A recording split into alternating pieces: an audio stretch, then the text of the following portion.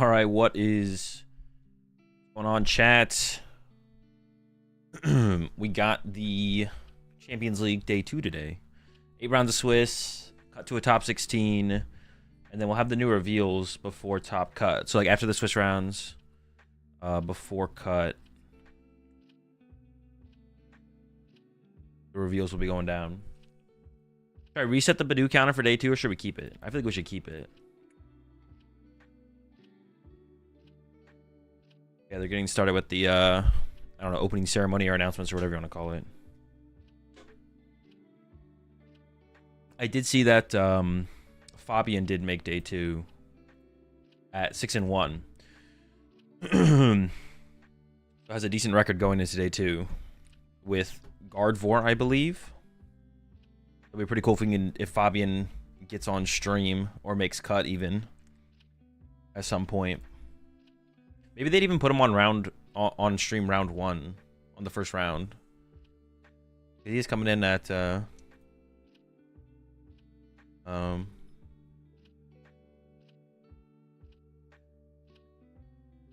what's it called? What did well in Day 1? We don't know. We don't have any stats. They don't ever show us any stats. They don't have any stats to show us.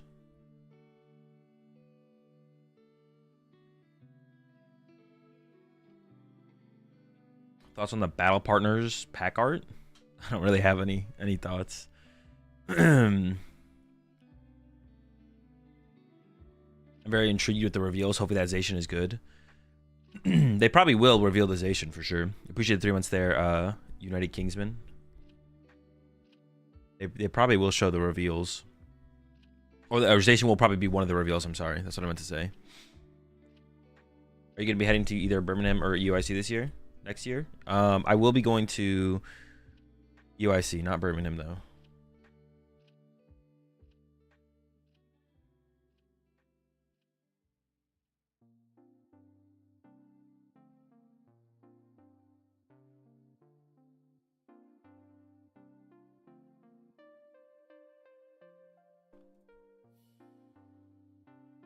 Yeah, no Birmingham. I do plan to go to UIC though.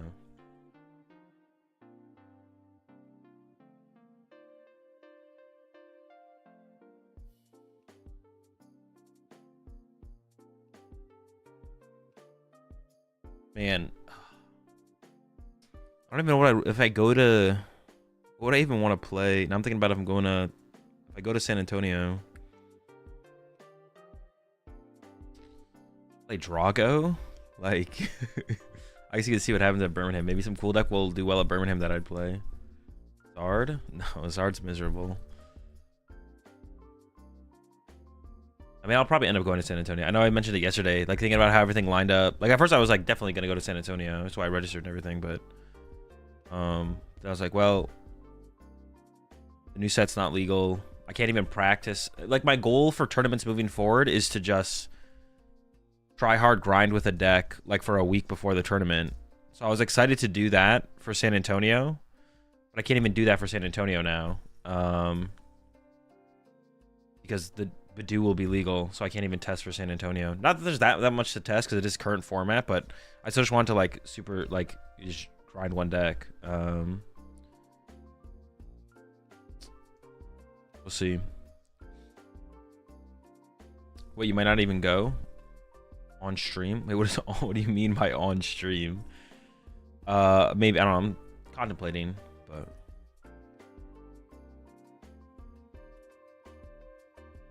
I want to like change up my process for on stream. You're gonna play the deck you play for a regional on stream for a week? Yeah, that's the plan. That's the plan. But it's like super lame to do that. Alright, it's not lame. It's impossible to do that for San Antonio because the new set will be on PTCG Live for a week or 2 weeks before San Antonio happens. Wait, does it come out actually? Wait, maybe no. Maybe it doesn't conflict actually. Hold up. Oh no, because it comes out the 17th. So yeah, the week before San Antonio, it'll just be a Badoo. So it's not even test. You can't even test. Where's Shintaro? No clue. I don't even know if Shintaro made Day 2. The only player that I know that's in day 2 is Fabian. Brody, I'm playing a different deck. Nah, my deck will be broken every time. Just because people know it doesn't mean it's not broken. San Antonio's current format? Yeah, I know, that's the problem. Also Tropico's Cloth. That's a solid deck.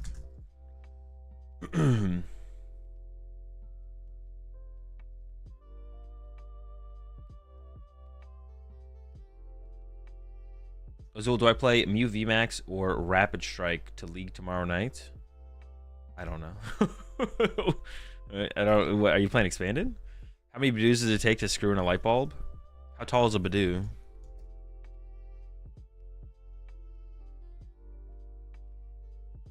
Badoo is 8 inches. Average ceiling height is 8 feet. So we're looking at 1, 2, 3, 4, 5, 6.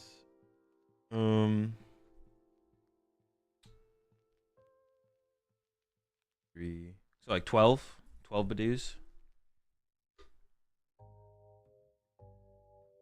Have you played Duskbat? No. Super Broken Deck got 6th in late night. 230. Definitely recommend checking it out. It did look cool. I might check it. I might try it out next week. How many Bulu Bucks for you to play Great Tusk Mill to a regional? Bulu Bucks wouldn't cut it for that one. Does Badoo have arms, or are they just using their teeth? Well, it's got like the thing on top of its head. Can it like manipulate the bud on top of its head? Maybe not. So yeah, it might be like so it might be more than, how many did I say Badoos it would take? 12? It might be more than 12 then.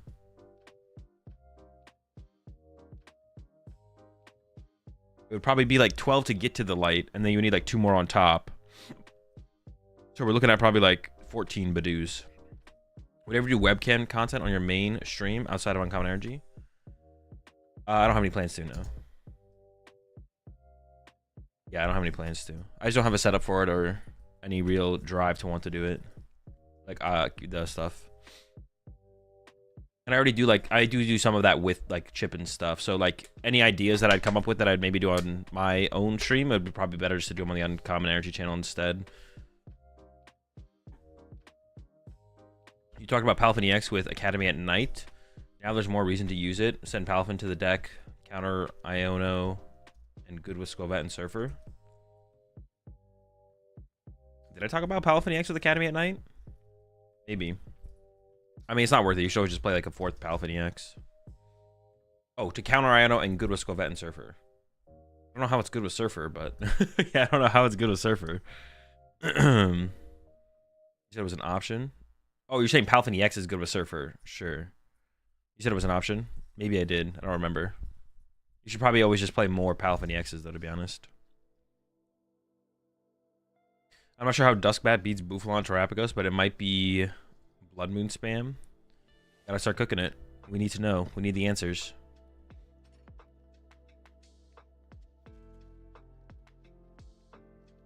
Missed Day 1, how is the Badooing been? It's been doing... It's been fine. It's been fine. It's been doing okay. The patch with ever cards that countered item lock? Yeah, we had Pokemon Ranger, which removed effects from your opponent's attacks on your... Wait, yeah, Pokemon Ranger got rid of item lock, right? Yeah. So we had, like, Pokemon Ranger was a supporter that removed item lock, and, like, Stadium Lock, supporter lock. It just removed any kind of effect on your hand.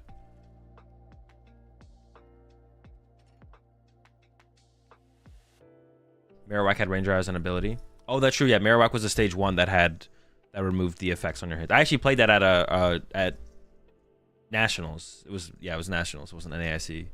Nationals 20, the last US Nationals. I played Marowak in my deck. I played Vespa Queen Gallade with Marowak and Zebstrika.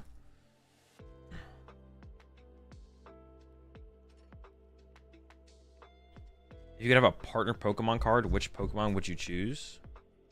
I don't know. Badoo. Did you win? No. Chandler was broken in ADP mirror because you got to get rid of your opponent's alter creation.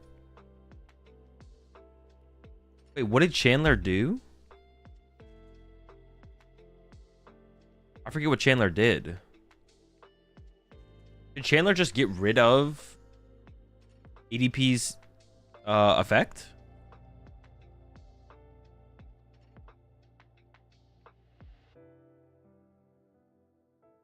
Chandler's one-sided ranger for your side. Oh. Wait, why did people play it then? Because that was a card that people talked about for certain matchups in certain decks. But what was the effect you were trying to get rid of? Did he get rid of Latias? Did he remove Latias's EX's effect on you? You played it for Vika Vault? Oh, maybe that was it.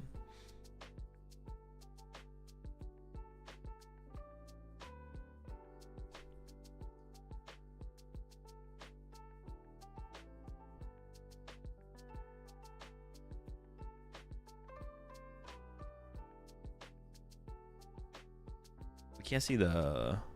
I feel like yesterday we could see the players on stage, the setups. Maybe it's like a more zoomed out angle.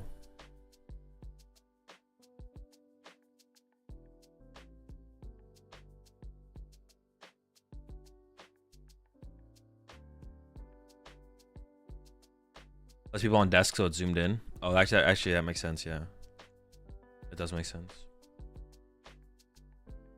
Well, yeah, when they had the 4 people on the desk, they zoomed it out a little bit, and then you can see like the stages on the left and right hand side where the players are sitting.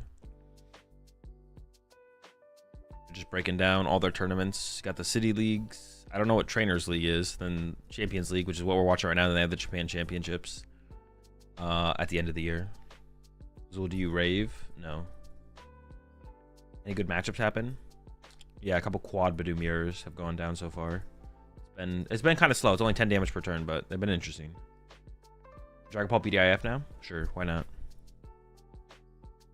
So what are your thoughts on the sudden rise in Gyarados, Druddigon, and Greninja taking over today's Ursaday Pocket Tournament? I mean, it's to be expected, to be honest. Druddigon's kind of a broken card. It's got a broken ability. And Gyarados is kind of cool. Pretty predictable, to be honest. I had a broken build with that when the cards leaked the first time around, to be honest. The fact that it took people this long to realize that it was good is kind of embarrassing, to be honest. That's alright, you know. People get there eventually.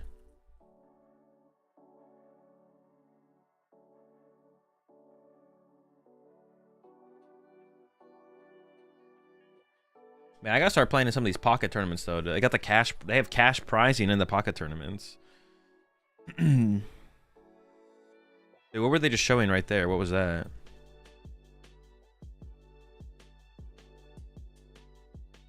Oh, this is the other tournaments. February, April, and then May for the other tournaments coming up. This is the second Champions League of the season, right? I think it is. I don't know what this is. And I'm going to translate this real fast. What is the Trainers League? I feel like this is the first time I've seen this mentioned before, but maybe I'm misremembering.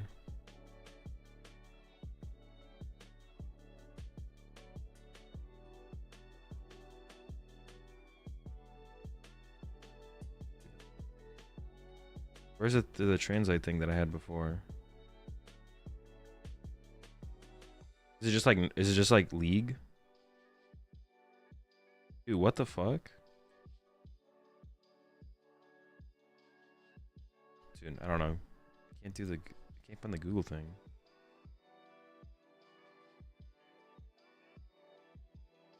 Oh, wait, there it is. I was just messing up. Never mind.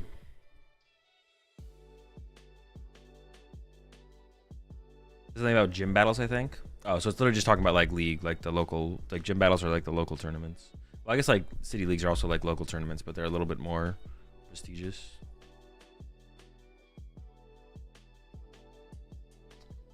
Yeah, I guess they're just like, yeah, that just must be gym battles.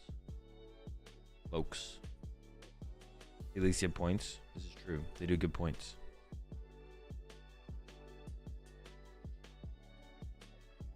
Do city leagues cut to a top 16? Is it like usually 64 players cut to top 16?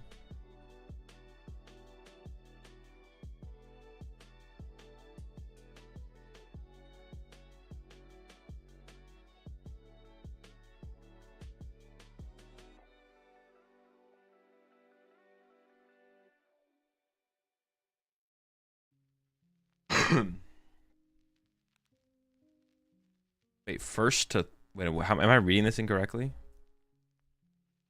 First gets 100, second gets 75. Then why does it say 1 to 3 and 4 to 8 on the other side? Hold up, I'm actually... Number of participants on the day. Oh, if there's that many participants.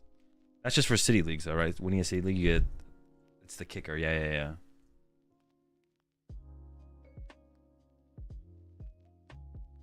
I was so confused. At first I was saying like first to third gets... But I was like, wait a second. No, it's 1, 2, 3, 4. That makes more sense.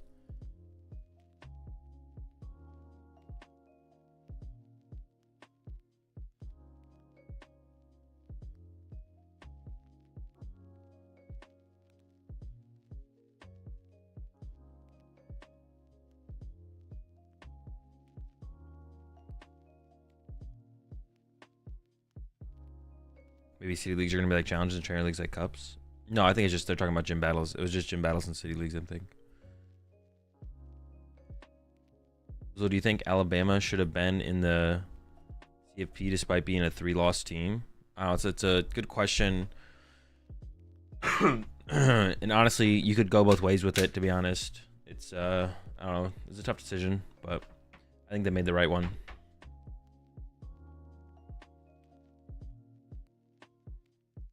Leagues are way higher than challenges and cups.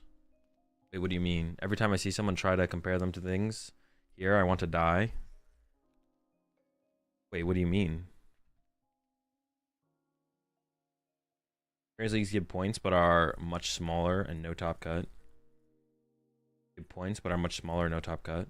Oh, are trainer leagues new then? Because I've never heard of trainers leagues before. I've only heard of gym battles and city leagues and then champions leagues.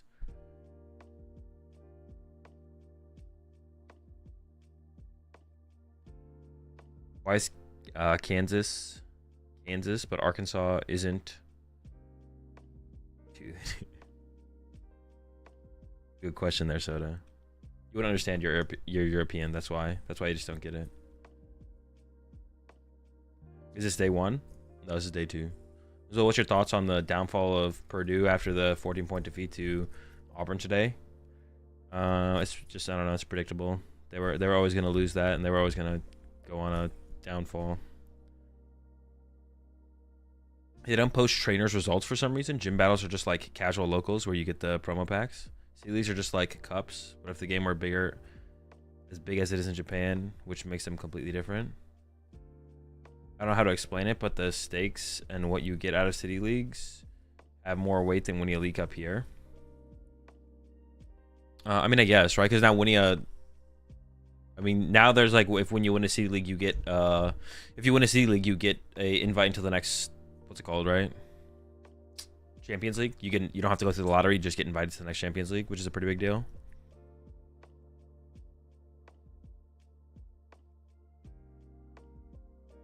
That's like the biggest thing, is that you get the entry fee into the Champions League, right? But that's new this season. I mean, there's like more weight in them in terms of winning them, but putting more weight into the results doesn't really make a difference, I don't think. I don't think like people should put more weight into their results, to be honest. So how do you feel coming out of a huge win against Chip in the Sydney Sparks ETB battle? Pretty good. You know, me and my squad are able to pull through, get the dub.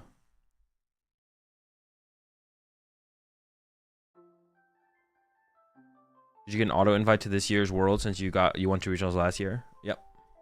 It's like a cup, but if hundreds of people were trying to register and you were limited on how many you could go to, so basically a cup in a country with 50 times the player base. It's not 50 times, but it's probably like 4x. Not 50, chill.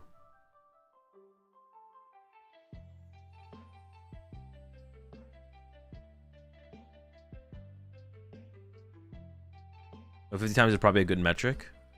It's definitely more than 4. Sheesh, chill out. There's only a few dozen in the country a week. Oh, of the city league. Can you go to as many city leagues as you want? Are you capped at how many city leagues you can go to per quarter or per between Champions Leagues or whatever? Wait, you can go to 1 per season? What? You can go to 1 city league per season. And a season is just like in between Champions Leagues. That's like a season. I didn't know you could only go to one. What the heck? I mean, that makes it like... That does lower the value of them. Because then, like, everyone is going to go to one. But it's not like you're going to have all the good players going to multiple. You know what I'm saying? I mean, it's like, it's still just kind of like whatever. But yeah. I mean, I'm not saying, like, people aren't trying to win them. I'm just saying, like, people put way too much... I still think people give way too much credit to City League results. Obviously, they mean more than winning a League Cup, but whatever does well at the tournaments means very little still. Yeah, like it means more to win one than a League Cup for sure, because you get the auto invite to the Champions League. And maybe even for like their point system, winning them means a lot more, especially because you only get to go to one a season. I didn't know you could only go to one per season. I thought you could go to more than one. I didn't know it was only one. But yeah, still the results of them still I don't think are no one should put too much weight into the results still. Dude, their system just absolutely sucks over there. That's crazy.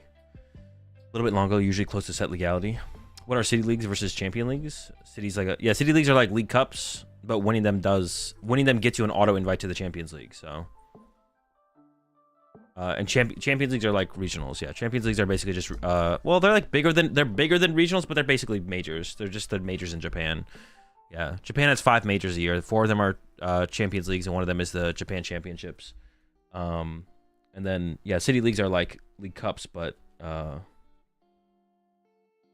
winning them means more, but, like, once again, reading too much into the results is... I still think people read way too much into the results of them. Can I translate this? I could, but I'm not going to because you asked.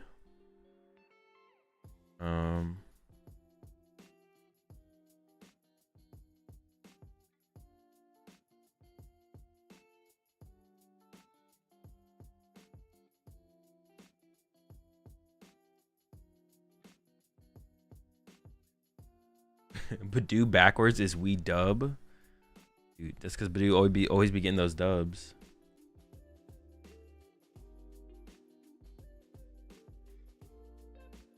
I come back a few hours later and the Badoo counter has only gone up to 12. It was 11. Yeah, there wasn't a lot of Badoos. In the last couple rounds, there wasn't a ton of Badooing. Very little doing.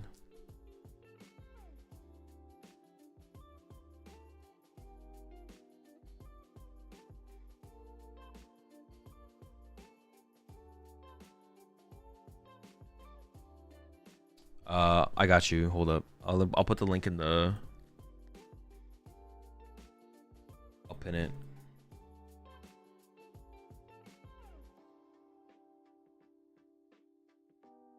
Dude, why is my keyboard about to die again?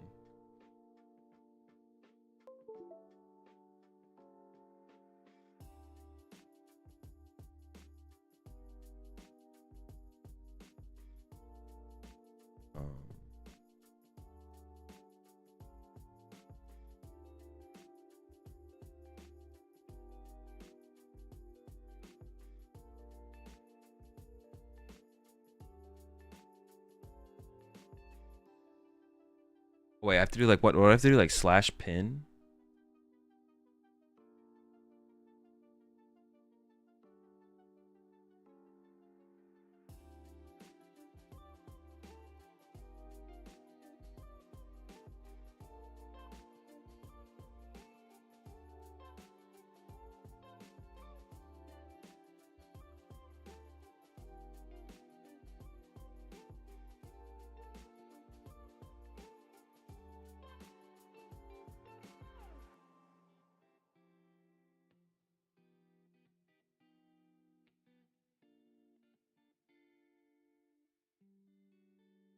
I think every player that ended up using the Badoo attack ended up losing their game. Did we have any match where both players attacked with Badoo? I feel like we had one. I feel like we had one match where both players attacked with Badoo, but there was only one. There was only one match. I think it was the Golden Go Mirror match or something. They both attacked with Badoo at some point.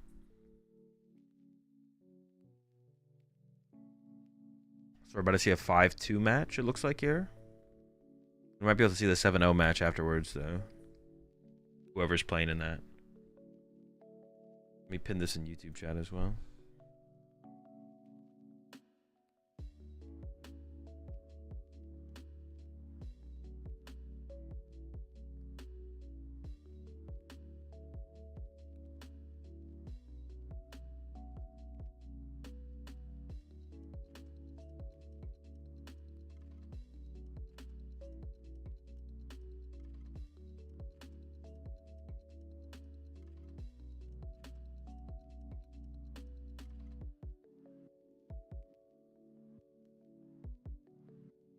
Appreciate 2 months there. Love penguins. Hey, Azul, nice to see you at SEC.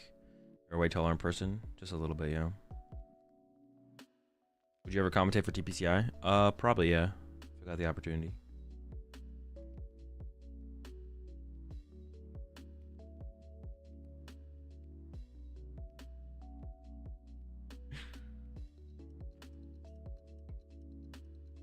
Has Badu so far led to interesting gameplay? Not really, no.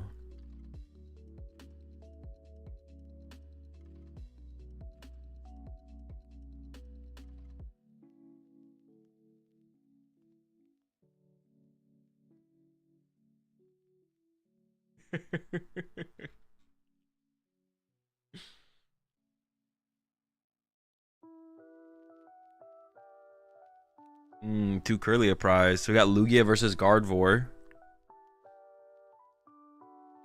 You know how many players are in each pod? No, but I assume it's probably evenly split. I think there's 3 pods, and someone said there was 2,800 players yesterday.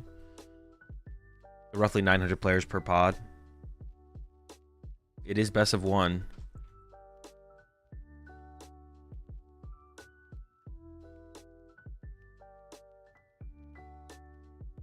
I wonder if X3 makes cut. No, it must not make cut, right? Because they drop people. Well, I think X and 3 could make cut, maybe. All right, let me get the prediction up.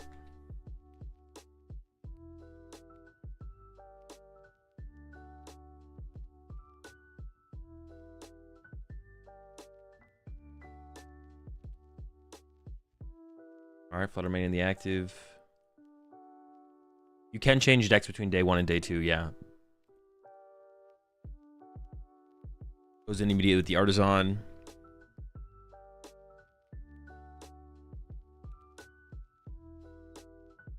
I think last time only one 12-3 made cut, and all the rest were 13-2s and above. So I guess we could see an X3 making cut here then, possibly. This tournament's way smaller, though. I wonder if they have the same amount of rounds. Because the last tournament was 5,000 players. This is 2,800. That's a pretty big difference. So I feel like we maybe see... It's the same amount of rounds. There's a higher chance for X3s to make cut then, though, right? My math isn't wrong on that. There's a pretty big difference in but you do get dropped at 3. You do get dropped at 3 losses in day 1. So, but I guess in day 2 they let you play past 3 losses then, because you could make cut possibly. Well, yeah, someone literally made cut at 3 losses last time. So.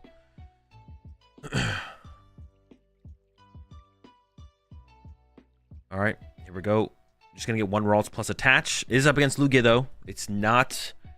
This would be pretty scary if this was up against Miraidon, to be honest. There's the pass. I wonder who won the coin flip, actually, to be honest. I'm wondering who chose who chose first or second here.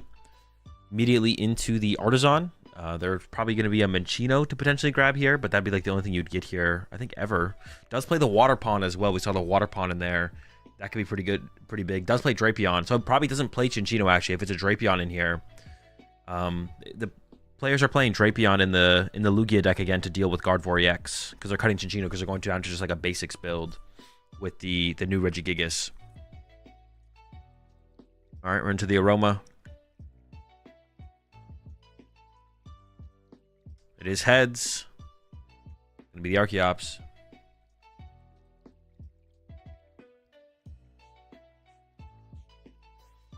Appreciate that Prime sub there, LX. All right, there's a Nest Ball. Gotta get a Lugia V, of course. And there's not too big of a threat on the other side from the Gardevoir player. Coming in. There's a lot of good energies in hand. I wonder what this is actually going to grab. It is going to be the research. Oh, I guess we do have the Iron Hands in the active, so we could attach Legacy to the active here. There's a decent amount of energy in hand, though, I feel like. So kind of unfortunate. Why aren't we flipping coins in NA/EU? Because we're not cringe. Sorry, I'm a bit behind, but you said last Champions League was smaller? No, last one was bigger. Last Champions League was 5,000 players. This Champions League is 2,800. It was 4,800. Now it's, and this one's 2,800. Last Champions League was 4,800. There's the research. Oh, it's not that bad. It's just 2 gift. We get the chops in the discard pile. Lugia Vsar, of course, going to the discard pile is fine as well, so it's not that bad. Ooh, the draw there, though. Ooh, there's a Carmine. There's a Carmine and a Mezagoza. You could throw out the Mezagoza right now to get double flips off it, because it's unlikely that the Guardy player is going to bounce your Mezagoza, and you do need to find that next Archeops to combo with the Carmine. So yeah, I think I like this Mezagoza play here. Also, it does play the basic Lightning. We see that in the hand there. Here we go. Mezagoza. Heads would be big to set up for the next turn. Back-to-back heads would also be pretty big. That could find us the Archeops in the next turn and get us the Lugia V-Star. Tails on the Mezagoza. Of course, this does give it over to the guard type. But honestly, the Artisan is probably... you would rather probably have Artisan in play here as guard for, because you just like to get another Ralts in play, guaranteed. The Mezagoza, you're probably going to be using Mezagoza to get a Ralts here if you do get heads. And we're going into the Mezagoza here. Maybe Greninja. It is a heads. Okay. I do see an Iono in the hand there. Do have the Iono. 6 cards in hand. And they know the Mezagoza got tails, so they know there's no Archeops. Well, they don't know that for sure, actually. They know there's not for sure an Archeops in the hand off the Mezagoza flip. Ooh, they have another Artisan in hand as well, actually. Okay, so they'll be able to replace this Mezagoza immediately. That's pretty good. Left key. What else do they play? Dude, there's too much. Oh, is that Serena? Yeah, is that the Radiant Serena? I think they have Radiant Serena in there. What matchup is that for? Is that just for Dragapult? It's got to just be for Dragapult, right? No Moonlit Hill? I'm pretty sure I saw Radiant Serena. I could be tripping. It's a lot of healing.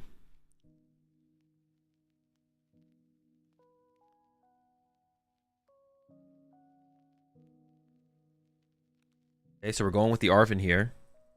We got Monkey Dory. Monkey Dory off the Artisan is interesting. Oh, but we're going to get Puff in here for the... Wait, no. I actually didn't see what we got off the Artisan. The Artisan got the Monkey Dory. I didn't see what we got off the other thing. We're going into the Badoo here. Okay, so instead of TM Evo, we're going into Badoo. That's interesting. I see we got off the Mezagoza. That's what I meant to say. We got a Curlia? Okay. So we're favoring the Badoo over... Oh, now the 10 damage is relevant, though. The 10 damage does set up for Gardevoir plus Monkey Dory Punch next turn.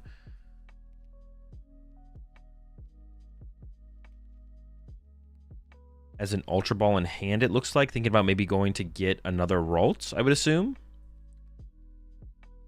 So we're not going for as aggressive as setup. There is another Ralts. We are bench locked now, but Gardevoir's a pretty good attacker in this matchup.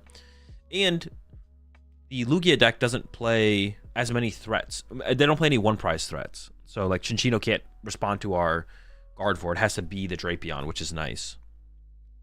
So we're looking to buy some turn here with the Badoo. The 10 damage also, like I said, the 10 damage is relevant because it does let the Monkey Dory Gardevoir hit. But if there's like a top deck, there's one Archeops in the discard pile. So if we have Lugia V-Star Boss here, we could just KO Lone Curlia with hands, and that's pretty good as well. That's like the risk, not the risk, I hate using that term. I don't know, the punish. What could happen? Lugia V-Star plus Boss, hands KO Lone Curlia would have been pretty devastating. It definitely would have been pretty devastating. We don't see that here. Goes with a double turbo energy to the bench Lugia and has a Carmine, but no Archeops means it's going to be impossible to actually get another Archeops in the discard pile here. We could find the Lugia V-Star, but there's Lugia V-Star, but are we going to solo chop it? It's possible. Or do we wait? I don't know, waiting seems... I don't even know what you do here. The Badoo didn't make a difference in the end. We see the hand has no Ultra Ball in the hand anyways, but is it going to be some solo chops? Solo chopping is so bad. But what else do you do here? Passing also seems really bad. Passing also seems really bad. Can't wait with this hand? Well, you could hope that on the Gardevoir side, they don't have that many cards in hand.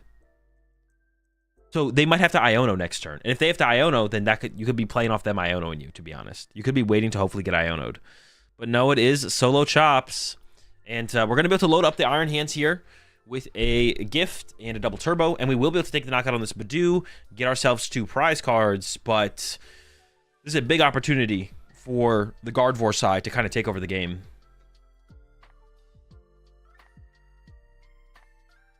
You have a couple different lines you could take here.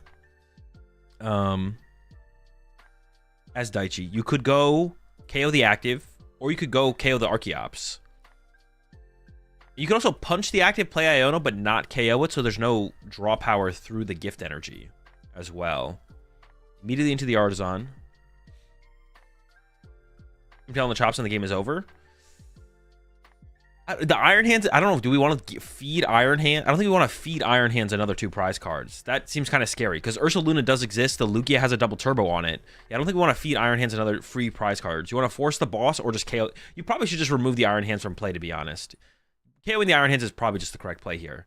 Just completely remove it as a threat. If we can get the... We just need the Gardevoir. We don't need a lot here. Yeah, I think just like removing the potential threat is probably the correct play of the Iron Hands. I feel like that's the only way we lose this game is if Iron Hands gets to attack again.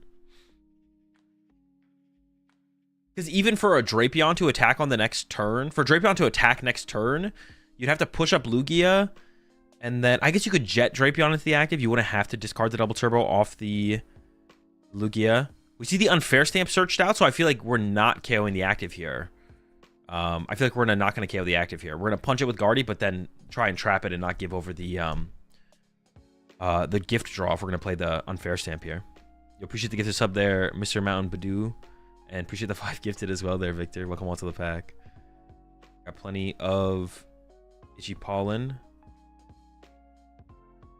We're all out of...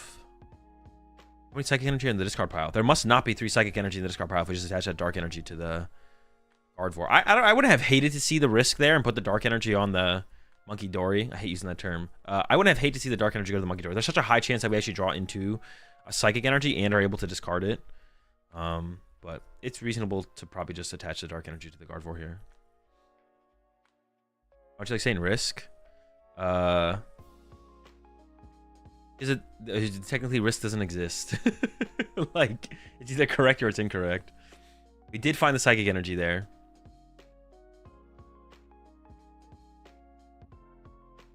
We also, dude, did I see the Radiant Serena? Maybe I was trolling, because there's also a Moonlit Hill in here. Is there Radiant Serena and Moonlit Hill? This is like the ultimate anti-Dragapult build of Gardevoir.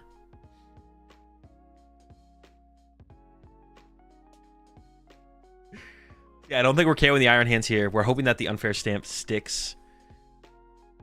This does open up a big opportunity on the Lugia side, depending on what we got off this Iono. There's a load up to the active. We got 4 to 5 damage counters to work with here. Like I said, I don't think we're KOing Iron Hands here, because otherwise the Unfair Stamp feels a little weird. But maybe we had to use Unfair Stamp just to see cards. That was maybe why we went for the Unfair Stamp here, to be honest. Maybe the reason we went for the Unfair Stamp there was just so we could see more cards. So we actually might still be KOing the Iron Hands here with the Gardevoir. Let's see.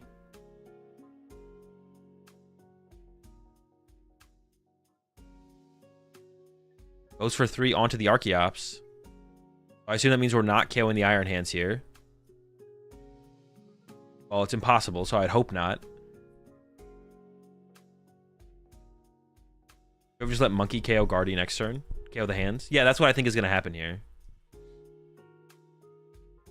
That's what I think is going to happen here, is we're going to KO the Iron Hands next turn with Monkey Dory to avoid triggering the gift energy. But you do risk a boss. You do risk a boss being found here.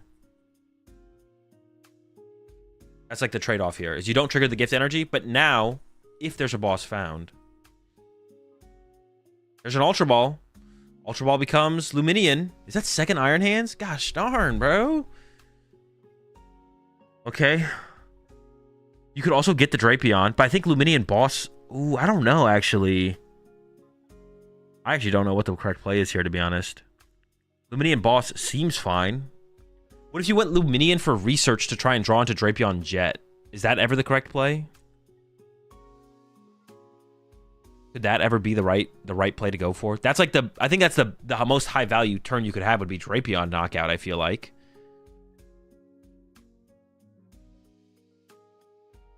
Because on this next turn, we're probably going to see Daichi KO the Iron Hands and then try and KO Archeops to take away the Drapion option. You will be able to load up the Lugia as well this turn, though, from the one Archeops. The one Archeops here can load up that Lugia. And there's the Luminion. I mean, we'll see if it goes for the boss. I assume it is. Yeah, and there's the boss grab. And we can see the Archeops load up the Lugia as well, so there is a backup attacker. But that's all you'll have to work with immediately is that Lugia. You do have Ursaluna, though. Ursaluna does exist as well. But like a gift energy is never getting triggered anymore, or doesn't need to get triggered anymore at this point. And probably won't get triggered anymore at this point. Until the game is over.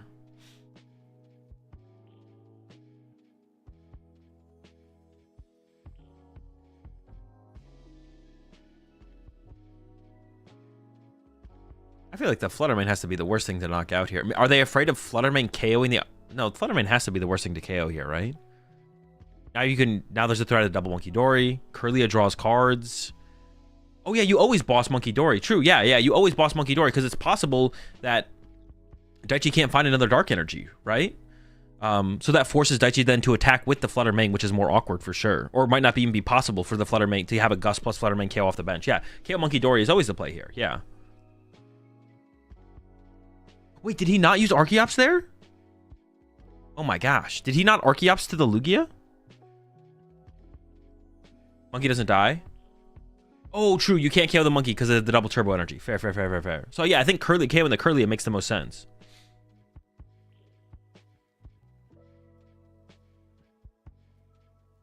There's only one Psychic in the discard pile here, but I believe has a Psychic in hand. Yep, there it is. So if we can find Gust KO Archeops, he did but didn't charge.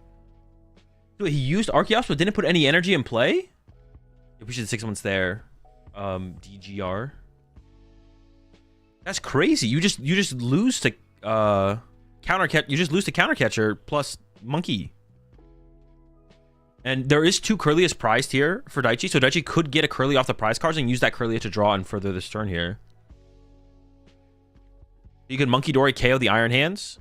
You get 2 prize cards, and you do get a Kirlia here based on the order of the prize cards. There's the Kirlia. So we get to draw again here with this next Kirlia. And if we can find Gust up Archeops, I mean, that's just game. Honestly, even Gust Luminion is probably game as well, though. Oh, no, that's not true. Oh, because, yeah, we have to play around. We still have to play around. No, Gust Archeops is definitely game. But Drapion can still be created in one turn because of like jet energy. We can jet it up. Artisan for Screamtail, so Gust Archeops is guaranteed. You really don't want to leave a 1 prizer on the active for the Lugia to KO, because then they could go double turbo to Lugia. I mean, you can't play around everything, but double turbo to Lugia, knockout Screamtail into Ursaluna, boss KO for game. You want to be careful of. You want to try and avoid giving that over. 3rd Dark Energy, search out of the deck here. Another Psychic to go to the discard pile with the Kirlia, probably. Drapion needs 4, so you can accelerate 2 double turbos or a double turbo and a single energy, and you can jet the Drapion into the active. Of course, the Guardy does need damage on it, though. If you have 2 double turbos on the thing, and the Guardy has no damage on it, then you actually don't KO. There's a Countercatcher. I mean, KO Chops seems pretty good here to me. Countercatcher Luminion plus Screamtail KO Chops would also be pretty good, right? Would that even be better, actually? That could be better. What if you Countercatcher Luminion and then Screamtail the Chops? Is there any possible play to have there on the other side? I don't think there is. If you KO the Chops with Gardevoir, then you can push Lugia back up and attach double turbo, bench Ursaluna, and then boss, or just punch the Gardevoir and then have Ursaluna on the backup. So I feel like the play here is to bring up Luminion and then Screamtail the Archeops. If there's enough energy in the discard pile. I actually don't know if we have enough energy, because we did leave those 2 energy trapped on our Gardevoir. So that might have been a mistake here from Daichi to actually push up the Gardevoir EX. Or to push up the Kirlia instead of the Gardevoir EX. There's the Screamtail, though.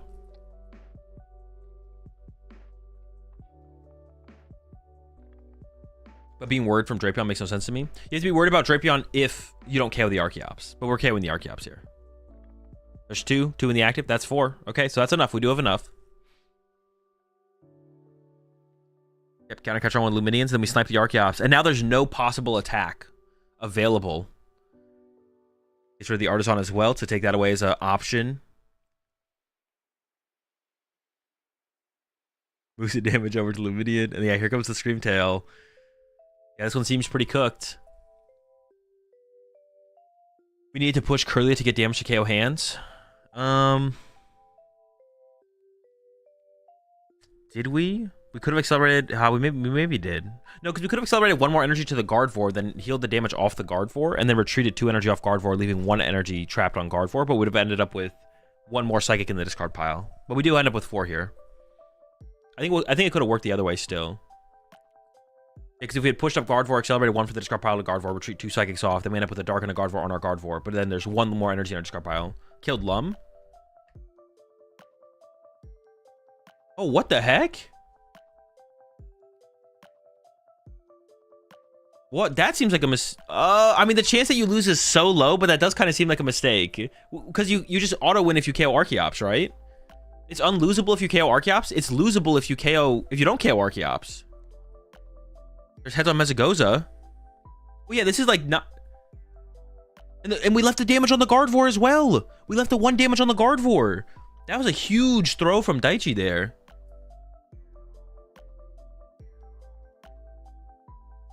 So, yeah, we could literally... It's possible we could have lost.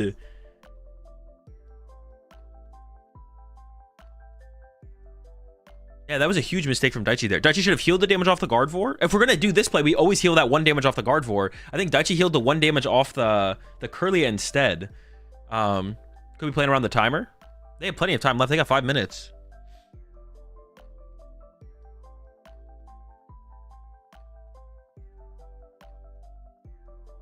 Klefki found. The Joust does knock out, right? And it does shut down the Monkey Dories.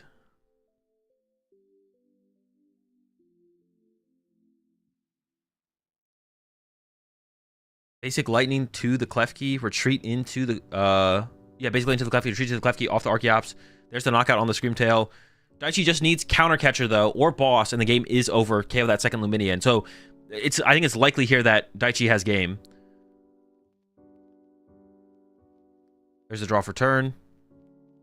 We don't have it yet. Oh my gosh. Here comes the Vessel to start with to thin out the deck.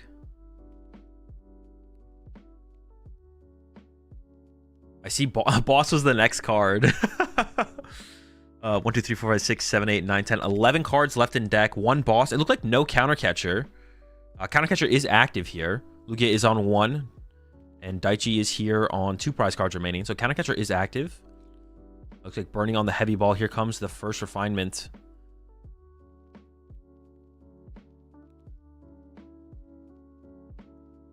Oh. I actually wonder if that was a mistake. See what we get. There's Turo. There's Boss. Okay, well, that's game. There's the Boss to bring up the Luminian and get the knockout. But that was closer than it needed to be, right? That was definitely closer than it needed to be there. I think it was definitely a mistake on that last turn from Daichi. We're going to go back and... why not use Mesagoza? Yeah, also didn't use Mesagoza to potentially thin. Also, actually, there might have been 0 Pokemon in the deck, actually. Yeah, let's go back and review that turn real fast.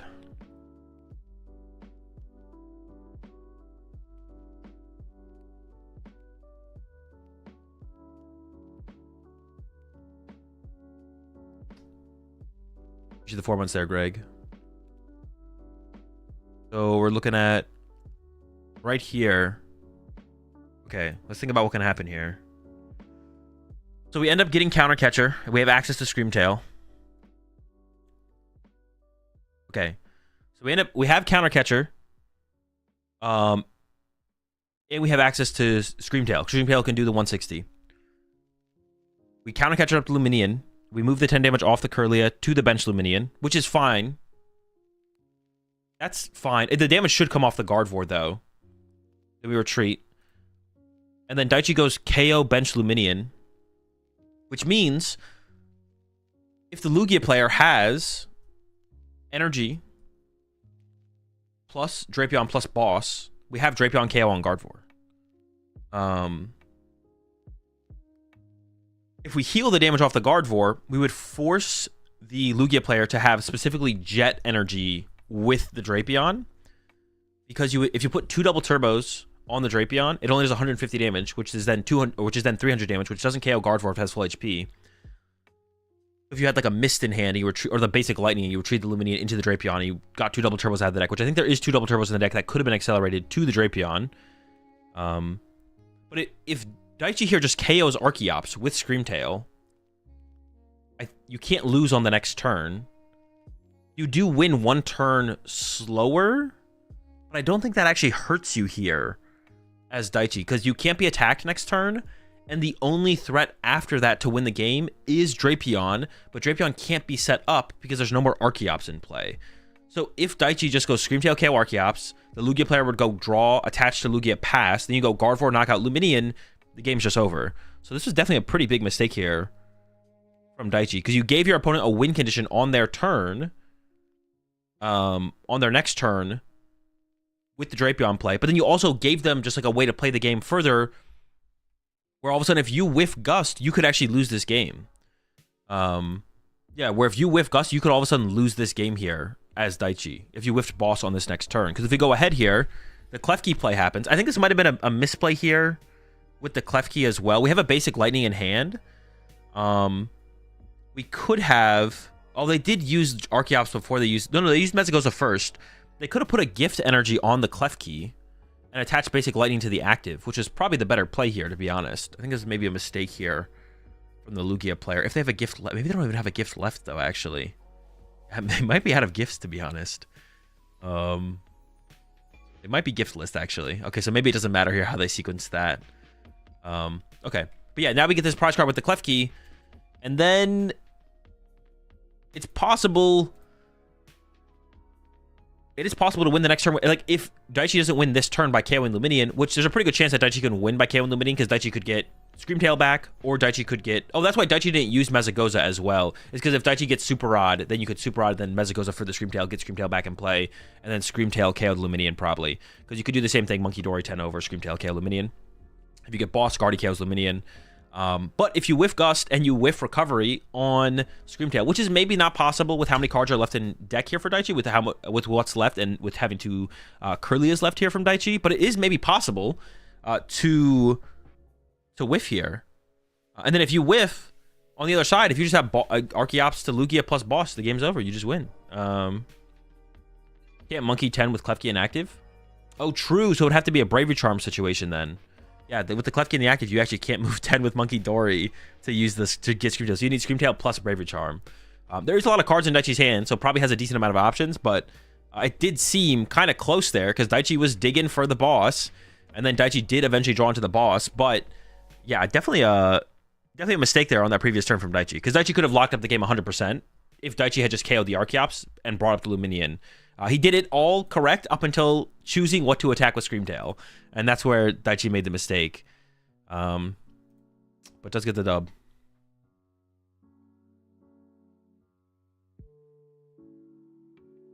The Lugia player could also have 2 more energy on board. That is also true. Yeah, I forgot about that. Alright, someone feel free to copy pasta that. Yeah, risk.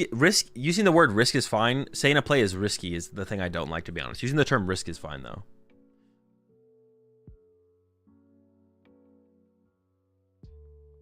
How many Badoos did you miss? Just 1.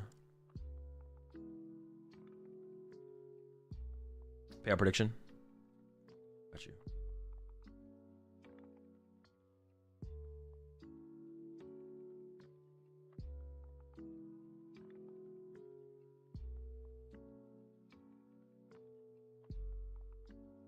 Explain why it's fine to say a play is risky.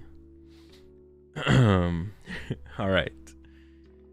Word risk describes a property of plays regardless of if they are correct or not. You could have a correct play that is risky or a correct play that is not risky. A play that gives +5 win percentage could be a play where you either get 0 or +10, or a play where you get -15 or +25. The word is useful for 2 situations: to describe the downside of a play, the risk of this play is XYZ, and also to distinguish 2 different plays from each other. Example, I think the riskier play is correct. Sure. I don't disagree. Yeah, I don't disagree. I just don't like using the terms because I feel like I don't like to reinforce bad mindsets in the Pokemon TCG. But yeah, I don't disagree.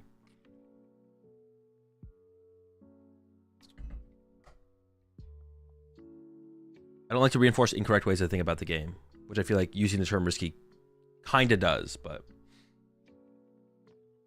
Are we seeing a continued Badoo sweep? We did see a Badoo attack this game, yeah. Dude, also, yeah, we can go back to this choice here. When did it happen? I didn't even see it. I was like looking at chat or something when it happened, but right...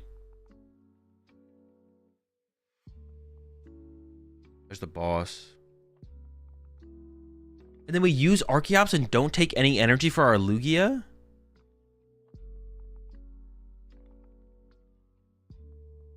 How do we not get 2 energy for our Lugia here? How do we not grab, like, Mist, Jet, and put them on the Lugia? I mean, the value of Jet is pretty high here, I feel like, but I think, like, just having the potential threat of the Lugia right now makes the most sense. Yeah,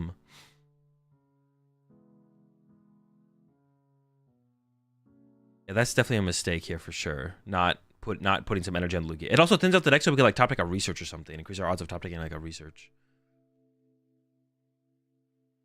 The Jet, taking a double turbo would be a mistake, I think, but I think, like, taking Mist Jet there and loading up the Lugia a little bit further probably makes sense. Just so you can have it be a threat next turn. Oh yeah, because that even opens up, right? Because that opens up the chance of this play from Daichi even being possible, right? Like, this play wouldn't even be possible from Daichi if we just had energy on our Lugia, right? Well, it would be possible, but it would shut out so much less, right? If we just had energy on our Lugia here, the Daichi making the correct play wouldn't be possible. Well, it wouldn't be as put you in as bad of a spot as the Lugia player, right?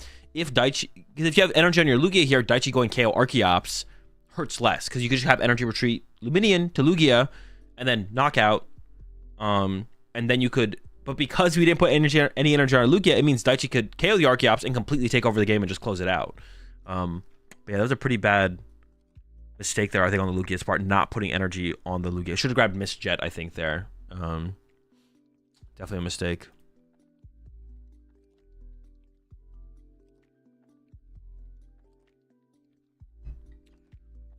All right, Soda wants me to read Badoo's Pokedex entry. Over the winter, it closes its bud and endures the cold. In spring, the bud opens and releases pollen.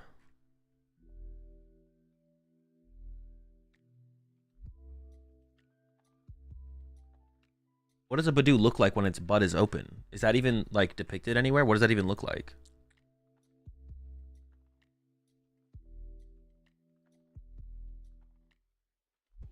Oh, wait, I see a picture of it in Pokemon Go.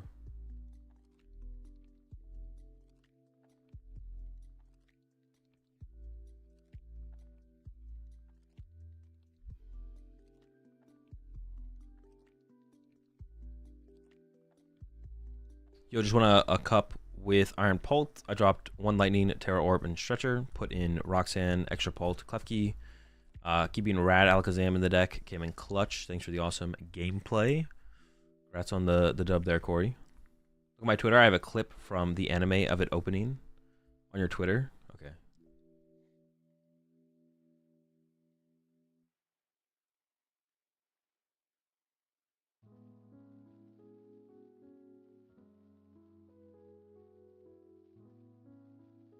Fabian won the first round, so Fabian's 7-1.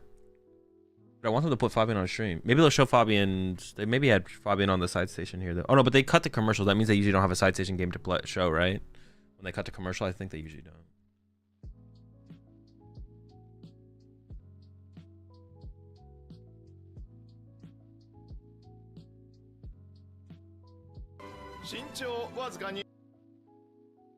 Is this official or is this... Oh, no, that is official, right? That's Professor Oak.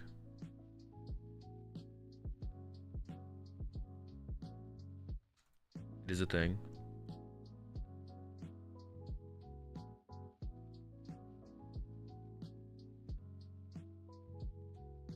Fabian lives in Japan now? No clue. Power Glass actually good in Drago? No clue.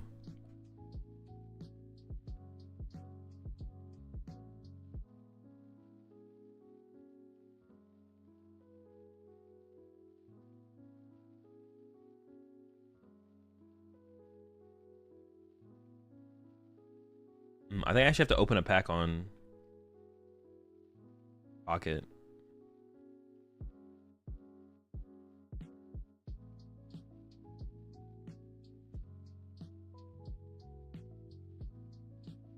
do. Let's see what I get.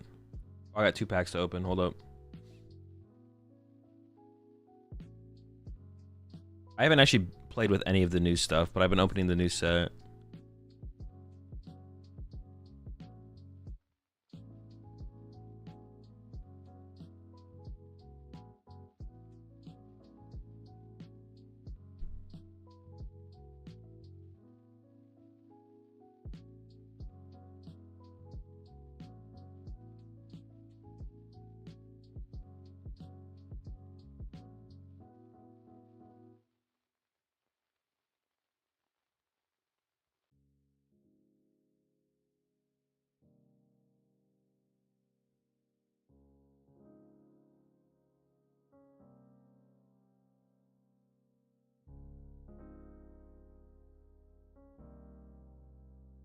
Oh, hold up.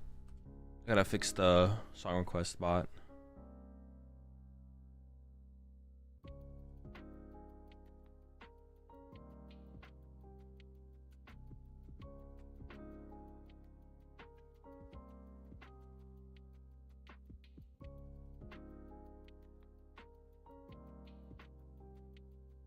Who is Daichi? One of the most notable players in Japan. Also a YouTuber.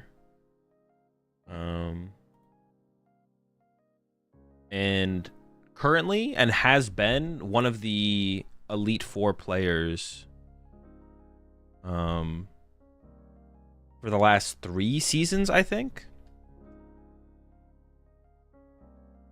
The Elite Four players in Japan are like, I don't quite know the description of what the Elite Four is, but they get invited to every single major tournament, stuff like that.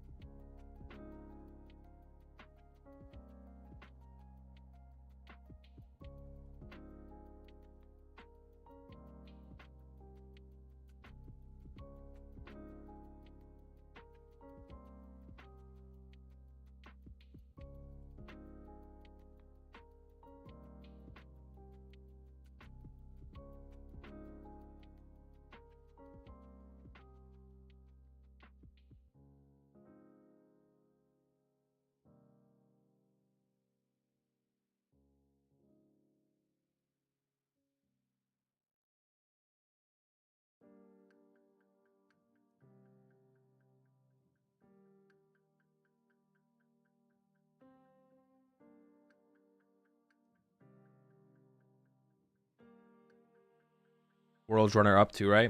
Yeah, also got second place at Worlds in 2022? Yeah, I got second place at Worlds in 2022, I think.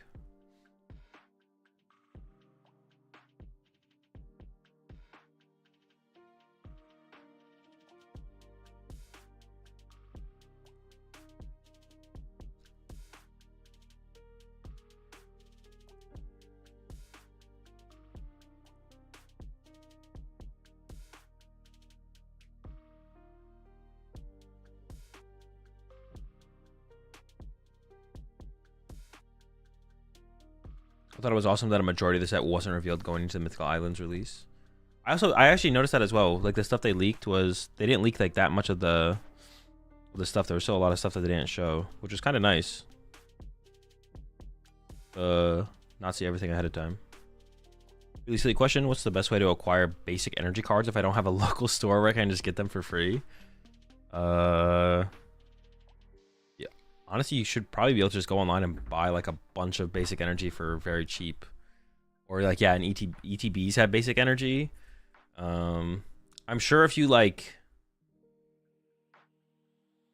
if you just ask, if you have anyone else who you know in the game who plays the game, you could probably just ask them and they probably just have extra energy as well, to be honest. So that would also be a possibility. If you just know anyone else in the game, you could probably just ask them.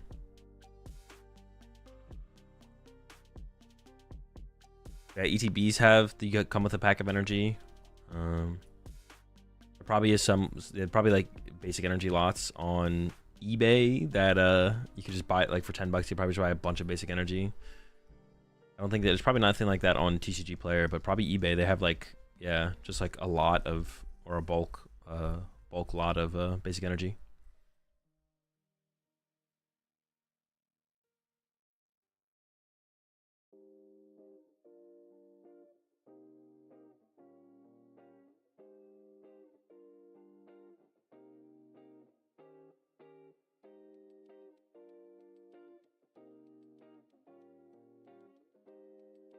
I don't see any players sitting in the chairs, so we're not going to a round yet.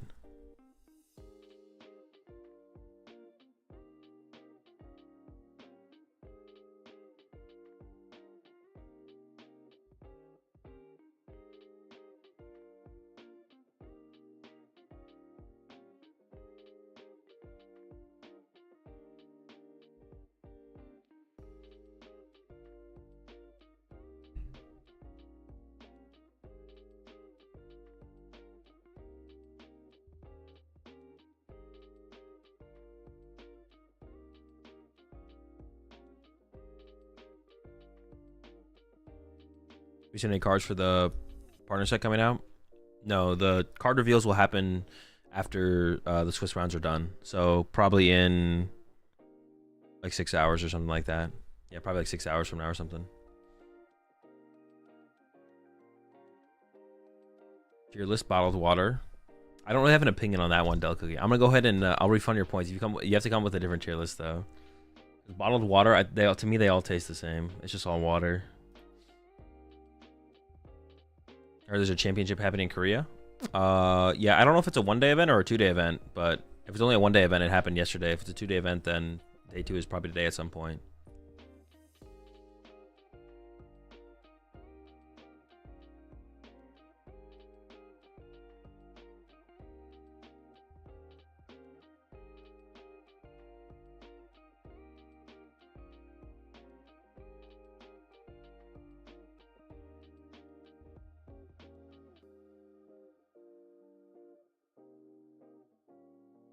What do you think? Dasani tastes the same as other water? It's just all water. I'd have to have them all in front of me and try them all at the same time to like actually be able to tell the difference. Like I don't drink bottled water very often. So yeah, that's also another thing. I just don't drink bottled water very often. Like I have my water bottle at home. When I travel, I bring a water bottle. That's it. Yeah.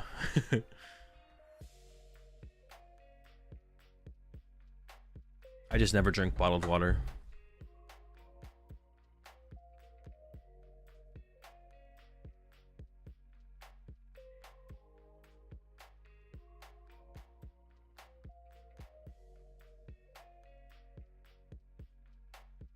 Was a raw unfiltered tap water guy. No, we have a filter. I have a filter thing at the house. Like I filter the tap water, but that's it.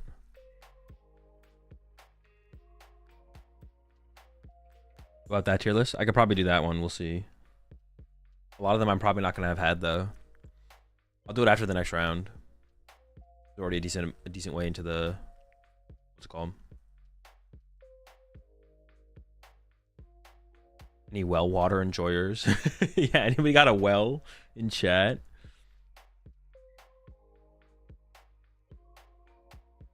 Raw dogging your water.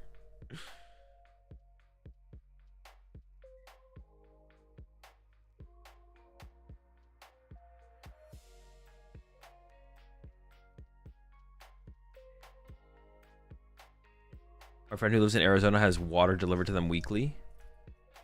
Wait, actually? Do you organize your bulk? I don't have bulk. The only cards I have are intentional.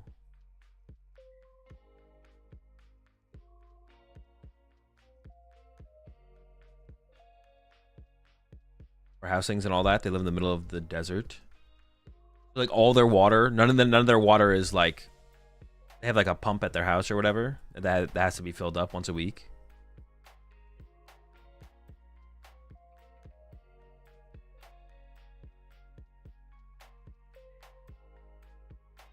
Interesting.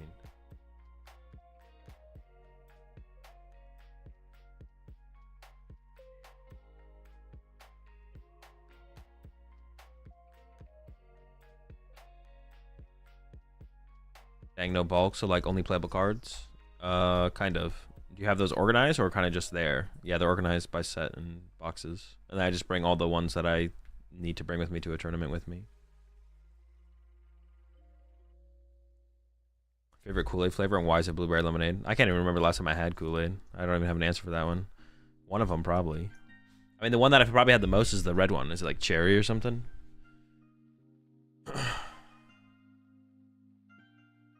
Showing us. Oh no, this was the last match they showed us. So somebody's 8-0. There's at least one 8-0 out there, but there's probably multiple.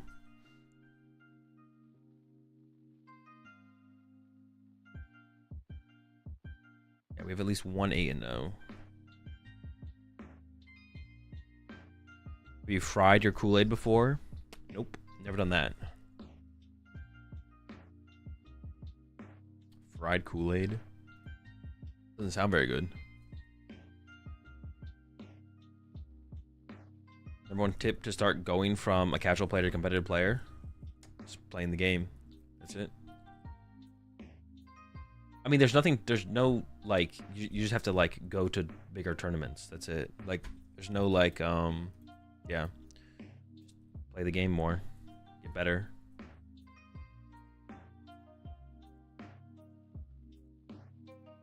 Won most local events and such and wanting to go on to a regionals. Yeah, I mean, you just gotta go to bigger tournaments. Better at the game, that's it. How competitive you are is literally just like how big of tournaments and how many tournaments you go to. More so than anything. Just gotta do it.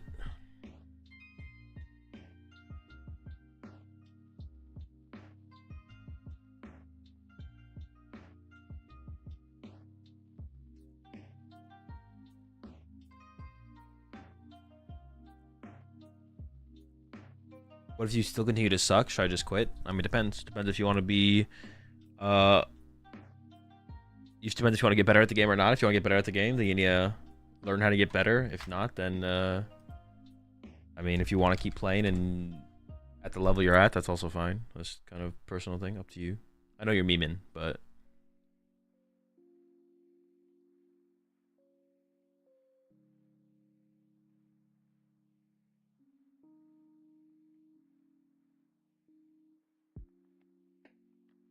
How many rounds? 8 rounds. 8 rounds in day 2. We've just seen round 1 so far.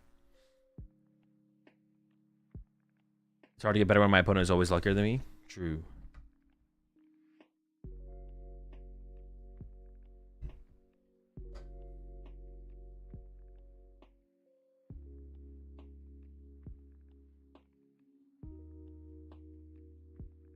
Prediction on what is going to win. On the podcast, I predicted Gardevoir. And, I mean, if you got players like Daichi out here playing Gardevoir, probably in a pretty decent spot. Is Fabian the only Euro player in Osaka? As far as I know. And maybe the only non-Japanese player in Osaka as well. I don't actually know for sure, though.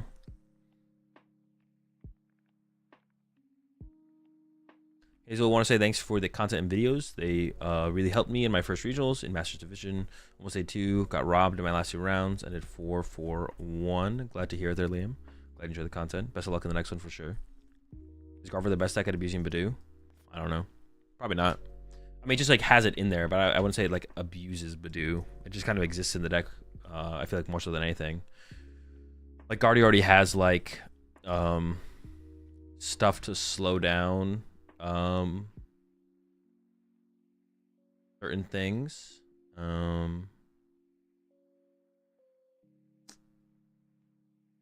Like yeah, Klefki, you got Fluttermane, stuff like that. So I feel like yeah, I mean, it's not something you're like trying to force. Like I feel like Cloth Terrapagos, from what I've seen, Cloth Terrapagos probably abuses Badoo the best out of any deck that plays it that I've seen so far. But yeah, all right. I see some players on the stage on the right hand side, so they're getting ready. So can you see the paid chatter emote? I can't. No. I don't know why. I see y'all using it. Wait, what is that one? Yeah, I can't see the paid chatter emote. I don't know why.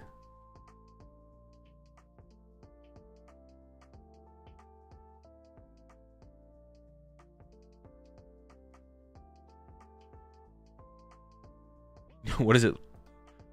It was just added today. Maybe that's why. Maybe I would have to I might have to. My chat is like in my OBS, so I maybe would have to reset OBS to see it, which obviously I can't do because then it would stop the stream. So first refresh your 7TV/refresh in Twitch chat. I did refresh Twitch chat, but it didn't change it. I think I'd have to refresh OBS if anything. I can usually see every emote, so it's not showing up on the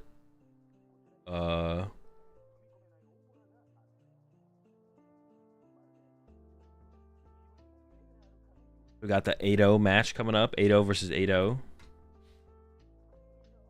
Did I pay out the last prediction? I think I did, right? Yeah, I'm pretty sure I did.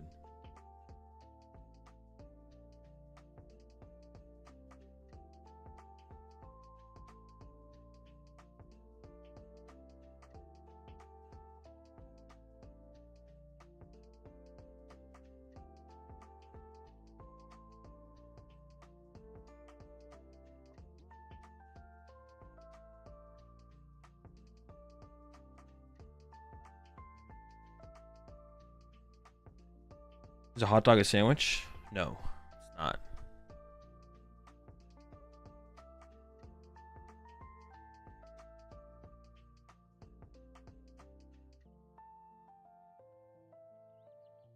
Is Badoo really that good that it is in every deck?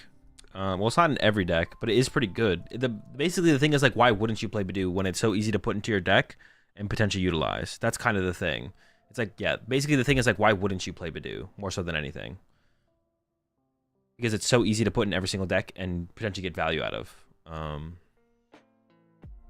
That's the thing with it. It's like so low maintenance.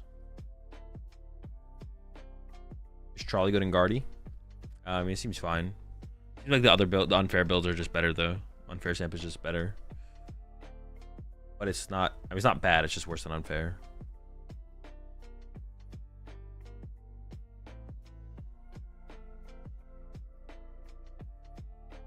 The fact that it has free retreat and free attack is just crazy. Yeah, it's just like so convenient. May as well include it.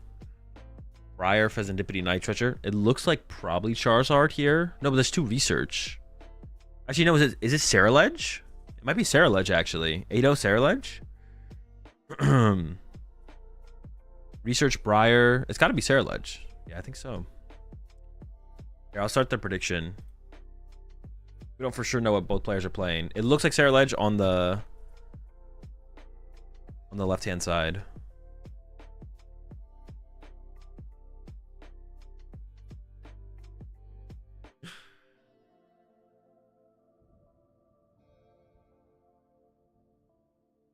Terapagos. Oh, it could be. It could be Terapagos. It also could be Terapagos Cloth, right? Technically. I mean, most of them don't play Briar, but yeah. Versus Golden Go. A couple of supporters prized and a Gimme Ghoul and the Heavy Ball. So that Gimme Ghoul is going to be stuck for a little while. And obviously the double Cypher Maniac being prized, that could be tough. Golden Go doesn't play that many supporters and doesn't have a ton of ways to find them besides just drawing into them. So also there might only be one boss, and the boss is prized. A lot of Golden Go lists only play one boss in there.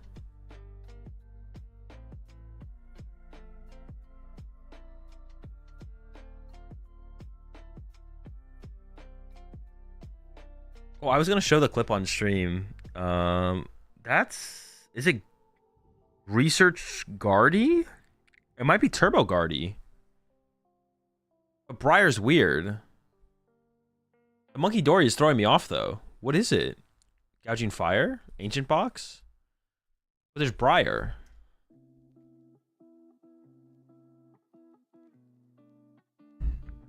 The Dene EX? Could be. So, Golden Goat was going first here. It looked like they were playing an Ultra Ball.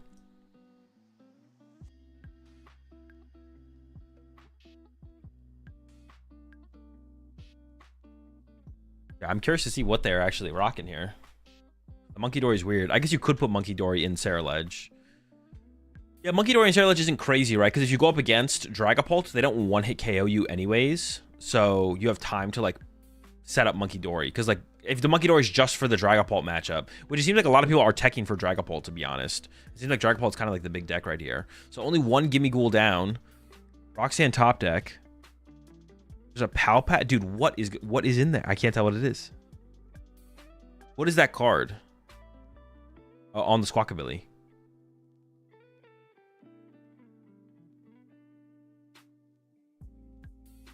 Palpad Research Roxanne in hand. And Boss. You'd like to find an Ultra Ball here. Ultra Ball away these cards and then... Got the Billy as well. Hydreigon? Is it like an aggressive Hydreigon build then?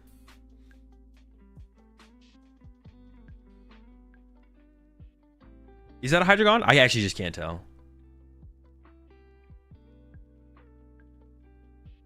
We're going with the Squawk. We're leading with the Squawkabilly here. Could have concealed cards first. Chose not to. There's a Brilliant Blender. All right, it is Ceruledge. They put a Ceruledge on the screen. It is Ceruledge. There's also a Brilliant Blender in the hand. We're going to see a lot of cards here coming up. So the Monkey Dory is probably just a tech for... Monkey Dory is probably just a tech for the matchup against... There's a Luminous in there. A couple Luminous in there. I'm already forgetting what deck it is. Dragapult, I guess. What? The Cadet? Oh, wait, we have Nitrocher, of course. Yeah, that's fine. I was like, wait, hold on a second. That's crazy. Why are we just giving up on my boy like that? Wait, do we not have a Nitrocher in hand, though? We're just going to put him in there preemptively? Maybe they play like a quad Nitrocher, but there's like 4 Nitrochers in this list. This is a pretty good matchup for Ceruledge, though. You can work off an initial 1 prize board. And you have Briar, but the Briar is prized. So if you take that initial odd prize card, it doesn't like set you behind. Now, what else does the Golden Go deck play? Oh, we do have a Nitrocher in hand. I didn't think there was one. Okay. Double Cadet on the bench. And then we got Carmine. Go ahead, discard the hand. Keep things moving. Would use the League HQ, but no reason to. And then we have concealed cards still as well. So we can concealed cards here after this if we draw enough energy to work with. We do have plenty of energy in that hand. Here comes the concealed cards. Gonna get rid of a basic fire. There's an Ultra Ball for next turn. I mean, it's probably just gonna be attached to the Cadet and pass from here. But yeah, looking good. The only like thing that's really bad right now is the lack of Jamming Tower as well. Sure. Although I don't know about that, to be honest. We have an Ultra Ball in hand. I feel like the Jamming Tower was good. Also, being able to counter Pokestop sounds pretty good as well. I don't really like that Jamming Tower play there. What are we shutting down with Jamming Tower there? I think the answer is nothing. Yeah, not a huge fan of the Jamming Tower there. All right. Something being said from the judges. Okay, here comes the Irida. Pretty low value, though. I mean, we can get... Oh, I don't even know what we get here. Is it going to be like a minor errand running turn? Maybe we just take it slow.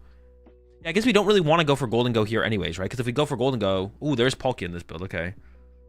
We get our Palkia. Here comes the Poffin. We get some Gimme Ghouls. Maybe Badoo. We could run to Badoo this turn, I guess. And just item lock for now. Yeah, it could just be a Badoo and chill angle. Or it could be a... Because, yeah, you don't really want to go Golden Go punch Monkey Dory, right? That seems kind of bad. Then you just lose the prize trade on board, right? Benching the 2 prizer is crazy.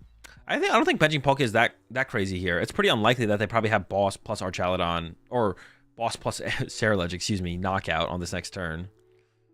It is just a minor errand running expedition here. No Golden Go's established, but even if we have a Golden Go here, I don't think we want to evolve it. I think we do just want to chill here, and just take our time. Don't allow the first 2 prize knockout to happen.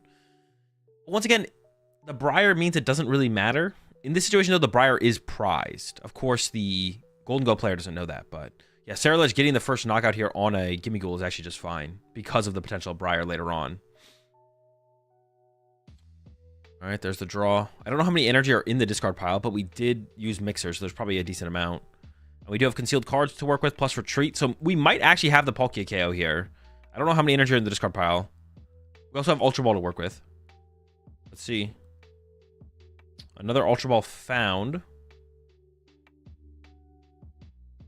That looks like a Terapagos or a Hydreigon, but apparently it's a Ceruledge. Yeah, I don't know how many are in the discard pile here. I don't know if we can actually KO Palkia here or not. We are retreating the Monkey Dory. I don't think we're doing 220 here. I don't think we have 10 energy in the discard pile. We're maybe close. 4, 5, 6, 7, 8. In for 190. That does KO the Gimme Ghoul. And technically, the prize trade is in the favor of the Ceruledge player if they can find the Briar off the prize cards. There it is. But it looks like for how they're going to draw their prize cards, Briar won't be drawn off these next two. So that would put the Golden Go player in the lead of the prize trade, actually. Yeah, the Briar's not going to be drawn until the knockout after, it looks like, for how they're going to draw their prize cards here. Of course, I don't know if they checked their prize cards. I don't know if they realized Briar is prized. Pheasantipity is also prized, which is a big part of potential draw power to get through the deck, but it's not going to matter as much. So the Pheasantipity draw has gone down. We should definitely have the knockout here. Looks like we got like 3 energy in hand, and then we have a Superior as well. Still some more cards to cycle. Cypher Maniac to just get some more Golden Go setup is probably the play here. Honestly, attacking with Palkia this turn, well, I guess we should have evolved the Golden Go. Maybe we want to keep the Palkia's ability around to potentially threaten a snipe play, though. So we'll play things a little bit slower on a future turn and go for a snipe play. Maybe that's something we want to keep open here, because we could go like Countercatcher Greninja plus Roxanne, and then load up 4 energy on the Greninja, and then snipe Squawkabilly plus Monkey Dory, and then snipe again and get like a 3 prize turn or something, maybe. Possible. There's the Golden Go for the 2 we put on top. Also the Palkia. There's the Energy Search Pro. Yeah, we're not using Palkia this turn, although Palkia seemed like a pretty decent attacker, to be honest. Palkia on a later turn also is still probably... Or Palkia to set up Greninja on a later turn is still probably pretty good. Yeah, 4 energies out of the deck. Yeah, because like this turn, if you go knockout Ceruledge, then next turn you could go like Countercatcher plus Roxanne, maybe. And go KO Charcadet plus 60 or 90 on Squawkabilly, and then you threaten KO Lone Ceruledge, or you threaten another 3 prize turn from KO Squawkabilly plus KO a benched Charcadet. So it'll come down to if they can get out of the active, but they'll probably be able to retreat it. We'll see how it goes. Second Golden Go online. Another card. Looks like Alana's Aid. And yeah, we definitely have the knockout here. We need 6, but we have more than enough in hand, I believe. Yeah, there's 7 in hand. Here we go. 6 coming down. Boom. Golden Go KOs the Ceruledge. Get the first 2 prize knockout. But like I said, the Briar means technically, theoretically, the Ceruledge player can still win first here. But the Briar is prized. And I don't think I'm going to draw it on this next knockout. We'll see, though. Ultra Ball to start things off with. Go get ourselves another Ceruledge. And then we have another Charcadet in hand as well. I do see the Ceruledge in there. I'm sure they're checking for Briar right now.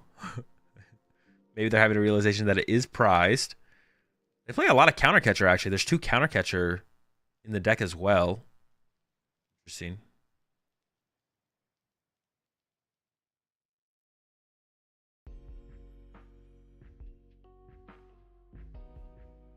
All right. Load it up. Backup Cadet, and then the research. We'll get the knockout on this Golden Go here. We'll see what prize cards they choose to draw.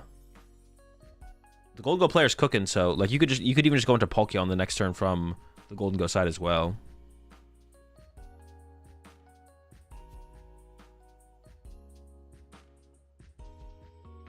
Sealed cards. Have we seen a single vessel here from Ceruledge? I don't know if we've seen a vessel at all. Is it just like a ridiculous amount of energy and no vessel? Am I trolling? I still don't see a vessel in the deck. Have we seen a vessel? Vessel on turn 1, I think. Was there? There might have been. I don't remember, to be honest.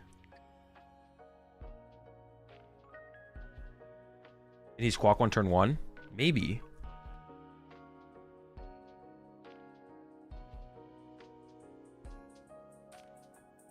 And discard pile, more than enough. Goodbye, Golden Go. Draws 2 prize cards. Oh, does draw the Briar.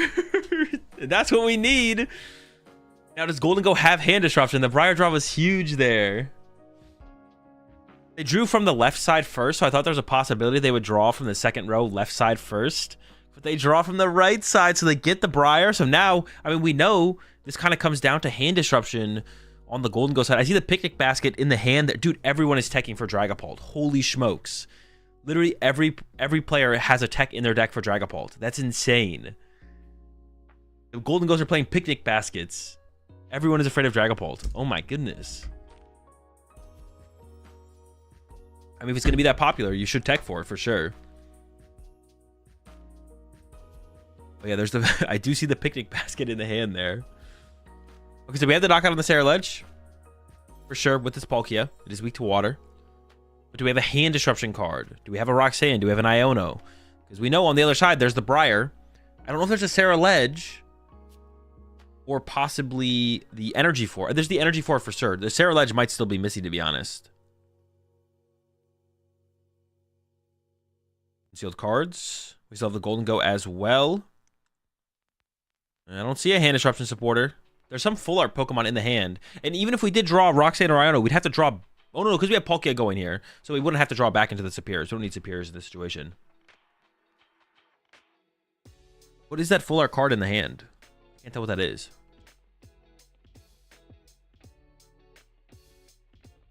Eyeing up an Ultra Ball.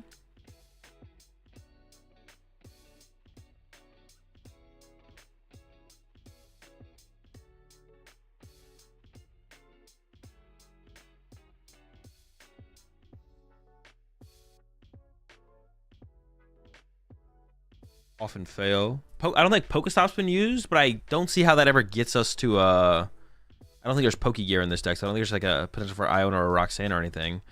Benches Manaphy to play around Hand Disruption.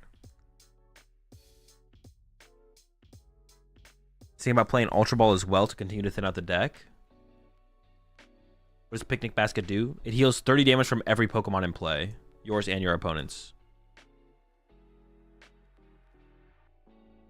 Because one of Dragapult's strategies up against Golden Go is like punch for 200 plus 60 on a Golden Go and then KO double Golden Go with a second Dragapult attack. But if you do that, they can't do the double Golden Go knockout play.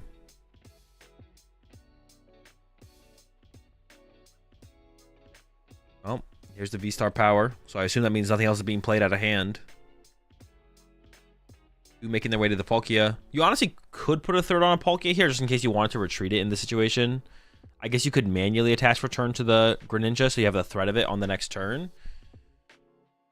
Yeah, we're committed to the Palkia play here. And we're drawing 2 prize cards. I guess also, if we had attacked with Radiant Greninja here, we would have only drawn 1 prize card, which means we couldn't get Briared. Although I don't know how much it changes the... And there's the Night Stretcher top deck, so that's game. With... Well, hold on. Is there enough energy in the discard pile to KO the Palkia? I'm actually not sure. How many do we have in there? 7, 8, 9, 10, 11. 12, 13. Concealed cards first. There's also Pokestop in play as well. There's an Ultra Ball in hand, so we should be good here. I think there's an Ultra Ball in the hand, so it should be more than enough. Yeah, there's the Ultra Ball. And we did get the Briar off those prize cards, which means we get the Briar KO on the Palkia for our last 3 prize cards here.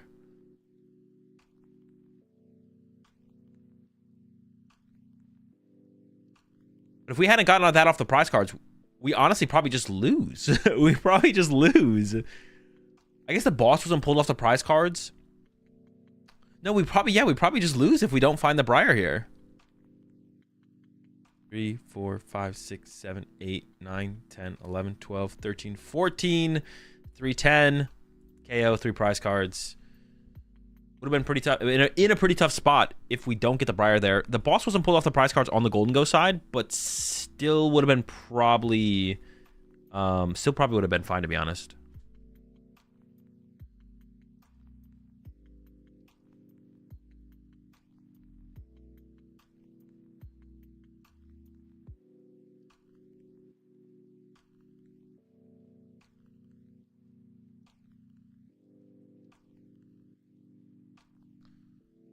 What round was this?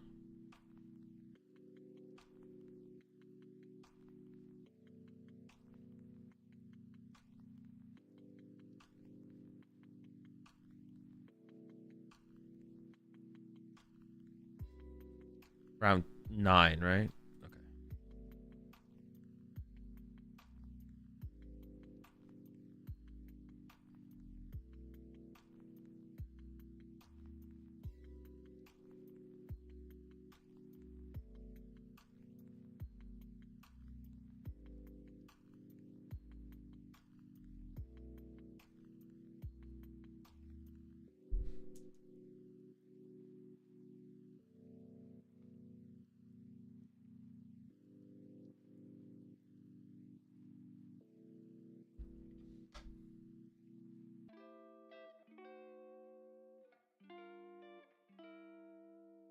Dude, what a stupid emote. Money ride. It's a whale. Pepe riding on waves of money. Dude, that is so dumb.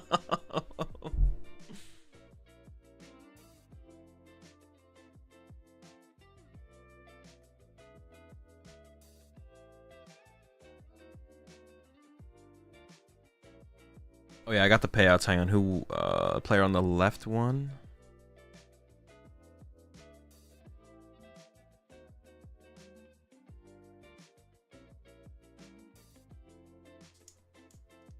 What did we see happen in the first round? Oh yeah, Guardy versus Lugia.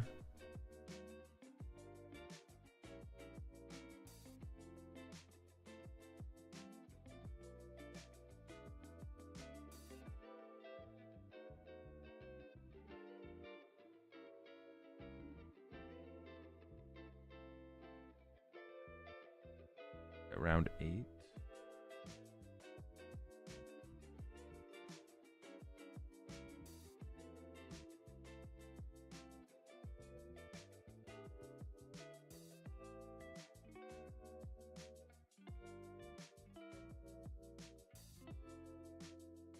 Dude, did I break my pen? What the fuck?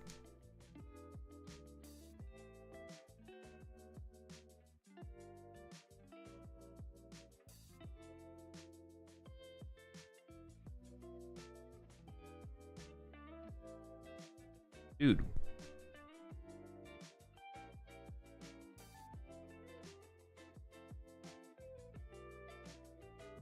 Alright, if we go to a break here, I'm gonna go make some food. But they might show us another round, so I'm gonna stick around and see if they go to a break or they go to another round.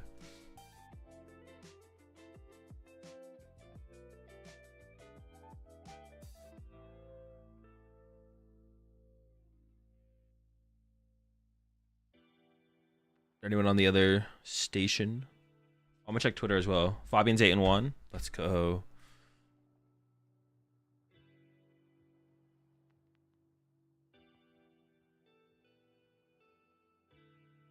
Bro, they gotta get Fabian on stream, man.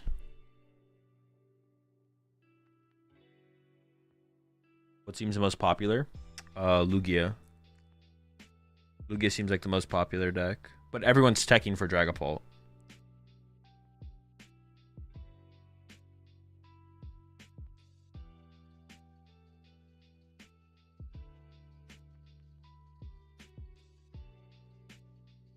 I have to imagine Dragapult is fairly popular if everyone has a tech card for Dragapult.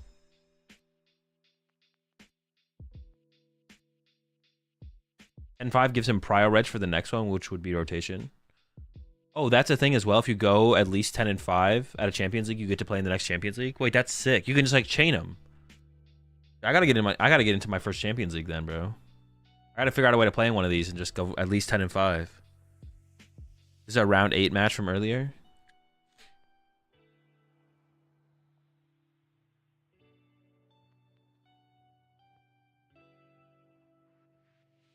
All right, so we got the Dawn on the right-hand side here. Prediction is up. Versus, is it Sarah Ledge? I feel like every time we see Jamming Tower. Oh, wait. It's the Dawn Mirror. Okay. Dawn versus Dawn. Both players are 7-0. Into the concealed cards to begin with.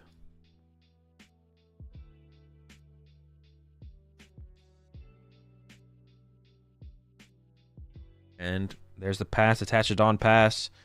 Could we possibly see Boss KO lone Dawn on the bench?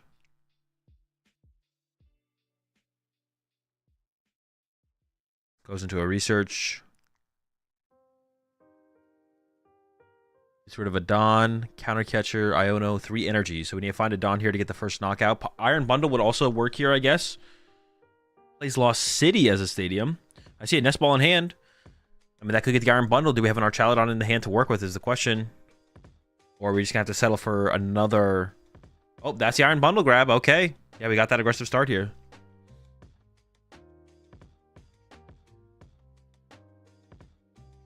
Dude, a lot of Jamming Tower in general. I guess it's alt attack for Gardevoir, right? Oh, I guess it's also good against... I guess Jamming Tower's just kind of good right now. It's good against Gardevoir, good against Dragapult. Not terrible against Charizard. Not a huge deal against Charizard, but, you know, potentially cheesing their Force Heal Stone is kind of nice.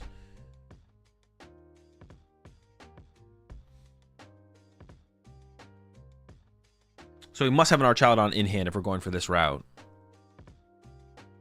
Oh, got the Night Stretcher. That works as well. There we go. Yeah, it does shut down all the TM Evos that are trying to get around the Badoo as well, right? You shut down that possibility. Boom. Oh, also we have Lost City in hand here. Lost City would be good here. Stops the potential of Night Stretcher to recover this Duraludon. Damn, that was a pretty good turn. And we drew Boss off the prize cards. So now we got to see 2 Duraludons get put into play here to actually be able to stabilize. If we only get 1 and we don't Iono, there's a Boss on the next turn to take it out. Starts with, okay, countering that Lost City with another Jamming Tower.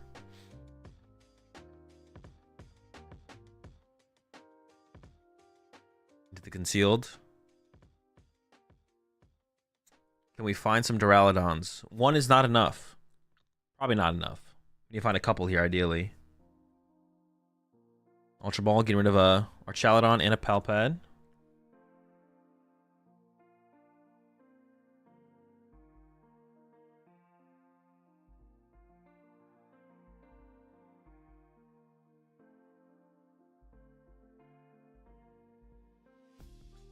Dragon Ball plus Guardian make up like 40% of the meta.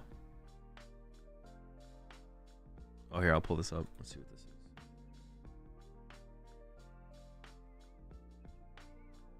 Oh, this is from City Leagues, though, right? Or am I trolling?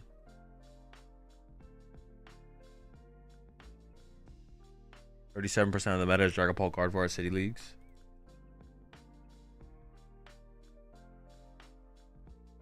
Okay, we did find ourselves 2 Duraludons here, which is super important.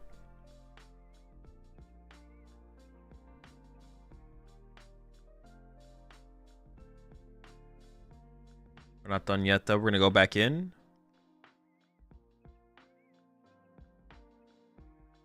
What wins in the Guardy versus Pulp matchup?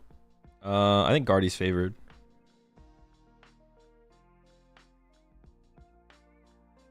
Another Ultra Ball? 3rd Duraludon? Just getting the whole squad? Oh, Dialga. Okay. That is just a 2-prizer that could just get Gus KO'd next turn, though, which is like... I don't know. That's not great. I mean, if we can get there, it's great. I guess I don't hate taking the risk this turn. There's no draw power in play on the other side. You can hope that they don't have the Gust, but we do know the boss is in hand. But if your whole turn is just boss KO Dialga, then if you can respond with Iono Punch, you might be in a pretty good follow-up situation. And there is the boss in the hand, but there's no Duraludons. Your whole turn here would become boss KO Dialga if you go for the boss here. They're going for it. So if we can see an Iono response to this, Iono down to 3 with only 1 Archaludon in play and then punching the Archaludon, it could be pretty tough to rebuild a board and stabilize again here for the player on the right. So an Iono is pretty key here for sure if we can find one. If not, the hand is pretty good. Into the Night Stretcher. Recovers a Archaludon. I think we have some energy in there. Yeah, there's an Ultra Ball and a Nest Ball in the hand now, alongside a Research. So we'll definitely have a pretty good turn if they don't get Iono'd here. So Iono's a big deal. Do they have an Iono? There's the Iono. That's huge. This is the potential for the comeback here. The board state for the player on the right is super underdeveloped. It's just literally 1 Archaludon. Again, nothing else. Only getting 3 cards off this Iono. Even if we get like a Research here, we need to find a lot of certain cards off that Research. I see a Night Stretcher and Energy. Can't even tell what the other card is. Night Stretcher for Iron Bundle. It's an Archaludon. Uh-oh. It could be happening here. Here comes the hit for 220. Oh, Dialga makes its way back into play as well. That's a big threat as well. Something that we almost definitely can't gust on this next turn. It'd be very unlikely that we could be able to gust it there.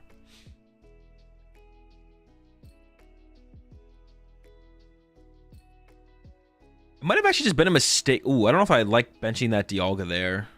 Or should be benching the Pheasantipity. Bossing the initial Dialga was maybe incorrect, to be honest. It was maybe like too, I don't know, aggressive. Like you just need, like, take the knockout on the active, plus play research, get some more Archaladons in play. For sure.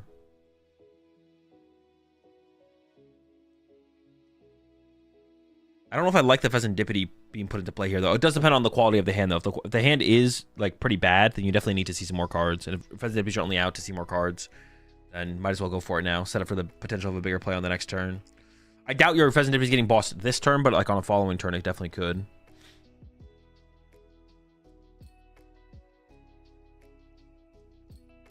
Vessel coming in as well. Getting rid of an Iono. I think Iono's pretty good there.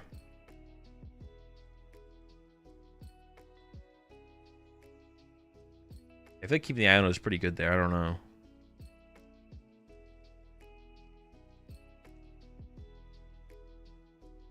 What is that A-Spec? Was that Trolley? It might have been Trolley.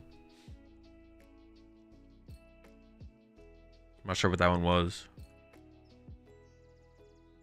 And there's the punch for 220. Oh, attachment for turn first. Hold up. All right, there's the punch for 220. All right, draw for turn. Oh, I just want to be able to see the energy. Oh, that is a Pokegear top deck. That's big. Can we find a research? Research is basically the only supporter we want to see here. There's a research. Okay. This could lead us to stabilize. Things are a little precarious right now, though, for sure.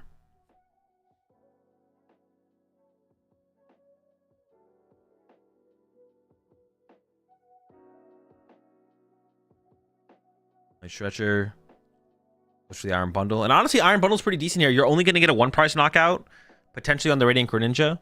Not going to use it yet. Going to go with the research first. But, yeah, punching into the active is pretty weak, especially if there's like a Turo potentially on the other side to have to deal with. Nest Ball and a Duraludon found, so we're feeling pretty safe now. And an Ultra Ball as well. Plus a Vessel. Goes with the Vessel. Probably get rid of one of these Ultra Balls. Yeah. And then I wonder if we're in a Nest Ball for Greninja potentially. I didn't see what I saw their A-Spec, but I didn't see what it was. Looks like Scoop Up Cyclone. So they're playing the Scoop Up Cyclone.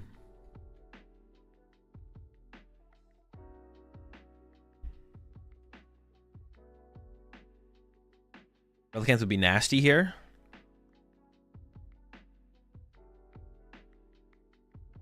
Oh wait, what the heck? If an Archaladon punches an Archaladon, you can KO them back with Relicanth? Dude, I didn't even realize that math. What the heck? I didn't even realize that.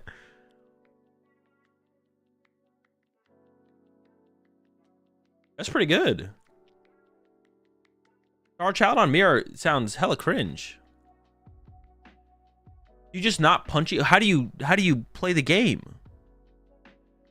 You just not punch their Archaladon with your Archaladon? Is it kind of like a standoff?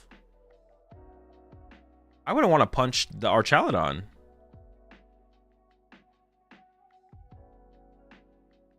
I didn't realize that.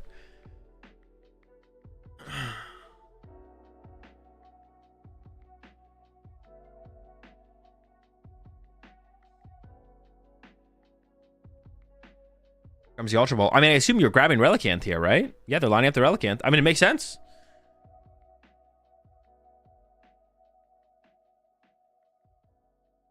Going down to one prize card. But once again, their board is still pretty underdeveloped. They don't have Pheasantipity in play. They don't have another Archaladon set up. So we definitely could still see a comeback from the other side with the Dialga play. You could draw like 3 prize cards this turn with Loop plus boss the Duraludon on the next turn, or even just KO the active plus Iono. But they did discard that Iono last turn. Yeah, they did discard that Iono last turn. What's the best place to DM you, by the way? Twitter or Cord? Cord for sure. Always Cord. They push up the Dialga here. Honestly, just KOing the active with an Archaladon seems fine. But, I mean, getting Dialga involved isn't a bad thing, I don't think. Maybe they have another Iono, though. Maybe they have another Iono. They possibly have another Iono in hand. Here comes the Fez draw for 3 to begin with. Otherwise, that Iono discard on the last turn was really, really bad. I don't know what else they had in hand to choose from, but there had to be something else they could. They had like a 6-card hand before they discarded with the Iono with the Vessel. There had to be a better option. They could have a pretty powerful turn this turn, though. They could KO the active, and then also Gust KO the Duraludon. Here comes an Ultra Ball. Rid of Research and Pokegear. Because even if we draw 3 prize cards this turn, we're not winning the game. So our Charladon still could be set up a couple turns from now. There would have to be a couple Duraludons found, though, to be fully safe on the other side, though.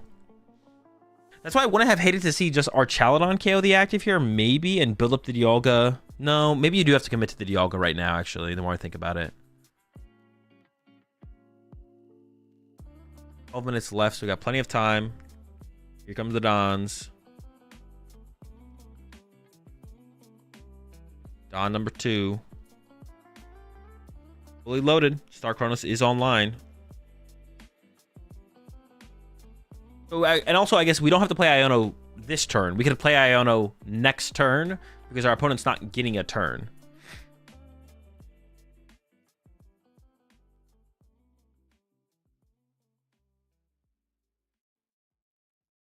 They do have the Iono this turn, though. Okay, they did have another Iono to work with. Happy to see that, because that Iono discard felt weird, but there was also a good chance that they had one. Iono to 1 plus knockout, and then we get another turn. And if we have Boss KO Duraludon going into the other player's turn, they won't actually have a play to make.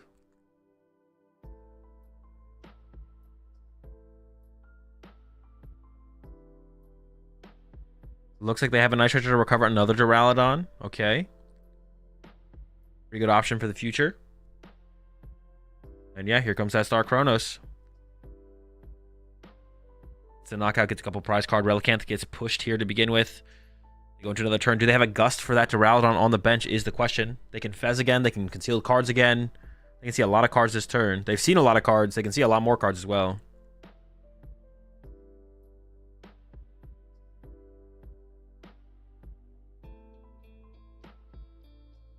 There it is. Counter catcher on the Duraludon. Okay. All threats eliminated on the board, but there's still plenty of time for more threats to be set up here. It will be going down to 3 prize cards remaining, which does give plenty of time to the other side to... Yeah, it's more than enough. Or are the judges just saying to make it visible? Alright, 6 energy on the Dialga.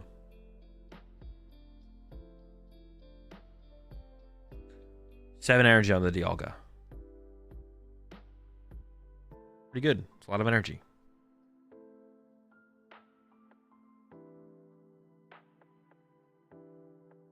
KO go down to 3 prize cards remaining.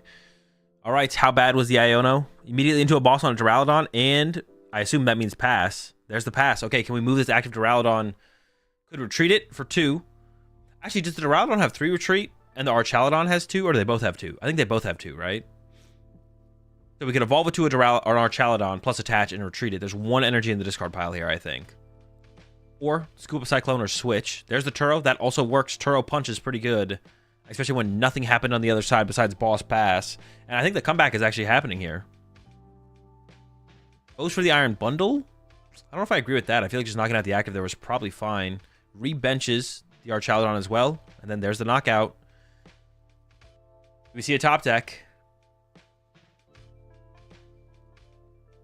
Right now the judges are just kind of being annoying, to be honest. All right, there's 7.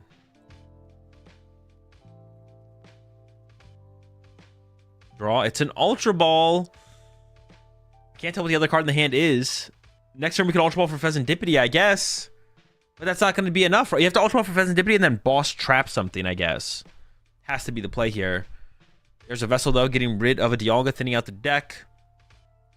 And then the discard pile takes the energy to the hand. So now, if there is an Archaludon in hand, or a Night Treasure for an Archaludon, then attach plus Archaludon, this basically lines up game. Feels like there's no win condition here at this point, to be honest. The only thing I can think of is if the player on the right plays Pokemon Catcher or Prime Catcher, you could Pheasantipity into Iono plus Catcher or Prime Catcher and then trap something in the active, but you have to play Iono at this point as well, it feels like. There's an Ultra Ball. Once again, just continuing to thin out the deck in case there is an Iono. And knock out the Relicanth.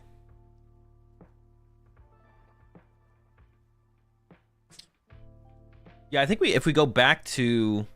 I don't think it's being too anecdotal here. If we go back to that boss turn where Boss Dialga happened with only one Archaludon in play, I think that was probably a mistake, to be honest.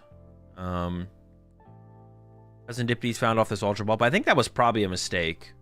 I think what we should have seen was probably just play Research, take another prize card, continue to set up your side of the field. Was the better play there. I mean, the Dialga is a pretty big threat, but yeah, when you get Iono down to 3, you're going to be in trouble. They drew Duraludon, Archaludon, and Scoop Up Cyclone. There's the pass, and the comeback happens here with the Dialga knocking out the Greninja for the last prize card.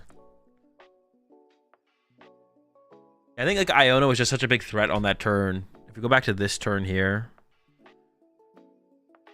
Yeah, this turn, literally, this is the turn. This is what they think about it as well. They're not like committed immediately, like, oh yeah, I'm just going to go Boss Carrier Dialga. Their hand is Research, a bunch of energy, and Boss. And they can either knock out the active and Research and just try to set up their board further, or they can go for the Boss on the Dialga. But then if you get Iono to 3 with nothing else established on your board, it's going to be really hard to draw back up through that hand disruption, potentially turn after turn.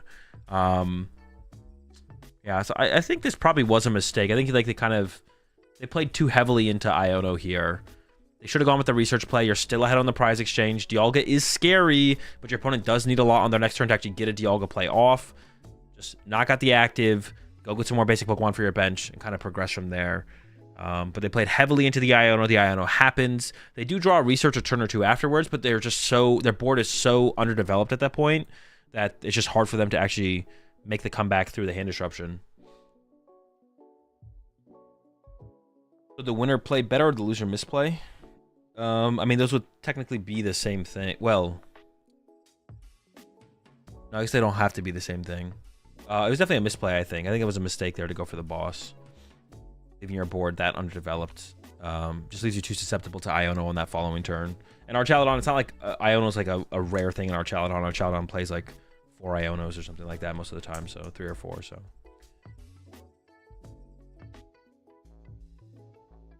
Definitely should have just like committed to being more set up instead of committing to just drawing prize cards as fast as possible. It wasn't just drawing prize cards as fast as possible. I guess you did remove the threat of Dialga initially, but yeah, definitely not a huge fan of that that choice there for sure. All right, they're going to break. I'm gonna go with some food, chat. I'll be right back. We got what, round 10 coming up? Be right back.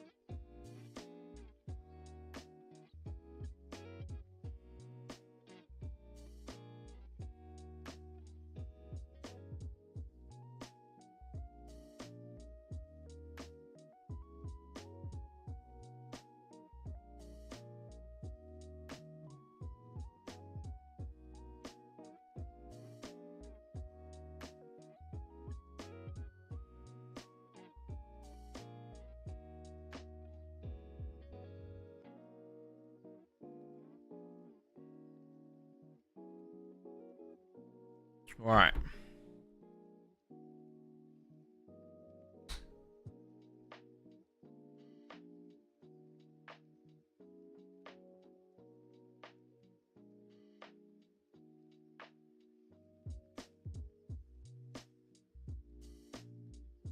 Hey, what are these emotes?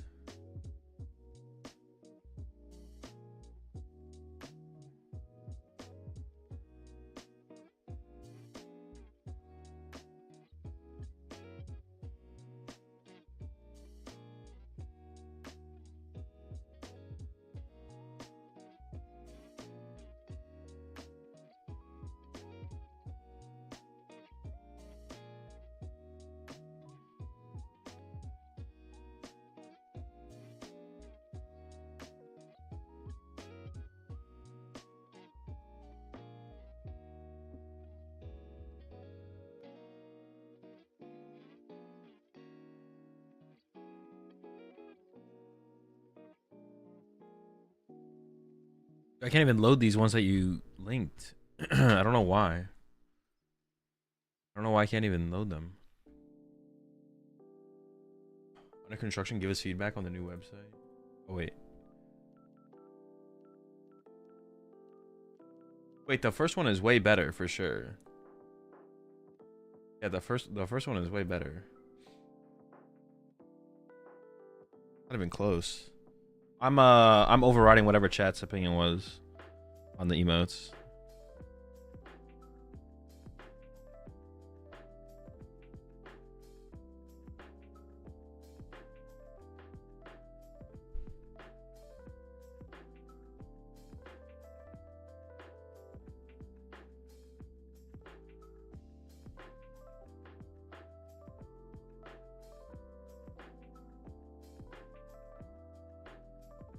Yes, Badoo attacks total in the whole tournament, not just today. We've only seen one Badoo attack today. We've only seen 2 rounds as well. We've seen 3 matches, only 2 rounds.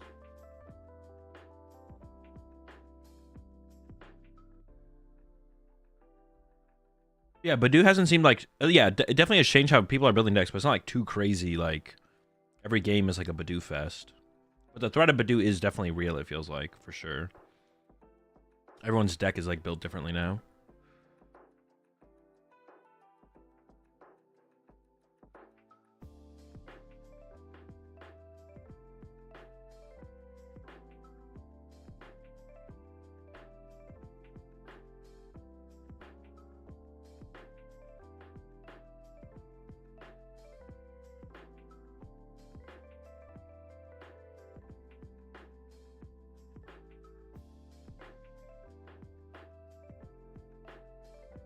Also on Reggie's, not Reggie Drago, but like single prize one.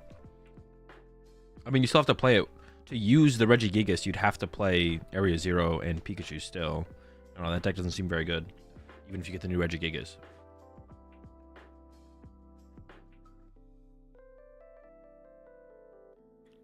What are some adjustments you would make to various decks to handle Badoo? I don't know. I'm not concerned with the future right now.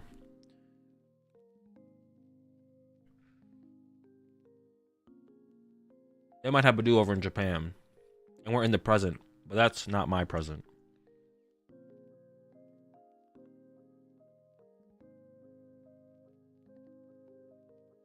Badoo's a month away. That's too far.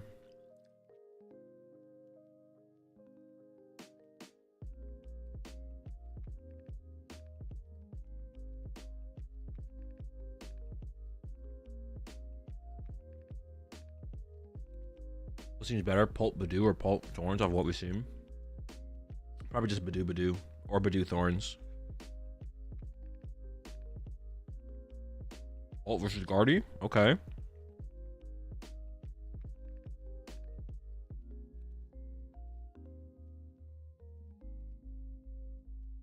You ever watching Japan? I mean, I don't have to think about making decks to watch other people play decks. They made the decks. We can just watch them play the decks.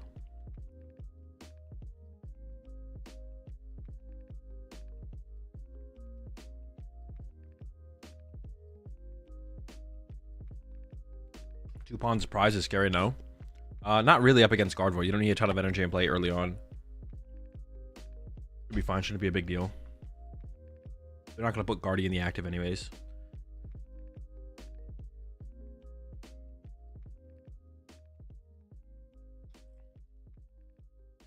Alright. We did open the pawn as well, which is pretty good. Wait, did they just get rid of a jamming tower off the rip? We're up against Guardy. Wait, hold on. Oh no, it was in Area 0?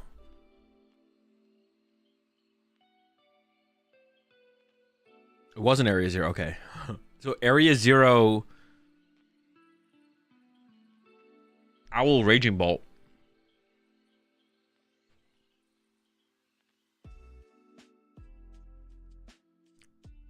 Interesting.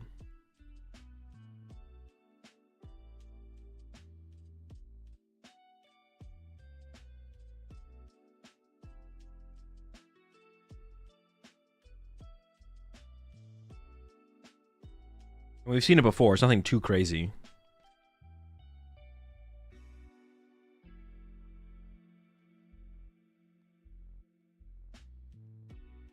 It's a good way to find your bravery charms, to be honest.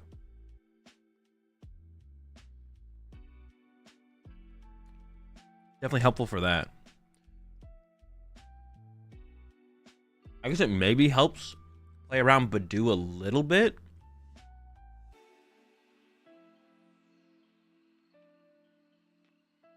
Is it really just cycle 1 and pass?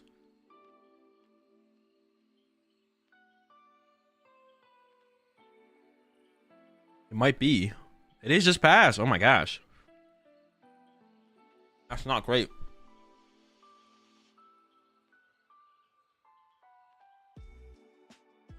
Arvin already in the hand. Is that an aroma? What is that ace spec? Very quickly checking the prize cards here. It is aroma. It looks like aroma. It has TM Evo in hand as well, so we're probably going to see a TM Evo play. Am I wrong? It looks like aroma.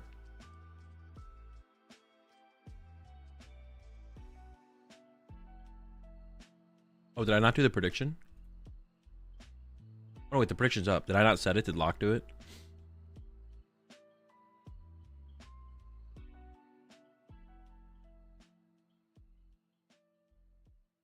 Appreciate it, Locke.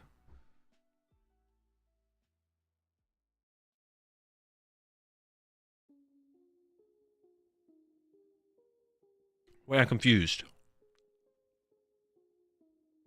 What happened?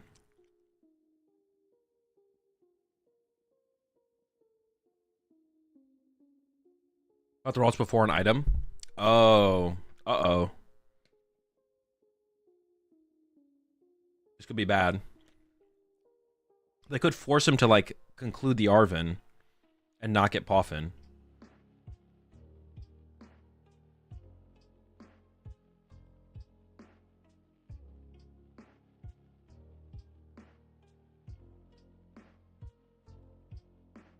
Nope. They allowed the Poffin to happen. Okay. Wouldn't have, like, shocked me if they hadn't, but they got it. They let him.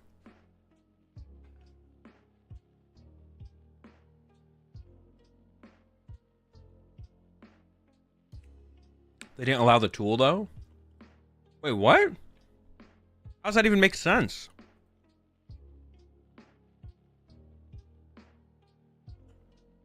Wait, actually, hang on. What was the... No, he put the Bravery Charm in the hand. What the heck? Oh, what happened?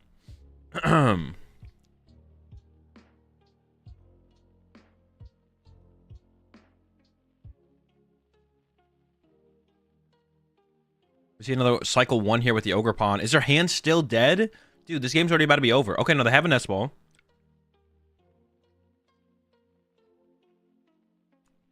I was like, sheesh, it's already over?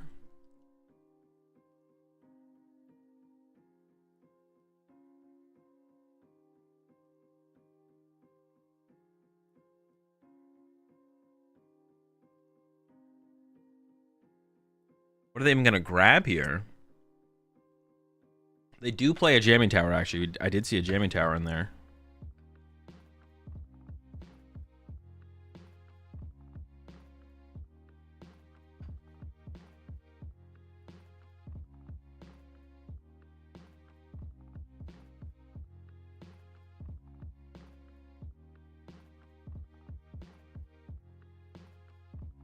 Is Slow Guardian better than Secret Box? Not sure. I would assume so, because everyone's choosing to play it, but...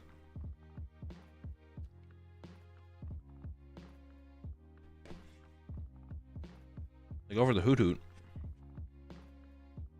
Okay. The hand's not terrible. They get the knockout here.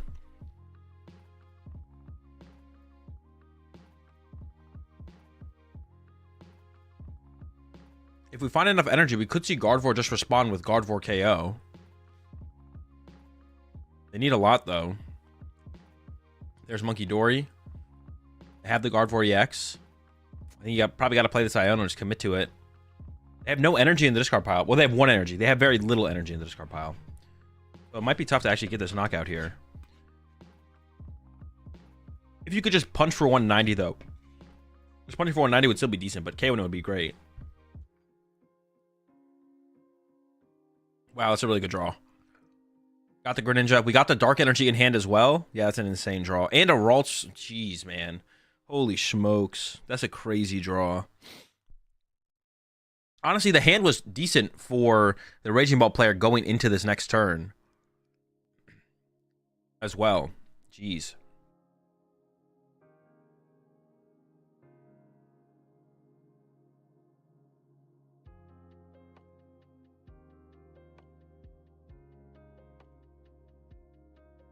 Oh, wait, we're not knocking out the Ogre Pawn here. We're just punching. Wait, can't we die?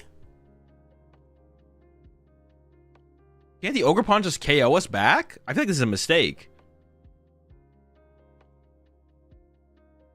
They did this because they didn't want to give over the Pheasant Dippity draw, but I don't think that matters. Yeah, I really don't like that play. But it doesn't matter here. The hand is still kind of dead here on the Raging Bolt side. Because if you just have a Vessel here, don't you just go Vessel double grass knockout? Am I trolling? 6, 7, 8. No, I guess it would be 10 short. It would be 10 damage short, right? No, I moved the damage over to the Pheasant Dippity. Oh no, wait, we have 280 left? Yeah, I guess we would be 10 damage short. No, I guess it does work out. Okay, this is fine then. No, this is definitely fine then. Because we do survive.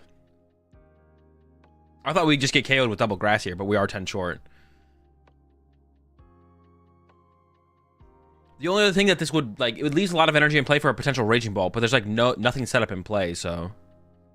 Seems fine. There's a retreat on the grass. This is not going to lead to... Oh, okay, we're going to cycle the grass energy here to hope to find a discard card. To discard the Lightning in the hand. Oh, wait, they had Superior, though. They could have... Oh, they should have used the Superior. They could have retreated the grass and the Superior to weigh the Lightning to get the grass back. Oh, that's a huge mistake. And then they could have sodded the Lightning to the active, dig for the fighting. Now they're going to settle for a Burst Roar, it looks like.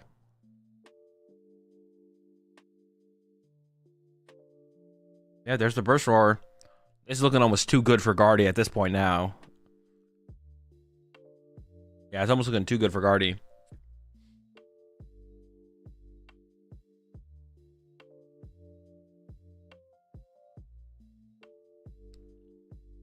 Start with an Irida. Gets the Aroma. Get ourselves another Kirlia. Could get 2 Curlias here if the last one's in there, or it might be in the hand. Just thinning out the deck here. And you don't even have to take a knockout this turn, to be honest, still. On the Gardevoir side, you could just move the damage off the active to the active Raging Bolt, and then just punch, and don't give over the Pheasantipity draw again. Set up a ridiculous amount of damage in play to work with. Goes in with the Puff and fails it. Might have been a mistake to play that actually. If there's another Ralts to get here, getting a Ralts would be good, but double Monkey Dorian play could also be decent.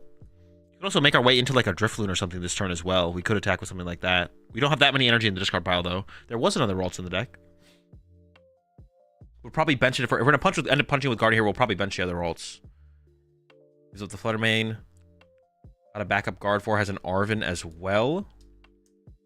You can counter catcher this turn as well, I guess. You could play counter catcher. We are behind on the prizes right now. So you could go counter catcher, KO Pheasant. I guess you could go KO Pheasantipity, KO Ogerpon if you wanted to this turn. There's a counter catcher on the Dippity. Yeah, I guess we're just gonna draw 4 prize cards here. Oh no, we're not. We're only just gonna KO 2. We're only getting 2 prize cards here. Okay. They move the damage over to the Raging Bolt. So they're leaving the Ogerpon with 3 energy on it in play. I feel like you should just draw 4 prize cards there. Are you really afraid of Iono here? I feel like we're not afraid of Iono here. But this does play around Iono to an extent for sure.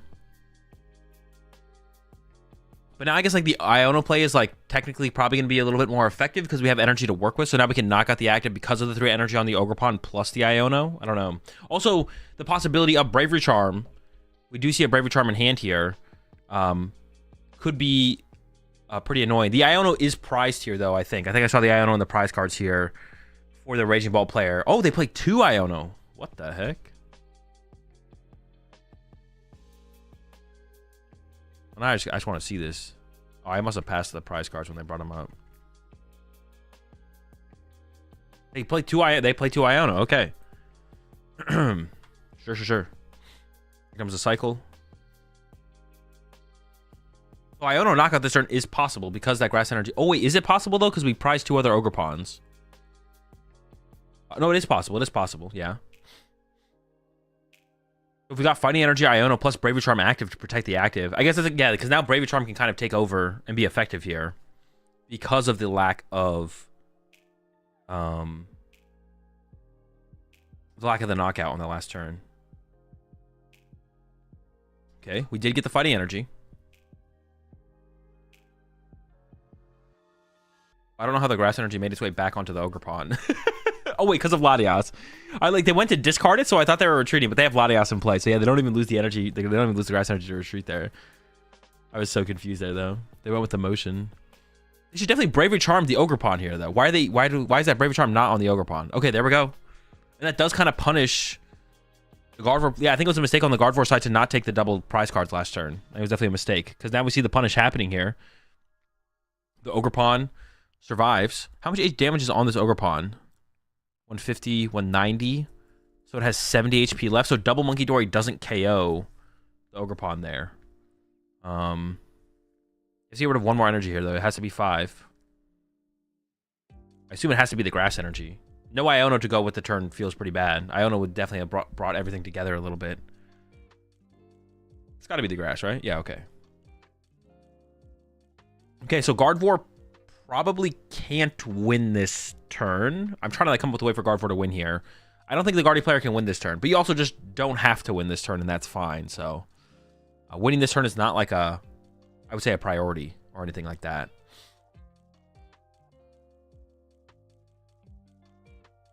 We'll see what they go for though.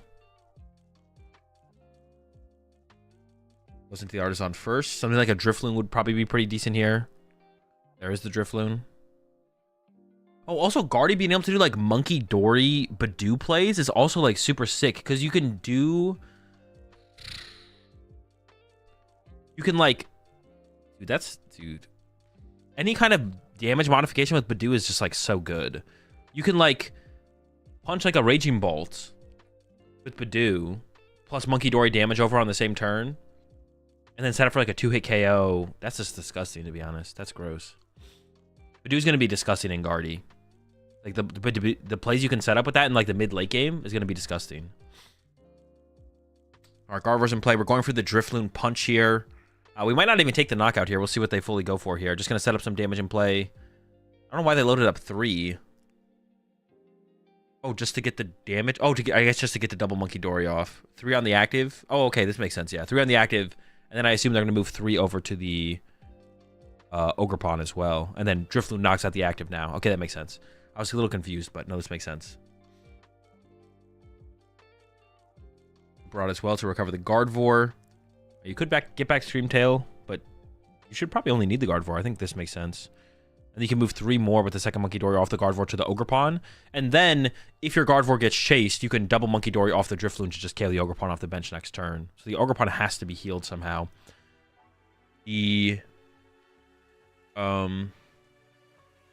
guess you could also leave. Could you leave the damage and play on the Gardevoir? Do you ever want to do that? You probably just want to heal it, though, right? They go for the heal there. Move it to the Ogerpon.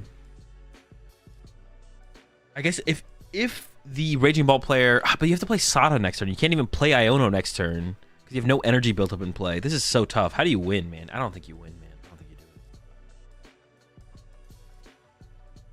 Yeah, you have to go like Area 0. The thing is, though, if you're not Ionoing, how do you win? Like if you go Area 0 plus Vacuum and like discard the damaged Ogerpon, that's a thing. But like, how do you win? How do you win from there? So, because that means you're not Ionoing this turn. If you're attacking, because you have to play Sada. Oh, wait, hold on. We could take the knockout with the Hoot Hoot, right? Because we could go Hoot Hoot with the triple stab or whatever. Hoot Hoot KO the active. Plus Iono, plus Area 0, plus Vacuum to discard our Ogerpon. But we'd only get 1 prize card for turn, which means we still probably are in a terrible spot. But that is an out here. It feels like. That is an out. That's the triple stab Hoot Hoot, right?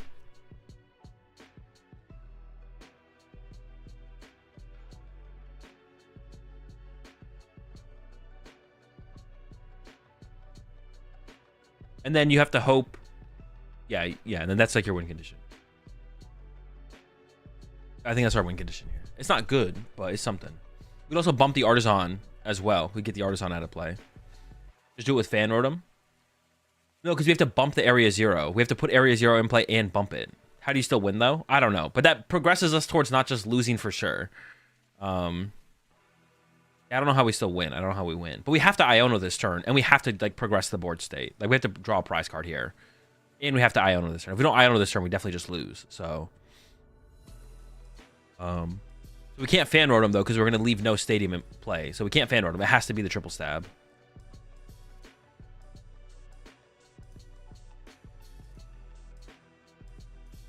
How much damage do the different counters signify? Red 100, orange 50, yellow 10. Retrieval coming in. Goes for double grass. Gonna cycle the pawn to begin with, probably.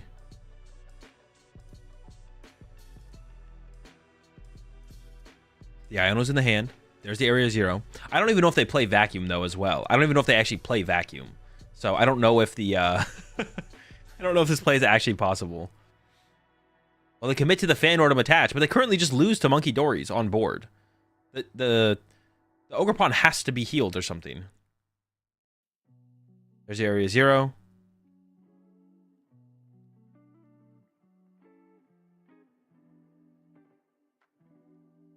There's the Iono. The Fan Rotom is either a mistake or they don't play Vacuum. 3-off Iono. They got a basic, no Vacuum. So yeah, it should just be over on this next turn. Jeez. Appreciate 39 months there, Mitch. If there's no switch card in the list, he's trolling. There might be no switch card. No switch card would kind of make sense because you play Latios, right? We have concealed cards. Hold up. Oh, plenty of basics. Yeah, plenty of basics, but no Vacuum. They even have a Vacuum. Let's see here. I don't see a Vacuum. They might not even play it. So that is just game. I guess their win condition here is to hope the Guardy player doesn't realize that they have game. It seems like the win condition at this point, to be honest.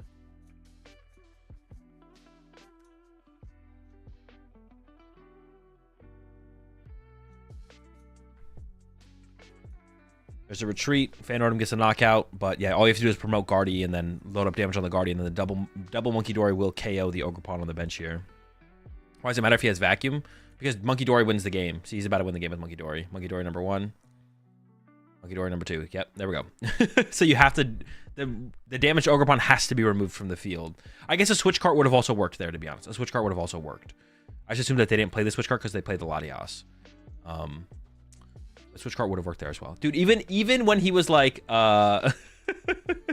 even when he had game, he still was Russian. I mean, it's fine that he was Russian, to be honest.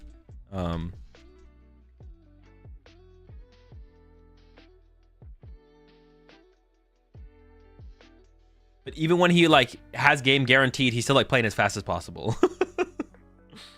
It's just funny to see. Usually when people like get to that turn where it's like, okay, I win, just gotta sequence it out correctly. Usually people slow down a little bit to make sure they don't misplay. But he was like, nope, we're just going fast. He needs to stay in the zone. He's trying to stay locked. He just needs to stay locked because yeah, Guardy, and we've seen that from most of the Guardy players we've seen on stream so far. They all are playing pretty fast. Like they all seem to be pretty aware that 25 minutes is cutting it a little bit close to win a game with Guardy sometimes. But like 30 minutes is like more than enough. I feel like best of 1 30 minutes is like super good for Guardy. Super comfortable. Best of 1 25 minutes does cut it a little bit close with Guardy for sure. Especially with no +3, it's just even turns. So top cut will not be best 2 out of 3. No, top cut is best of 1. Unfortunately, I wish they would at least make the finals best 2 out of 3. But yeah, all of top cut is best of 1. They had 2 losses here as well, right? Both these players were 7-2, so still alive at 8-2 with the Guardy. You think Crispin could be good in Guardy with double Monkey? No. Like, Guardy is how you get your energy and play to attack with, so your manuals for turn just become your dark energy. Did they say when they're doing card reveals? Yeah, after Swiss. So, around like 11:30 probably. Like 3 hours, 4 hours from now. Because we're only into round 10 of 15. 5 rounds from now.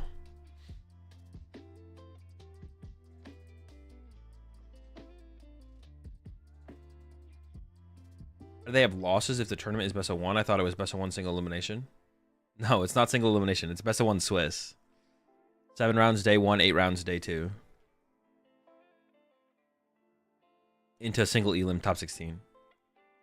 What did Fabian do? Fabian is currently 8-1 going into round 10. Actually, I'll check Twitter. Let's see if there's a Fabian update.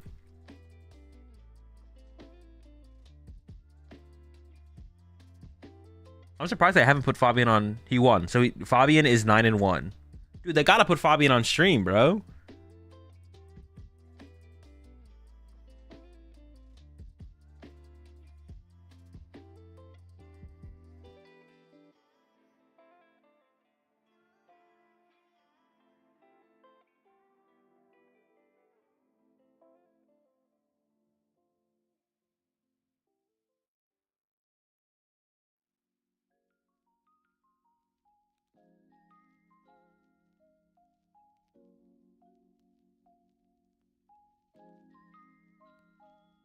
Would be crazy if he won the event. That would be so sick if Fabian won. That'd be insane.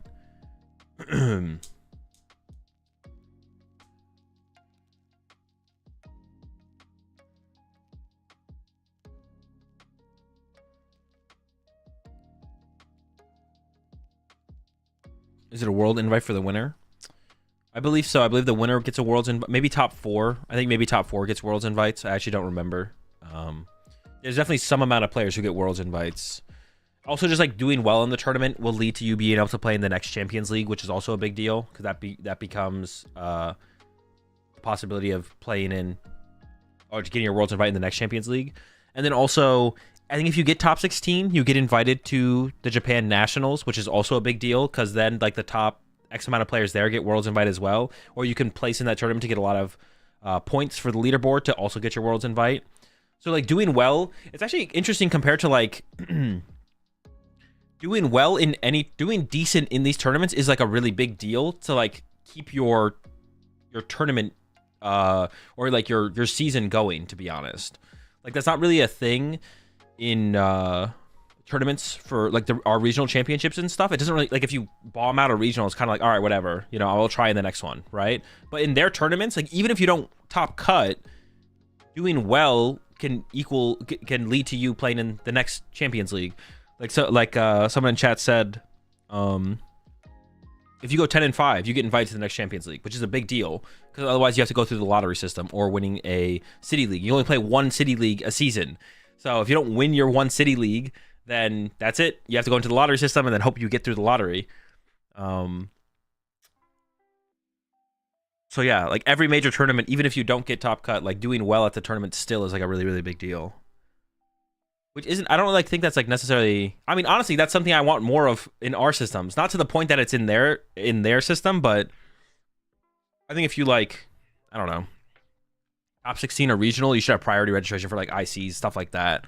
Or if you're like a certain point in like leaderboards or whatever, it should lead to like more stuff. We do have like the priority registration for ICs, I guess, if you're in the top 32 or the travel awards and stuff. Actually, we do have a little bit of that, but it's like less. I guess it just feels less impactful or less important, I guess I would say.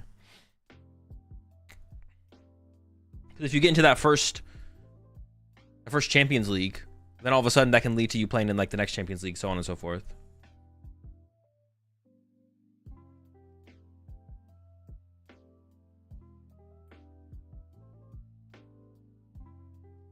If you day 2 in IC, you should get priority register to the next IC.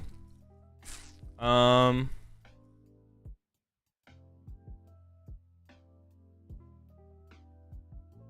don't know about day 2ing, but maybe like top 64 or something. Yeah, something. I'm always down for more of that kind of stuff. More top player privilege. The more the better. Speak for yourself, that no sweat IC reg was goated. I mean, I think it's pretty... Dude, if you just show up on time for registration, you should be able to register no matter what. It shouldn't be a worry. Would feel more impactful if we had fewer regionals, but that would require some other tier of event that doesn't exist. Yeah, probably. It definitely would feel more impactful. That is true if we had fewer regionals. That is something that I didn't think about too much this year, is that how many less... I mean, we went from, what, 12 to 9 regionals? The 25% decrease in regional championships in America.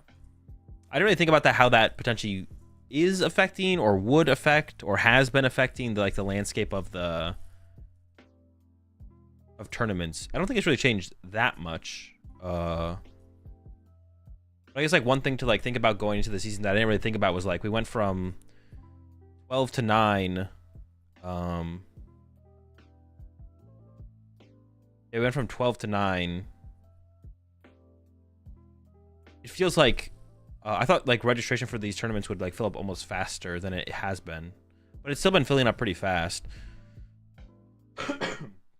Like San Antonio, they opened up some new seats. I think are we almost over? I'm actually gonna check. I think we're almost over 3K for San Antonio now for TCG players registered.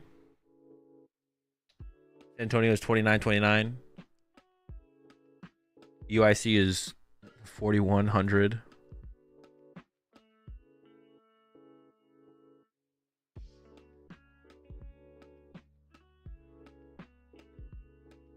We went from 16 to 9 regionals in NA.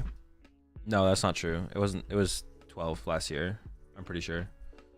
Also, the season before that it was 14, so we didn't go from 16 to 9. I think it's changed much having 3 less regionals, but the BFL of 5 for regionals IC is affecting the top 125 World Chase. The invitation structure affected attendance. That's true. There probably was like, but I don't think it affected it that much, to be honest. Like, it affected like the players who like would go for their invite. That's such a small percentage of players, to be honest. Like a lot of players who aren't planning to get their invite this year are still like going to regionals and stuff and still playing in regionals for sure. And they might have, whereas last season they might have gone to like one more regional last season than this season. I think it like didn't affect a very high percentage of attendance, to be honest.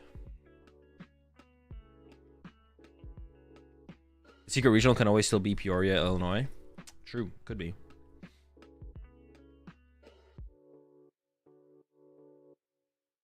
Although, what was the speculated city that the last regional that hasn't been revealed yet was going to be in? I think it's affected locals attendance, but all the regionals are still capping. I mean, one thing that would help locals a lot would be if they announced the championship point threshold rewards that they just haven't. I mean, I feel like we're coming up on halfway through the season, right? And they still haven't said anything about they said there was going to be rewards based on championship point thresholds, and they just haven't said anything about it. I think Northeast USA is super shafted on regionals, and it's kind of silly. No, Pittsburgh does not count as Northeast before anyone says it. I mean, it's like pretty reasonable though, to be honest. It's not true Northeast, but it's still up there. Like,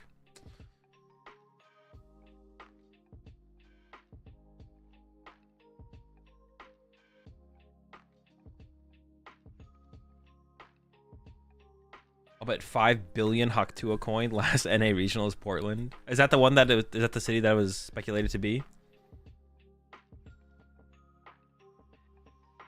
Are there any tournament statistics that you are interested in? I wrote a script to calculate deck win rates versus other specific decks for every match played with the data on PokeData. You can get pretty much any stat you want.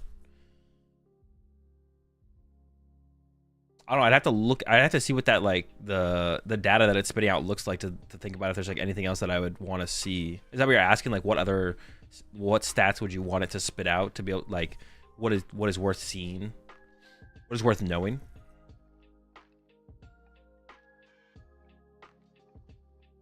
My bad as well. We had 12 US, 2 Canadian, 2 Mexico for the 16 I was thinking of NA regionals. I think we had 12 US and Canada. I think you're still trolling, Rex. I'm not gonna lie. And there was also no regionals in Mexico last year. You're thinking about like 2000. You're thinking about like 2000 or 2019 or something. 2019 we maybe had 16 regional championships. There's been 0 special events or regionals in Mexico for I don't even know how long until this season, right? There's been nothing in Mexico for years.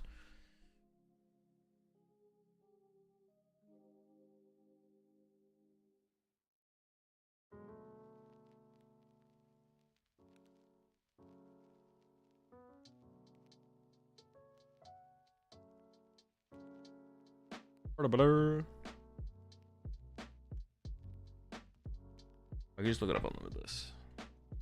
Now I'm like, at this point, I've engaged so much. My goal is to prove you wrong at this point, to be honest, or to figure out that I'm wrong and then admit I was wrong. I've engaged so much that I have to know the answer now. Is there somewhere you can see the conversion percentage for past tournaments?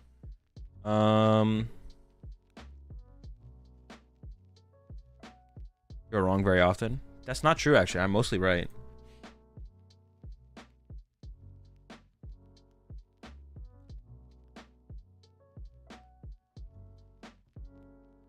One, 2,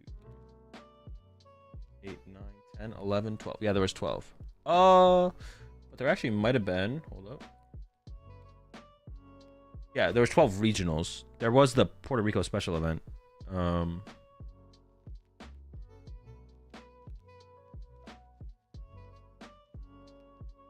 My goodness. But I don't think we're not counting that. Counting that, you're capping. Well, there was a special event in Mexico City last year. I don't remember that happening. True. Okay. Yeah, 12 regionals. My guys, I'm your biggest fan. This is why this is my first time on Twitch, and you're my role model. Good to meet you, 1A fan. They're surprising just based on championship points in general. That's what they said. Yeah, at the beginning of. Dude, I want to know. I'm gonna look up this emote now. Paid chatter emote. What does it look like? Oh, wait, what? That's it? I thought it'd be more. Wait, maybe it's a different one though. I don't know what the. Is it just the "you're a great streamer" first message thing?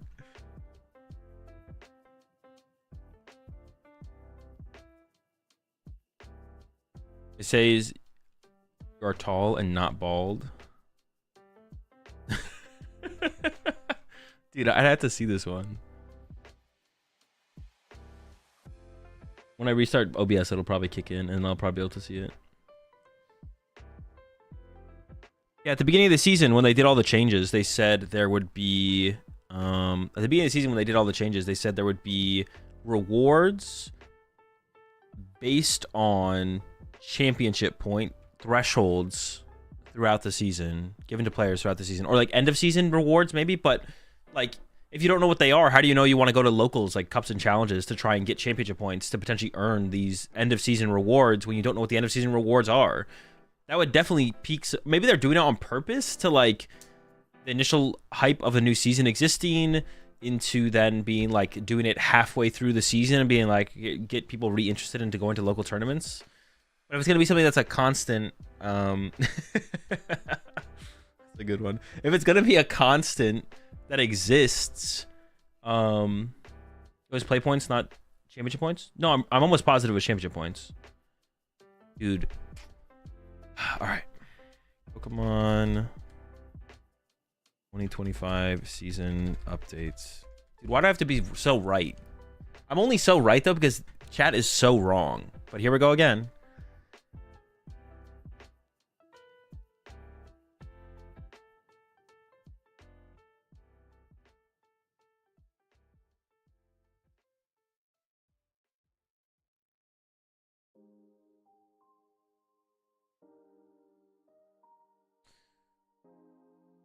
The Play Pokemon program is committed to creating the best possible experience for Pokemon competitors. We look forward to the 2025 Championship Series and work.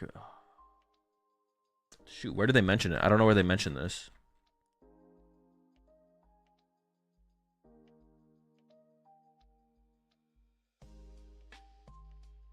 We also look forward to sharing more about a championship points season reward program for competitors who show great dedication to the Play Pokemon program, which will operate similar to a fixed championship point threshold from recent years. Honestly, I think from now on, I should just assume I'm right unless the chatter comes like links proof. Because it's just not worth my time if you guys are always wrong. Like... You guys need to come with some evidence. Because otherwise I'm just here and then I'm always right. So how do I start my own PTCG YouTube channel? Just make a YouTube channel.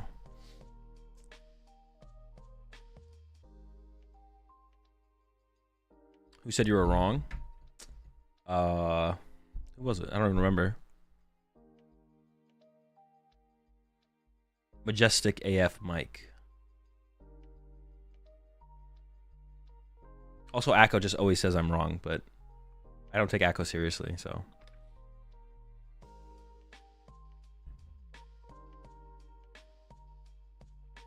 Okay, but do they mean championship points, or league points, championship points? Good question.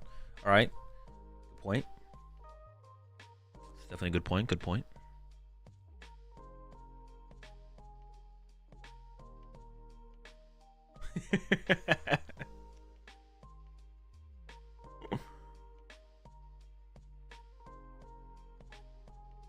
Yeah, championship points, or league points, championship points. Yeah, it'll probably be 13-2 is probably cut. Maybe a 12-3 makes cut. I think it is possible.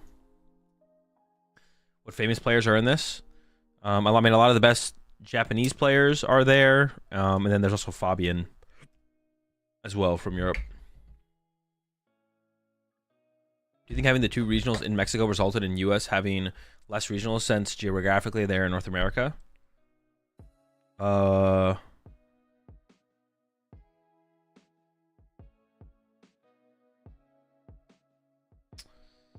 Maybe, but in terms of what? Like they, instead of putting up the money to... Instead of putting forth the money for the prize pool for 2 more North American regionals, they took that prize money and put them in Mexico. But because it's in Mexico, which is reasonably close to America, it's like some players will still make their way down there. I don't know. Maybe I also hope that they do stream the 2 regionals in Mexico. I'm hoping that they stream those 2 because I think it seems pretty reasonable that they would, like TPCI officially streams them. I think that would be reasonable that they end up officially streaming the 2 regionals in Mexico because it is so close. Also, they have like I think they have a TPCI headquarters like in Mexico City, so.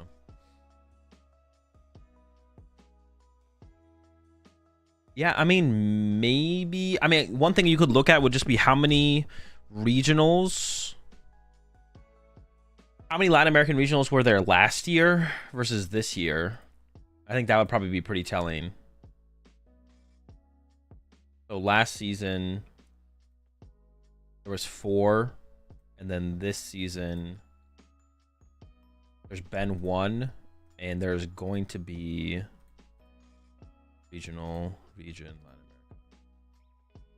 So there is 2 more Latin American regionals this season than there was last season. But we got rid of 3 American or US and Canada regionals and increased the Latin American regionals by 2. I don't know, maybe that might have been part of it. I could see that being part of the reason is like, all right, we're gonna scale back the ones in America and Canada, but they're still gonna be in North America. We're just gonna move them to Mexico, move some of them to Mexico. Yeah, I guess like, yeah, they only had so many regionals that could fit the budget, and they just moved some of the US Canada ones to Mexico. I could see it. I hadn't thought about it like that before.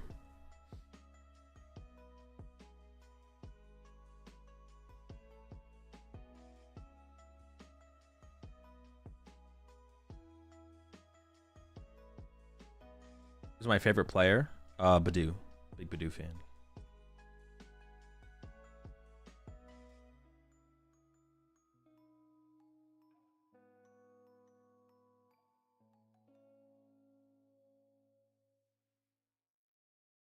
Fabian is 9-1, yes. You going to Vancouver? I don't know yet. Maybe. I mean, when we'll see when registration's coming around, I'll probably decide if I'm going to register or not. No, the new cards happen after Swiss is done. That's 5 rounds from now.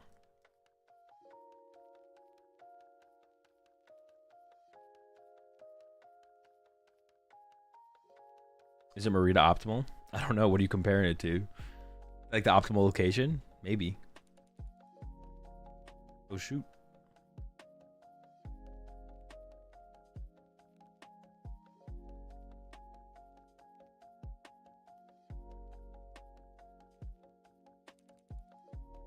You should wear a Bidoof hat to the next regionals. That way Pikachu won't zap you. Is that a thing? What does that even mean?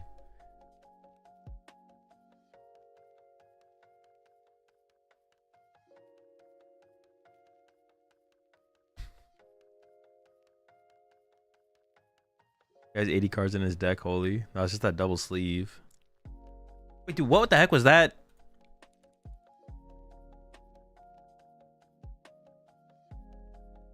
Triple cut into shuffle? Bro. I can't. Hey, freeze?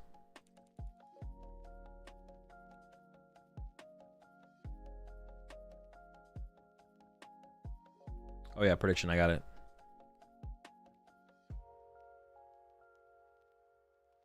Miraidon? Yep, definitely Miraidon versus Ancient Box. Generally, that's pretty favored for Ancient Box. This is going to be a tough one for the Don.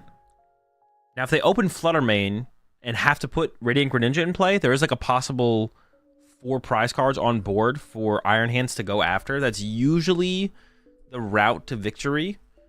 Yeah, that's usually the route to victory, is to go with that.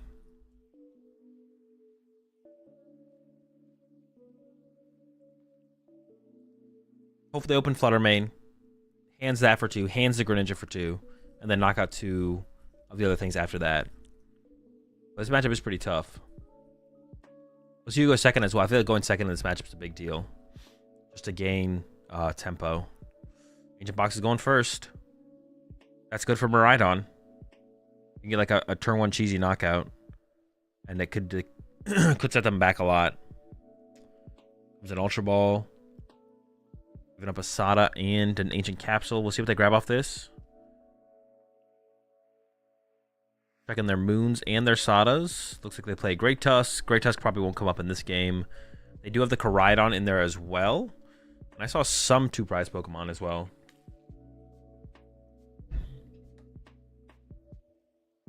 Miraidon typically goes second. Yeah. Yeah. So it's possible Miraidon won the flip and chose second, or won the rock paper scissors and chose second. Greninja was found here. Something you try and avoid putting in play in this matchup, but I feel like most of the time you still end up with it in play, but you don't want it in play because Iron Hands can KO for 2 prize cards, obviously. I should remember to run. I'm gonna run it right now. I gotta remember to run the ad before the game starts. All right, into the Pokestop. Found ourselves a Night Stretcher. Explorer and Dark going to the discard pile. We could Stretcher for the Dark Energy to concealed cards, I guess. Yep. The hand is like pretty iffy right now. Not really. Yeah, there's not that many powerful cards in the hand. No Vessel. Sheesh. Yeah, it's tough. All right, there's the pass. Just Miraidon knockout the active Moon here would be pretty good. Also, Iron Bundle into Iron Bundle KO Greninja with Iron Hands would also be pretty good. I can't really tell how good that hand is. What is that card? What is that purple card in the middle? I can't tell what that purple card is in the middle. I can't tell what that is.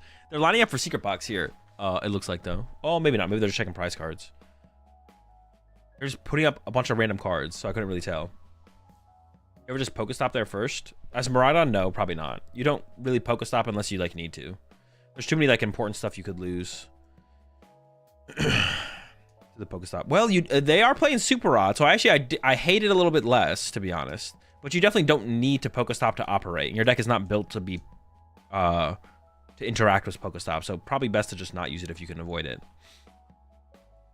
But the fact that they play Super Rod, I dislike it less. The fact that they play Super Rod. Isn't Badoo kind of good in Ancient Box? First attack is never good anyway.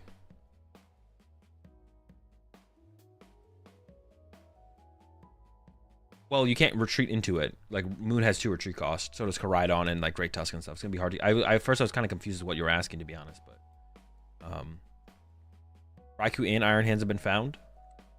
We might still see them... Well, they didn't grab Pikachu. They could have grabbed Pikachu Miraidon there. And then got the Secret Box off the 4 Seal Stone. They are still going in with the 4 Seal Stone here. I assume it is going to be to get Secret Box.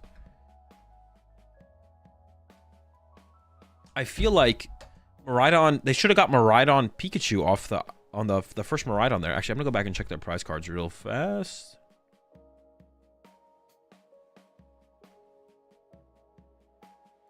Yeah, Miraidon is in the second. Miraidon and Pikachu are in the deck. I feel like the first Miraidon should have got Miraidon Pikachu. But now we see an Ultra Ball coming in for the Squawkabilly. Let's see how it goes. They did use Force. Did they use Force Sealstone for Ultra Ball? What did they Force Sealstone for though? Hold up.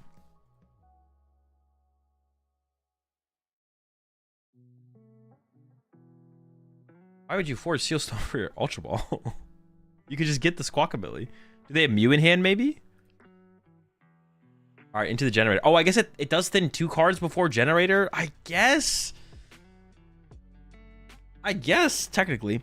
Well, they should definitely commit to the hands here for sure. This shouldn't even be a thought. They're like thinking, no, just commit to the Iron Hands. We want to try and get those 2 prize cards on the Greninja. I guess maybe they're thinking that the Iron Hands isn't a very good follow-up attacker because of the Ancient Capsule on the Moon. I guess it's not terrible to play like this, maybe.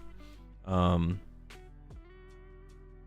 feel like we should just commit to the Iron Hands. I don't know. For the Raikou to knock out the active, though, I guess Raikou could knock out the Greninja this turn, and next turn Raikou could knock out the active by going Area 0 and go wide. I guess maybe this is fine. Maybe this is fine, then. I guess you could go like that route. You don't get the... I don't know why they're showing that on the screen. All right, here comes the Squawkabilly. Yeah, I feel like they could have had such a more powerful turn here if they had gone for the Secret Box route. The turn could have been so much more powerful. They got the Latios, which is nice. They can go Latios plus Iron Bundle, and next turn they can Miraidon. They definitely want to put Area 0 in play. Next turn they can Miraidon for the Pikachu to open up the bench. I think we definitely want to KO this Radiant Greninja off the bench here for sure. We want to use that Iron Bundle. No, the bundle here is so good. Why would you use your Prime? Yeah, okay. It was a Prime Catcher also the whole time. It wasn't. I thought it was a... Why would we... What? What? There's no way.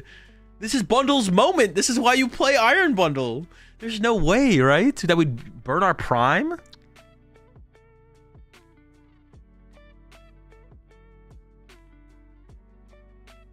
There's no way that's correct. I thought I saw a secret box. Apparently it was prime catcher the whole time though. We do use the prime catcher there. So yeah, secret box wasn't an option. That's why I was a little bit confused why we didn't go like 4 Shieldstone for secret box. I feel like it lined up pretty well, but that makes sense. We don't play secret box. Into the Explorer. So no attack coming down this turn. That's a pretty big deal. Getting that is also a pretty big deal. It looks like they're lining up the Vessel as well. Do they have a Sada in hand for next turn? They do have 1 Dark Energy in the discard pile. I do see a Sada in the hand. They definitely need to get a backup moon. Ideally, even like 2 backup moons would be nice here, but might have to just settle for 1. The prize trade is definitely still very much in the moon's favor at this point as well. I don't understand why. I don't know why we'd use our prime there. I feel like just going with that is just going with the other thing makes so much more sense there. Just using Iron Bundle when we can. Oh, they have Vessel and they have Sada for next turn.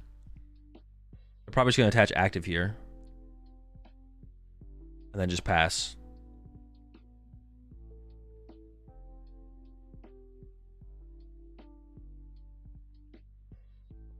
Oh, they're actually going with a counter catcher to try and trap something. Okay, I don't hate this. The Latias is in hand on the other side, so it's not going to be very effective, of course, but I don't hate the...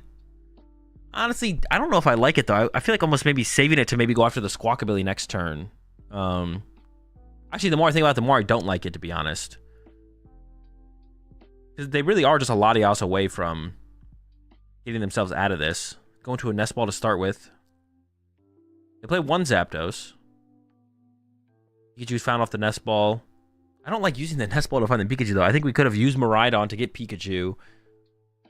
That opens up our bench. Then we bench second Miraidon, because I think we have second Miraidon in hand. And then, yeah, I don't know why we're using a Nest Ball. The Nest Balls are such a valuable resource in Miraidon. Like, using our Nest Balls on Lightning Pokemon is... Let's see what we get off the Miraidon, though. We'll see what we get off the Miraidon here. I can't imagine it's that valuable, though. We'll see. Magnemite. Don't we have to pop Iron Bundle here anyways? We could have just like used Iron Bundle and then Miraidon for Pikachu and Magnemite, and then also then Nest Balls for Pheasantipity. Well, maybe we just want to leave it. I guess maybe we don't want Pheasantipity in play because we just don't want it to get targeted. I guess that's fine. Yeah, maybe that is fine, to be honest. Okay, maybe it's okay. Latias does have to come down here. Their second Miraidon comes down.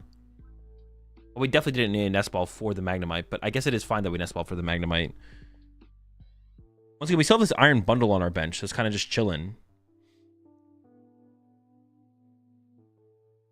Fleetfoot over 1. They also have a Research in hand, though. I feel like maybe they should just commit to the Research here instead of going through this Fleet-footed. There's a Generator, though. I don't know if that's what was found off the Fleet-foot or if they had it. Ooh, whiff on the Generator. They still have an attached return as well. They have energy in hand. And they just need to start building up the Miraidons to be able to respond to the Roaring Moons. That could potentially have a Ancient Capsule.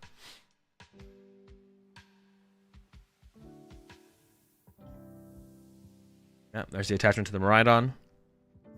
Yeah, also like second Miraidon coming into play here just makes a ton of sense as well. 160, 180, 200. Yeah, okay. It does get the KO there. Doesn't play the Research in the end. Koraidon put on the bench here, and then here comes Sada. Yeah, that's why I want to see the counter catcher get saved, to be honest, because I don't know if we can KO Raikou. If we can KO Raikou, it's fine. But if we can't KO Raikou, but we could have KO'd Latias. Oh, I guess Latias wouldn't have gotten benched, though, if we didn't use the counter catcher. But there's still Squawkabilly on the bench that we could have gone after, so we'll see if we can get to 200 this turn. If we can get to 200 this turn, we're definitely still in it. If we can't get to 200, I guess technically we're still in it, actually, even then. Comes a Nest Ball, I assume just to get another Moon. Another Moon on the way. I don't think we have enough to do 200 damage here. But even if we don't, technically, we haven't lost the prize trade yet. Looks like maybe debating not attaching to the active. You could just attach to the bench Moon here instead. That is the commitment to the attach to the active. I don't think we're KOing the active here. Like I was saying, this is why I want to see the counter catcher get saved, because it's just so likely that they're able to move their active there. But hang on, maybe we do have to... Maybe we have 200 here. If we have 200 here... Looks like not quite. How much are we doing? 160. Honestly, if we KO that Koraidon off the bench here, it's definitely possible they could whiff again. But there's the research. I'll go back to it. We could have had Prime Catcher in our hand up to this point, and we could have Prime Catcher KO'd Koraidon with Miraidon here, and it's possible there's not a response KO on the Miraidon, and then we just win the game as Miraidon here. But we didn't use Iron Bundle when we could have to get the same effect as our Prime Catcher, and we just used our Prime Catcher to use it. Yeah, definitely a mistake there. And now we see it could actually make the impact here. Because if the Koraidon doesn't die here, the Koraidon always takes 2 prize cards on the next turn. If Koraidon always takes 2 prize cards on the next turn, then the Moon player can actually start to make their comeback. It's possible to make a comeback then. If he's got Zapdos, then he can just amp Koraidon for 2. Wait, how much HP does the Koraidon have? It only has 130 HP?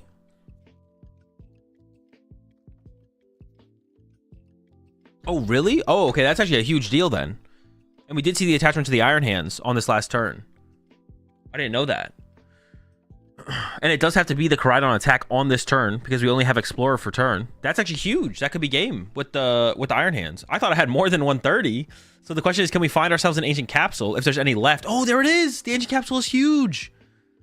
And now the question is, does the Miraidon player play Vacuum? My assumption would be no, they don't play Vacuum. I guess they could. I mean, I think we just take Tool plus Vessel here. We have a Super Rod in hand, so we can recover energy and then search it back out with the Vessel later.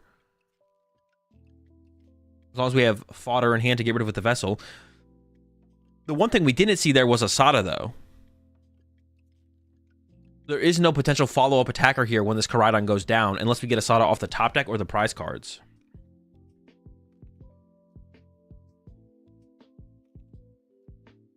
We just have to keep the Ancient Capsule here. That's all we have to take, is the Ancient Capsule.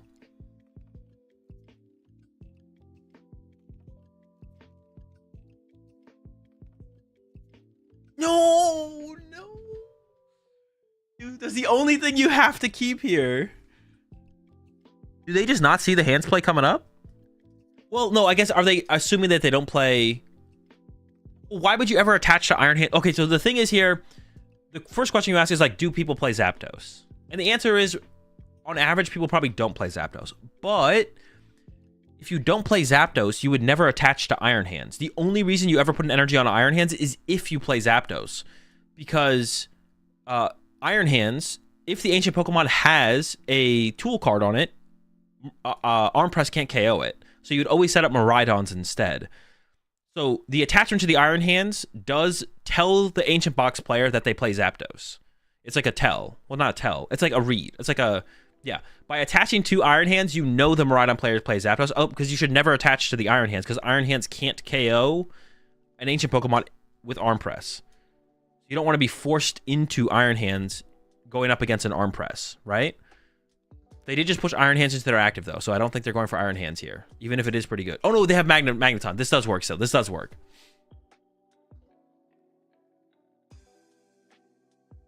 I was like, well, yeah, but they push up Iron Hands and I got confused. But they have Magneton. The Hands is here. The Zapdos is here. And they will get a 2-prize knockout on the active. The attachment for turn to the Miraidon? Well, I guess they're out of Tool cards, so it doesn't matter. The Iron Hands or the Miraidon at this point knock stuff out, so... Yeah, the Miraidon's going to get the dub here. I was gonna give the Ancient Box player the out and be like, well, do you like make the read on Zapdos existing in the deck here? And it's like, well, probably not, but I think you do make the read because of the attachment to the Iron Hands for sure. So a couple major mistakes here from the Ancient Box player. One was not holding the Counter Catcher. They definitely should have held Counter Catcher. Playing Counter Catcher was definitely a mistake. On the Ancient Box side, it's just too likely that they have a Switch card or access to Latias. Probably not Switch card. Access to Latias is just like so likely.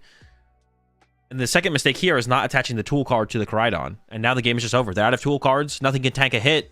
They have 3 prize cards left to Miraidon's 1. With 2 attackers set up, there's no possible win condition here for the Ancient Box, I don't think. I don't see anything anyways. They did top deck a Counter Catcher, but that's not going to do anything. They also don't even have Asada in hand. They don't even have a Sada, so they can't even attack this turn, even if they wanted to. There was a mistake on the Miraidon player's side as well, though, with not using Iron Bundle. Not using Iron Bundle was definitely a mistake. Maybe you don't prime the Koraidon in that situation, to be honest, because you have the hands for 2, but you still would rather not have Iron Bundle in play, plus save your prime for the potential of it. But honestly, in that situation, where if they had Prime Catcher still on... If they still had Prime Catcher on, it's like this turn here, and they could have Prime KO'd Koraidon, you probably actually don't Prime KO Koraidon here, because you want Koraidon to come up and you can match it with hand Zapdos, and you hope that they don't have like Counter Catcher KO hands on the next turn to take away that line. But yeah, definitely a mistake there on the Ancient Box. A couple mistakes there. All right, hold up. Who won? Player on the right. I always have to go back and check. Couple major mistakes.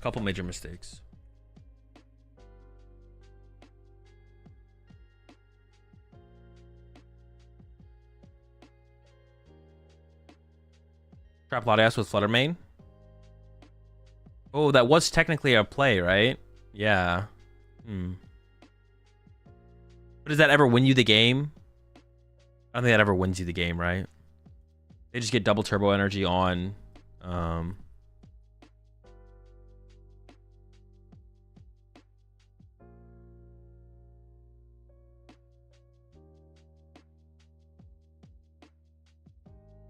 Yeah, they either go double turbo retreat or they go attach lightning pass, attach lightning retreat. Yeah, the Flutter Mane thing never leads to a win, right? Just kind of delays the inevitable, I guess. They could just bundle Flutter out of the active. Oh yeah, that's also true. They could just bundle the Flutter out of the active.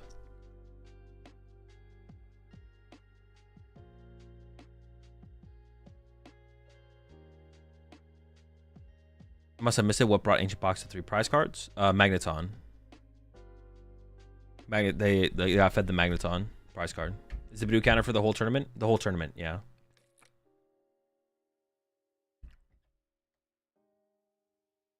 Only 13 Badoo attacks so far. Honestly, it hasn't been that many. I thought we definitely would see a little bit more Badoo action. But it is best of 1. But they also do show like multiple matches from some rounds, so. Only 1 more since yesterday? Yeah, only 1 Badoo attack today so far. But we've only seen 3 rounds so far. Only seen 3 rounds. Plenty of time for some prolonged Badoo games. Definitely possible. Just gotta give it time. It'll happen. You ever played in Japan? I have not played in Japan, no.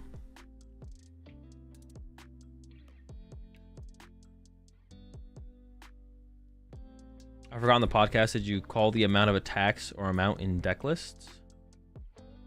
On the podcast, did you call the amount of attacks or amount in deck lists? Oh, we were talking about the amount in the top, the deck lists in the top cut. Oh, showing off the nails. Oh, is it Plusle on the nails? I can kind of see it. I can't see it that well. Oh, I played in Japan for Worlds, but I feel like that's a little bit different. I did play at Worlds in Japan, but that feels different. That's not like playing in a Japanese event, like a region event. Worlds is different. I feel like doesn't really count in my head.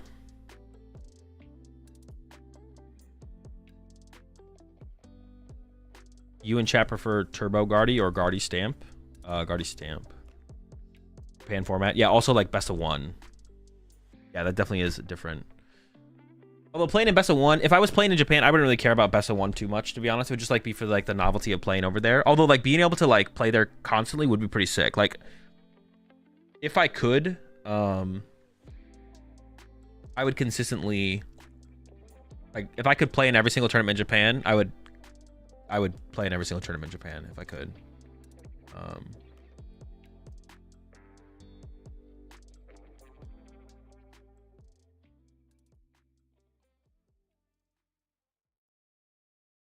And I'm trying to find.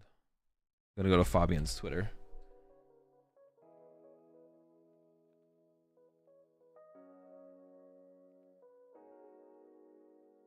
One round 11 against Lugia, which means I'm back to Fukuoka. So he got the re-invite. So he's 10. So Fabian is 10-1 with Guard 4. So he needs to win 3 more of the next 5. Yeah, 3 of the next 5. No, 3 of the next 4. There's 4 rounds left, right? Dude, what round are we in? What round is it, man? We're in round 11. There's 15 rounds. Okay. 3 of the next 4. That's still a lot. Oh, we've already seen the player on the left. They brought him back. Guardy versus Greninja.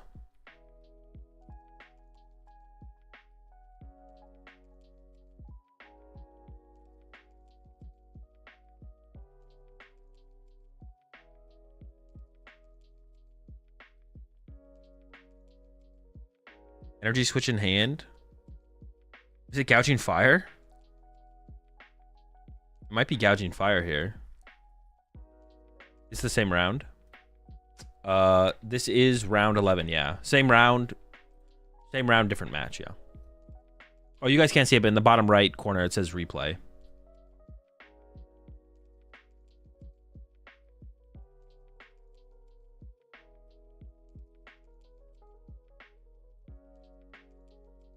It's got to be gouging fire. That's the only thing that makes sense, I think.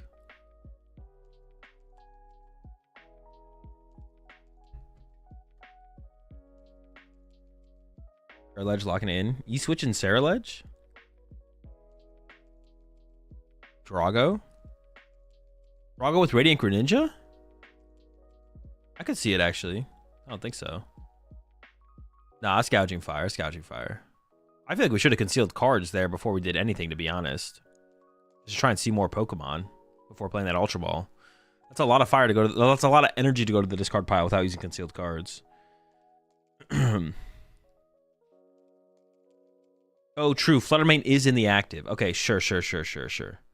You're right. Don't talk to me. Looks like they got the Magma Basin as well. Yeah, there's the basin. All right, they're cooking.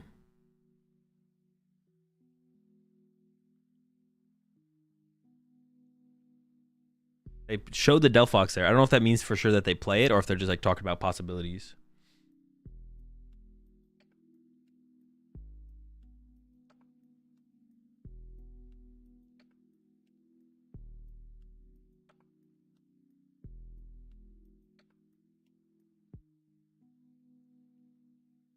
The new Ancient Gouging Fire has been a top tier single prize attacker for the deck.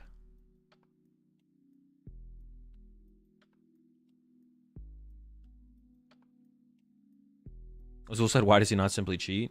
Exactly. I mean, it's just better if you can use concealed card under Fluttermane if it's in the active than not, right? Why wouldn't you take advantage of that? It's broken.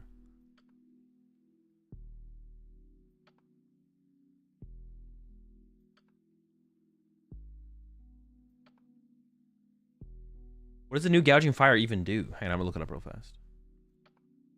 Before chat. I'll figure it out. I'll figure it out, chat. I got it. 100 damage if your opponent has 4 or fewer prize cards remaining. This attack does 70 more damage. What the heck? This thing sucks. Is there a different one? Now, that guy's cap. They better not be playing that.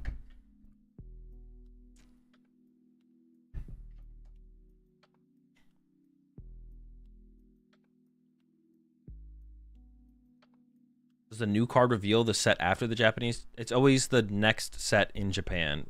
Yeah, it's the next set. It's the Battle Trainer set. We're going with some Badoo action here. Not going for a TM Evo. I assume we don't have the option of Team Evo. That's why we're going with the Badoo. We're settling for the Badoo attack, is what I should be saying. But all you need is an energy on the active here, and you can retreat and knock out the Badoo with 60 damage attack. Into the Artisan. Go get the Baby Gouging Fire, maybe. You think PTCG Live has bugs to get players used to some cheating every once in a while? Probably, right? Because they want to, like, they want the judges to, like, earn their leaderboard stats, right? Like the judges get you know, the more penalties the judges catch, you know, the more work the judges are doing. So they want the judges to do something at the tournaments. They don't want the judges to do nothing all tournament. So they need people to like make mistakes in the tournament. So they probably do code PTCG Live to make some constant errors. And then the devs fix them, but they like make new ones on purpose. So that way, when people come to tournaments, they will make the mistakes, and then board states get broken, and then the judges actually, you know, it makes it so that the judges have to actually do something. Because if PTCG Live didn't have bugs for people to like mess up, then the judges wouldn't do anything at tournaments, right? Because everyone would just like play perfectly, no one would ever make mistakes. So they definitely have to code some bugs into PTCG Live so the judges actually do things at tournaments, right? We need +1 on the counter. Oh shoot, you're right. Badoo is cooking.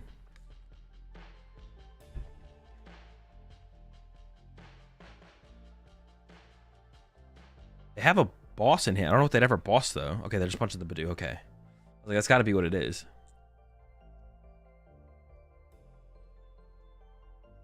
Buttermain sent up. This isn't a Turbo Guardy build, so it is gonna have to be. Oh, there's Cresselia in there, bro. People are teching for. People have the techs here for Dragapult. I think Daichi was playing Radiant Serena, but I wasn't able to confirm it. And then the Cresselia back in the Gardevoir. Dude, people are teching for Dragapult, bro. People hate Dragapult. Here's the Irida for the... Oh, they got the Aroma. They are playing the Aroma build. So they have like a little bit more of an aggressive turn too. It's not going to lead to an attack, but they're going to be a little bit more set up than they would have been if they were playing like a... TM Evo build. They do still play TM Evo, but they also have the Aroma in there as well. Curly number 2. And here comes Curly number 3. Dude, you can play literally every ace spec in Gardevoir. You can play Hero's Cape, you can play Prime Catcher, you can play Secret Box, you can play Unfair Stamp, you can play Aroma. I don't know what other ace specs exist. I don't think I play Scramble Switch in my Gardevoir deck, but Scoop Up Cyclone. There is Scoop Up Cyclone. Trolley. There's Trolley. I guess you probably aren't playing Reboot Pod. Blender honestly is pretty bad, but it wouldn't be the worst thing ever. Yeah, there's definitely worse things. Blender's better than Reboot Pod. Megaton Blower. I don't know about that. I don't know if we're playing that, but if we really needed a Guardy tech, we could fit it in there. Neutral Zone. People have played Neutral Zone. Ancient Drum for the Flutter. Yeah, a little bit of cycling with the Ancient Drum. True. All right, we're going into the vessel here. Get a dark and a fire, so we can get that dark established on our Monkey Dory. Well, we kind of have to put an energy on our active, though, actually. Maybe if we have a Sada for the active, then we could put the... We do want to establish these darks on these Monkey Dories. I guess Monkey Dory. We did discard the other Monkey Dory there. Oh, going back in with the Nest Ball. Forgot about that. I assume I was going to probably go get a second Gouging Fire here. Miracle Headset. Miracle Headset wouldn't be terrible. It's true. Amulet of Hope on the Drifloon. All right, Amulet of Hope was kind of capped. That one sucks. Who do you think plays better, Japan or NA players? It's irrelevant. Doesn't matter. It's equal. They do have the boss on the Curlia. Oh, they can KO the Curlia with the Monkey Dory move plus the attack. Getting a Curlia KO is pretty nice here.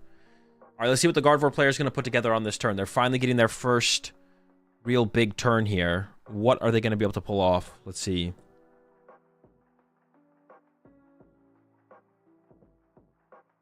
We're most likely done with ace specs now. Yeah, for sure. I'm pretty sure ace specs are just cooked. Going to the Artisan. It is a fail on the Artisan. We must have what we're looking for in the hand, I would assume. And I wonder what the play is going to be here. Ooh, I don't like that Artisan discard. I think keeping those around for potential bumping Magma Basins potentially later on is probably correct. I don't like that Artisan discard there. We got the Dark Energy to work with for our Monkey Dory, but we're going into the Arven here. Getting an Ultra Ball. That looks like that's going to be our out to the Gardevoir here. And we might just be attacking with... He's up Clef Key. I thought that was another Monkey Dory.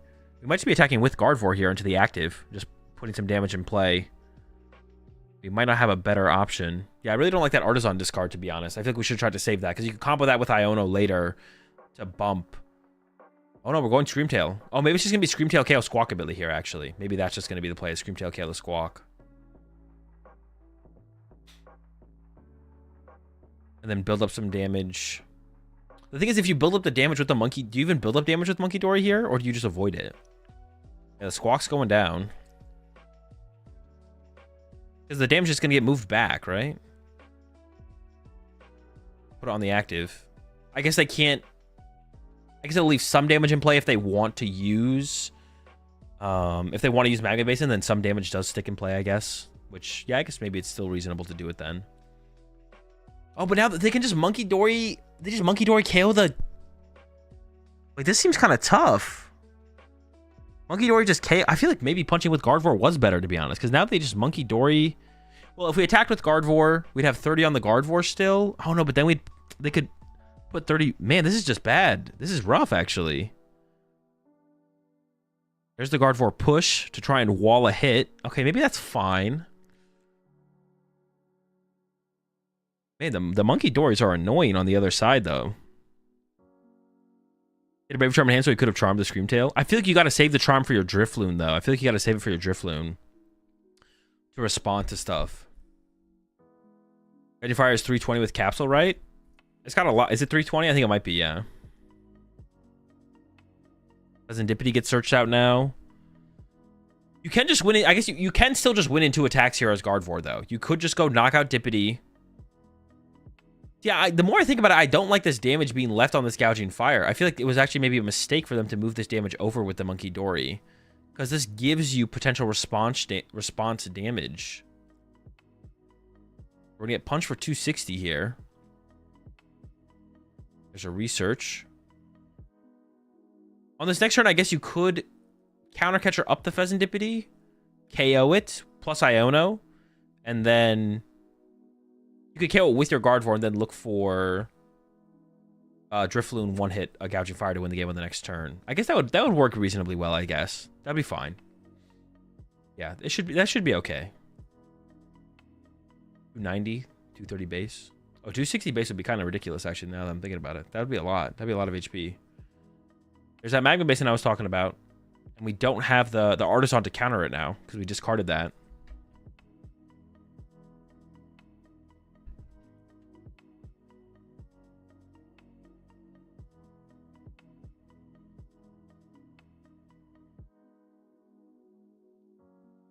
There's 5 rounds until the reveals happen. I feel like we got to start, like, they move the damage off Kirlia? Maybe just to protect it from Basin? The damage was moved off of Monkey Dory. I mean, if it was moved off Kirlia, Monkey Dory from the other side wouldn't KO the Kirlia. So it's like you're not really protecting against anything. Like a potential knockout or something. Alright, here comes the 260 punch.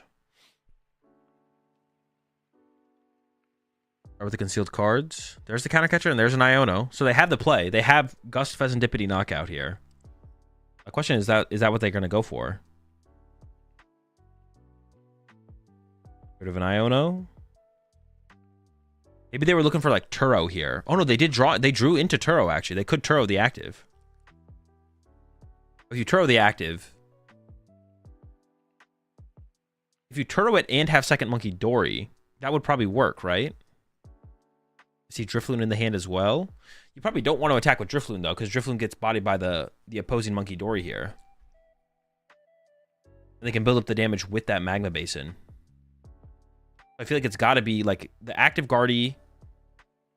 260 on us. We put 30 more if we put 3 energy. We could have manually attached return to it. Okay, they're committing to the Drifloon. I guess, what if you Turoed your active and KO'd the active with Drifloon? Would that also work? That feels like that would work as well, right? You should probably move the damage off the active first with Monkey Dory and then Turo it, though. Yeah, we should have Monkey Doried first, I think. I guess we could, like, send up the... Well, yeah, now we don't get to build up... Well, no, maybe we don't want to build up Monkey Dory. Well, there's so much damage on the other side. No, maybe we don't want to build up Monkey Dory damage here.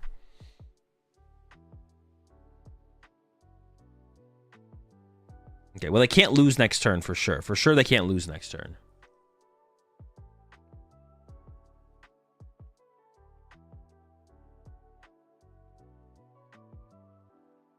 Oh, they're specifically actually going after the Dippity here. Are they not going to... We have to KO it here, though. Okay, they definitely messed up by not moving the damage off the Guardy first. That was definitely a mistake. Now they're moving through to the active, and now they're going to go Guardian Knockout.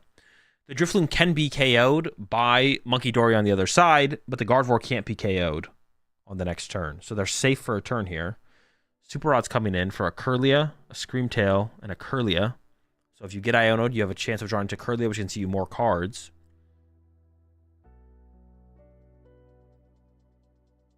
I don't know. This play feels like pretty mid. I feel like we could have KO'd the active with Guardy EX and been safe, to be honest. We could have had 1 damage on our Guardy EX in the active, KOing the Pheasantipity, I think. And that would have just been better. If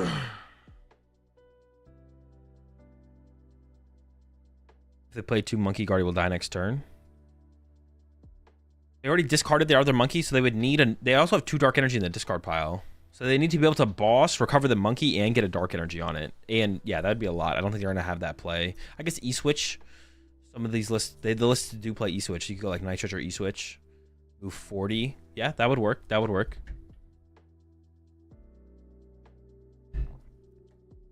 Who's favored? Slow Guardy versus Turbo Guardy? I have no clue. I would assume Turbo Guardy just because they can draw the first prize card for faster. And they don't really play that many less other cards, but I don't know. Well, actually, I don't even know though, because double Monkey Dory is like pretty impactful as well. Yeah, I have no clue, to be honest. Like, being able to use like double Monkey Dory is like a pretty big deal. Yeah. Whoever Badoo's better, probably. Monkey active and then Delphox. Oh, the Delphox play could be crazy here. Well, no, but they'll always push up the Gardevoir EX though. So it would have to be like... Yeah, you need a pretty crazy turn. It would have to be like Monkey Dory the active into a Delphox play with a boss. But yeah, that is possible here. Let's see if they get it. Let's see if they get it. I see the Delphox in the hand. They have Basin in play.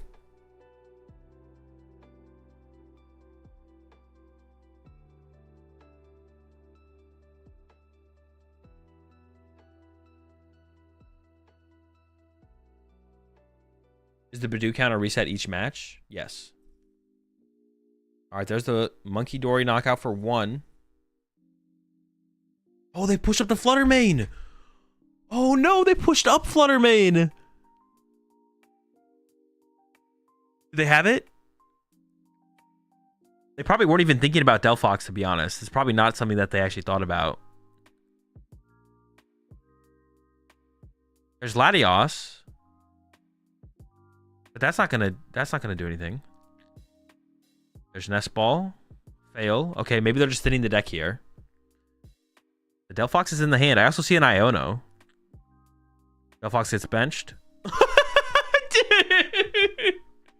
Did you see his reaction? Dude. So we need to find Energy E-Switch here. You need Energy E-Switch. I don't see it.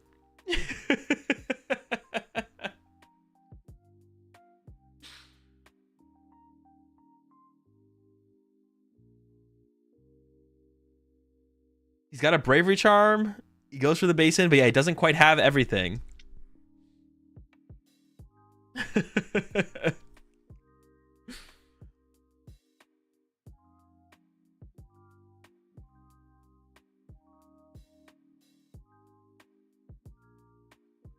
Doing some damage on the Gouging Fire. Didn't even put the energy on the Delphox there.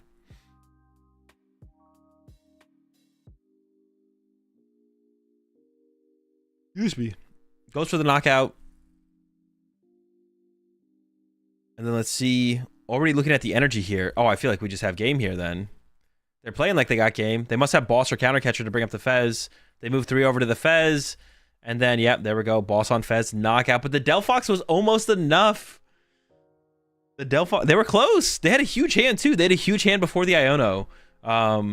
Huge hand before the Iono. But they still needed the attachment plus the E-Switch. Couldn't find it. That was super funny though.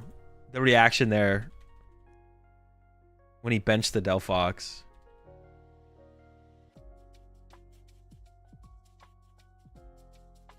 Definitely was not thinking about Delphox at all. There's the bench.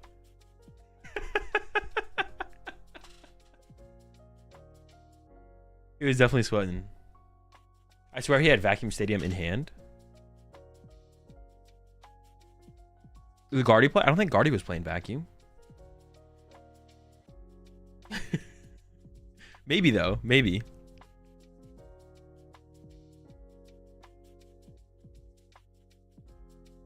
Go to Basin twice. Oh, to Basin twice? Oh, shoot. Maybe. Oh, let's go back and watch that, actually. I just assumed you were talking about the Guardy player.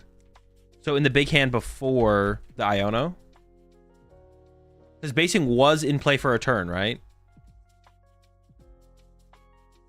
I think I did see another Basin in the hand. I can't really tell, though. That Flutter Mane out of my way. That is a vacuum. Yeah, I think you're right. Yeah. The Basin, the vacuum's in hand. I see it. I think you're right. Because there was no Iono on this turn. Yeah, they did have the double vacuum play. Or the double Basin play. It was in the hand. All right, well, they're going to a break. I'm going to go to a break, chat. I'll be back in a couple minutes.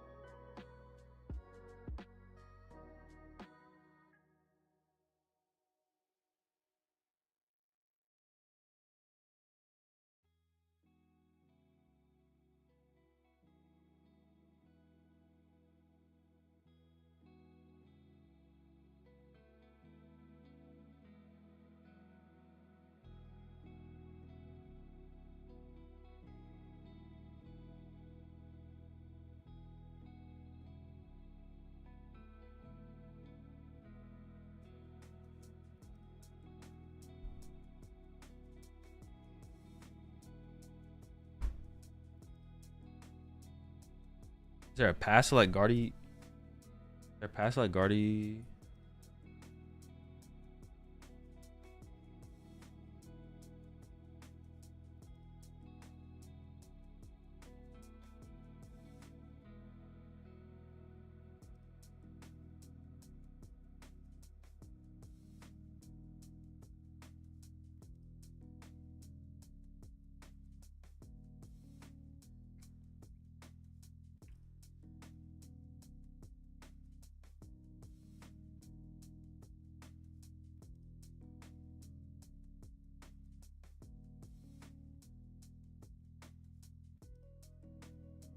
Am I crazy, or does anyone else think that Scramble Switch is the perfect ace spec for gouging fire?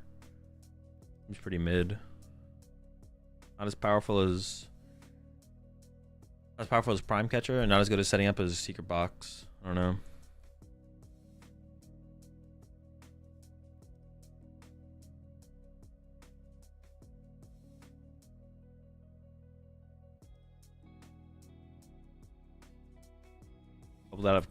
Bubbled out of a cup today because first place gave second place a win instead of a tie, which gave me less opponent's win percentage than the guy who took my place and cut.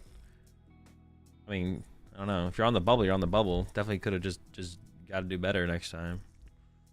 Don't be on the bubble.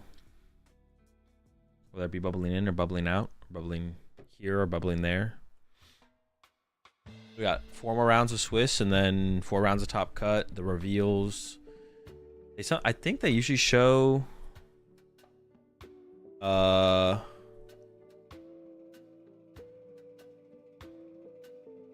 think they sometimes show like 2 rounds of top 16 or top 8. I feel like they usually show both top 4 matches though, for sure. Could be wrong on that. Who won Dawn versus Lost Box match? I'd step away. Oh, you mean Ancient Box? Oh, Miraidon won. I was like, Lost Box. Have we seen a Lost Box today? That's what I was thinking. I was like, I don't think we've seen Lost Box today. Miraidon did win.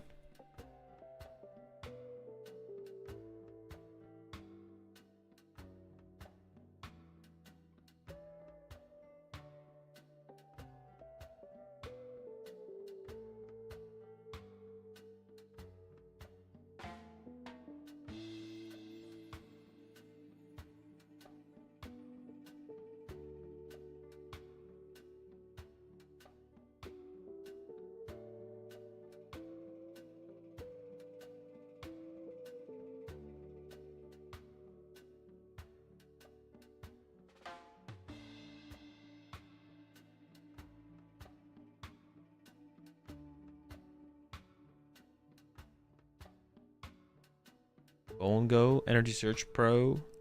Is this like the celebs list? Are they showing his list from yesterday?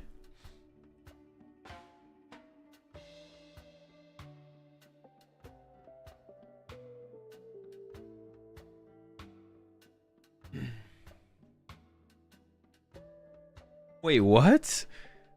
Wait, you're just wrong, Chris.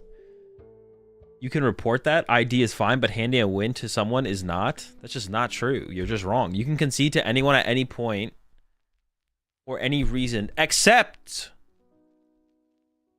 conceding to someone based on the results of other matches. You're not allowed to determine the result of your match, whether it be conceding or your opponent conceding to you, or choosing to tie based on the results of other matches. But at any point in the game, you can ID with your opponent, concede to your opponent, or your opponent can concede to you.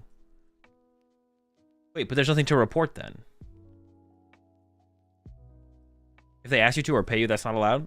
That's also not allowed. That is true, yeah.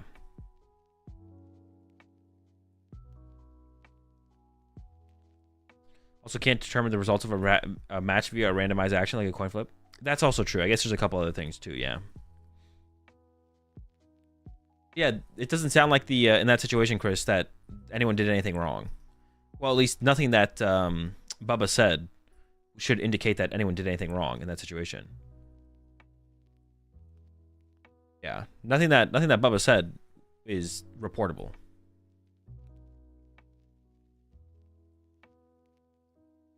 Also, no gen alphas. They're too soft and need to learn. True. Also, no gen alphas. These are all facts.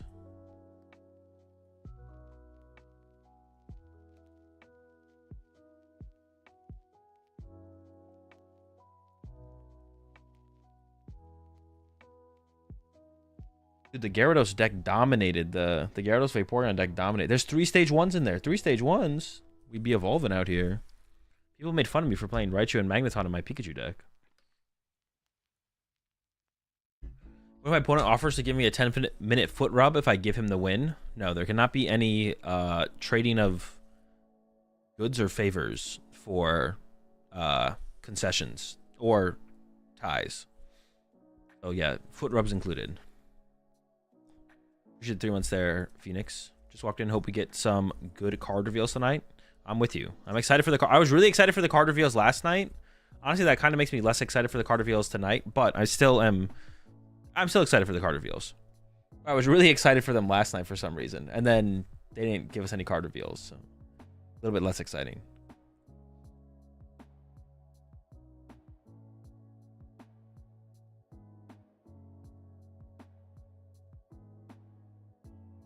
Have they nerfed or buffed any cards in Pocket yet, or no?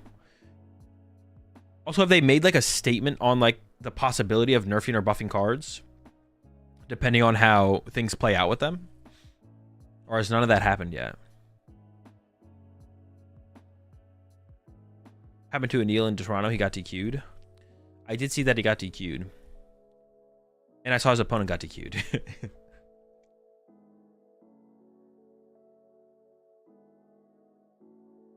No on both at the moment. What if you can cede to your opponent and rub their feet? I don't think there's any rule against that. The store might have a problem with you rubbing someone's feet in the store. But like technically I think you could technically concede to someone and then rub their feet, yes. Or yeah. But there can't be a deal involved. DNA doesn't really like doing nerfs or buffs post-released, as far as I know. What other games have they done in general?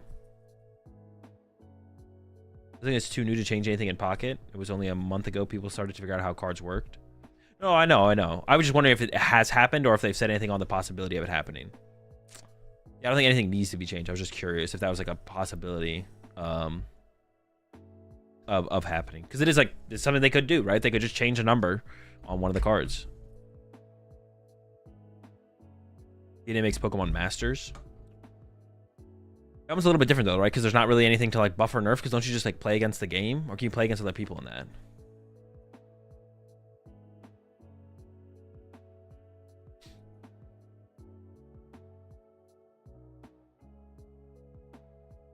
Wait, they didn't have Fabian's actual name up there, right? It was, well, it was Fabian's name in Japanese. Didn't like say Fabian, right? Oh no.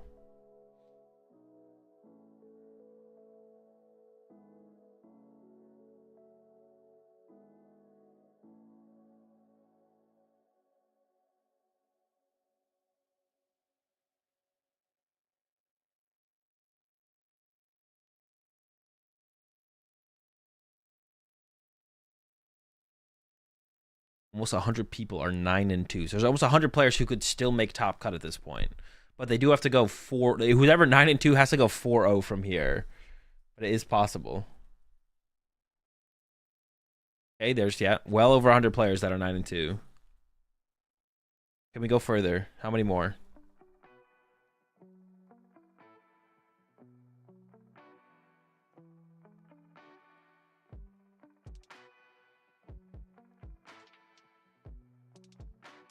Next page.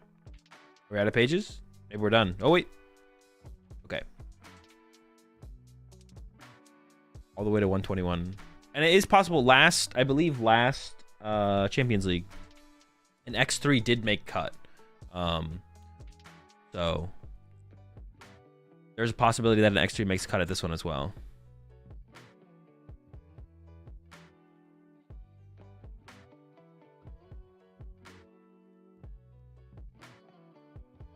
You do trading pricing and points at cups and challenges if you're already maxed out on championship points and the opponent is still working on their championship points? No. You can't concede to someone for pricing at cups or challenges. I mean, you could concede to them if you wanted to concede to them, but you can't concede to them like in an agreement. Anil talked about it in his podcast Shift Gear. You'll have to listen to get the details.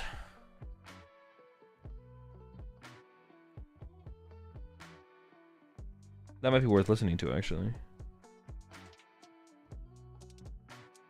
I was already gonna. There was another reason I was gonna listen to their most recent episode for some reason.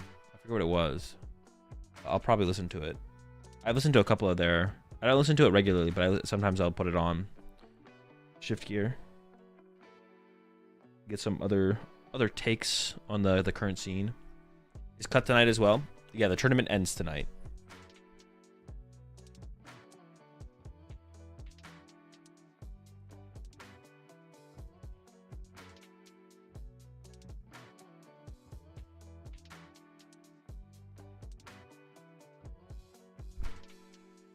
Because Kieran did well at Toronto. I don't think that was why. There was a different reason. I forget what the reason was, though. But I was interested in another topic that someone said they talked about on the episode, most recent episode. Any other podcasts you like? Not really. I sometimes listen to the Tag Team podcast or the Shift Gear podcast when I'm just curious about like other people's takes on whatever, just like Pokemon stuff in general. It's like I just want to listen to a Pokemon podcast, so I'll listen to the Tag Team or the Shift Gear. There's no other real podcasts that I listen to regularly, though. Not that I can think of. You listen to Talk Tua, of course. Not even Lake of Rage. Oh, yeah, Lake of Rage as well. Honestly, it kind of depends on whenever...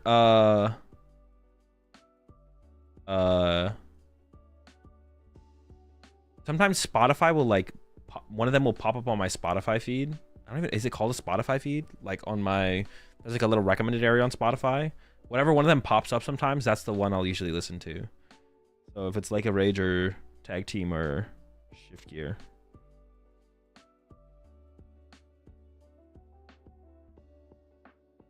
What about Spill the Tea from Joe? With Joe from Omnipoko and Alex Dow. I've listened to their first ever episode I listened to. But someone's mic was really bad, so I had to turn it off after a little bit. So hopefully they fix that issue. I think someone's mic was pretty awful, so I couldn't listen for too long. I'm not gonna lie, but hopefully they got that fixed. Someone had a bad mic.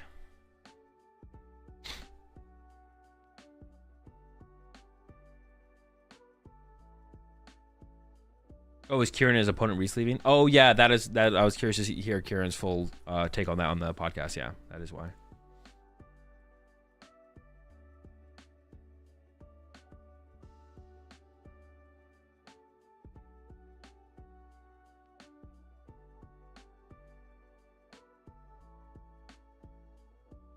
Kieran was in chat the other day and he was talking about it.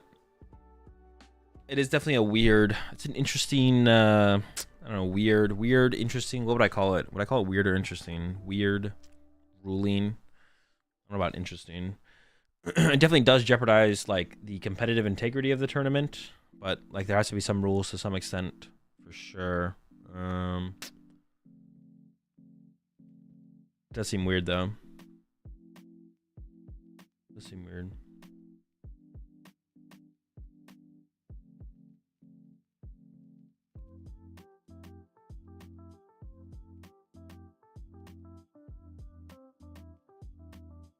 Correct answer is you listen to reruns of the Uncommon Energy podcast for 9 hours a day. No, definitely not. Listening to myself is annoying. I've gotten more comfortable. When I first started like making YouTube videos and stuff, I could not listen to myself speak at all. But I have gotten more used to it over the years.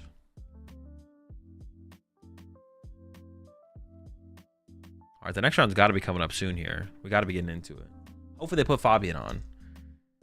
I feel like it would be like pretty cool. I'm surprised they haven't put Fabian on up to this point. Maybe it's been matchup reasonings. I'm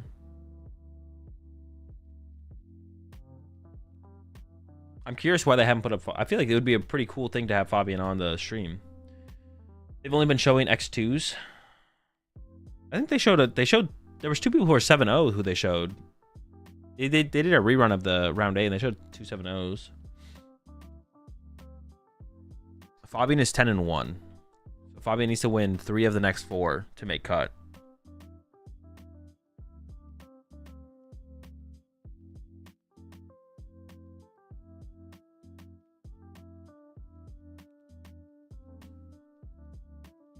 I mean, if he makes the finals, they have to put him on, so.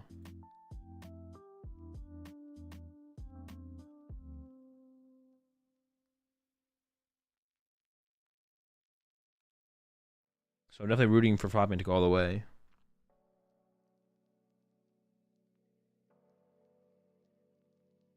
Fabian's record? Fabian is 10-1. Who's Fabian? Very good player from France. Very good French player.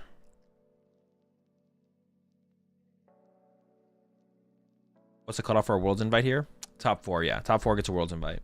I don't know how that applies to Fabian. Like, would Fabian get his Worlds invite if he got top 4? Maybe?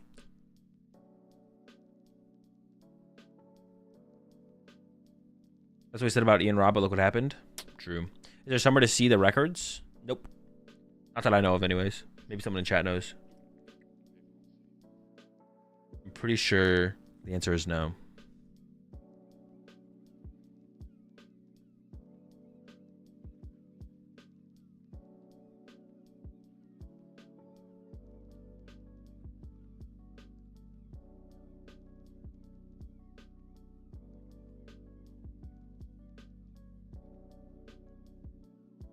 Can you hit the Ian Robb?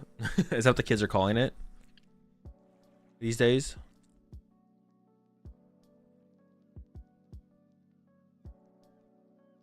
Dude, I talked about this yesterday. I have to imagine Golden Go like has to be a dead deck with Badoo being in the format. I'm surprised we've seen so much Golden Go, to be honest, because it seems like it's literally just a dead deck. It feels like there's so many ways for Badoo to just like body you. Yeah, it feels like it just has to be a dead deck.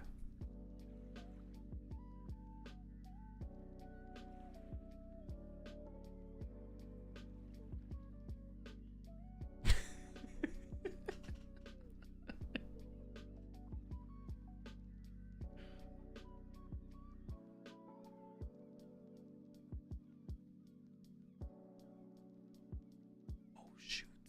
I just popped my shoulder. I was busy today. I missed the card reveals. Yep, they're bringing back tag teams. They're not called tag teams, but they're similar.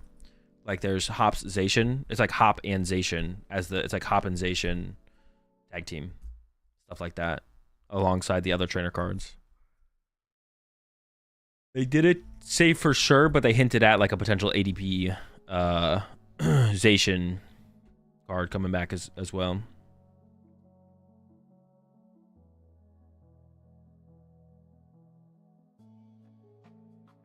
What is that emote? XDD. Is that like an otter in the snow? What is that emote?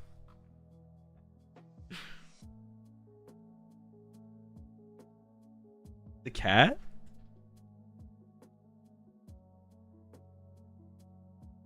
It's a cat. It's a cat with a Santa hat. Have you never seen? I think I have seen it before. I never really looked at it very hard though.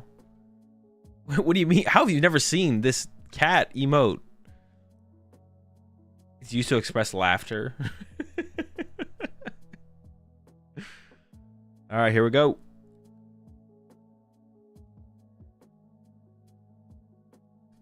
Both players are 9-2. So once again, this is like an effect, not a win in it, but like it's a losing out. If you lose this, you're probably not making top cut. I think we saw the player on the left yesterday, didn't we? I'm not sure who it is. They're probably a pretty notable player if they keep putting him on, though. Yeah, I think the player on the left we saw yesterday, they were playing... Honestly, I don't remember for sure. I feel like we saw them yesterday. Maybe not, though.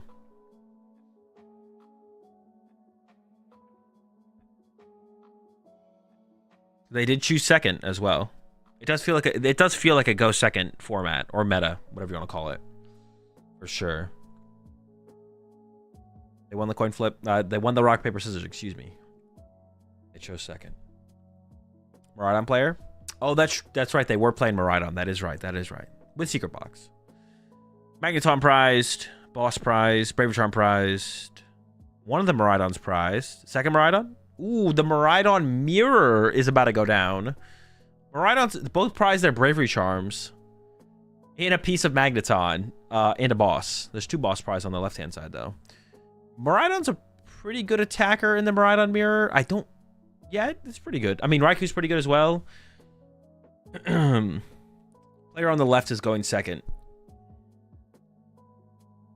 I think. He took the little... The red paper. So I assume the player on the left is going second here. We'll see.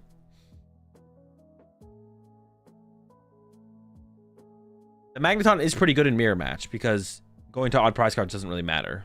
Unless they can KO your Squawk ability with Iron Hands, I guess.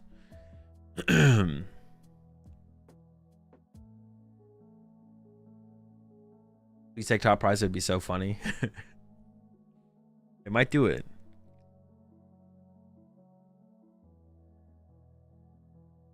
Or if they're like a left-hand side, right-hand side prize drawer, like they draw the left 3 or the first or the right 3 first. Maybe they'll draw the... Ooh, triple nest ball in the opening hand is pretty good. Okay, rescue board top decked. Let's use fleet footer. Let's chill out here. What are we doing? What are we doing? We're just playing cards. Now we can't put the Force Heals on our Raikou. I guess we're benching the Raichu though, so maybe it's okay. Let's fleet footed here first though. What are we doing? Slow down. All right, fleet footed. All right, just letting the energy. We do have Arven in hand, but it feels like this has to be Ultra Ball for Squawk. I don't know. Is it Ultra Ball for Squawk ability? The hand is like kind of mid. All right, it's definitely Ultra Ball for Squawk ability. Now, we probably shouldn't be Ultra Balling away Arven as the first thing we Ultra Ball away here. Because if Squawk ability is prized, we probably want that Arven. So that's definitely another mistake there. We could have Ultra Balled away the Vacuum plus an energy instead. But Squawk ability is not prized. They lucked out this time. Got lucky this time. Next time you won't be so lucky though. They get the Billy. They can start cooking. Blood Moon is really good in Mirror though, right? Yeah, Blood Moon's pretty solid. We could even see them like... would you ever attach to Blood Moon here? I don't hate attached to Blood Moon here. Yeah, attached to Blood Moon that you could double turbo to. I honestly... bench Blood Moon attached to Blood Moon is kind of chill, actually. The more I think about it. I kind of like... Never mind. Go buy Blood Moon. I kind of liked actually that. The idea of attaching to Blood Moon turn 1 because you can double turbo it next turn. Okay, we did draw Latios plus Pikachu. So we can retreat to Pikachu and hide behind Pikachu for the turn. Pikachu's a great Pokemon to hide behind. Oh my gosh, the hand's dead actually. How do we play this? There's a Miraidon grab. But yeah, our hand is dead. Yikes. I think we're basically living off a top deck. I mean, I don't hate them playing like that right now. Unless you want to leave the Raikou active to play for a fleet-footed. Leaving a 2-prizer in the active. I mean, I guess maybe you don't know the matchup. I mean, if you bench Iron Bundle, then you definitely know the matchup. If we're benching Iron Bundle, that means we know the matchup for sure. We're benching Iron Bundle, and we're benching the Pikachu here to play around Iron Bundle. So it looks like we definitely know the matchup for sure.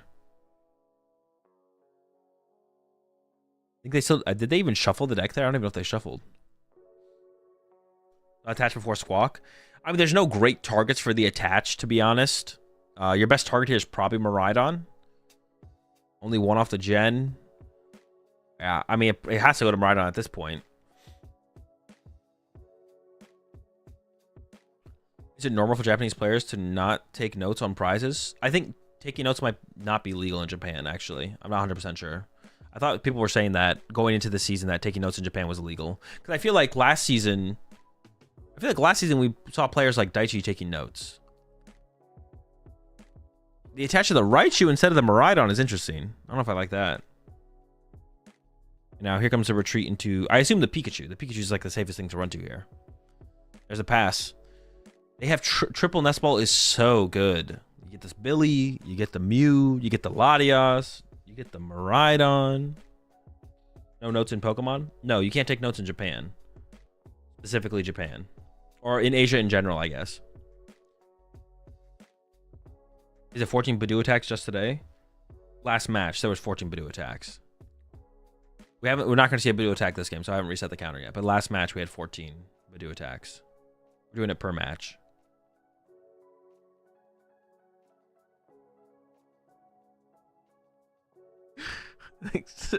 Immediately typed in all caps and got timed out.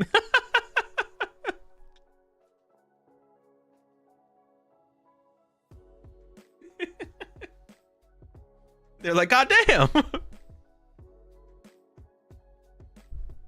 Honestly, Badoo here would have been a pretty good... Yeah, Badoo here, like, if we don't want to, like, overly extend for, like, the turn 1 knockout, want to take our time, attacking with Badoo here would be pretty good, to be honest. All right, nest ball number 1 finds Miraidon. We get our Pikachu and our Raikou. Like I said, there's a lot of nest balls in hand. Oh, we have Arven. Oh, there was only 2 nest balls. Oh, there's only 1 nest ball in hand. I thought it was 2. Or I thought it was 3. There was 2. Nest ball number 2.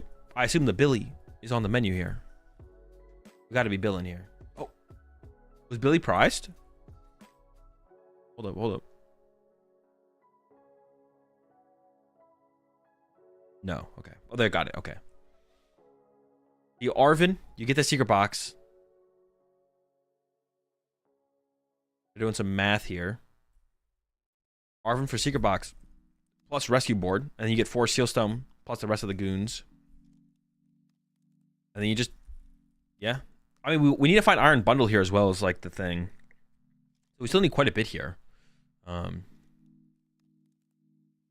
see what they can put together.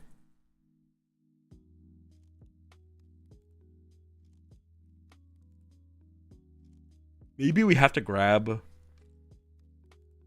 Man, I don't even know what we have to grab. It looks like they're thinking about not benching Iron Hands, which would be interesting. What is their attack for turn going to look like then? Are they just going to, like, motivate the Pikachu? Is that going to be the play, motivate Pikachu, or just hide behind your own 1-prizer? Maybe you don't want to put... Actually, you maybe don't want to put Area 0 in play here to give it to your opponent. You maybe hold off from putting Area 0 in play. That could be how we approach this as well.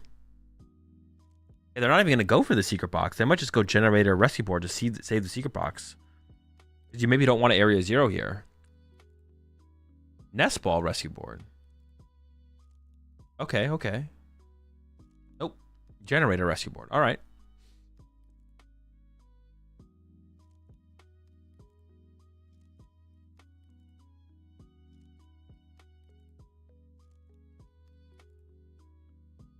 He did take the nest ball and then shuffle once. Are they making him go take the nest ball back? That might be what's happening here. He did take nest ball and then shuffle the deck once. Are they making him take the nest ball instead of the generator? No. What was that? What happened there? So can you commission a Badoo emote? I could, yeah. I could ask see if Horsey's available.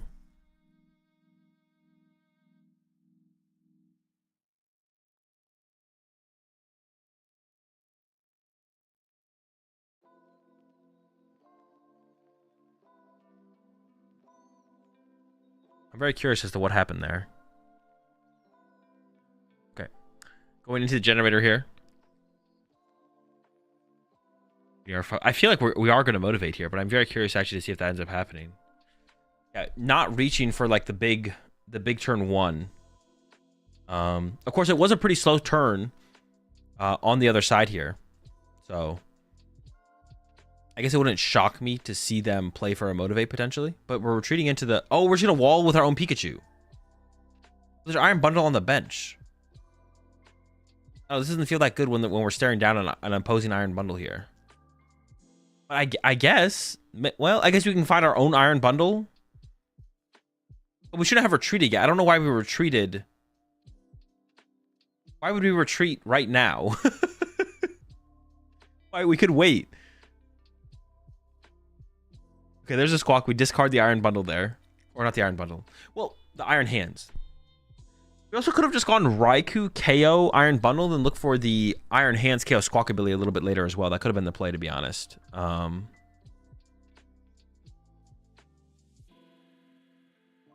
we committed all of our energy to play for turn. We're definitely just hiding behind Pikachu for the turn.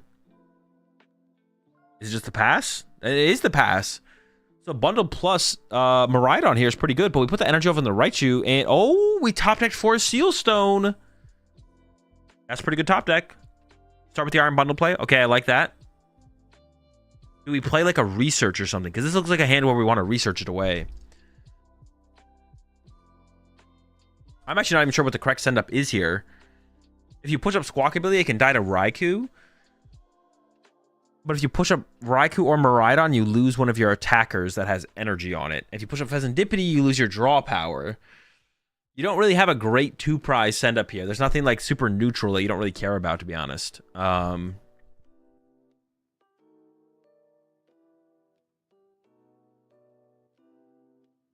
They are stressing about it.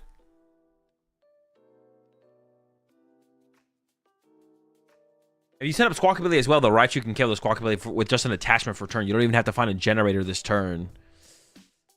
But there's the Squawk send up. Like I said, the Raichu can just KO it with just an attachment. I don't think you're just gonna force Shieldstone for an energy here. Or Shieldstone for something like Research would be really good if they play the Research. Not everyone plays the Research. Definitely plays Arven for sure, but Arven for Generator is also like not that powerful either. I mean, that'd be terrible actually. Hopefully they play a Research. Arven is so bad here. Ugh. They don't even have a good take. They don't even have a good grab. They go for Arven, but that means you're... Is it better to just get an energy for a turn, just attach an energy for turn instead? I don't even know if this is worth it. Man. Yeah, this is rough. Yikes. Is there even a tool? No, the Bravery Charm is prized. They don't even have a tool card to get here. They're getting a... They use Force Shieldstone for Arven for Generator. Dude, that's so bad. I think it would be better to just get a basic Lightning for turn. I mean, there's not much more they can do, but it's just such a... It's just so... It's so nothing for the turn. They're just not... That was their whole turn. What if they whiff? They only got one. They got two. We got two. We did get two. We did get two. But I feel like maybe leaving the Arven in the deck is just better. I feel like we should have just gotten an energy. I don't know. I feel like we should have just grabbed an energy off the deck instead. I don't know. It's just so... I don't know. Like, it's just bad. Like... Oh, we can put it on the Raikou and then Fleet-Footed, though, I guess. We could put them both on Raikou and Fleet-Footed. No! What? Why would we not take the knockout with Raikou? Are we just going to pass with Pikachu in the active still? No, we're definitely taking the knockout. We could have knocked out with... We could have got a Fleet-Footed off. I guess we could save our Raikou for next turn. Is that better? Okay. It actually might be better to save the Raikou, because the Raichu is, like, pretty inefficient at KOing anything besides Squawkabilly. Okay. I don't hate this, actually, because the Raichu... It's so much harder to KO anything else with Raichu. The fact that the Raichu already has an energy on it, which it probably shouldn't. The attachment for turn probably should have gone to Miraidon. But now that we're here with an energy on our Raichu, we do miss out on a Fleet-Footed this turn, but we can make up for a Fleet-Footed next turn, I guess. Because if we attack with Raikou this turn, it dies, and then we don't get Fleet-Footed anyway. So we're only getting one Fleet-Footed, and we don't need anything else this turn, I guess, theoretically. So I guess it's fine, to be honest. I mean, it all feels bad. That turn was pretty pitiful, to be honest. Not that they could have done anything else, but it's just a pretty pitiful turn. They do get the first 2-prize knockout, which is very big in the mirror match. It's a big deal. But it's gonna be hard to overcome the lack of stuff. Ooh, and there's a boss being found off this Luminion here. Boss KO Raikou is pretty brutal. That's pretty good here. That's definitely pretty good. Yeah, this is feeling pretty tough, to be honest. For the player on the right here. They're still ahead in the prize exchange. And they did get the Magnemite off the prize cards. Which can be a big deal for getting a follow-up attacker. Not next turn, but the turn after next. Why are the Dawn players not trying to set up Magnemite at all? Because no one's put an Area 0 in play. So they don't the player on the left hasn't really had bench space to put it in play. And the player on the right prized Magnemite. So that's why. In this set, anyways. I don't know. There's some other sets that have happened, of course. But they did just use Luminion for boss before Pheasantipity. I don't know if I like that. Why would we want to use Luminion before using Pheasantipity? That doesn't make a ton of sense, right? Doesn't make any... Yeah, we should probably Fez before we Ultra Ball for Luminion for boss. I don't think that makes a ton of sense. Saving Luminion to get like a boss next turn or something like that is probably better. That's definitely a mistake there. They also play the Ursaluna, which could be a big big card here coming up. What are we using right now? Nest Ball? I feel like Mew would be the prime target here, but maybe we're trying to set up the Iron Hands to KO Squawkabilly in case Magnemite comes down. Then we take away the possibility of Magneton. That wouldn't be terrible. If they needed to hit Generator, Boss, then it would make sense, but they didn't. Yeah. We don't need the Generator hit this turn, so I definitely feel like using Lumineon was probably incorrect here. Also, because we could, if we don't have Lumineon on our bench here, we get the boss off the Pheasantipity, then we could have possibly put down Magnemite, wait, no, Iron Hands and Latias, right? And then we could have Iron Hands and start to build that up. Because if next turn they go like bench Magnemite, you could KO the Squawkabilly for 3 with Iron Hands and take away the possibility of even using Magnemite. Second Generator getting used here. We don't even have a target for, if we hit 2, we don't even have a target for this extra energy. Oh, this feels, that Generator didn't feel necessary there. I don't know. Could have held out for our potential Iron Hands. But here we go. We got the boss on the Raikou here. I assume. We'll see. Still got Fleet-Footed to work with as well. We haven't actually used Fleet-Footed yet. Alright, there's the Fleet-Footed. Yeah, there's a boss on the Raikou. And knockout. I take Latias. Also a pretty good question. Yeah, I think Mew would even be better just to play around a potential like Iono, right? Having Mew in play to play around a potential Iono seems pretty good. Boss off the prize card is pretty good here. Brave Return would have also been pretty decent there as well, to be honest.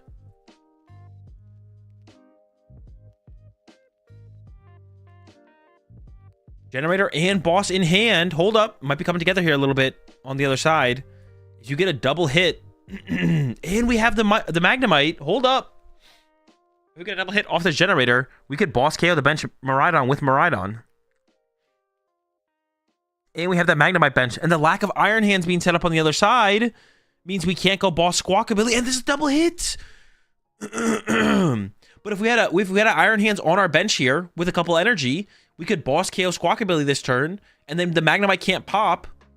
Wait, no. That wouldn't even matter at that point because the Miraidon would still be set up. No, never mind. Don't mind me. I'm cooking too hard. But the double hit on the Generator means we get to attack with Miraidon.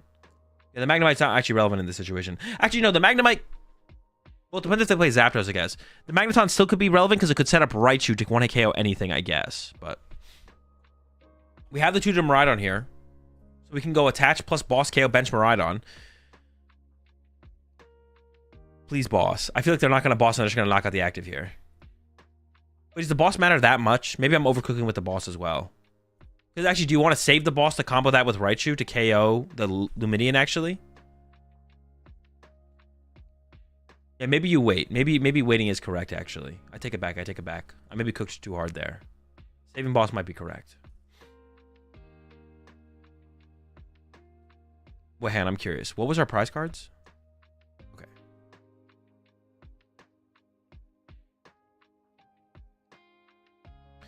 Why not boss the Fez? I don't think you're really concerned with draw power. I think you're concerned with taking away an attacker, potentially. If you had KO'd the Miraidon, the active Raikou can't KO the Miraidon EX. Wait, no. How much damage does Raikou do? Oh, no. I'm overcooking. I'm definitely overcooking. I thought Miraidon couldn't... Or Raikou couldn't KO Miraidon there. But Raikou could have KO'd Miraidon there if we benched the thing. We should definitely bench the thing. So, yeah. Never mind. I'm definitely overcooking in this one, to be honest. We could go for Ursaluna this turn. Which can't be KO'd. Even by Raichu with 4 energy. So you'd have to get a Generator to get to 5 energy. Yeah, so the boss KO Lumineon for game is I think the line here. There's no energy in hand. Yeah, Raichu has to KO Lumineon here. So we need to find Ultra Ball or Magneton or a Generator off the top deck.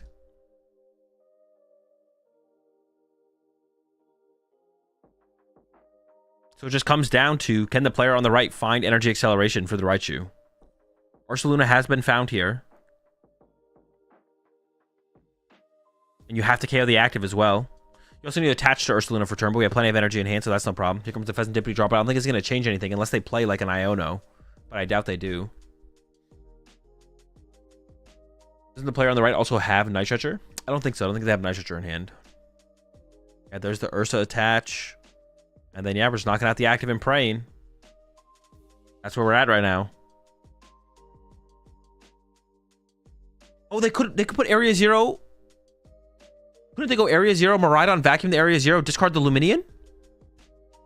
They have Area 0 and vacuum in hand. They could have got their Luminion off the bench.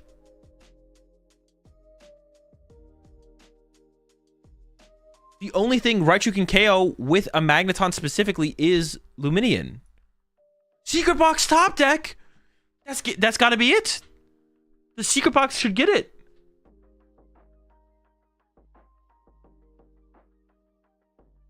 You get oh no, do they have enough cards? How would you even actually what do you even get here? Oh no, do they even have a boss left? Okay, they can get boss generator.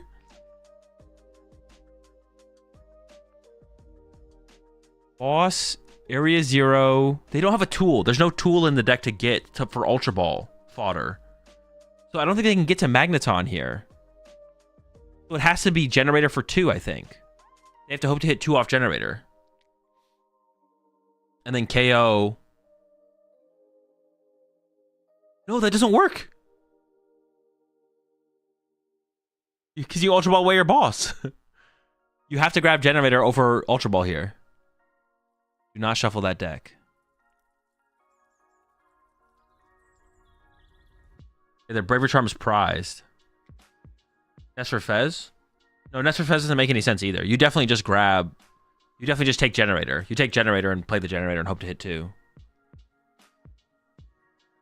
Don't have electric gen? No, they do. There's one in the top of the deck. Did you use Sealstone? Yeah, Sealstone's been used. The generator's right there. You can't... This doesn't work. No, it doesn't work.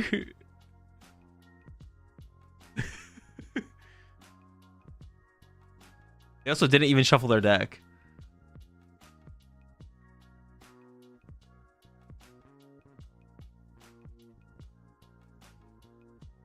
No! No! What, are they gonna hide behind the Pikachu? Dude, they had it, bro. Oh. They had the nuts. They top decked Secret Box. They got the out, bro. No! Dude. Every turn of the game, they top decked it to put it together to get the next 2 prize cards. And then they just threw here at the end.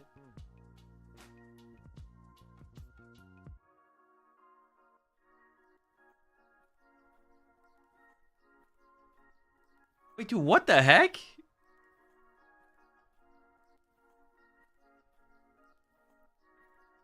Did they forget that they have, Did he forget about Latias?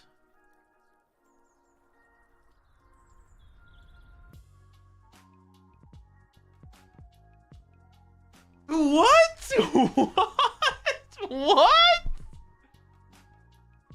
Dude, what? What? Dude, they had the out. They had the out. But then I don't even know what they chose to do here at the end.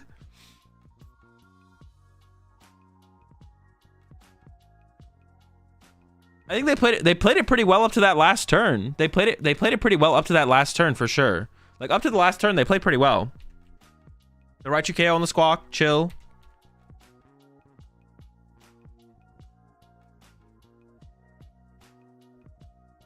I wish there's a way to like skip turn to turn. Is there a way to like skip like 20 seconds on the YouTube thing?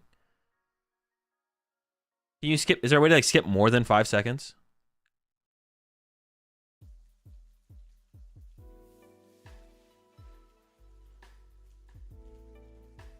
J and L?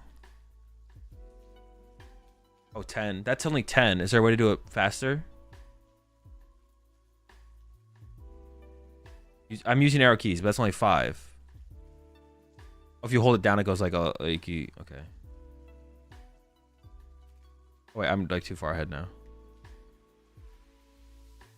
You can change the skip settings. Playback speed. What? Where? Why'd you lie? Why would you lie? That's crazy. Top got next? No. There's 15 rounds of Swiss. So I want to go back to... Yeah, this turn here. Hold up.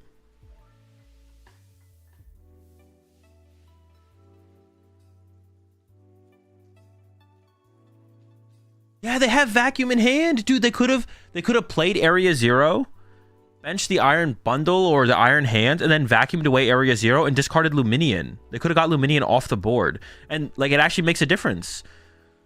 Because if they take Luminion dying, because if they have Magneton, if they have no energy Magneton boss, they couldn't get a KO.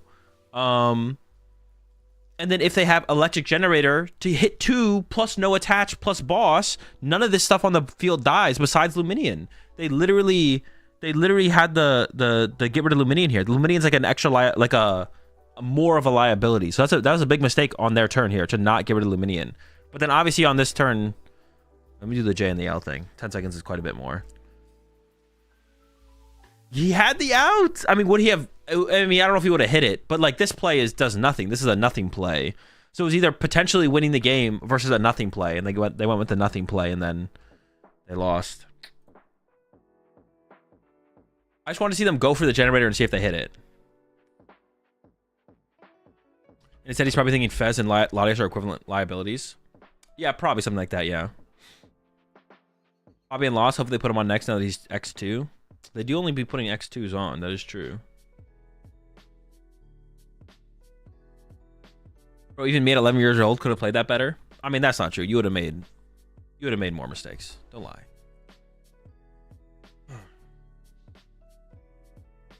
Nest Fez? No, Nest Fez was also bad. Nest Fez was also bad. Well, no, Nest Fez was better than what they did. He said he got way too hype after getting his 10th win and played really bad into Sarah Ledge. Bro, he's just excited to come back again. At 11 years old, would you have played better? Probably not. Probably not, no. Well, I don't know. I didn't play when I was 11, but I definitely played a lot worse when I was younger, for sure. Nest Fez, Pika Wall, if not goes well. Yeah, Nest Fez was better than what they did, but the best play was just to get to Generator and go for the win. Just go for the win that turn. But yeah, Nest Fez was better than what they did, but the best play was just get the Generator.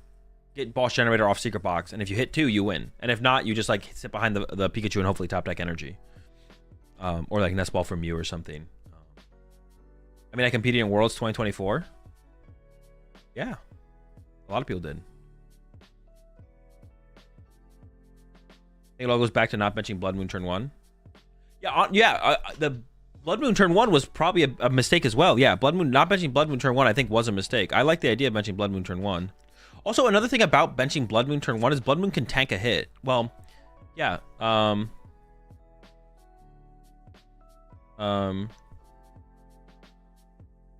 didn't really think Blood Moon doesn't just die. It's like another thing about Blood Moon.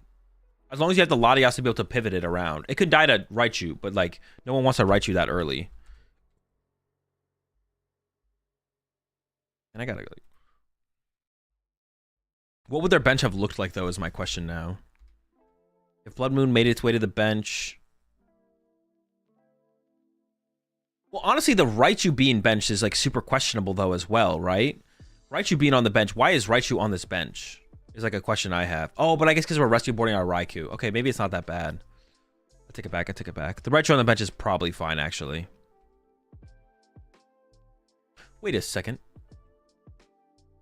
How did we get that? Oh, that was for a generator. Yeah, the Raichu being on the bench is probably fine, to be honest. Raichu being on the bench is okay. I take it back. Because we needed an out for a Forest Seal Stone. Kind of like sucks that we opened the Raikou, I guess. Yeah. Yeah, that's whatever. But this first energy should have gone to Miraidon, I think, for sure. It going to Raichu was... It going to Raichu was iffy. It should have gone to the Miraidon, for sure. Another mistake there.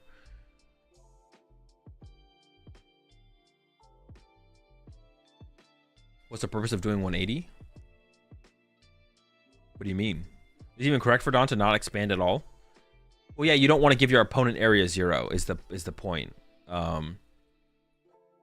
the point of not putting area 0 in play is to not give it to your opponent for free. So you don't want your opponent to like not have to like work for their area 0 through Secret Box or just naturally drawing it. So you don't want to give it to them. So if you can avoid putting it in play, you're going to try and avoid putting it in play. Until you're the first person to draw for 2 prize cards. If you're the first person to draw 2 prize cards, that's the turn you want to go wide, because you don't. If you're ahead, you just need to stay ahead and you win. So you're just going to go wide, get all your resources and options in play, and take the first 2 prize knockout, and then hopefully that carries you from there. But until you get the first 2 prize knockout, you don't want to go wide. Is hitting double off generator higher odds than Fez drawing into Ultra Ball or generator? That's a fair question, actually, there, Tony. I think so. There was a lot of energy left in the deck, but honestly, that's good. That's a fair point. You could have not attached the board and not bench the Raichu though. Oh, that's kind of iffy though. Honestly, we maybe shouldn't have put the Iron Bundle in play and been like, all right, if you get turn 1 attack with Iron Bundle, I guess you get it. Yeah, we could have not put the Iron Bundle in play, to be honest. But I think the attaching on the board, I think, does make sense there though, because you want to get into your Pikachu. You want to make your opponent work harder for the first 2 prizes. Like leaving your Raikou stranded in the active to just give your opponent the first 2 prize knockout is not. You're gonna lose. You're gonna lose. You got to get into the Pikachu or the Iron Bundle or something. Yeah, you gotta put it somewhere.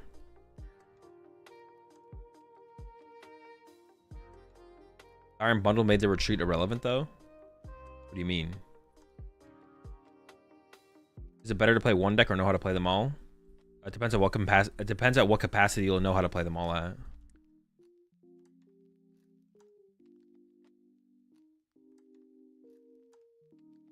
If they didn't retreat to peak, they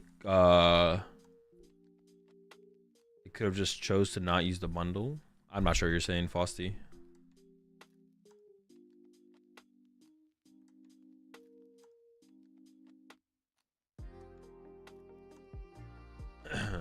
I'm just yapping, it's late. So you don't even know what you're saying?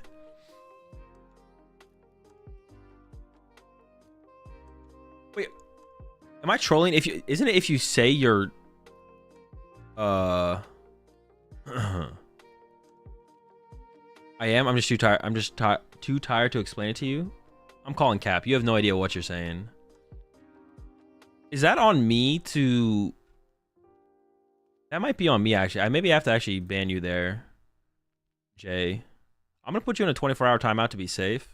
But if someone admits that they're under 13, I think it might be on me to ban you from my channel. I thought you got auto banned. I thought you got auto banned if you said you were under 13 in Twitch chats. I thought it auto banned you, but it might be on me to ban you. Actually, that actually might be my job. Sorry, but to be honest, it's your fault. You auto ban if someone reports you. All right. Well, I don't want to get in trouble for not moderating my chat, so.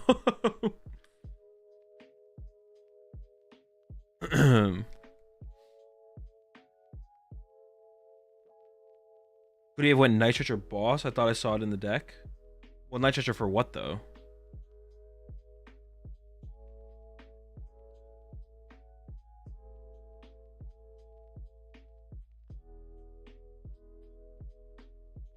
Blood Moon? Oh, true. Good point. Well, Blood Moon wouldn't have worked though. They didn't have an energy to attack with the Blood Moon. And they only got down to 1 prize card because of the Magneton. But if you go for the Nitrate, you don't get Ultra Ball for Magneton, so you don't go down to 1. You don't put them down to 1, so then you can't use the Blood Moon. So even if they had Nitrate, Blood Moon wouldn't have worked there because they didn't have the energy for it. All right, we got another match here, round 12. A whiff on this first generator.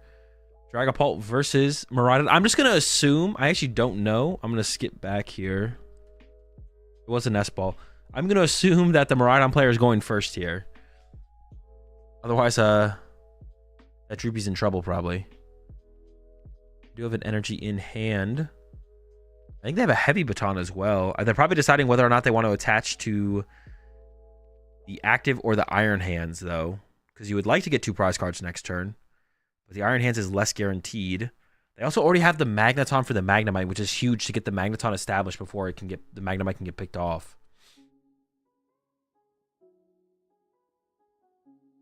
I think those guys would be better off using a different ace spec because they were just bricking themselves with a secret box. No, you're trolling. Top left corner confirms left went first. Oh yeah, that's true. They have the turn counters in the top corners. Thank you.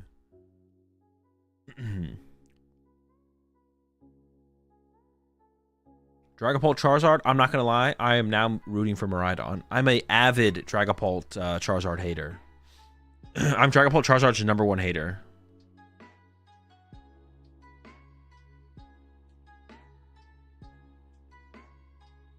Are you watching? His opponent was at 1 prize. Pulse, I explained why that was though. He was at he was at 1 prize card because he got Ultra Ball to use Magneton. Magneton gives your opponent a prize card.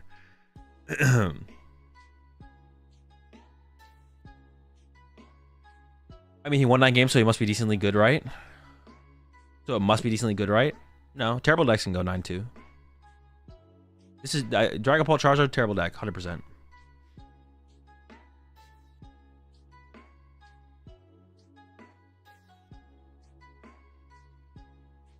Broken clock or something? Yeah, Dragon Ball Charizard or something. We do see the Badoo coming out, and for the current board state, yo, what if they had... No, they don't have it. They don't. Prime Catcher up the Iron Hands, Badoo trap it. That'd be pretty sick. I got that Resi board, though. They're cooking over here. Wait, is that a Sparkling Crystal in the hand? A Sparkling Crystal Charizard Dragapult? I'm down. There we go. Item lock. The Raikou probably will be able to attack here, of course. But this does shut down the possibility of, like, an Iron Hands. And it would have been nice to shut down the possibility of Ultra Ball for Magneton, but the Magneton is in the hand. So we will see the Magnemite to Magneton, which is a big deal. That means the Dragapult can't potentially pick off the Magnemite before it evolves. It has evolved. And we do have the energy in hand for turn. We'll probably just see like an Arven for... Ooh, do you have to commit 4 Sealstone right now and use it? I guess you have Luminion in hand. Yeah, probably just Arven for 4 Sealstone and Generator for next turn. Then attach active, knock out this Badoo, and go from there. Oh, hold on. You do have Luminion for boss, though. Hold up. Is Luminion for boss ever the play? And then boss KO... What would you even KO? The Dreepy or the Charmander? We do see the Arven getting played here, though, so we're not going to go for the boss play. But honestly, I don't hate the boss play there. I don't hate the boss play there. I don't know which one I'd KO, though. I'm more scared of Charizard than Dragapult, but I don't even know if that's true. I'm kind of equally scared of both of them. But boss something does seem pretty good. I just don't know which one I'd boss.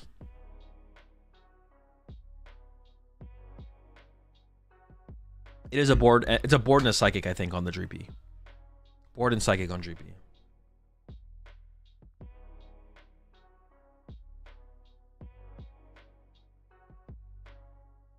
Dreepy to get rid of the extra pivot. You definitely want to get rid of whatever one you think is the bigger threat. Both stage 2s are terrifying for Miraidon. Yeah, that's what I'm saying. Like, I don't know which one you'd want to go after here if you're going to go after one of them. So do you think Miraidon decks should run a 1-of research? I don't know. I haven't thought about it that hard. Maybe. They just put the Arven back in their hand. There we go. Someone, I don't know if a judge or the opponent noticed, but someone noticed. They have the Bravery Charm in hand, which they could put on the active here. I guess if you put it on the active, that does stop Charizard or Dragapult from KOing your Raikou, which would preserve some energy in play for a possible Raichu play on the next turn. But it goes to the Iron Hands. I mean, if you put on the active, I guess that takes away your 4 Sealstone as well. But now your active is probably going to die, right? We're assuming the active dies here. All right. Top deck is an Iono. I don't know what the rest of the hand has. I can't tell what the rainbow card is. There's a Crystal and a Fire Energy, though. So we could see Attach Fire active, play the Iono, hope for Candy Charizard or Candy Dragapult off the Iono.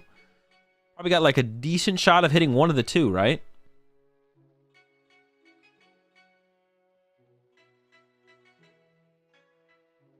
I mean, the biggest card is do you find rare candy more so than anything, right? Here we go. Do we find candy stage 2? Either works unless we draw all of our Fire Energy or prize the rest of our Fire Energy. Then Candy Charizard, I guess, could possibly not work.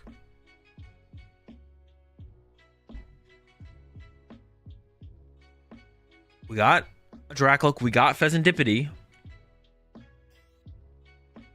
Dippity for 3. I see a Poffin. Getting some more basics would be good. There's also a Dracloak in hand. I don't see any candies or stage 2s, though. Creepy and Charmander found off the Poffin.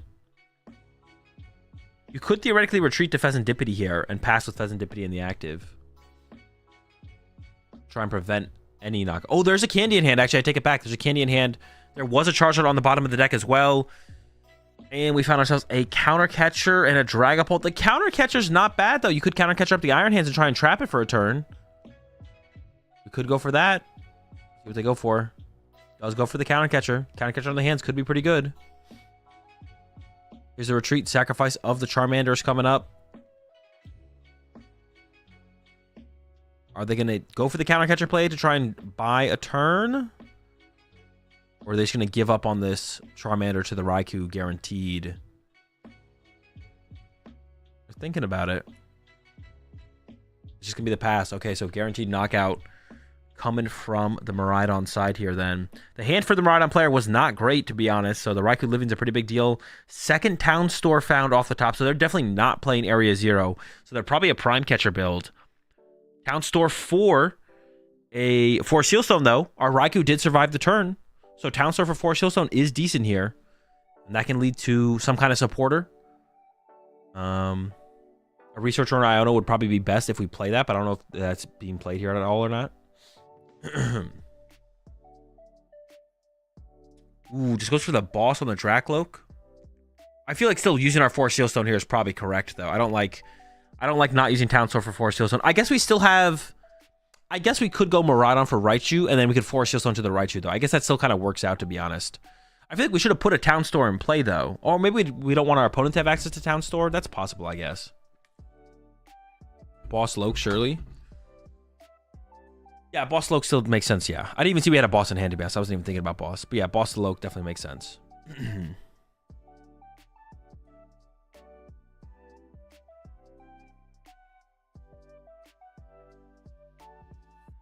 Okay, we've used our Loke. Here comes the Pheasantipity. For sure, we find Candy Charizard this turn, right? There's an Arven. There's a Candy. All right, Candy Charizard on the way. And then we're going to be knocking out this Raikou.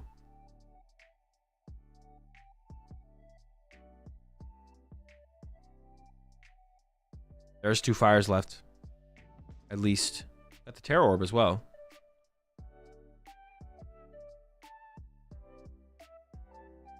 Sparkling Crystal getting set up. And there we go. Orb for the Charizard. It looks like there's no Pidgeot in this build. The draw engine is the Dippity and the Dracloak. No Pidgeot. Charizard. And we can attach fire for turn to Dracloak on the bench, I guess. I mean, Raichu KO Charizard's pretty good here, to be honest. You can also just chill with the energy in hand because you could go Crystal plus energy next turn. You're not expected to get your hand disrupted here, I don't think.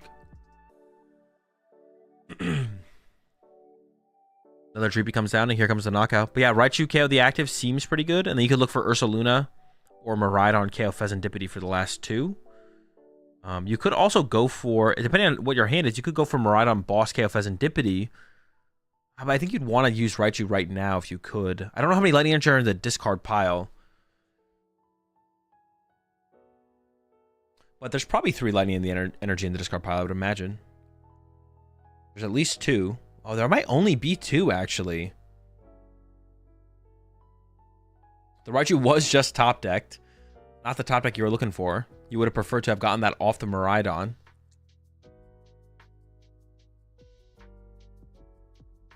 I guess if you had like if you have research in the deck, you could like Town Store for research. Oh wait, you can play Counter Catcher here. Because you can pop Magneton and then play Counter Catcher. Oh, okay, that's pretty good. Hold up, hold up. You could lose to Briar if you Raichu. That is true. You could lose if you go with... If you pop Magneton here, you could lose to Briar. That is true. Now, does Charizard Dragapult play Briar? And would you play around the Briar in this situation, I guess is the question. Yeah, I feel like going with like some kind of research here would be pretty good, to be honest. Just try and see as many cards as possible. Get down stuff like Pheasantipity, potentially Latias, if it's in the deck. Oof, but you do have to... You have to pop the Magneton for 2 before you could research away the energy if you want to play the Counter Catcher. Yeah, there's the Magneton pop.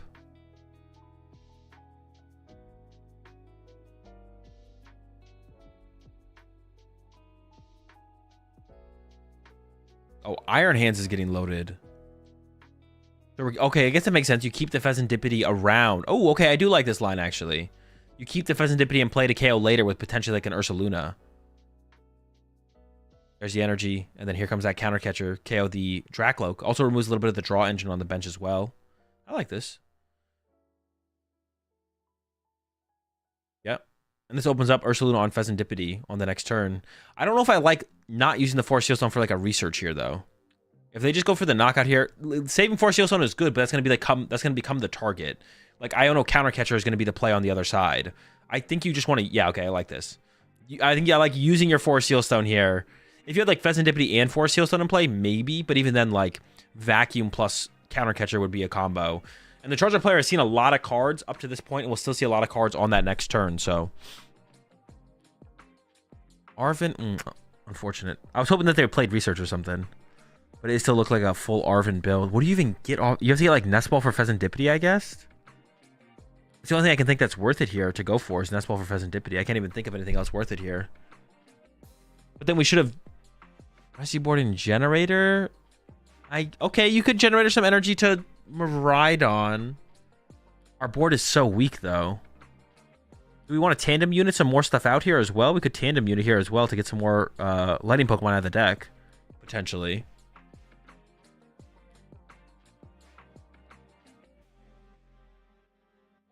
Man, if we don't get Iono here, our hand is so weak. I mean, even if we do get, like, our board is so weak. Our board is just so weak as well. This is just so weak. It's so weak.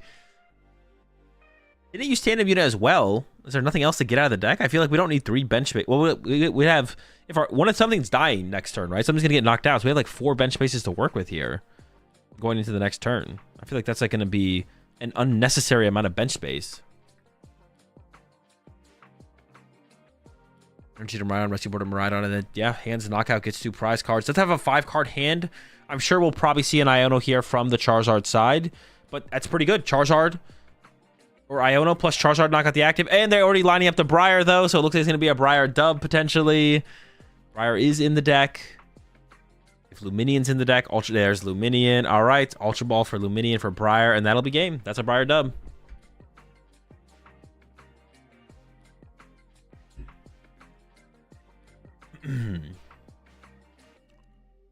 Yeah, they are playing Manaphy. There's a Manaphy in the Miraidon deck. Must just be for like Regidrago, I guess. But I don't know. It's not really worth it. Bravery Charm and Switch card can be enough to do it.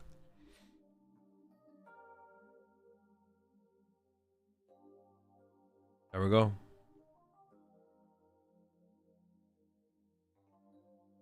What were those rainbow cards? Wouldn't chat say Lance? Might have been. Yeah, I guess it was Lance. Yeah, all the Dragon Ball decks that we've seen so far play Lance. Every single Dragon Ball deck that we've seen so far has Lance in it. They're all running the Lance.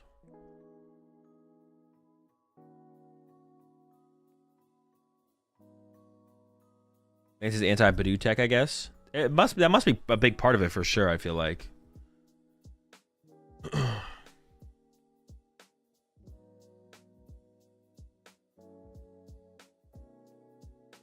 What do you think of Trolleyzard? It's okay. I think Unfair Stamp is still better, to be honest. Yeah, I still think I like Unfair Stamp a little bit more. Is it me or has every Don on stream sequenced suboptimally? A little bit. I mean, most matches you'll watch on stage, people will make a mistake. Like, pretty much every match of Pokemon you watch on stream, both players will make at least one mistake pretty much every single time. Most of the time, multiple mistakes. Like, you won't watch a stream match where both players don't make mistakes. Azul, would you say those players playing the Dragon Pokemon supporters are seeing the format through a different lens? Sure.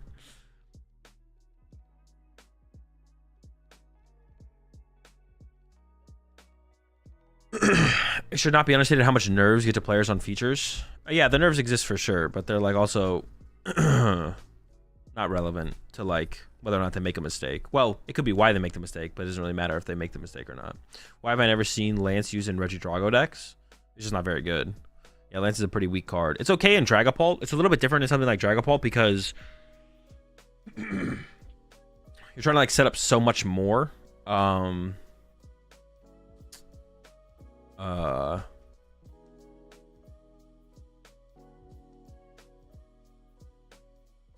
because like with Dragon Ball, getting Dreepies is good, getting Dracloaks is good. The deck's slower, it's a stage 2 deck, and getting a lot of them at once.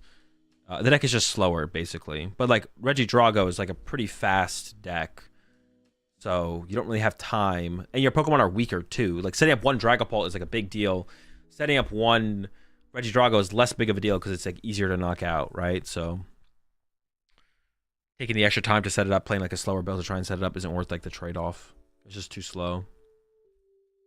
Lance for Dracloaks is still fine for draw. That as well, right? Yeah, if you go Lance for Dracloaks, you get your draw power. Lance for Regidrago V and V-Star, no, it's not bad, but it's not draw power. You'd rather just play a Research for turn and just see 7 new cards.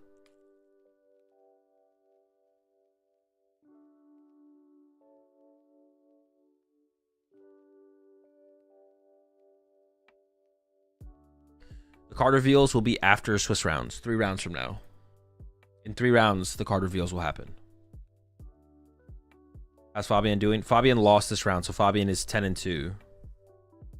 Are you going to go to Vancouver Regionals? If you want to know what major tournaments I currently plan to attend for the 2025 season, you can use the command in the title. Yeah, Fabian lost the last round. Apparently he didn't play very well. Rahul reported to chat and was like, Fabian got really excited getting the 10 wins, and then didn't play very well against Sarah Ledge. Unfair stamp or secret box for Zard? Unfair stamp. Is Tord in this tournament? No.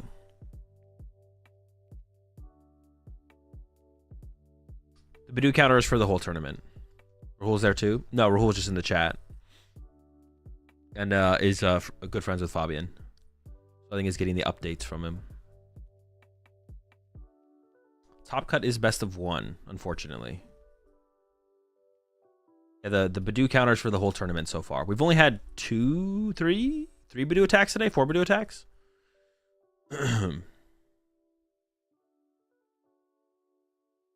No, Fabian is still in top cut contention. Fabian needs to win the next 3 rounds, though. You have to go X2 to guarantee cut. Although I think one X3 player made cut last time, but X2 guarantees cut. So.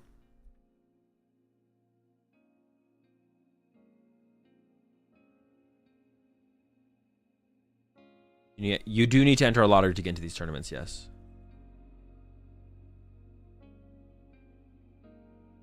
What do you think the extra... Dude, what is that? What is... I don't know what that word means. Did I add this game's Badoo attack? I think I did, yeah. Did I miss it? I don't think I did. I think I got it, yeah.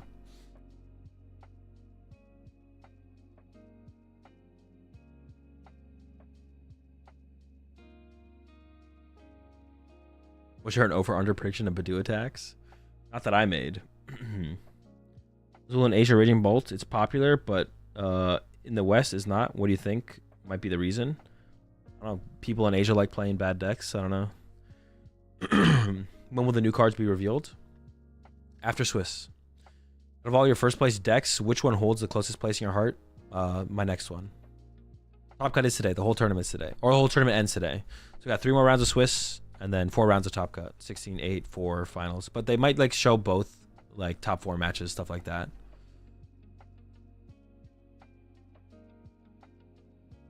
Basically, what do you think the number of Badoo attacks is across all players every round? Oh, the average amount of Badoo attacks every single round of the tournament?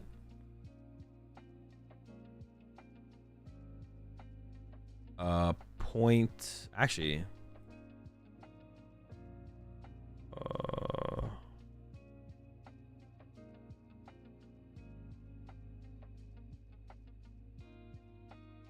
The average number of Badoo attacks each round is 2,800 players. Wait, the total number of Badoo attacks or the average per match? Like, am I like guessing like 1 point something or point something, or am I guessing total number is what I meant?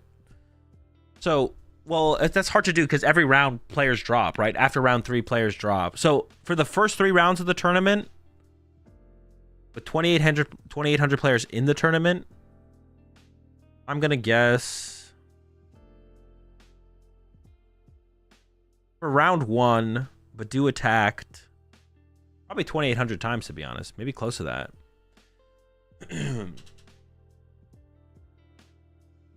Wouldn't it be easier to guess what percentage of decks have Badoo? I mean that could be part of it.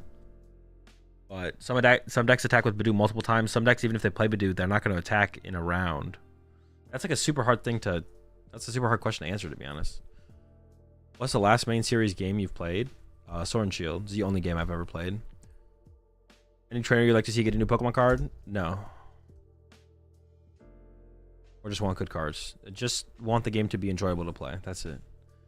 Do we know what are the top tables playing mainly? Yeah, Raging Bolt. It's all Raging Bolt mirrors all the way down. I believe from recent City Leagues have had Badoo. About 52% of decks played it. So 50% of decks play Badoo. So then if you then it's probably like if you got 2,800 players, so it's probably like how many Badoo attacks happen in like the first round of the tournament? It's not that many, to be honest. If half the decks play Badoo, and even if you play it, doesn't mean you're attacking with it. But some of the decks would attack with Badoo multiple times. I mean, there's a decent amount of Badoo attacks for sure. I think the game is in a healthy state at the moment. I don't know. I don't really think about those things. Do you find the game enjoyable right now? Yeah. We've seen 12 rounds so far, and an average of 1.5 stream rounds per round with 15 recorded Badoo attacks. Assuming no drops for simplicity, we should see 0.83 Badoo attacks per match per round. All right, the math's been done. Shout out to Blue.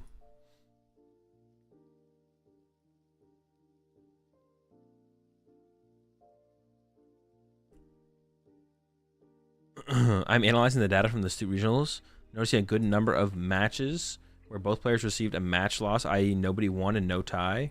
Why would this happen? I'm analyzing the data from Astute Regionals, noticing a good number of matches where both players received a match loss. I mean, they did something bad and they got a double game loss, and then that usually leads to DQs. If it's double game losses happening, that's usually a DQ gets involved. That's what happens in those situations. If it's no loss or tie, if no one loses or ties, and they both lose, then did both players fail to show up? Oh, that could be the reason as well. Both players forgot to drop, and yeah, that could also be a reason for some of them. Both players didn't drop, and then they got paired up against each other, and they both failed to show up. I wonder how often that actually happens. It can't happen too often, right? Is Badoo good? No. I don't know how 50% of the players at City Leagues got tricked into putting it into their deck, but it's kind of wild. There's some crazy Badoo propaganda going on over in Japan. Like literally 50% of players in City Leagues have Badoo in their deck for whatever. Like they're literally just like wasting index space. It's crazy. It's literally a terrible card. I'd imagine it probably happens quite a bit after players no longer make day 2. Yeah, maybe. I guess. I think I forgot to like drop from a tournament once or twice. Usually I remember to drop, but have I been to Japan? I have, yeah, for the World Championships 2 years ago now or whatever. Pretty cool place. It's kind of hot though. I wouldn't ever want to go in the summer ever again. If I ever want to be like in the fall or like spring or something. Going in the summer is kind of miserable, to be honest. It's pretty hot there. How did Fabian get in? Made it through the lottery. Have you ever 0-3 dropped a major? I don't think so, but it's possible. I've been to a lot of majors. I don't remember all of them. Appreciate the 5 months there, Alex.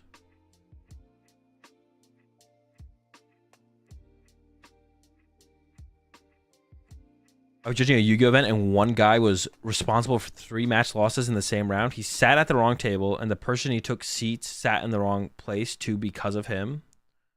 So he sat at the wrong table and then the person knew that they were playing against him, so they sat at the table against him. The rain for 5 minutes every hour helped cool it down. Not really. It just made it so humid. It's so humid. Crazy humid. Double no-shows aren't super common, actually. They def do happen, but it's like one around, if that, in NA tourneys. Yeah, I didn't think it would be that common. Yeah, the other reason for like double game losses would be, or double match losses would be, players like flipped for the win, or yeah, stuff like that. Like a double game loss, or they, yeah, some other penalty that led to a double match loss. But usually those kind of things lead to also DQs. It's not just like double match loss. It's usually double match loss and double DQ at the same time. Is usually the outcome for that. So you're watching all the way to the finals today? I messed the plan, but we'll see. If I get tired, I'll probably go to bed.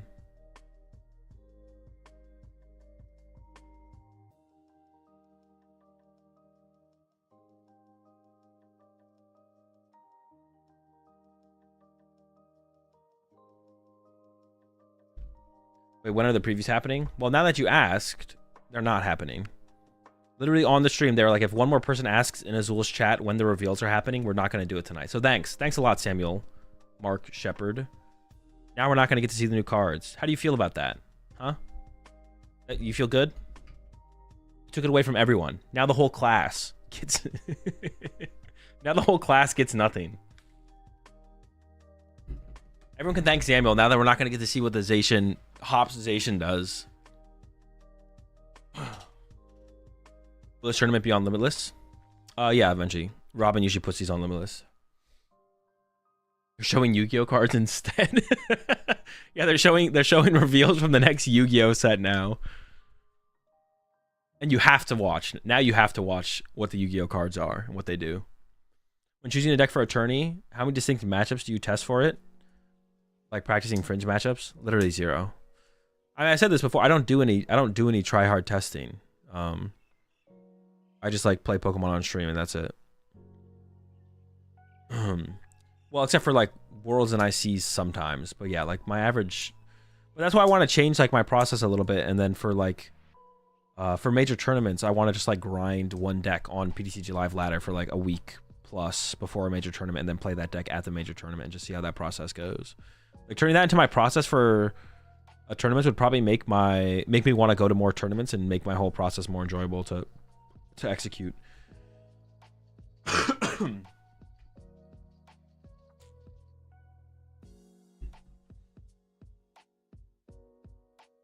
We should get this up there. Villa over to V6. I just received word that TPCI has unrevealed cards. The trainer set has been canceled. Bro. Come on, man. Yeah, now they're going to give us Yu-Gi-Oh cards. Actually, no. They're taking all the cards and they're giving them to Pocket. That's what they're doing. Pocket's getting all the trainer cards now. They're just going to adjust the numbers and give them all to Pocket. Bro. Come on, man. Why are you taking this away from us?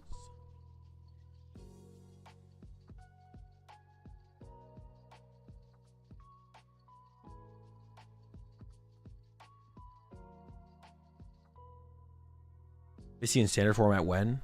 Would that even be good? Would Misty even be good? It doesn't even sound good. It sounds bad. Like what, using your supporter for turn to maybe get 1 energy? Yeah, it's just bad, right?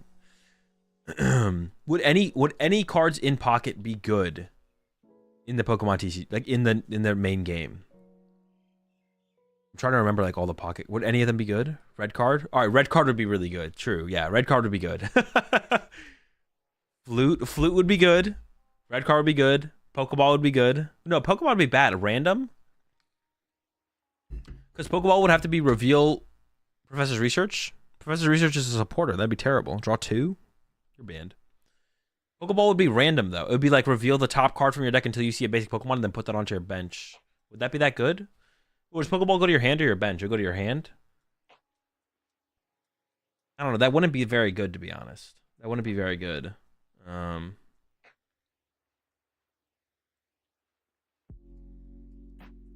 That was exactly old Quickball. That card was bad, yeah. I don't think it would be good. Maybe Lieutenant Surge. Moves all your lightning energy around. Probably not. Mew-EX. Mew-EX would be okay. Misty. No, Misty. I don't think Misty would be good. Y'all are capping with this Misty take. The Misty would not be good. Wait, what the fuck? Why are we getting a Chick-fil-A ad?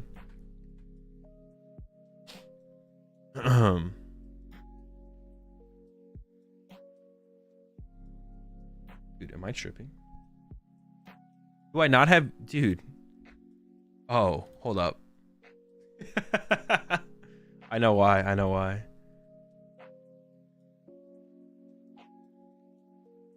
I have YouTube Premium. I just wasn't signed into my account. Oh, did the stream die?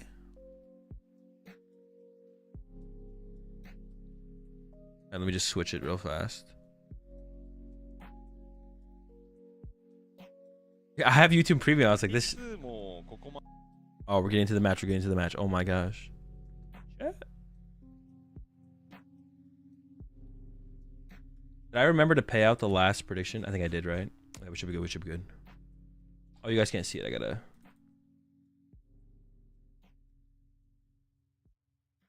There we go.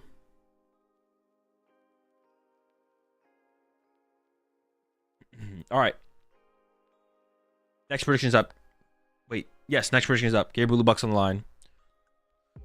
Superior could be good right now with Ogerpon. You can make that weird deer Ogerpon deck hit super hard. True.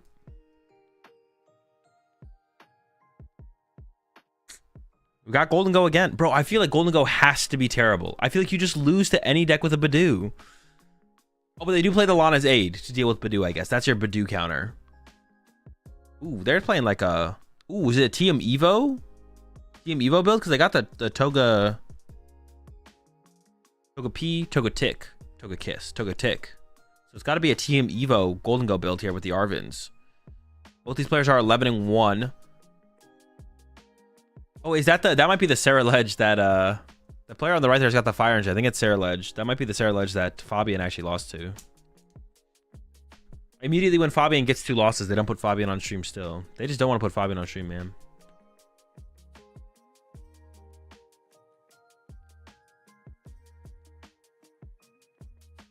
All right, Golden Go Togekiss versus... That's a...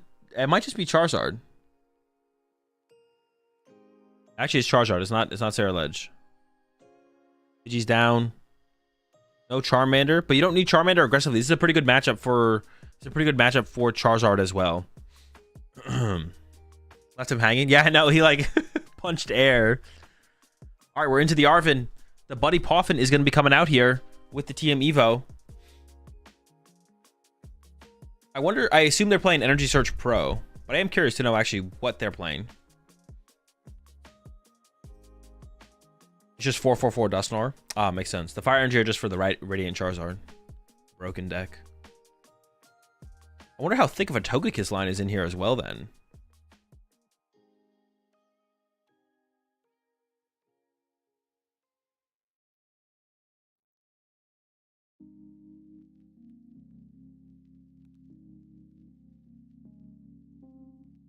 Dude, that looked like a lot of Togekiss pieces. Hold up.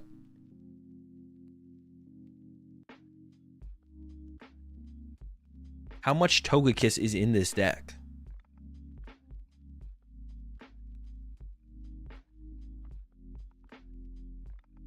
All right, here comes the Poffin. We have a Gimmighoul in hand, so it's probably going to be Gimmighoul Togepi found off this one.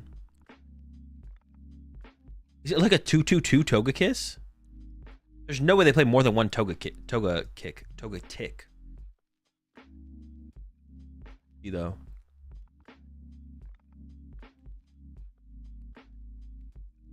Okay, it's a 2/1/2. It's a 2/1/2, yeah.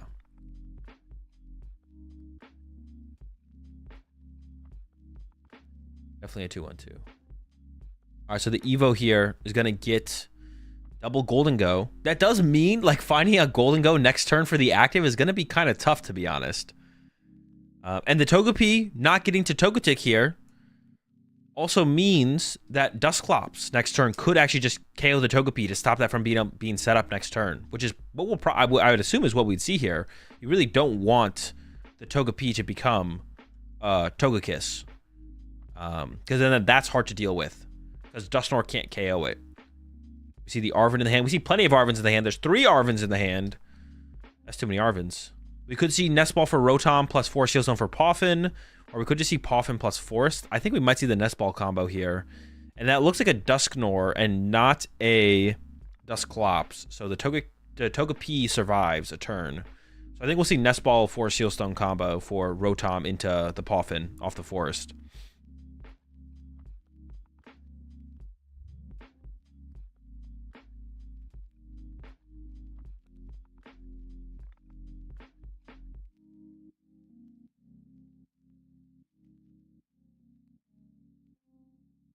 The Togetic makes most players draw 3. Could come in handy. Wait, for the attack or is it an ability? It's an attack, right? Yeah, it looks like it is going to be that line. Nest for Rotom, and then you play the Forest, you get the Poffin. There's Rhodey. Here comes Forest. Activate the Forest, go with the Poffin. The Poffin gets double Charmander. Probably.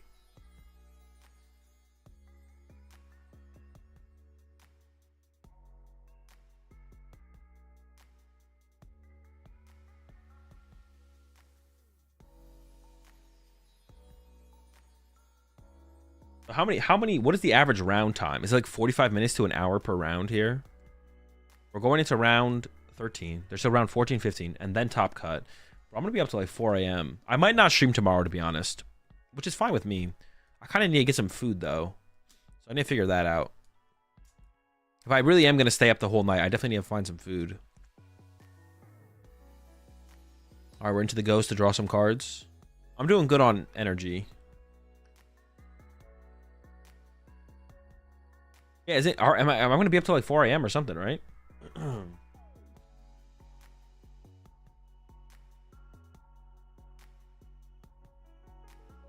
Active Gimme Ghoul's loaded. Wait, why does this thing have 2 energy? Am I missing something here? Oh, we just threw another one on it and then hit him with the minor errand running. Okay, makes sense. This is actually looking pretty good for the other side. The Togepi can be dealt with, and then we can KO the Gimme Ghoul and get ourselves 2 prize cards over these. Yeah, this is actually looking pretty good for Charizard here. I'm not gonna lie. If we have Candy Charizard, if we have Candy Peach, Candy Charizard, Dusclops attack, that's a double prize turn. It's looking good.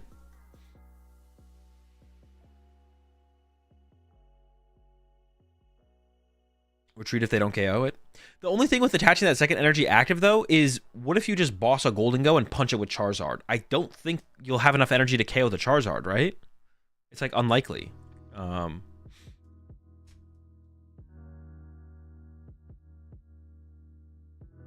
Just got here. What's the most interesting deck we've seen so far? Nothing, to be honest. Everything is, well, I don't know if I want to say that. Off Terrapagos with double Badoo, but we saw that yesterday. I mean, yeah, the meta decks haven't really changed that much. Just some of them play Badoo, to be honest. Yeah, with Iron Thorns. That was definitely interesting. That was something for sure, yeah. Yeah, it's literally, yeah, everything plus Badoo. It's literally just everything from last format plus Badoo. Double Evolve and then Rotom for 3. So we're just chilling here. Okay, this gives us time on the other side. Can we find the Candy Togekiss? The Togetic was prize. Golden Go top decked here. That's a big deal. That's more draw power to work with. Candy Togekiss, can we get it? Surfer in the hand. The rest of the hand kind of sucks. It's heavy on the metal, so it's definitely not. No, I don't want to say that for sure. It might still be Energy Search Pro. It is a lot of metal energy, though, but that's maybe just all of our metal energy.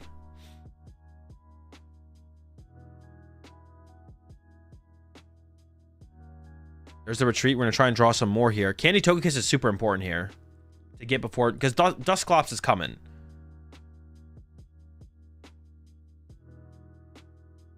We don't have it, though. Hey, we can draw one more card with the last Golden Go. Why aren't we drawing first? We didn't draw with that the bench Golden Go, right? Or am I trolling? We also don't need to play this Vessel here. Doing the Vessel doesn't do anything. Okay, there we go. One more. Okay, maybe it is an Energy Surge Pro build, but they play 4 metals. They go for the knockout on the Pidgeotto as well, taking away the support. Okay, I don't hate that. I thought we were going to go for the Rotom. I didn't really pay attention to what we actually bossed. But I do like that. I do like that, the Pidgeotto KO, to be honest. I'm a fan. The hand here is huge for the Charizard player, though. Absolutely massive. I don't think it'll be hard for them to Dusclops, KO Togepi. And so the way they could play this is they could Dusclops, KO Togepi, Defiance Band, knock out the active. Wait. Yeah. Dusclops, KO the Togepi, Defiance Band, knock out the active Golden Go, into Briar, win. We'll see if they can pull that combo together. I would imagine they can. Ooh, it had to be a Candy Dusknoir, though. That's not as good. That's a Candy eaten up. We didn't want to do that, but it's fine. We don't even need Candy Charizard as well. We have the Charmeleon. Did we really have to Candy out the Dusknoir there? Was that actually essential there? Only one energy search off the Charizard, but we have one in hand. We did prize 2 energy. We got to deal with this Togepi before it becomes a Togekiss. Like, it has to be dealt with.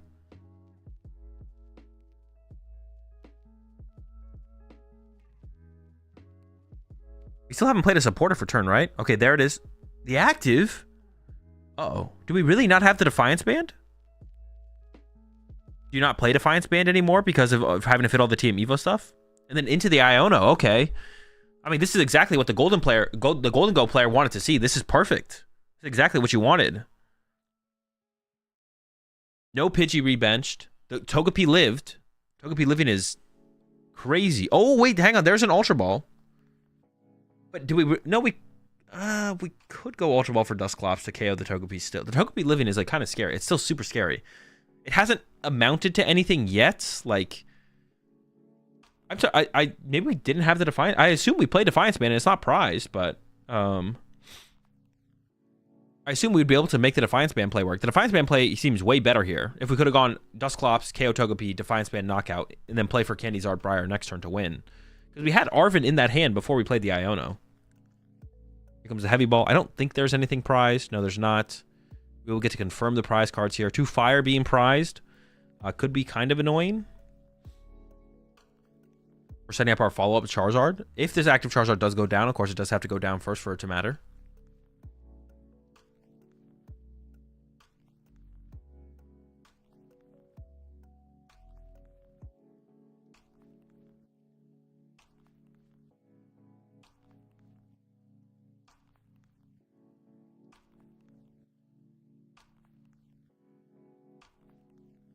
Okay, here comes Ultra Ball.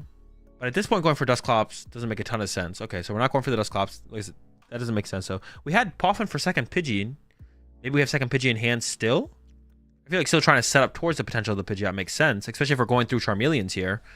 There's the knockout, though. We don't bench a Pidgey there. Maybe the rest of the cards in the hand are that good that we had to give up the Poffin off the Ultra Ball there to get the Charmeleon. Getting Charmeleon does seem pretty good. All right. 4 to 4 in prize cards. Top deck's a Fire Energy. There's at least one Superior Energy Retrieval in hand. The big card that we're looking for here, a couple big cards we're looking for here is probably, the biggest card we're looking for here is Pheasantipity for sure. Radiant Greninja wouldn't be bad either, though. We'll go for 1. Another energy. All of our energy was found. Uh-oh. I think we can get the knockout here. I think we have double Superior, but our board is super underdeveloped for where we'd like it to be going into this potential final turn. You can Superior away a couple energy, get back 4 energy, and then Superior again to recover those energy. Actually, do we have... What do we need? 8? No, we should have 8 here. There's 3 in hand, 5 in the discard pile. It involves a double Superior play, but we can get there, knock out this Charizard.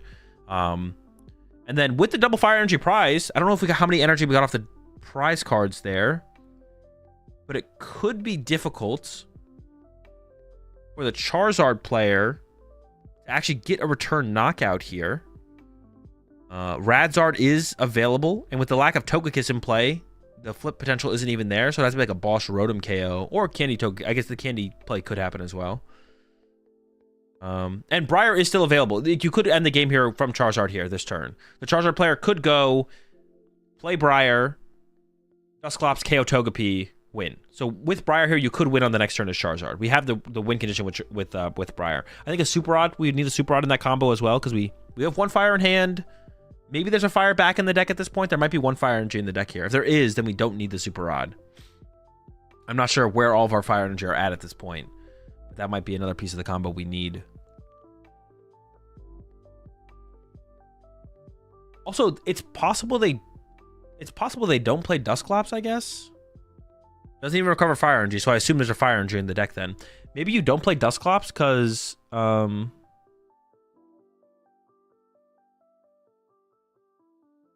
maybe it's possible you don't play Dusclops because you play so many other stage 1s, so you only play for Candy Dusknoir.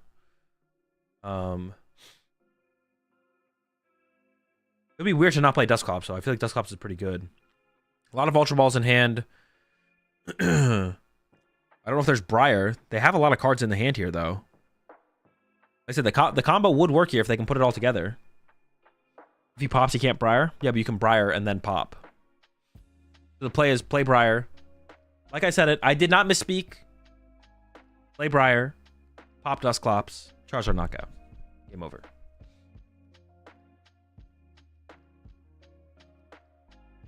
I didn't misspeak. Y'all misheard. Once again, I'm right and Chad is wrong. Undefeated. The Lana's aid is actually prized. I think if you attacked with Badoo here on the Charizard player's side, if they play Badoo, they could maybe win with Badoo, to be honest.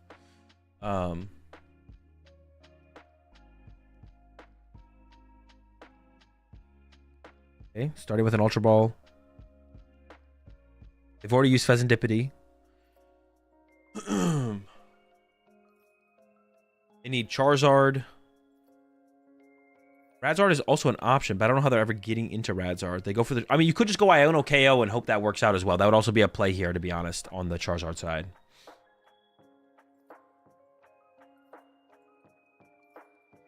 Here comes the second Ultra Ball. I feel like they don't have the play, though, for how they sequence this out so far. And it looks like it's going to be the Luminion. And if it's the Luminion, I have to imagine it's Luminion for Iono then. And hoping that the Golden Go player whiffs on the next turn. It is Luminion for Iono, so not quite able to pull together the Dusclops / Dusknoir Charizard Briar play. Super Rod number 2 comes out. This is going to recover the energy that we need for our Charizard now. Yeah, not quite able to put it all together here. And going to have to hope that the Golden Go player whiffs off the Iono. The Golden Go player does need a lot. They do need a lot here. They need Double Superior or Boss Superior. There's the Iono. And very little setup as well. No Radiant Greninja for draw power. No Pheasantipity. Only one Golden Go. It'd definitely be tough for them to hit. As the Golden Go player here, you could theoretically push Togepi. Oh, they seem kind of pleased with their draw. There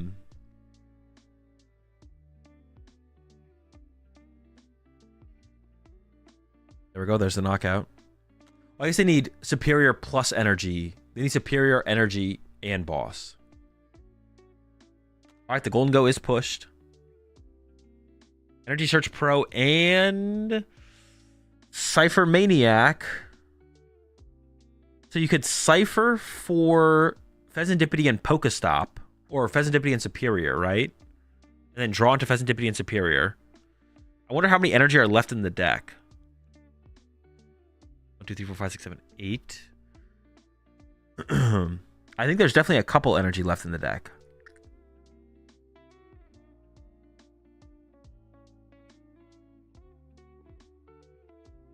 You could Golden Go first. If you Golden Go first, you could hit Boss Superior. And then you'd win with Boss Superior if you Golden Go first here. But the Cypher Maniac play is probably correct. You definitely need Fez.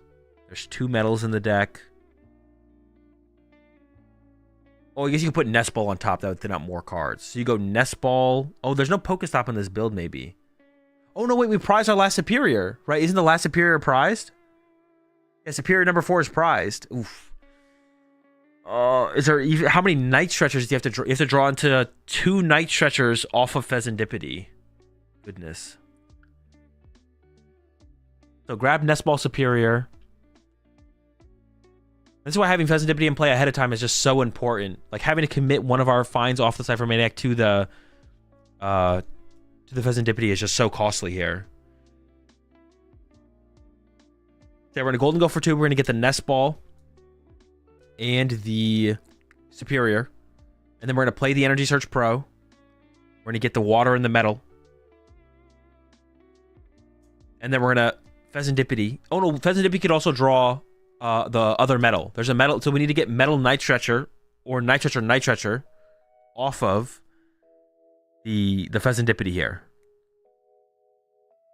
Water Metal. Here comes the Nest Ball. Grabs the Pheasantipity. And we need to find Metal Stretcher or Stretcher. Pretty unlikely. There's like 20 cards plus in that deck, it looks like. Maybe about 20 cards. There's at least 2 Night Stretchers and 1 Metal left. You're not running Bundle? I mean, Bundle wouldn't really matter here because they got the Duskull on the bench, right?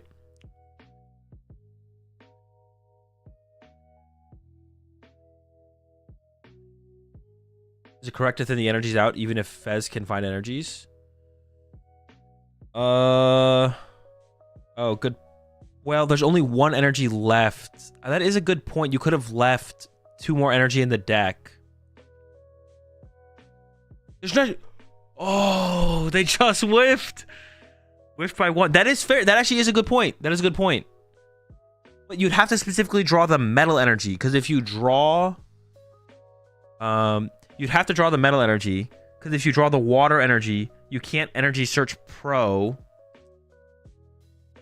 for 2 metals. Wait, no. So it increase your odds by 1 card, but then if you draw the water, you lose. Does another Superior not work? It's prized. Yeah, the last Superior is prized. 1 energy short for the knockout on the Charizard here. But yeah, if we were just a little bit more set up, right? If we had another Golden Go in play, if we had concealed cards in play, well, maybe not concealed cards. That one would have been a little bit iffy, to be honest, because losing energy here is not great. If we had Pheasantipity in play, just like anything in play before this last Iono happened, if we had anything in play before this last Iono happened, the Cypher Maniac becomes 2 of anything we want, and then we basically just win. I think the deck size matters for E-Search before or after. It probably does. There's a punch, 300, draw, and then Charizard attack. That was a close one. Yeah, Togekiss was never able to get established. Honestly, the Togetic being prized was also...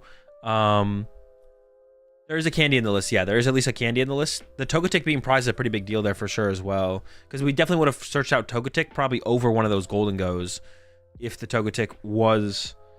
in the deck. Also, no early Radiant Greninja as well. That's another thing that we would have liked to have seen was an early Radiant Greninja, because that would have led to a lot more cycling of the deck early on, but might not have had to use double Superior on that earlier turn.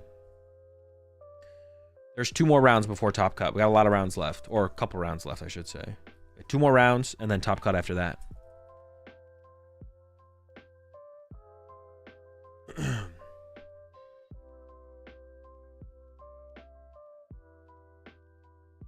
Fabian won his... I was just about to go check on Twitter if Fabian won or not. So Fabian's 11-2 then?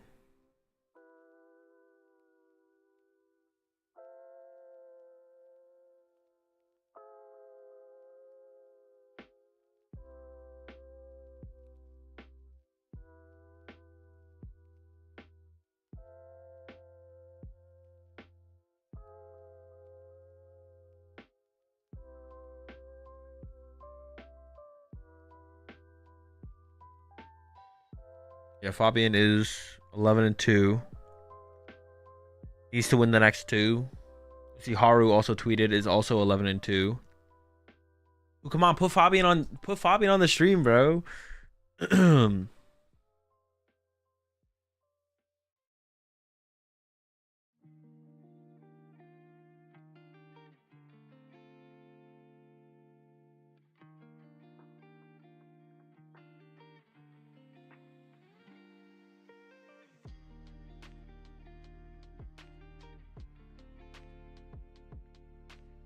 Do it, cowards. Think they get mad at us if we all went to the main chat and then spammed Fabian in the chat? How quickly would we get timed out?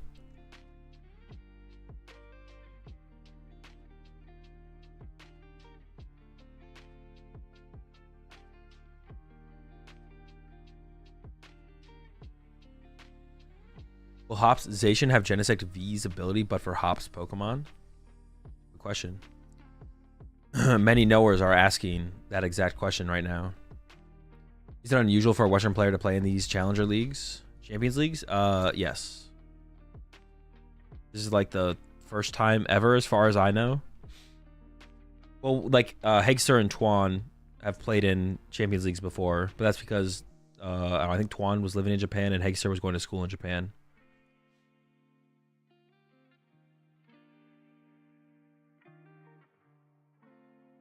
Is there no ID in Japan? No, you can't ID.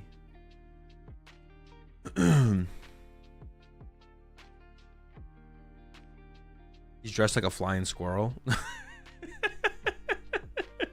got that flying squirrel look.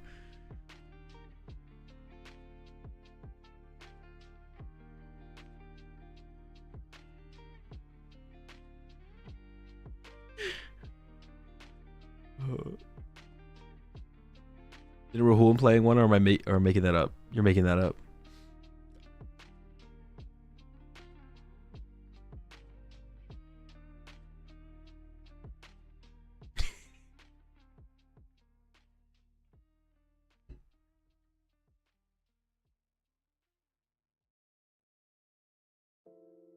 And now I want to see like his full look. Dude, he's got like the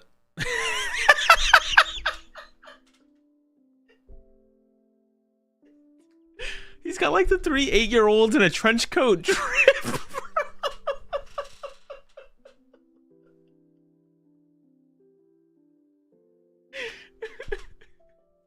I didn't see him the first time.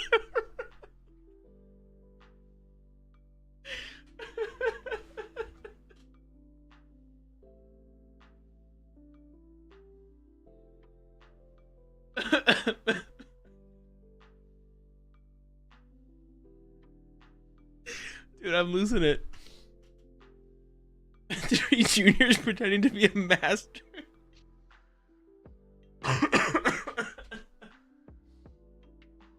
Oh. Yo, chill. All right, I gotta time out that one. But you know I have to do it. Oh.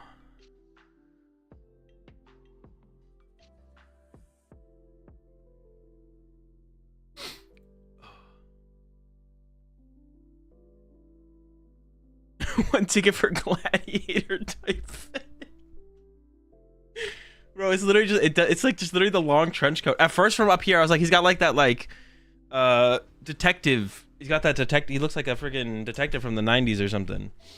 Private investigator. But then when you see him in like the full dude, like this shot right here, bro.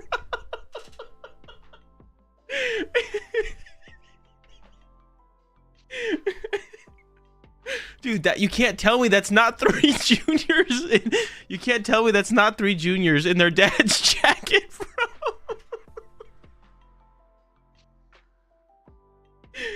Oh my gosh. Oh.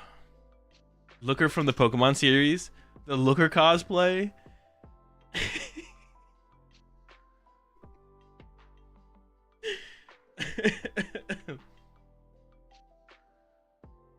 There it looks different, but the shot from the front where it's like cut off and it looks like it just goes infinite. Oh my gosh.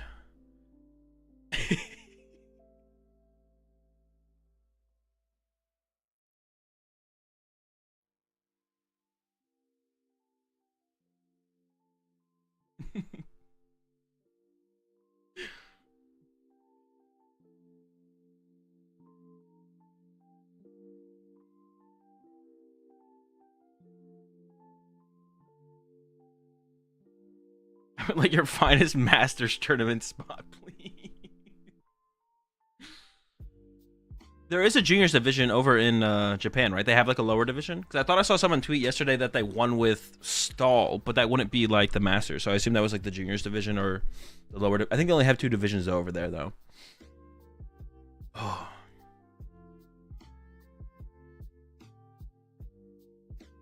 If you're the bottom junior, how would you contribute to the match? You're the one who passes the cards up to the other players. Like you draw for turn and then pass it up to.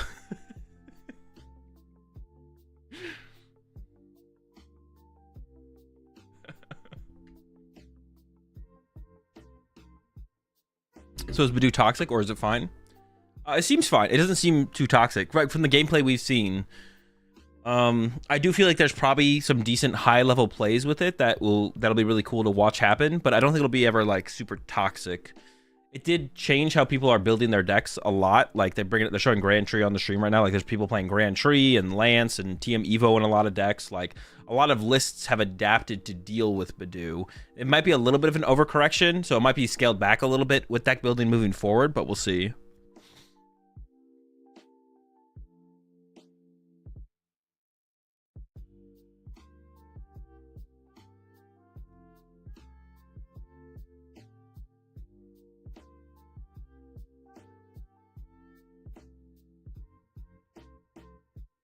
Based on streams that look like Badoo has pushed any decks out of the meta, at least temporarily. Dude, I think Golden Ghost should be dead. I don't know how. Well, they're playing Lana's Aid, I think, to deal with Badoo, because Lana's Aid recovers 3 energies, so you could like KO like 2 Badoos in a row with Lana's Aid. But I feel like it should push Golden Go out of the meta. But there's been a lot of Golden Go. We've seen a lot of Golden Go on stream so far. I don't think it's really pushed, and from what we've seen, it doesn't seem like it's pushed anything out of the meta. Guardy seems to be a better deck. Maybe that's because it has Badoo. We've seen 0 Drago. Oh, no, that's not true. We saw 1 Drago. Drago might be the deck that it's been pushed out a bit. Yeah, maybe it's Drago. Drago might be the one that's been pushed out a bit, to be honest. Although I don't know if it should have been pushed out. I'm not sure. Guardy with Badoo might just like be favored into Drago now, though. Because either, yeah, because if you go for an early Kieran play, you just get responded to by Badoo, which is tough to deal with. And if you go for, yeah, so you have to like save it for the end of the game. But I don't know. I feel like Drago should still be able to handle it just fine. It doesn't seem like it should be that big of a difference. Drop in Drago. Although I will say as well, it feels like Drago doesn't really show up like... what I generally say is like the meta is the meta and it doesn't really matter. But like there are some things like Europe always loses to Mew VMAX. And it does feel like Drago's not as prevalent in Japan. I don't know why. I did say this on the podcast this week, I think. I was like, maybe, like, I don't play best of 1, but maybe Drago feels worse in best of 1. But, like, when I play Drago on PTCG Live Ladder, it doesn't feel particularly bad. You appreciate the 100 bits there, Apples. I need this level 5 emote chat. Don't do it for Bald Man. Do it for me. appreciate the bits.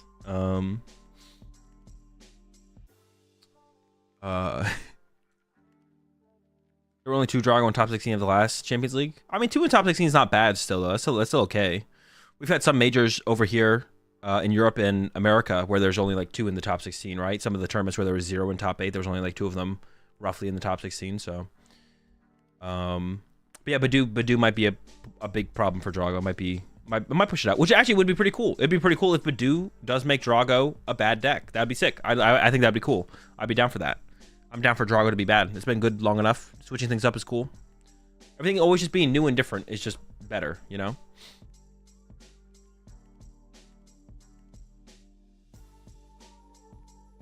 Some decks that can't adjust are probably just dead, like Lugia. Wait, are you saying Lugia is dead? No, Lugia is fine. Lugia is definitely fine. Lugia got a new piece, and Lugia has plenty of stuff that plenty of current tools that it can use to adjust.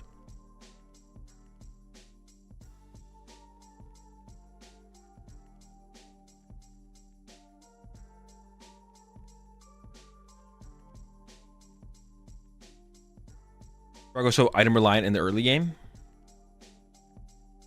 I don't think it's not that item reliant though, is it? I mean, it is somewhat item reliant. I don't like say it's like not item reliant at all, but I don't think it's like, I don't know, maybe I'd have to actually play against Badoo with Drago to actually feel how it goes, but it feels like it's not that reliant on items. I could be wrong though.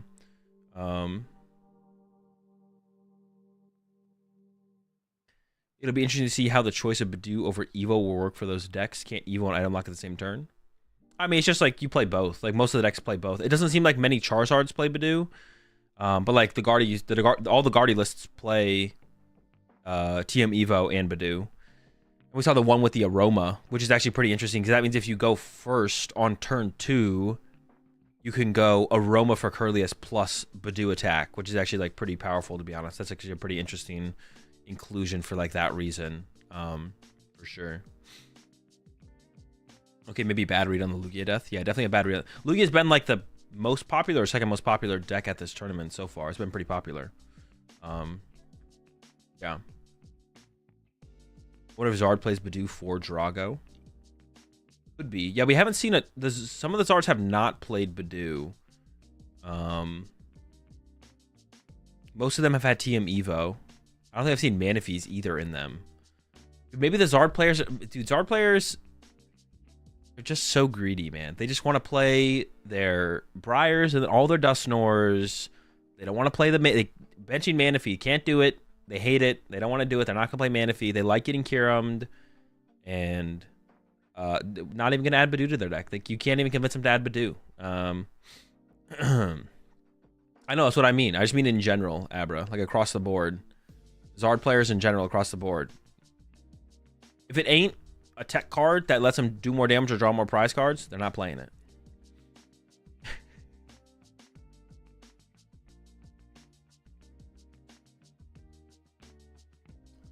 Would Badoo's effect on Drago's power create a Decidueye wave? Less Drago, people draw. No, I think Badoo's too good to not play Del Cookie. Like, you always just play the Badoo. Yeah. I don't think it's gonna be one of those things where it's like people start cutting Badoo because Drago stops being played. I think Badoo's just so good you always play it.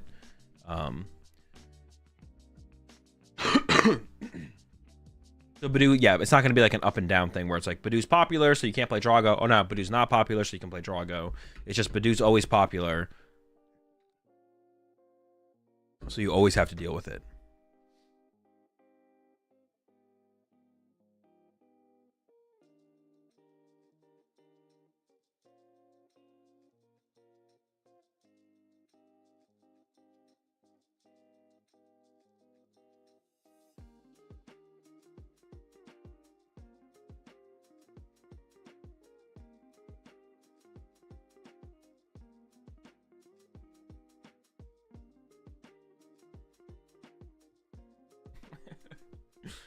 Huge 100 bits there, Apples. Well, I cheered in the wrong chat. Enjoy the money.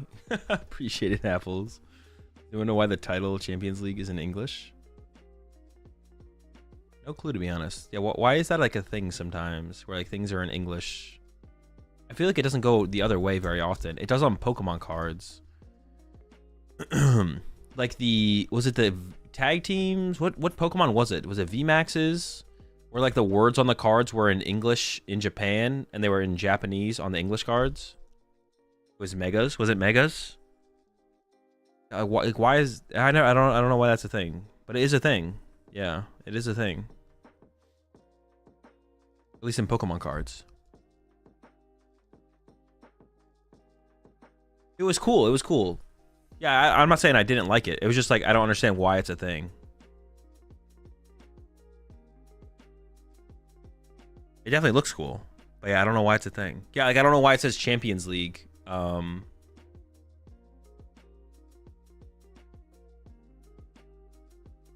promo Charizard's not that bad.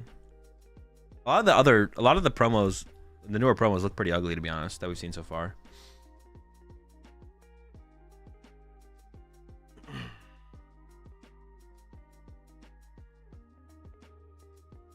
Yeah, like why does it say Champions League here? I don't know.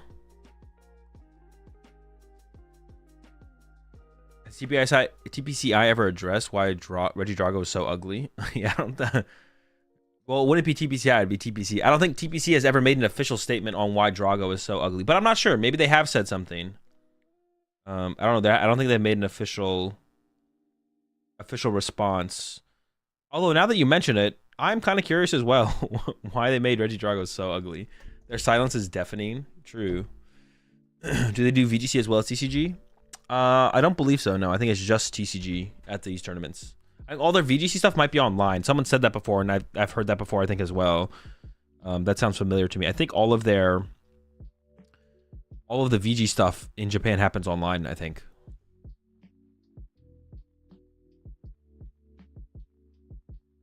The top 16 cut starts after the last two Swiss rounds.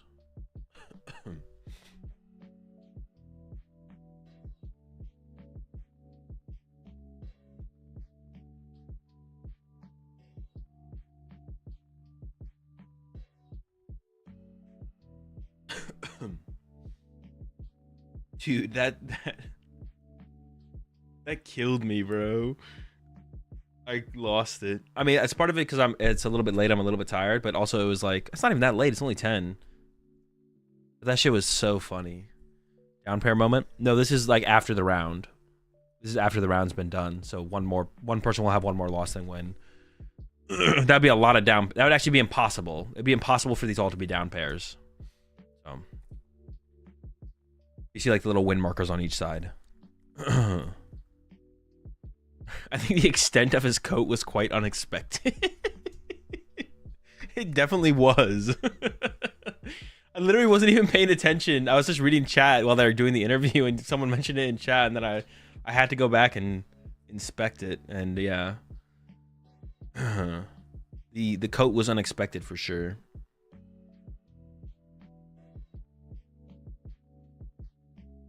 The extent of his coat was quite unexpected. Yeah, so everyone who has 12 wins here, there's a couple players with 12 wins.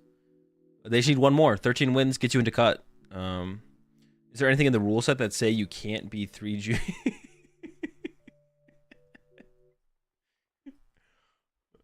There's technically nothing in the rules that says you can't. I don't think there is. Maybe there is. 3 juniors in a trench coat. I don't think there is.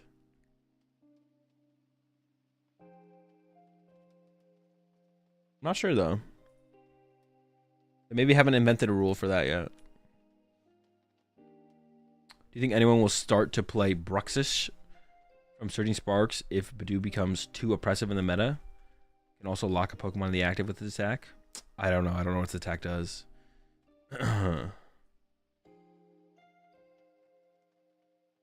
nothing in the rules that says a dog. Dude, do they still make those movies? There's nothing in the rules that says a dog can't play basketball. Air Bud? Shout out Air Bud, bro.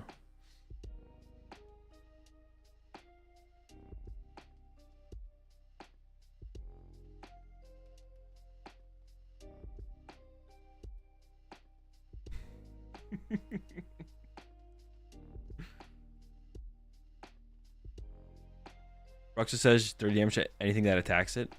I don't know. I think in those situations, you just wouldn't use Badoo then. Like, you just don't Badoo in those situations. So I don't know. Then you have like this bad Pokemon in your active. The problem with something like Bruxish, if this Pokemon is in the active spot and is damaged by an attack from your opponent's Pokemon, even if this Pokemon is knocked out, put 3 damage on the attacking Pokemon. The problem with something like Bruxish is like if you put that in your active, it has a retreat cost and it's a dead Pokemon. And the opponent just goes like, okay, sure, I just won't use my Badoo. Good luck with your Bruxish. That's like the problem with those cards. I don't think any of those cards actually make sense, to be honest, because they're just not gonna Badoo you. Then you lose a bench space. It's in your active. You have to move it out of your active. Like, you already had to work to get it there. Now you got to get it out of the active. I don't know. I don't think it's I don't think any of those things actually make sense, to be honest. Your opponent's just not gonna Badoo you that turn if you do that.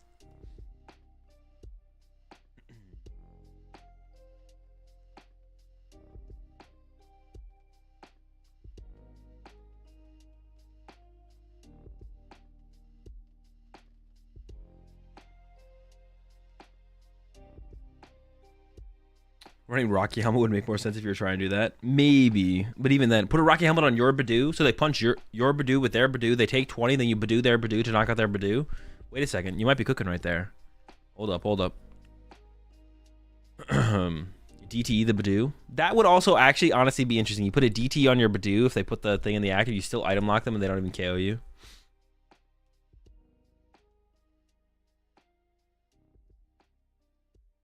The best Badoo counter is Elekid. Yeah, something like the Elekid would be like okay. Would be something that you could like in Miraidon specifically. They item lock you and you're like, all right, cool, get my Elekid, retreat, knock out, get a prize card. Doesn't seem terrible. How bad do you think the gameplay would be if Hex Maniac was in the format? I don't know. I don't concern myself with what ifs. I don't think about them.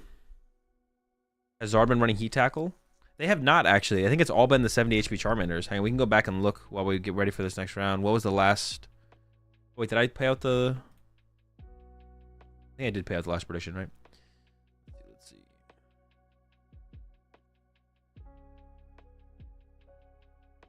It's 70s, right? I don't think it's Heat Tackles. Yeah, 70. Ooh. Yeah, 70. I believe the one in the active was also a 70. Yeah, double 70s.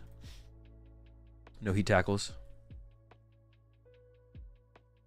Heat tackle seems okay, though, to be honest. It would be a little bit awkward to attack with a Badoo into a heat tackle Charmander.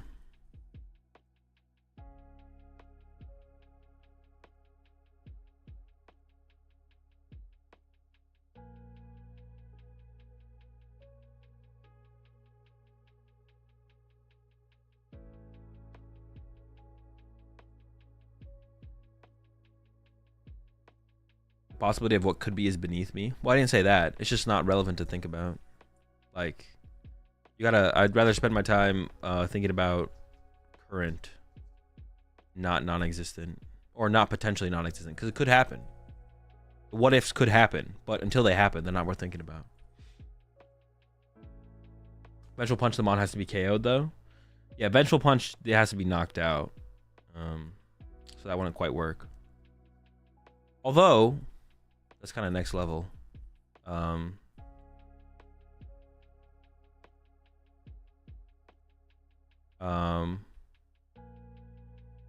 You could put a Vengeful Punch on your Badoo. So if their Badoo has a Rocky Helmet, you punch their Badoo with the Rocky Helmet. You take 2 damage counters, and then they knock out your Badoo with the Vengeful Punch, and then the Vengeful Punch knocks out their Badoo. So both Badoos die. So the Vengeful Punch is the counter to the Rocky Helmet in the Badoo off. Punch, you take 20. Yeah, that works out, I think.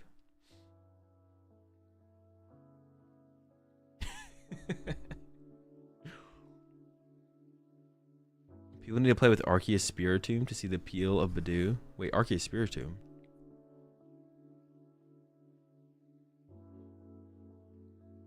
I'm gonna win every Badoo war now. Thank you, Azul. Of course, I do what I can.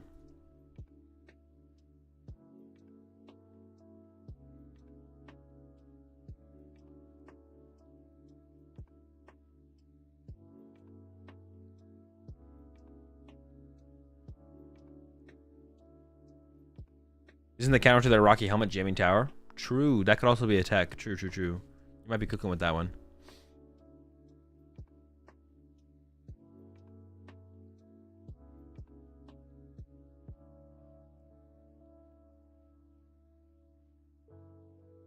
You think Miraidon should play Badoo? I don't know. I haven't tested the format.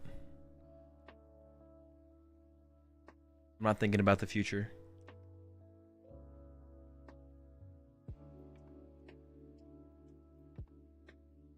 Arctina, are we back? Arctina is technically legal. I had to think about that for a second. I was like, you can't play that. I was like, wait a second. No, you can. Actually, I'm not like overly surprised, but I thought there were... I mean, I guess Arceus hasn't been good for a while. Yeah, I guess Arceus hasn't been good for a while. But I was gonna say, I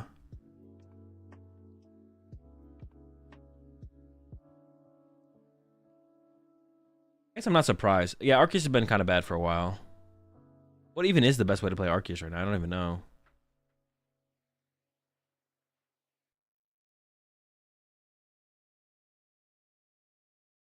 You can still play Drapion V, apparently. I also remembered that yesterday. You can still play Drapion V, technically, yeah. It is always cool to see cards like Drapion V, which is like obviously a counter to Mew VMAX, be still like played today as like a card that is good against Gardevoir EX. It's cool to always see that kind of stuff happen. Makani isn't even playing anymore. Deck is cooked. Yeah, Makani's just become what did Makani play at Toronto? Makani just played Drago. Makani's become a meta slave, a meta bot. Sad to see. One of the last true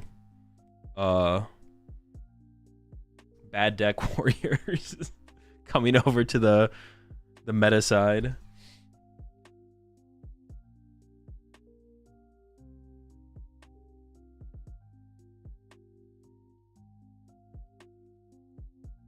What was Arceus peak power? Arc Intel? Maybe? I don't even really know, to be honest. What was Arceus's peak? Arc Pika? Well, maybe Arc Pika, because it did just like it won NAIC and Worlds. Appreciate the 10 months there, Red Dragon. Arctina was never that good, I don't think. Arctina, that was like one of the first decks that people got mad at me for hating on. I feel like Arctina was never that good. That was maybe that was like the first deck where people were like, Azul, you don't know what you're talking about. Arctina, dude, how could this many people play it with this much success if it was bad? Arctina was always pretty bad, right? What was Arctina's best format? Arcdura was a vibe. Arcdura was okay. Arctina did win Portland, yeah.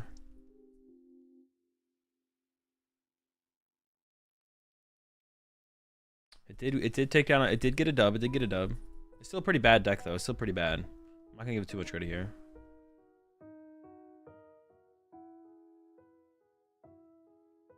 Before Raging Ball, it was Arctina. I think before Raging Ball, it was Lost Tina, then Arctina. It was Lost Tina, it was Raging Ball, Lost Tina. No, it was Ancient Box. It was like Raging Ball, Ancient Box, Lost Tina, Arctina. Arctina was good at UIC this year, promise. But that's not true. Now you're definitely capping. Wait, UIC this year? The one that Tord won? What'd you beat? There's nothing to beat.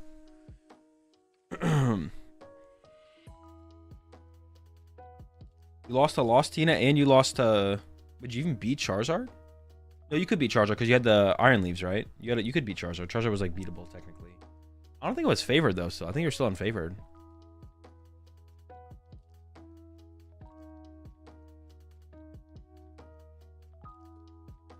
Was Control Arc better than Arctina in that format? The Control Arc deck was pretty good. I don't know how good it actually... It was not pretty good. It was pretty cool. I don't know how good it actually was, though. It was pretty cool, though.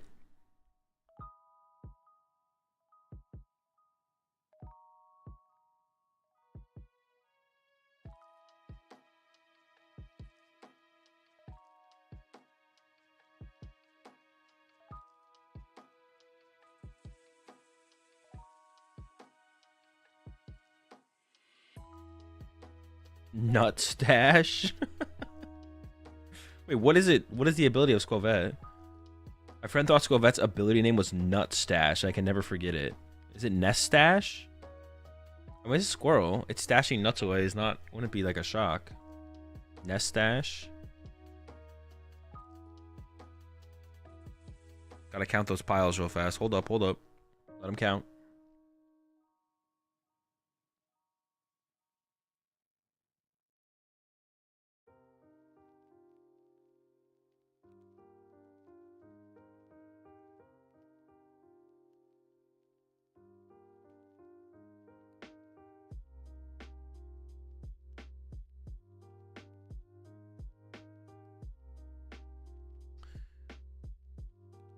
Dude, what word is that, Del Cookie?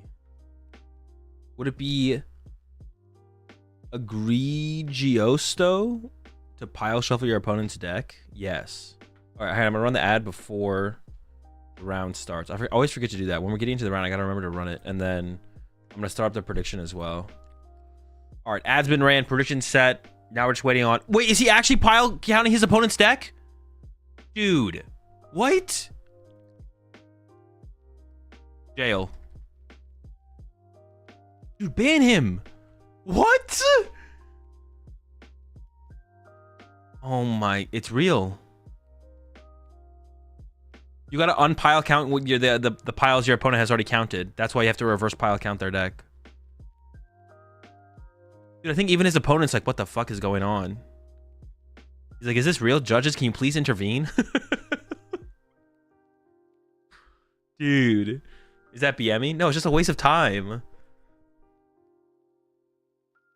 Alright, it looks like Archaladon here, though. That's cool. Oh, it could be... Well, there's two vessels, so it's probably Archaladon. Because usually Golden Go only plays one vessel. But it could still be Golden Go as well. With a couple vessels. I'm going to guess the Don.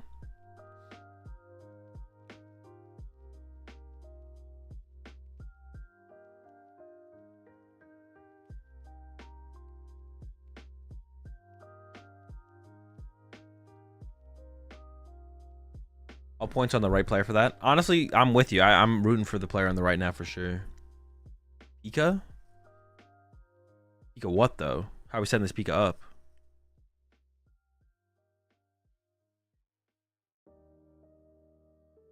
Looks like Gardevoir here.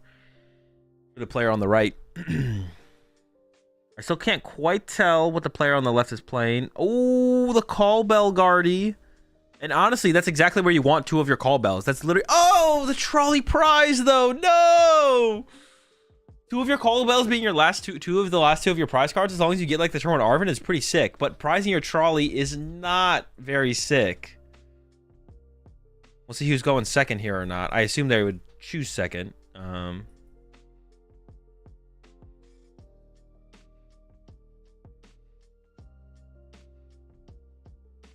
right, here we go. Okay, they are going second, but it is up against Archaladon, which definitely likes going first. And in this situation, if you know your Trolley's prized, you would maybe even... I don't know, with the bells, maybe not. This is definitely a favorable matchup for Guardy, though, for sure. Archaladon can't... Wait. Can't one-hit KO a Gardevoir. Also, the Drifloon can one-hit KO the Archaladon. All the other Archaladons we've seen so far play stuff like... There's Jamming Tower and Lost City. I don't know if this one plays Lost City, but we've seen Jamming Towers and Lost Cities, which are both good against Gardevoir. I did see a Jamming Tower in there. 2 Jamming Towers. The towers are definitely good. Also does play the Dialga, which is also a pretty good piece to have in this matchup as well. So has all the cards you'd want in this matchup. Now we'll see how well they'll be able to utilize them.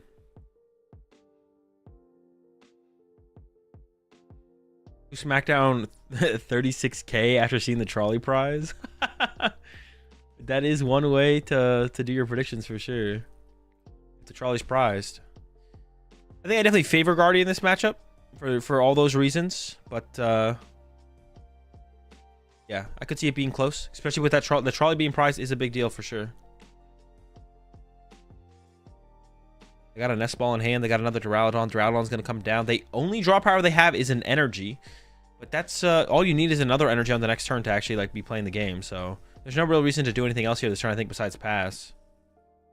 Play the Nest Ball would be the only other thing. But I don't even think... Okay, they're going to go for it. I was like, I don't even know if there's a reason to do that. You're probably not getting to the Dialga next turn. Oh, they're not even going to go for the Dialga. They're going for the Duraludon. Interesting. I thought we'd go for Dialga V here if we're going to play that. Nest Ball. I thought we'd definitely go for the Dialga V.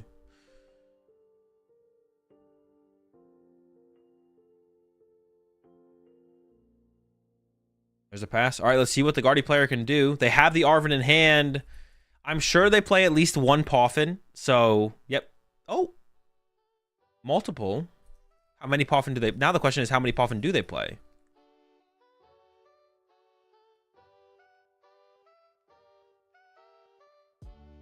Maybe just 2? I don't think there was any prized.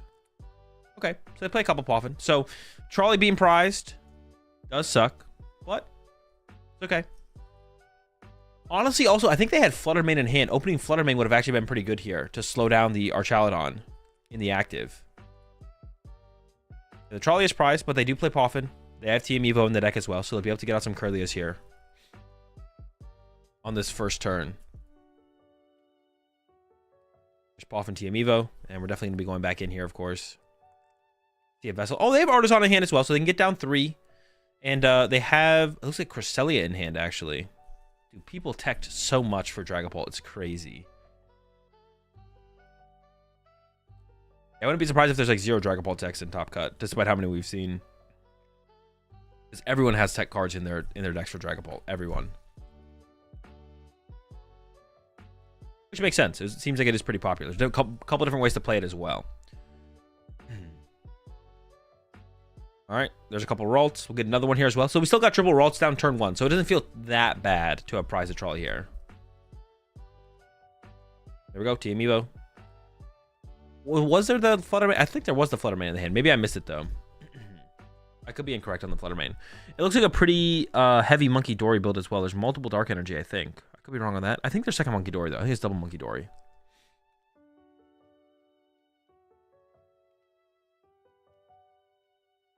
Okay, over to the Archaladon side. They do need... Yeah, there's 2 Dark Energy in hand, and there's a Dark Energy in deck, so it's definitely a double Monkey Dory build. Oh, it's a Cresselia in hand. It's not the Flutter Mane. That's what it is. Okay.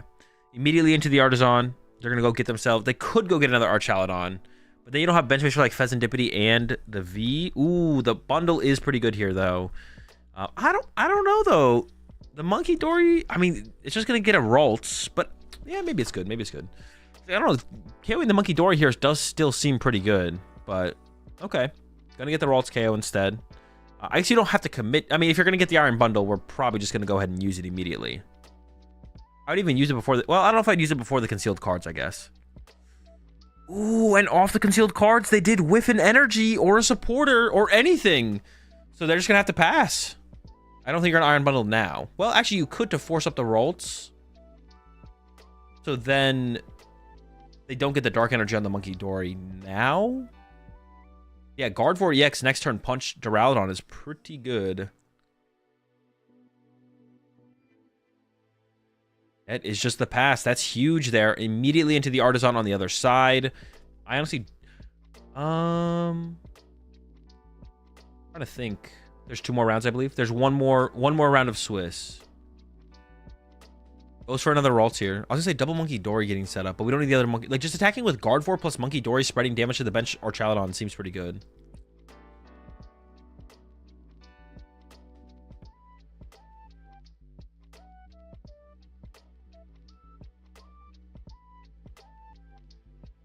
Discarding the Cresselia before the basic Psychic seems weird. The basic Psychic will make its way to the discard pile. Ooh, it might be a whiff on this side as well. No, we have the Guardia EX. We can start swinging here. I think we should. We have two Turos in hand. Wait, what? Why would we not just attack with Guardia EX? If we have 2 Turos in hand, just retreat, start swinging on them. What are we... Then we get punched back. We just Turo and just like Turo chain from there, right? Like, we have 2 Turos in our hand.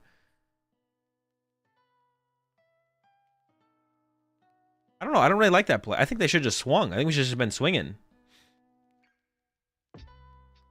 We could have just set up a double Monkey Dory Guardy attacking board. Artisan gets another Duraludon on the other side, but I think the hand is still dead here. So it's just going to have to be a pass. Yeah, that's weird. I don't understand why they're playing it like that. That's interesting. I feel like they could have been way more aggressive here. They do have to try and preserve these, giving up another Dark Energy here. Now they're finally seeing some dead cards. You do have to try and preserve the Artisans here. You don't really need to play this Ultra Ball here. Once again, I think you could just go into... We should have just gone into Guard 4 last turn, I feel like, and swung. Here comes Artisan. We can set up that second Monkey Dory. This seems really good. Double Monkey Dory and just start swinging with Guard 4 seems insane. Insanely good. You want to have more Curlies for draw? I mean, if they punch your Guard 4 and you Turo it, you're going to get another Curly in play on the next turn. So once again, not... Yeah, I feel like we should just be swinging. I don't know why we're doing this chill line. Despite knowing that our opponent's not drawing that well, I still don't like this play. Okay, we do have an energy finally in the hand. We can conceal cards it away and then evolve the active, then scoop up Cyclone and then evolve the bench. So we should start with concealed cards here. I don't think they see the line though. So you can concealed cards and then evolve the active to an Archaladon and load up the energy on a bench to Duraludon, then pick it up and evolve that to Duraludon to an Archaladon and accelerate the energy to it. So now they just missed out on a concealed cards draw here. So this is definitely a mistake here. They missed the sequence there. They have a boss though, so they can boss KO a Curlia.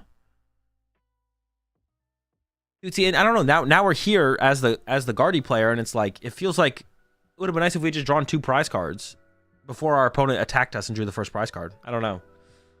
I really don't like this choice here. I think this is a mistake here to not be more aggressive. I don't think there's any reason to not be more aggressive and have like double Dory Guardy set up. Maybe it wasn't double Turo, but there definitely was a Turo in hand. I thought it was double Turo though, which is crazy.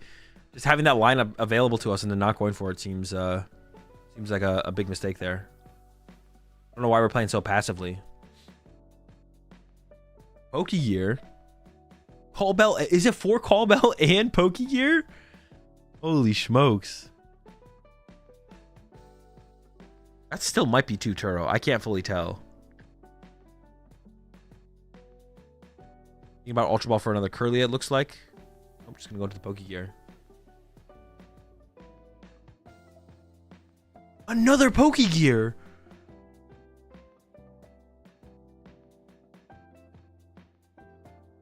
And there's another Call Bell there. So it's 4 Call Bell, 2 Pokegear. Dude, we are not whiffing turn 1 Arven. So they probably don't play Luminion then. The Luminion, they must not play Luminion. Discarding Drifloon is crazy, isn't it? Isn't that like one of our big one-hits we want to play for? We don't have to do it right now, but eventually.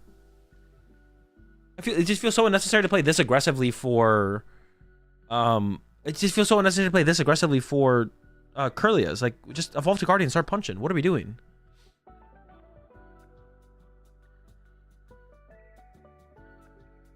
Doesn't that let us... Dude, I'm so confused. Why are we... I don't understand. That is 2 Turo in hand. I'm almost positive. Yeah, I don't like any of that. I don't like how we're playing this at all. And I don't like see what they're building up towards either. Like, I'm confused as to what they're building towards with this as well by playing it like this.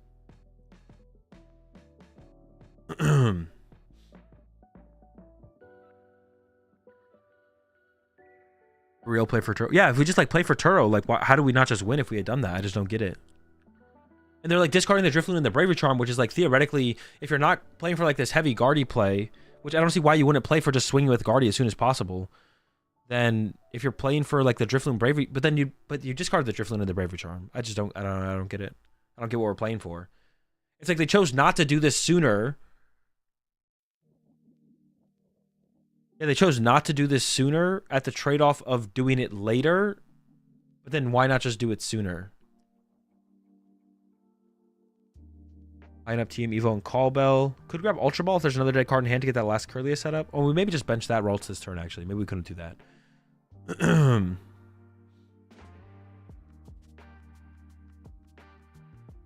Maybe the Guardy player was like afraid of getting too far ahead and not being able to use Counter Catcher? I don't think so. I think he's trying to be too clever with the earlier plays. Yeah, I think so as well. I think he recognized the Archaludon player was dead drawing and then tried... Yeah, I think that's probably what it was, Cash. Actually, I think that's a good analysis of the situation. Like, the Guardy player realized the Archaludon player was dead drawing and was like, oh, I don't have to be aggressive here. I don't need to keep up with the prize trade. But if you still should just get ahead when you can get ahead. Why would you not want to be ahead if you could be ahead? Instead of just like playing... Now you're playing from behind theoretically... For like no reason, yeah. I think it's just poor play in the opening here. So for the Archaludon player here, we have Boss in hand. We also have Iron Bundle on board, so we can get a knockout here. Punching into the Gardevoir is really bad because it's possible that Turo gets played. We don't want to attack into a Turo. So we get Iron Bundle, we have Boss. I think we also have Dialga V in hand. I can't tell. It's some full art. I think it's Dialga V. Yeah, there's the Iron Bundle. The Ralts gets pushed up, of course. And then we do make bench space. And I think it is Dialga V. For Dialga V. We could even attach to it. And I think setting up the Dialga is going to be a big deal for sure. They looks like they're thinking about playing the Boss, though, to go after a Kirlia. And they are stressing going after this Kirlia here. They're going to bring up the Kirlia. But now if you're going up ahead on the prize trade, I don't think you want to bench Dialga V, because then Dialga V just gets counter-catchered and knocked out. Well, I guess that'd be the same thing even if you didn't. I guess you could have benched Dialga V if you had KO'd the Monkey Dory, actually, to be honest. If you had KO'd Monkey Dory, then benching Dialga V actually would maybe be safe. But now I think it's just going to get counter-catcher KO'd, right? You never let this Dialga V survive here as the Guardy player for sure. You're always going after this. Yeah, there's a knockout on a Kirlia. We'll see if the Guardy player can find that counter catcher. But yeah, counter catcher KO Dialga seems pretty good here to me. Pushes the Ralts up first. Wants to build some damage up on that with the Monkey Dory, of course. That seems fine. Is thinking about playing the Super Rod. Just going to get back Guardy pieces, which seems unnecessary. Do we really need... We have a Kirlia in the deck. Do we really need more Kirlia and stuff? And all this other stuff that we did discard, like the Drifloon, we could have just not discarded. And it could have just... We could have still just had access to it. Here comes the Artisan getting into the Ralts. Doesn't go to get the other Monkey Dory and Dark Energy, which I thought was pretty good. The double Monkey Dory setup seemed pretty good to me, to be honest. Because then you could, like, Monkey Dory ping a bunch of damage on the bench to Ralladons and set up for, like, big one-hits. Effective one-hits with Gardevoir later on through a bunch of Monkey Dory damage spread while you're turtling up your Gardevoir and resetting your damage. But we got the Refinement here. Have an Ultra Ball to get another Refinement set up. And we're really just looking for Counter Catcher, I think. But we have Arven in hand, so we should have access to Counter Catcher here. I assume they play Counter Catcher. This is definitely a little bit wild, so maybe they don't. I assume they do. Yep, there's Counter Catcher in the deck. Multiple, maybe. Maybe there's one in hand. I think you want to remove... Well, you can't evolve that one. It has to be the active.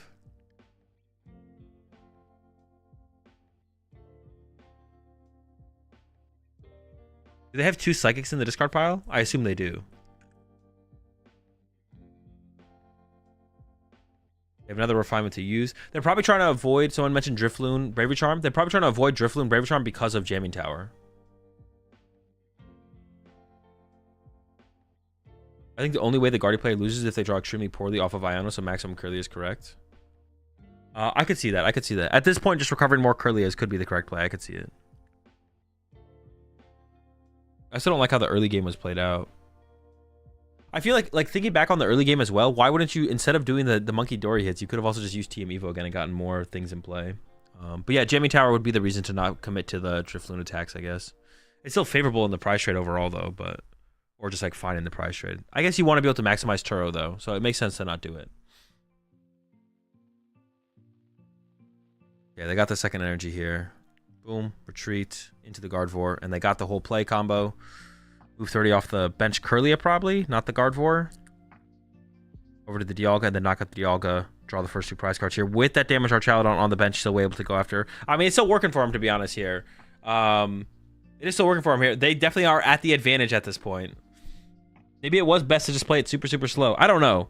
Playing it that slow seemed weird, but working out. We're winning. We're definitely ahead in this game by quite a bit, and we have all the win conditions we need at this point. Dialga's back. Will we be able to chase it again is definitely the question, because that is the only real threat, I feel like, at this point, is that Dialga on the bench. I'm glad they don't obsess over the damage counters anymore. That was never Japan. That was a different country's tournaments that we've watched before, where they make you put the damage counters on the Pokemon. But that wasn't Japan. I don't know. I don't remember what country it was though. It was Taiwan. Yeah, I think it was Taiwan. Yeah.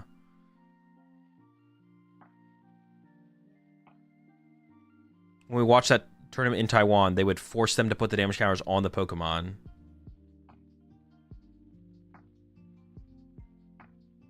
Bro, it's not giving the opponent counter catchers. That is also true. We are avoiding giving the counter catchers. I don't know. Maybe that is the move to go with. Maybe it is. Definitely wasn't a huge fan of it watching it play out initially, to be honest. But I don't know. I could be wrong here. I feel like they were in a spot where they could have just been more aggressive though and just drawn prize cards. Like with the double Monkey Dory setup, like I mentioned, having 2 Monkey Dories in play seems really, really sick for just moving damage to the benched Duraludons.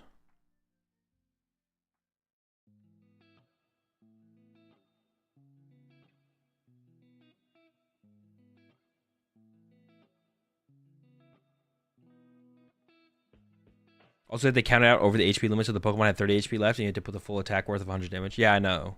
Dude, it's so ridiculous. I don't know why they do that, but they do.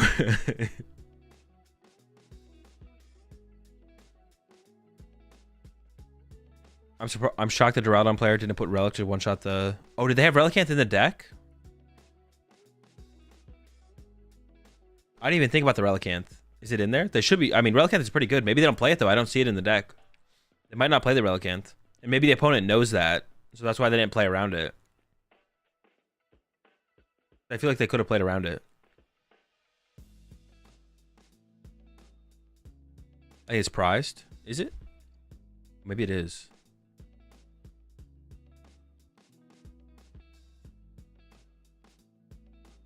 Nope, not prized.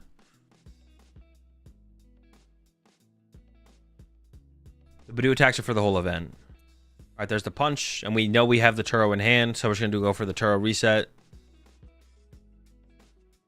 Looks like 6 cards left in the deck.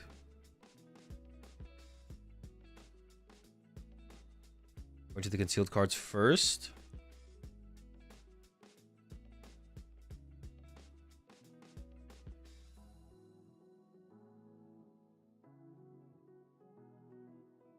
Refinement. Away the trolley.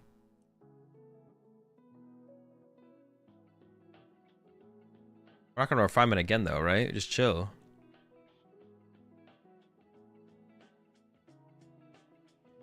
How much HP does the active have left? Can we win this turn? Oh, we just win, right? Oh, wait, no, we don't win because we filled our bench. Oh, no, we don't win here. Never mind, never mind. I thought there was 200 damage on the active. I thought it was 280 or something. Yeah, you definitely want to boss the Dialga. That is true. Yeah, you want to get rid of the Dialga. Getting rid of the Dialga is important. And we do have the boss in the hand. There was a Super Rod. I'm not sure what was recovered there. Oh, no, wait. Now we're playing the Super Rod. That was the heavy ball offered for the cut. Rod back, Dory, double dark, it looks like. Are we out of recovery besides that? Our hand is Boss, double Turo, Bravery Charm, Drifloon, double Artisan. There's the boss on Dialga. I mean, we should still have game here on the next turn from the Guardy player. Because I don't think a one prize Pokemon can be pushed up. There's the Dory. Moves 30 off the active to the Dialga and then knocks it out. The Guardy player doesn't have any more ways to recover cards to the deck, but I think a 3-card deck is more than enough to close this one out. I don't see a win condition here. Wait, what? No Drifloon or Shroomtail? No, they have Drifloon in hand. They recovered Drifloon with the previous Super Rod.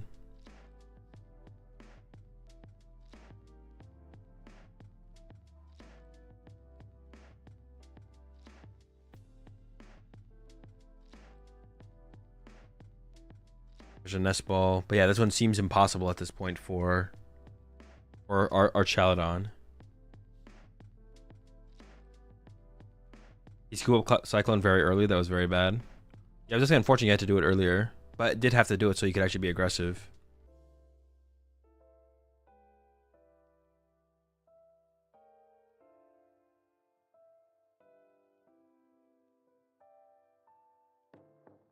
What's your thoughts on Maraudon post rotation? I don't know. I don't think about that stuff.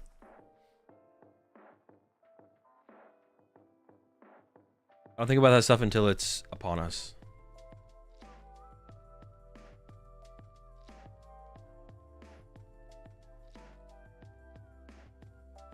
I got the Guardy KO. I mean, if they can recover the Dialga, I feel like you'd want to recover the Dialga here and put it on your bench.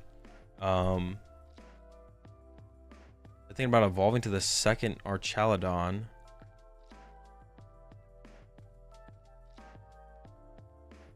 They do. I don't know why. Maybe to retreat into it on the next turn or something.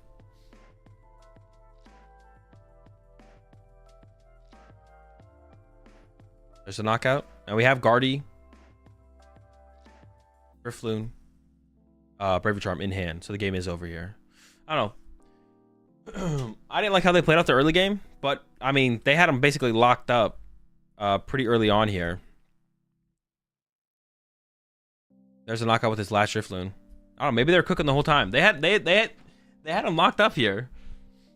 Maybe just sitting there and cycling to begin with was better. I was like, I don't know. I don't really like the way they were playing the early game, but this game was definitely not close. They go to 12-2, so they're not in cut yet. If they win their next one, they're in cut. They want to extend the stream for content. True. Yeah, just like in this early game sequence here, they just played heavily, just chilled, used their Curlius, cycled, let the first prize card go over to Archaladon. Maybe they let the first prize card go over to Archaladon because they just wanted to be able to chase Dialga. There's like, I just need to be able to chase Dialga, and if I can chase Dialga, then I can win this match. I win. Like Dialga's the only thing I'm scared of. So like, I just want to get access to Counter Catcher and make sure I can chase Dialga. Maybe that is the line here that you look for. It's just like, as long as I can chase your Dialga, which is what happened, right? We Counter Catcher Dialga, KO'd it. We boss up Dialga, KO'd it, and then KO'd the Archaladon for 2. All right, they cooked. I mean, they got it. Yeah, like wasn't even close. Yeah, it might just be trying to make sure you just gain access to the Counter Catcher to chase the Dialga. That might be the play.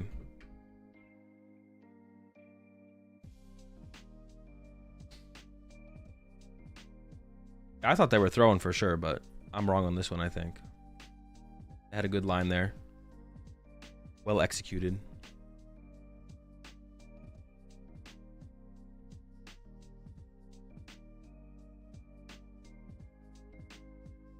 I was ready to start swinging as soon as turn 2. As soon as I saw that we had two Turos in our hand, I was like, bro, let's just start swinging with Guardy, bro. If they punch us back, we just Turo, the game's over. Just on that Turo, we're just going to win. They punch us back, we Turo, the game's over. The game's over on like that play. I felt the second Dialga was a misplay. If you don't set up Dialga, you just lose to the Turos, though. You can't win. You'll just lose to the Turos eventually. You definitely have to go for the Dialga play. The Dialga play is your only chance to win the game. You have to, if you don't put down Dialga, you just lose. You just lose the prize trade into the Turos and the Guardy, or the I guess when they discarded the second Bravery Charm, maybe the prize trade could have gone there in their favor because you can't use 2 Drifloons for back-to-back one hits. I guess that could have happened, to be honest. After one of the Bravery Charms was discarded, you could have been like, oh, okay, well, you can't use double Drifloons. But I feel like if you don't set up Dialga, I feel like you do just lose. So use Thornton to set up Dialga if it's been targeted. I mean, I don't know if they play Thornton though. Maybe they do. But the Thornton play is hard to set up if you get Iono'd. Which we definitely know the Guardy deck plays Iono. Dude, Ultra Turbo Guardy there. 4 Call Bells, 2 Pokegear. What happens if your opponent just knows you're playing that and they just choose second? Got a lot of dead cards in your deck. I guess you could still have an Arven. So if you go on your second turn, you could still Arven for Troll. You just hope you have an Arven.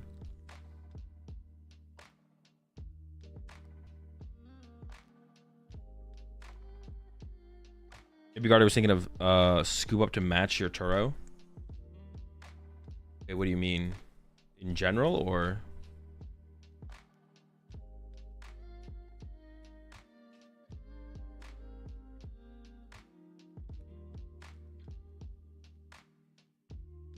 Both monkey attacks were KOs with Drifloon Charm in hand. Had 4 prizes by turn 4, and opponent hasn't attacked yet. Over on turn 5 if he's aggro. That's true, but faster isn't always better. If we don't have access to the counter catcher on that turn, then all of a sudden we don't KO the Dialga on that turn, then Dialga could get set up and then we could lose, right? Possibly. This is not top 8 now. We have 1 round left. When I saw my opponent pile shuffle my stuff, I had to embarrass him and destroy him. Yeah, as soon as my opponent pile shuffled my deck, it was over.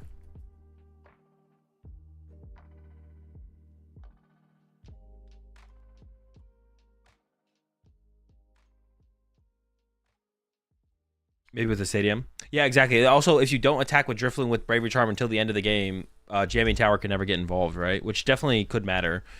Trying to limit that, I think, seems fine. Trying to limit the access to the Trying to limit the access to that seems pretty good.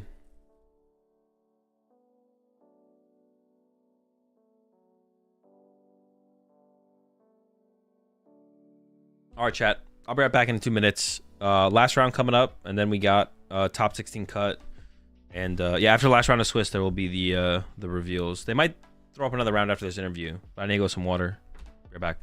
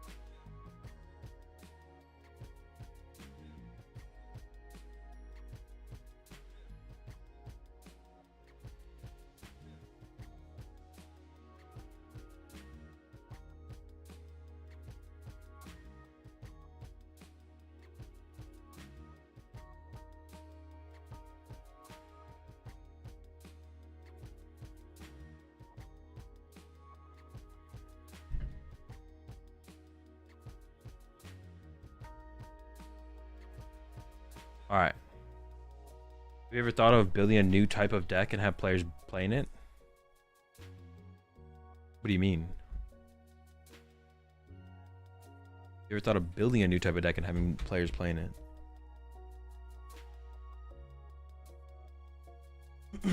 I'm not sure what you mean. Like an archetype?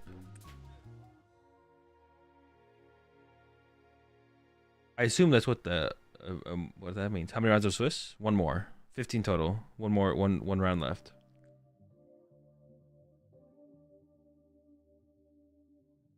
So we should run ads. What do you mean? I'll run them before the match starts.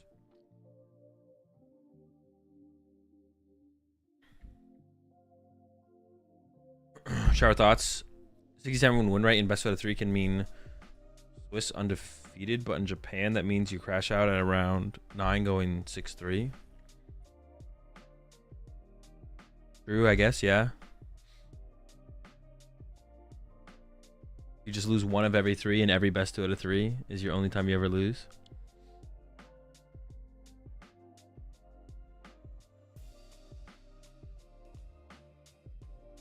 Ever get the right side payout? Well, not hand. I gotta go back and check to make sure I don't get. You're right. It is the right side. I had to check that for a second though. You think players should be able to play with any language basic energies? No. Well, yeah, no. They should just stick to. Wait. Do energies have different languages on them? Does it even say energy on the energy cards?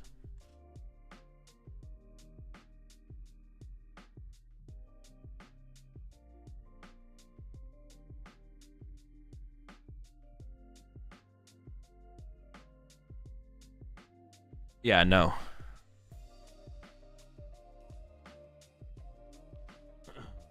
Just use your language. The languages you're allowed to use.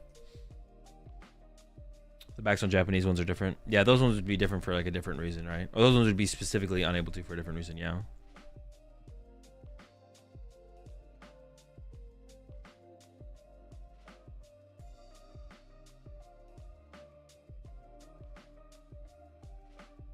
Actually, the more I think about it, it probably just doesn't matter, right?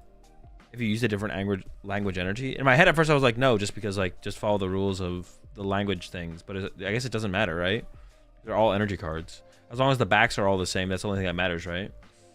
Maybe it would be fine, I guess. I don't know. Sure. I think players should be able to. I don't really care. Would it be fine if they did? Yeah, it seems like it would be fine, to be honest. Yeah, I don't really care if they allowed it, but I guess it'd be fine. It'd be okay. Wouldn't be terrible. The only time we see different language cards on table is Worlds, right? What do you mean?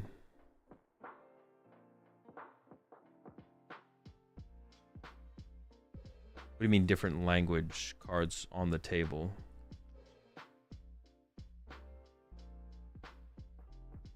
You have a giant color pip with a symbol, it would be fine, yeah. Like English on one side and Japanese on the other. Oh, no, you can see that in literally at any of the ICs or literally any non-American tournament. Literally the only tournaments are American and Canada. But even in the Canadian tournaments, you can use French cards. But in Latin America, there's multiple languages they can use. So you could see like English versus Portuguese. In Europe, people's decks have multiple different languages in the decks. Australian regionals? There's only English over there, right? I guess those as well. But they don't have streams, so you won't see it. Now that we are halfway through the season, what's the outlook on points needed to make Worlds? I don't know. I haven't thought about it or looked at it. Maybe people in chat have takes on it for people in chat who are like playing for their invite. I played a couple Spanish cards at LAIC. There we go.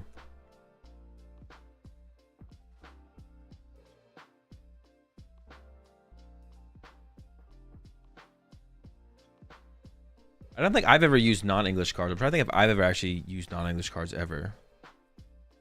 But I don't think so. Yeah. Japanese players that show up to Australia, I mean.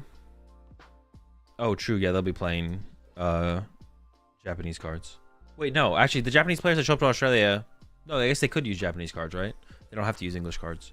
They're technically not allowed to because of the language rules, but as long as they're not Japan card backs, when I'm head judge for a local event, I usually allow the different energy cards. Yeah, I see energy cards just don't really matter. So assume you don't get your invite. Are you going to Worlds? I probably would. Yeah, I think so. I don't know. It's kind of lame though. It's just in California. I probably would for like a day. I don't know. It's kind of lame. It's just kind of in California. I probably would still go, I guess. I actually don't know. If it was somewhere cool, then yes. Yeah, honestly, I didn't, now that you are asking the question, I'm actually not sure. I don't know if I would. I probably would. It's possible I wouldn't though.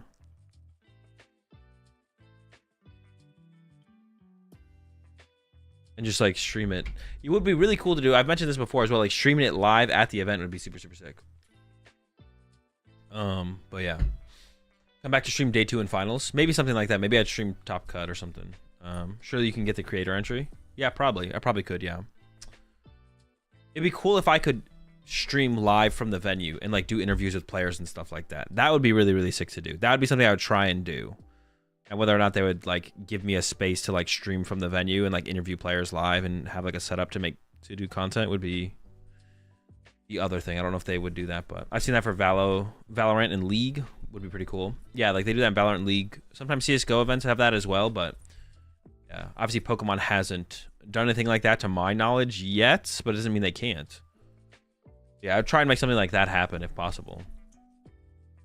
Or I could stream the event live from the event.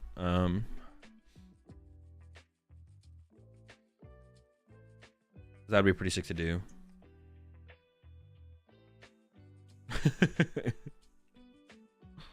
You got to do that. I'll definitely try. If I don't get my Worlds invite, that's the goal. I actually kind of want to try and do that outside of just Worlds though as well. If they would let me be able to do that at maybe not the ICs this year, but like if they let me do it at some of the regionals, that would still be pretty cool. I don't know which ones like specifically, but it'd be pretty dope to be able to like just go to major tournaments and just like cast them live on site. It'd be pretty dope.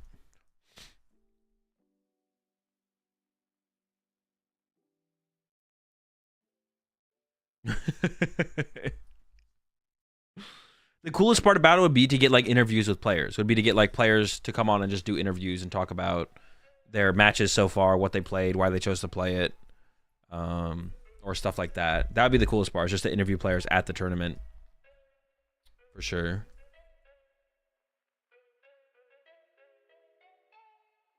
What do you think about Yurko Valencia's 12-month ban? Is there is he officially banned? I can picture your desk just in the corner of the convention center. That's all I need. That's all I want. I mean, I think him getting banned makes sense. How long should he be banned for? I think is literally just the question, to be honest. Yeah, him getting banned is like he should get. Him getting banned makes sense based on the story, and he hasn't come out to dispute the story. Like I haven't seen him make a post. I haven't seen him make a post. Disputing what happened at LAIC, so he should definitely get a ban. I think the question is just how long of a ban should he get. 12 months is something. I think permaban wouldn't be unreasonable for his situation, but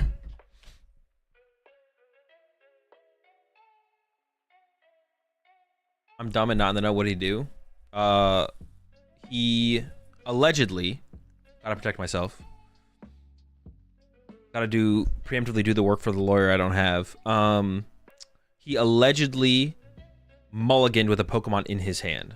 So he had a bad hand. It was like, I don't want this hand. I have a mulligan, and like tried to like show. He either didn't show the hand or tried to show the hand without showing the actual Pokemon in the hand. And it was in fact not a mulligan, but there was a Pokemon in there. So yeah. How does Top Cut work with multiple pods?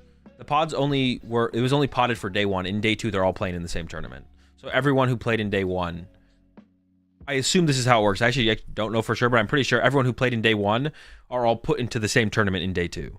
So it's only pods for day 1. Are you and Chip going to continue the deluxe battle deck series? Really enjoyed the Koraidon vs. Miraidon one you guys did. Yes, we do plan on continuing to do that. Are you going to eat UIC? Yes. He actually had just a single Badoo and tried to mulligan it away, trying to hide the Badoo.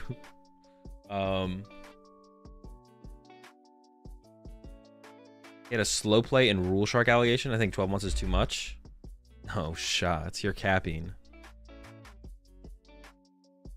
He allegedly cheated, and he hasn't come out to dispute it, so then he definitely just cheated.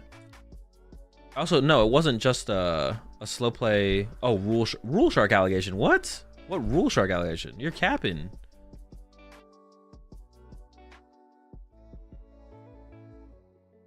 With the side of the story that we have, which is the only side of the story that we have, and if he didn't do it, he definitely would have said something at this point.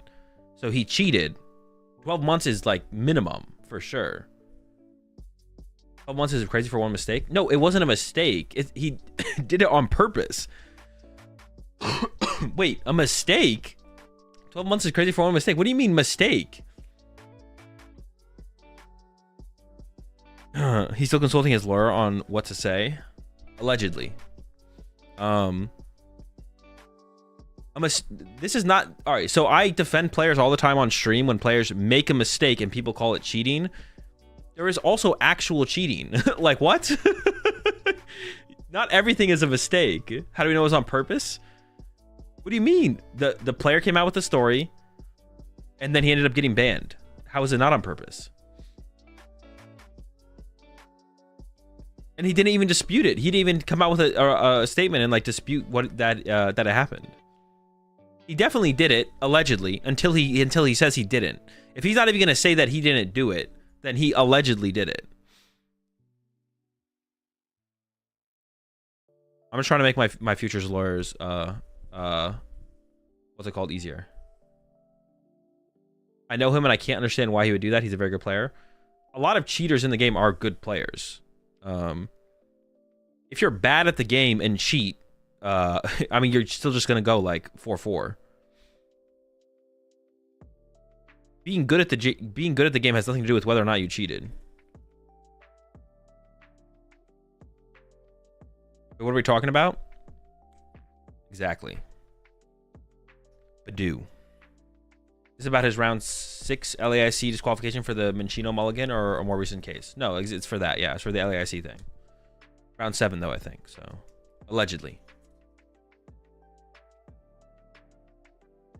Going from 2-4 to 4-4 is a 100% improvement. That's true. Like that one dude last week who pulled Fez with an S ball and then drew after debating whether to use the Ultra Ball. That was an accident. Yeah, exactly. That was a mistake. What Yurko did, allegedly, was cheating. And 12-month ban is like the minimum Yurko should get for sure. I could have seen Yurko getting a perma. I wouldn't have been like shocked if it had happened. And I don't even know if I would like technically disagree with it either. I'm a big fan of second chances. Yurko has a lot of other stories about him as well, which I never put too much weight into, because a lot of people have a lot of stories about a lot of players in the game. But if you're not going to call over a judge and get stuff documented and like go through the actual process, then it's like, I mean, there's nothing you can do about it. Like, what? Someone did call over a judge, and it looks like he allegedly this is not the first Yurko incident too. Yeah, exactly. So if he does come back to the game, he is going to have, I mean, yeah, he's going to have a terrible reputation going forward. There was a lot of alleged accusations of Yurko prior to this one, but this one seems pretty ironclad, to be honest. And yeah, 12 months should be the minimum that he should get for that, for sure. How could you even like come back to like, I don't even know, why would you come back to a community in that situation? I mean, unless he was like, I mean, maybe he was doing this full time. If he, dude, how would you like, if you're getting to play Pokemon full time?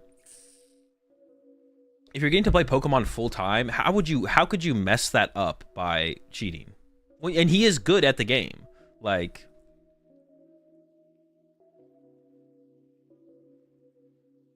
And he is good at the game as well. Like, how could you mess that up, bro? You have it made. Surely they show Fabian on stream now. You would think at this point, the one non-Japanese player in the tournament who's on winning in for top cut and has been doing very well in the tournament this whole time would finally make it onto stream. You would think that this would be the moment.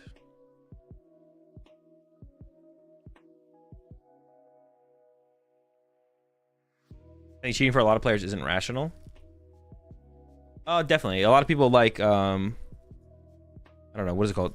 Rationalize it or like somehow come up with what's it called. Did Fabian make cut? Fabian's on the winning end right now.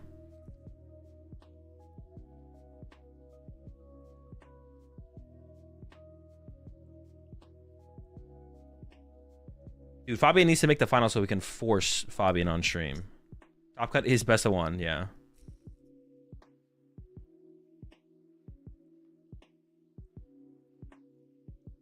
For setting down your cards and mulliganing after not seeing a basic is not a totally unreasonable mistake. People aren't machines that make no mistake. Yeah, but if you listen to if you read the story as to what happened in Yurko's situation, it's very obviously not a mistake. Once again, allegedly, and once again, Yurko has not come out to dispute any of this, so it's pretty obvious that it did happen. And Yurko's just like, yep, I messed up. And now, from what I've heard, he is allegedly banned. Because people in chat keep bringing it up. And, yeah. 12 months definitely seems reasonable. Seems like the minimum. There was a question on Callbell here. Would you feel confident to put it inside other decks other than Guardy to maximize Trolley starts with cons of having potential 4-deck cards if you lose flip? I mean, if it's correct to play it, then yeah. I mean, like, it's worth trying out. Like, I don't really have a good answer for your question. Like, I don't have a good answer for your question, to be honest. Like, if it seems worth trying out, then yeah, I try it out. And if it seems better than not playing it, then I'd play it. But I couldn't tell you what decks I would try it in either, though. I wouldn't really have an answer for that, though, to be honest. Did we get the reveal? The reveals have not happened yet. They're coming soon, though. In saying that Eder never got banned, though, it is pretty crazy. It is a wild time. That's not Fabian. Maybe Fabian's just not there. Maybe Fabian just tweeted out that he's at the Champions League and has been updating his record this whole time, and he's just not even there. It's possible.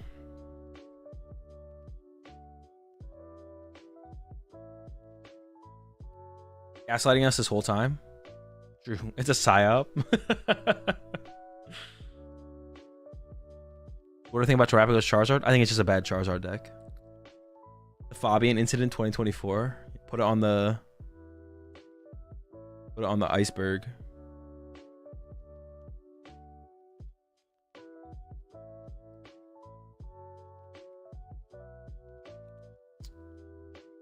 I wonder about a world where Pokemon gives you one free mulligan like One Piece, in that you can choose a mulligan in your hand to a new hand, but then the new hand you have to keep.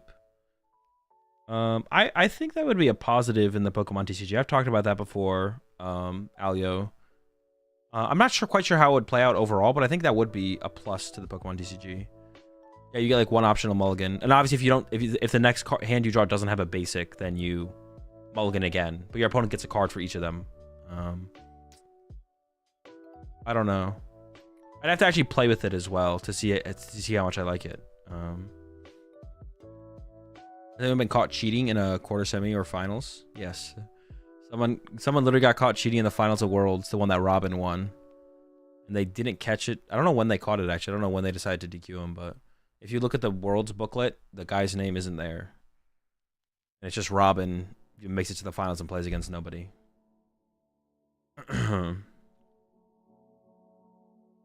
That's the most recent one I can think of. What is the top deck over in Japan right now? Probably have to give it to Guardy right now. Yeah, Guardy seems to be the top deck for sure.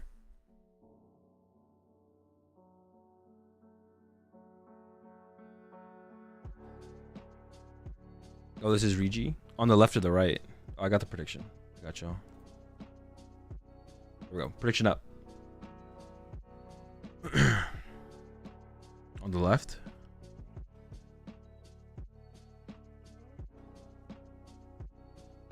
All right, it looks like Guardy's going first here. Does play the Manaphy. Ooh, the hand is dead. No, the hand is dead. Thinking about keeping the Manaphy. What, just in case you... to survive? You just bench the Manaphy and be like, well, they're knocking out my Monkey Dory next turn, but I don't lose yet. Oh, no. That's so unfortunate. A dead hand. Does have a turn to top deck, though. At least one turn. We'll see how good of a draw it is on the Dragapult side. I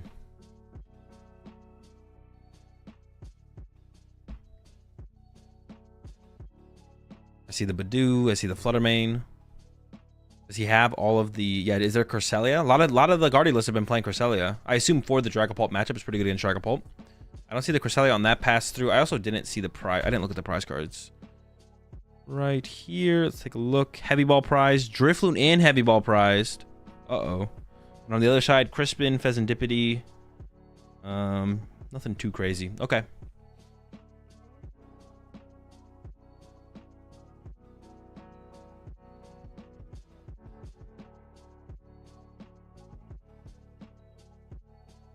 What are you deciding to go first or second after you look at your hand? I think it's too good. It's correct to have to choose first or second before you see your hand. That hand looks pretty good here. It looks like it is just Dusknoir. Dragapult. See the Badoo in there. I don't see... There's no Rotom, I don't think. I think it's just a TM Evo build. Are any of the Guardy lists on Ninja? Yeah, we've seen... I think most of them have had Greninja, actually. I think most of them have had Greninja. It looks like is going to commit to the Badoo here.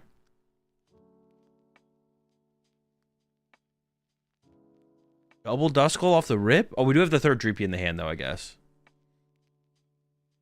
Dude, those sparkles are crazy. Now we see the Arven. So rescue board. I don't even know what we'll get besides the rescue board here. Maybe Vessel for the attachment for turn.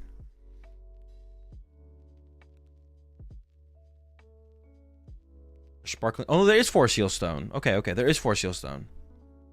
I thought it was like a no. Dude, I just can't tell what any of these cards are.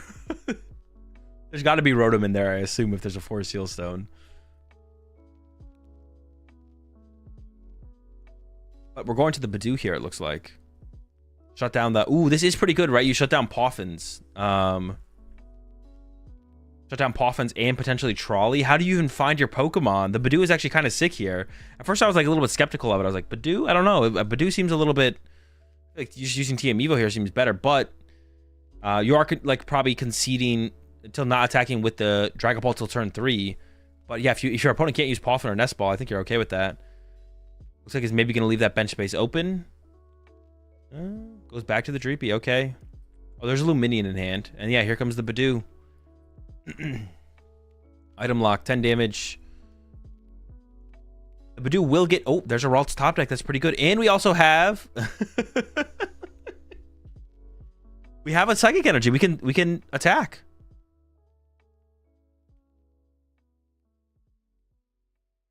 And there's no attack. Why not? What is it? Do we not want to open up a bench space? I guess if we knock out, we open up Pheasantipity. Okay, maybe that is fair.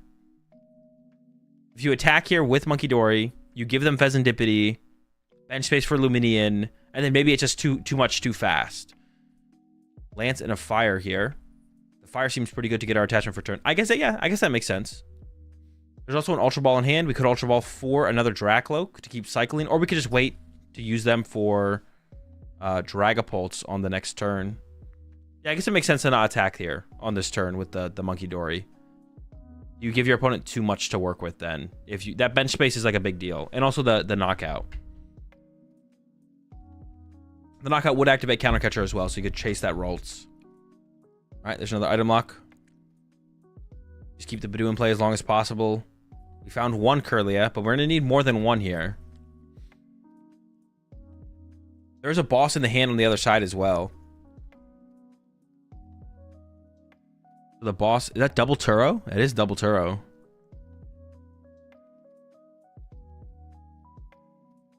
The boss can be to boss KO the lone Kirlia here. Thinking about keeping the Psychic here at this point. Oh, I guess if you drew into boss, you could boss KO. Oh no, the Dracloak has 90 HP, right? Yeah. I mean, give up the Psychic seems like the best give up here. Does end up on the Turo give up though. Artisan's pretty good. That becomes another alt. And we have the Unfair Stamp when this item lock breaks. But it might break by the Kirlia getting knocked out, which is pretty bad to be honest. Also, if there's a Dusclops found, you can go KO Kirlia, KO Rolts, which is pretty brutal. Although I don't even know if you have to be that aggressive. Just KOing the Kirlia itself is pretty tough to deal with. Oh no, I didn't update the Badoo counter. My bad. We're at 17.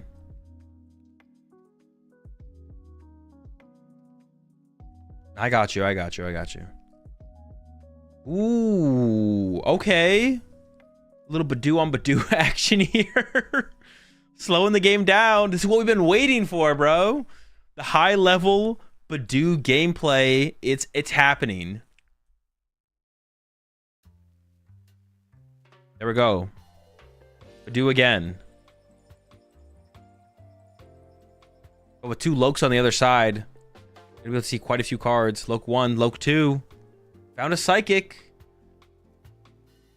And has that crystal in hand. But what is it? The Dracloak only does 70 damage, so we can't KO anything. You can't KO the bench Kirlia. And without being able to play Ultra Ball, you can't go get your Dragapult. Might just be attached Psychic to the other Dracloak, the one with the rescue board, and pass. I feel like that's where you put the energy here. You can attach the Sparkling Crystal to the one with the fire energy. Is debating it though. Yet it does end up on the Dracloak.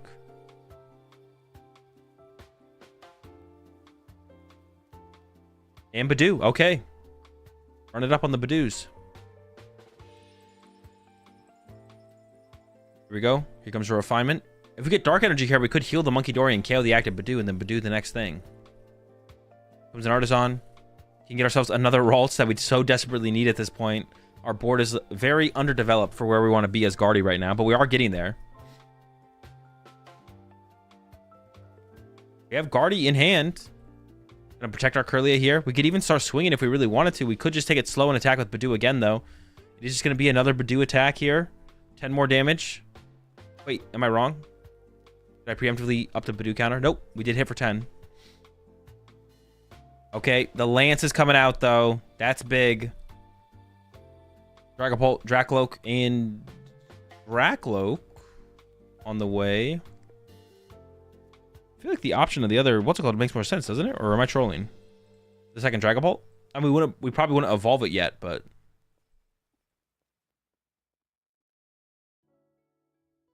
Dusclops has been found. That's kind of scary. We also have that boss in hand. Double rescue board. Really want to get into that Badoo on the first turn. I didn't see the Rotom, but I would assume that they play Rotom. They might not, though. What if the deck is just built around getting into Badoo as soon as possible and slowing the game down?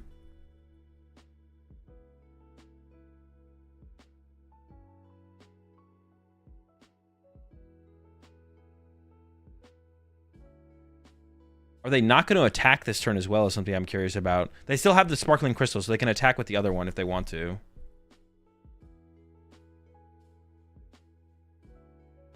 Are we just going to Badoo the active again and just chill? Are we going to go full chill? And we have... Oh, no, we Lance, so we can't boss. So maybe we do just chill, actually. If we can't play boss this turn, attacking with Dragapult into the Badoo seems kind of mid. So honestly, chilling kind of seems a little bit better. But we'll see what they go for. All the energy's fully split up. What's going to be the line? Just another Badoo punch. All right, +1. Taking the time. I like this. Dragapult attacking into a Badoo here does not sound that good. And we're going to see the first Badoo. Are we going to see the first Badoo kill a Badoo? Refinement away an Artisan. Dark Energy has found its way to the Monkey Dory. You could Monkey Dory KO the Badoo and then Guardy Punch or something the active Pokemon. Another Ralts being lined up here off of the Artisan. Yeah, this is really the Badoo. The Badoo is interesting in this one. It's really slowed things down. This is the first time we've really seen a game play out like this. wonder if we're going to regret discarding that other Turo in the discard pile that made its way into the discard pile on like turn 2 or whatever. Here comes the Monkey Dory.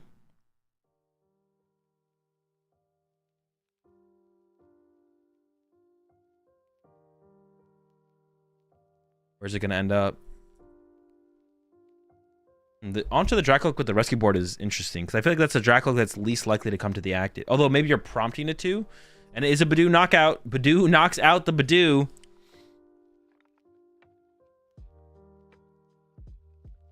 But what kind of play are we going to see here on the other side?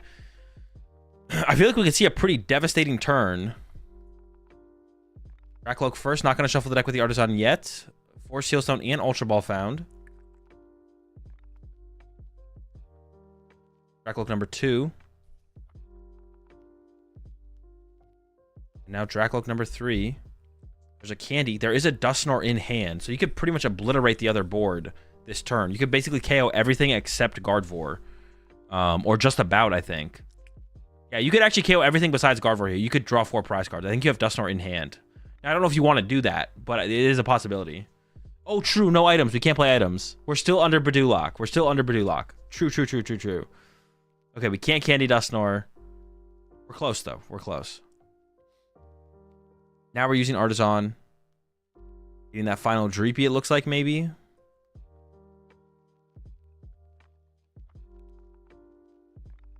I'm very curious to see what the play is here. We have so many options. We have so many options at this point.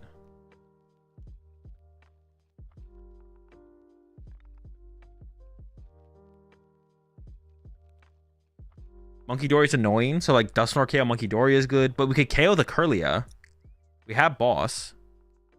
I believe we have not played a supporter yet. Was Artisan first better? They didn't use Artisan because they'd already stacked some cards on the bottom of their deck with their Dracloaks. Have you seen any Badoo text yet? No Badoo text yet. It is the Boss. And it's just going to aggressively go after the Gardevoir here. I feel like we're going to probably eliminate this Kirlia from the bench, so Turo can't be a possibility.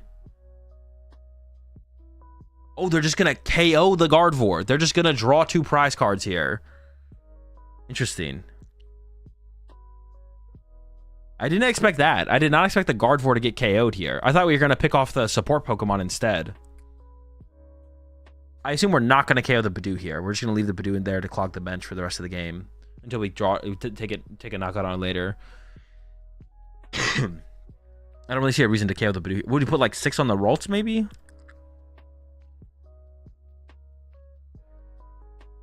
Oh, Badoo is being killed here. I didn't expect that. That means we're going to get Iono'd lower here if we kill it. And then 2/2/2 across the board.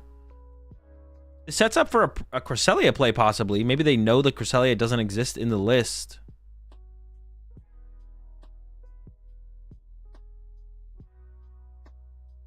What is even the play here? This seems pretty daunting here as the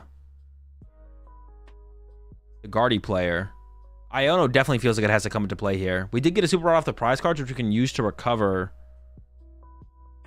Oh, we have the Unfair Stamp to work with as well. Oh, we have Night Stretcher. So we can just Night Stretcher the Gardevoir back and get it going. I'm going to start with the Refinement. Counter Catcher was found, but I don't know if that's going to be very good here. I don't even know what the play is. Are we just punching the active? We have Ultra Ball in hand as well, which we could play. I think we're going for a second Monkey Dory setup here. Or we just... Oh, we might just be KOing the active here, actually. Bravery Charm's been found. I feel like the active is going down here to a Drifloon. Let's see. KO active plus Unfair Stamp might be the move. Into the Vessel. We could set up second Monkey Dory here still as well, I think. Oh, do we have enough Psychics? There's only 3 in the discard pile? Oh, maybe we're just going to Bravery Charm to protect our Monkey Dories? Okay, maybe we aren't one to KO in the active here. We could double Monkey Dory to KO the Duskull, though, off the bench, which would probably be pretty nice to do.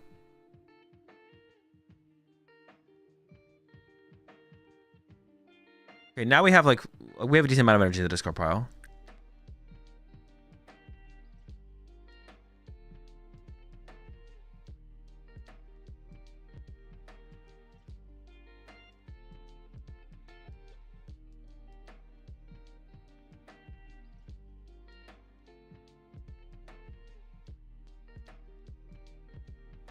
All right, let's Gardevoir EX. I'm curious to see what the... I mean, it looks like they're locked in on going for double Dory Guardy Punch. Well, hold up. Here's Poffin. We could still get ourselves the Drifloon. Oh, another Ralts. We could still get Drifloon. Is it prized? Maybe Drifloon was prized. Oh, no. Drifloon is prized with Heavy Ball, right? If I remember correctly. Yeah, Drifloon and Heavy Ball are prized. So we actually can't go for a big hit here. It's not possible.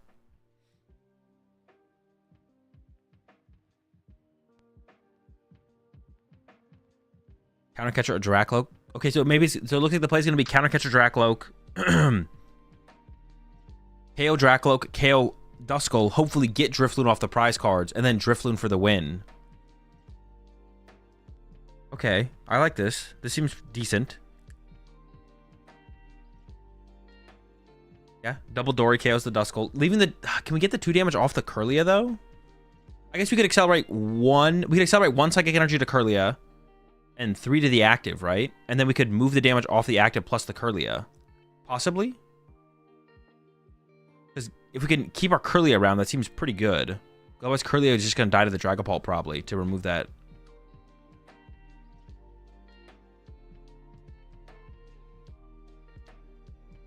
Yeah, I kind of want to see, like, 1 energy get accelerated to the Kirlia. So we can KO the Duskull through Kirlia. Or through moving him off the Kirlia. Is it going to the Duskull? It is.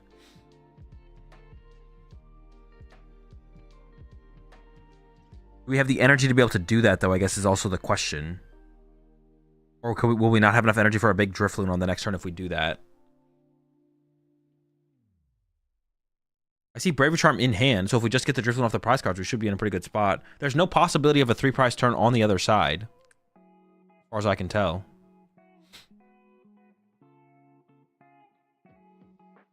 They are going to do the Kirlia play, though, to try and preserve the Kirlia.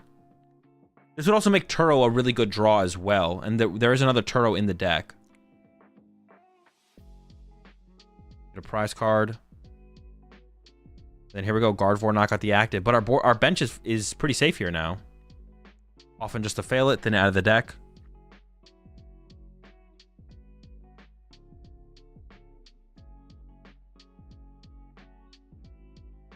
All right, Heavy Ball's been secured. Now we can actually get access to our Drifloon. The thing is, there's a lot of energy in play here for Gardevoir, which they could get stuck.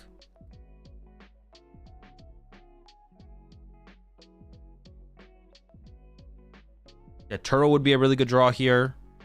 Turo might be impossible to beat, to be honest. If we find a Turo next turn, it might not be possible. I really didn't like the Badoo KO, to be honest. I feel like the Badoo, we could have left the Badoo in play to KO later. I feel like going after the Badoo there was weird. I don't know. You discarded Turo now? It plays 2 Turo. The other one's on the... It's not on the bottom of the deck. It's just in the deck somewhere.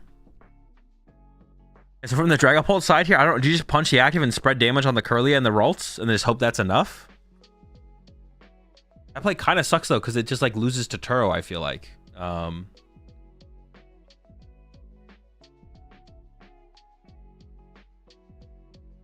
Seems weird. Poffin gets Drift if Iono'd. Also trade fodder. Well, trade fodder is never a thing to concern about. You never preserve stuff for... rarely, if ever, preserve stuff for trade fodder. Excuse me. All right, Countercatcher plus Iono goes after the Kirlia. Heavy Ball's going to the bottom of the deck. But we are... with this Kirlia knockout, we might just be an Arven away from winning. We might need 1 more Psychic Energy in the discard pile, though. You could also knock out the active with Dracloak, right? You could knock out the active with Dracloak, but then you don't have a win condition next turn. I feel like you still have to attack with Dragapult this turn. Also, as far as, like, the Poffin for, what's it called, goes, it's possible that they know, like, the Dragapult is all... Oh, we got... That's big. You get to KO the Ralts as well here. We have Radiant Alakazam. Now you KO the active, KO the Ralts, remove any potential of draw power, and you do have Nest Ball, Force Sealstone in hand to get boss next turn to KO a Monkey Dory. No draw power coming in from refinements at all next turn.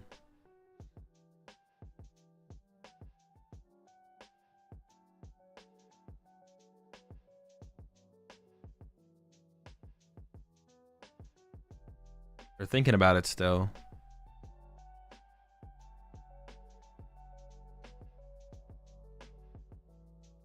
I don't even know. Where do you move the damage from? You just move the damage from the active Curlia to the Ralt and leave all the other damage in play, or... See what they go with.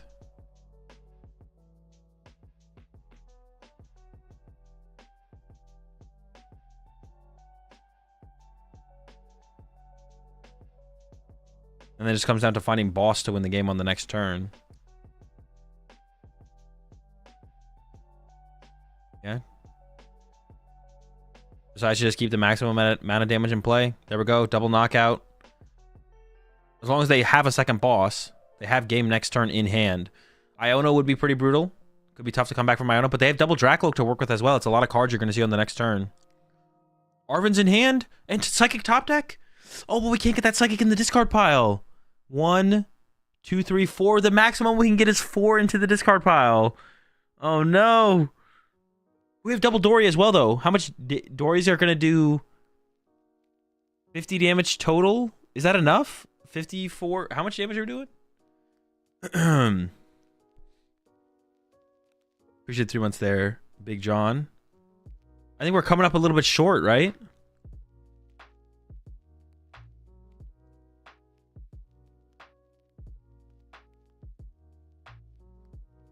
Yeah, just not quite enough psychic energy in the discard pile. No draw power.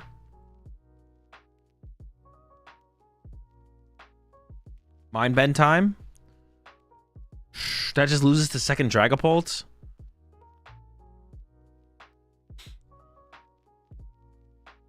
Counter Zam. Counter Radzam could be a play. Yeah, counter Radzam and just move damage off of the monkey, from the Monkey Dory, or move damage with Monkey Dory over to... I don't even know. You could counter Zam and you could counter Radzam and then Screamtail KO the Dracloak, right? Maybe. Yeah, maybe that is the play. There's only 2 minutes left as well. They didn't go for Counter Catcher though. They went for Heavy Ball. I feel like they just don't have it. Well, they have this. Yeah, maybe they don't even have Counter Catcher. I feel like they would have Counter Catcher, but.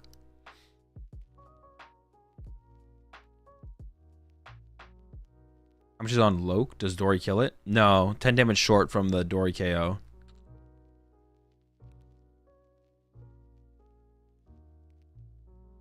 Just making sure there's not another Psychic Energy in there.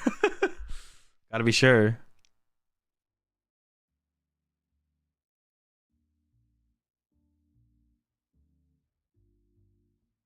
Maybe just gonna go ahead and bench the Drifloon anyway, just to have it in place, set up, ready to go, but...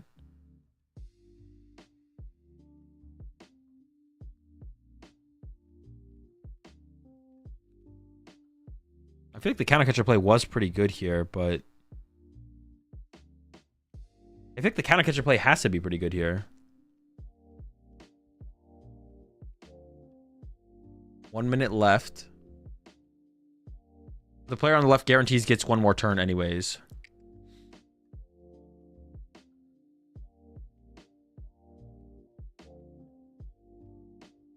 Punch 190.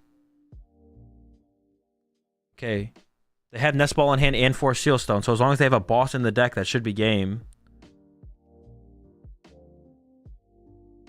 Loke 1, Loke 2.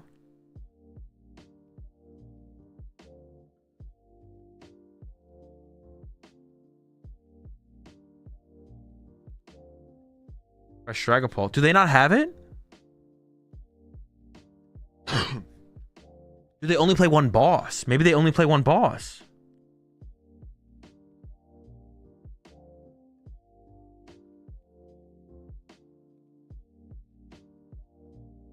They don't have it. I thought for sure they would have it. Did they skip on Nest Ball? No, I think they grabbed Nest Ball. I think they have Nest Ball 4 Sealstone in hand. Dragapult into the active to stall. Do we have a... We don't have a... Oh, that's time. No, no, it's a double game loss. They skipped Nest Ball on Loke. Wait, did they really? That's definitely a mistake because they saw 4 Seal Stone first, right? No, not the double game loss. Dude, I wasn't even paying attention to the time anymore. Yeah, they must only be on one boss. Or or they couldn't get to it. I thought they had Nest Ball 4 Seal Stone, but they maybe didn't. Top cut, they look at the number of prizes remaining. This is not top cut. This is round 15.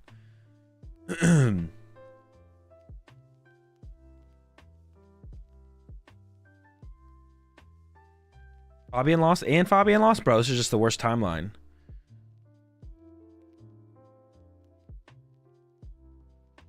I don't know what they're doing here still then, to be honest. We'll let them cook.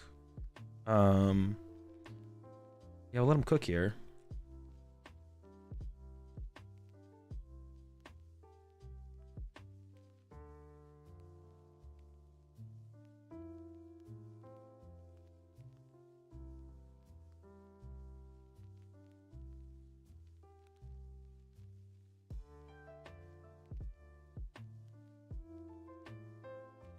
I wonder if they're checking to see if the right player started their turn or not. Oh, okay, yeah, maybe that's what they're confirming. Did the player on the right start their turn or not? Fabian wasn't even there? I guess we'll never know, yeah.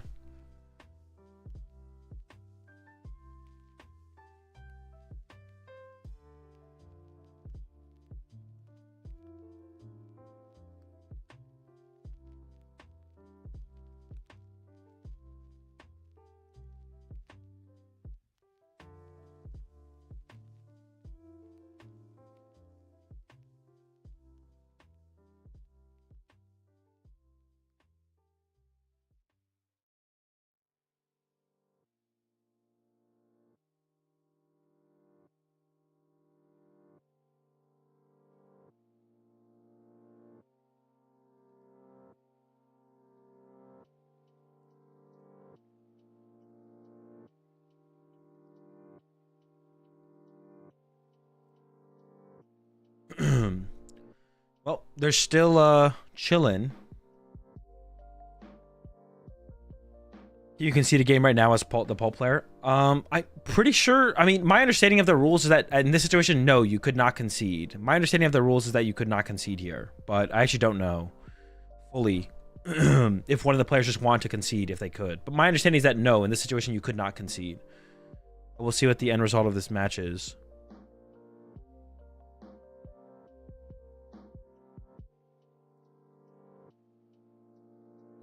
Yeah, Flutter Attack plus Double Dory would have won last turn, I think. Flutter Double Dory last turn? They have 2 prize cards left, not 1. How could you have 1 with that last turn? Oh, with a counter catcher. Oh, you might be cooking, actually. Yeah, did they have a counter catcher? Counter catcher Flutter Double Dory? Oh, yeah. If they had a counter catcher left. Yeah, you're right, I think.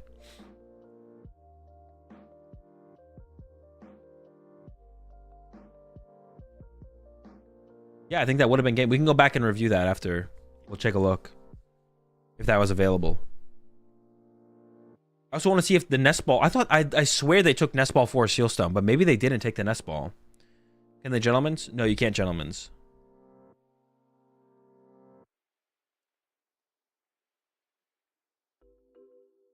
So Misplay Punish, good timeline. I don't know, this was like I feel like this was the highest level game we've seen all weekend. It kind of sucks for this one to end in a tie, despite there being some mistakes. This is the highest level game I think we've seen all weekend, though, for sure. Definitely some really cool plays. Like the not drawing prize cards early, just kind of chilling, biding their time. If an S-Ball and Locum pass on it. Yeah, we could go back and see if there's another boss in the deck as well. I just want to know the end result of this match.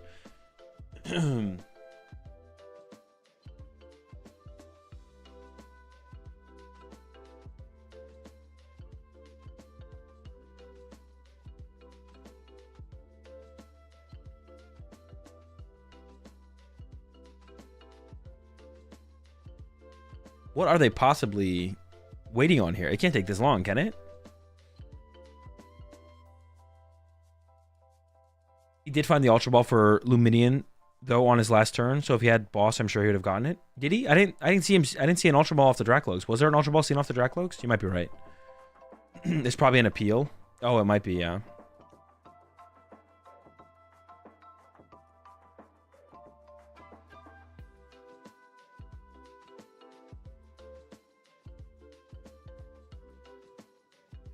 I think the overbenching in the beginning was a mistake when we had the Luminia in the hand during the early game. Maybe. I don't know. You were locking your opponent out of item cards on their turn, so it was unlikely that they would get to their Badoo, right? Because the only way they can find Badoo is drawing it or drawing into Artisan, because you Badooed them. So they can't Poffin or Nest Ball when you Badoo them. Well, I guess the double Dusk bench, though. Maybe we could have cut back on one of the Dusks. I feel like I like the triple Dreepy, though, because Dracloak is our draw engine. So I feel like getting down triple Dreepy is pretty good. What's happening now? We don't know for sure what's happening. They went to time, so we're kind of waiting on the resolution of whether or not the player on the right gets one more turn, which means the player on the left gets one more turn, or if it's just going to be a double game loss is kind of what we're waiting for. Yeah, that's what we're waiting for here.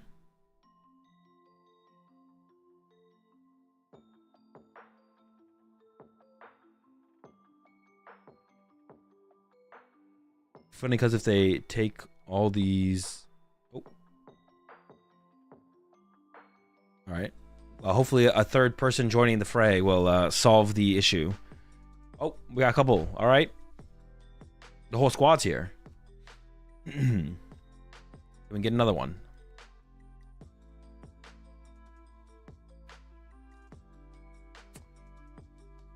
All right, I'd imagine that this is double game loss then? Oh wait, no, maybe not. They're just talking to the players. Okay, hold up. Why does it become a double game loss? That's just the rules in Japan. If time expires and then the extra turn expires, then it's just double game loss.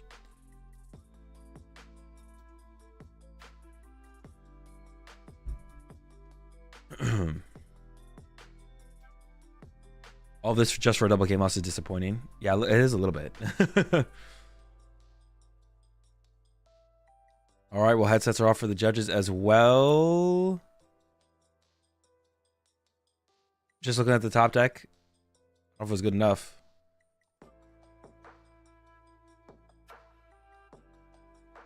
Top deck was Iono.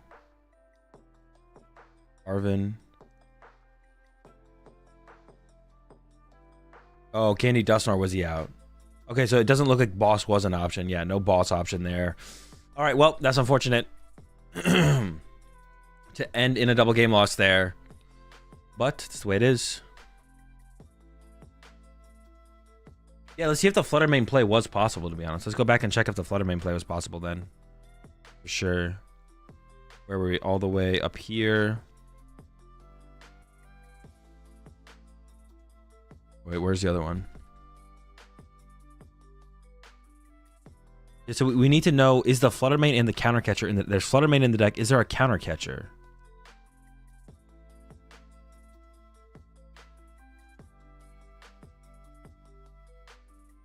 I don't see a counter catcher. Dude, how many counter catchers are the Guardies playing? Like 1 or 0?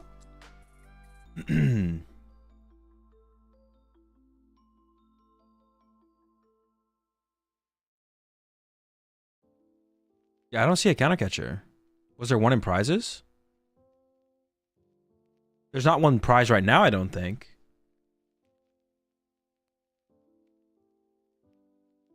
It didn't look like there's a counter catcher in there. So yeah, the Flutter main play was not available here. They used one earlier? Maybe one got discarded earlier or something? Maybe they're only playing one. They might only be playing one counter catcher. And maybe got discarded earlier. Oh, we got another round 15 match, though. Hold up. We're not done yet. We got Ancient Box versus... It looks like Cloth Terapagos, but I can't tell for sure.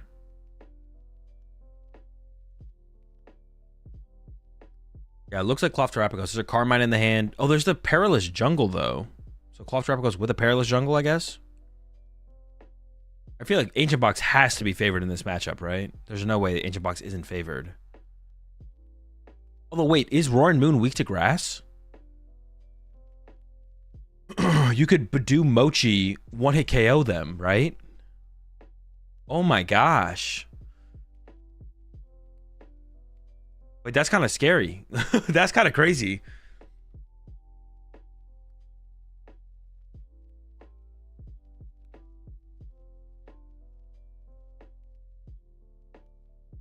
Wait, that actually just might be an auto win for Terapagos then. Terapagos Cloth might auto win this matchup. It will do 130. 50. Oh, true. So, but they'll die going back into your turn poison, and then you just do it again, right? That is true. That is true. All right, here comes an Ultra Ball. You definitely don't want to leave Latias in the active. Latias dying turn 1 to a Moon is definitely possible. I don't know what we're going to leave in the active here, but maybe retreat to the Terapagos. Oh, the capsules make it tough too, though, right? The capsules make it tough. Okay, maybe... Okay.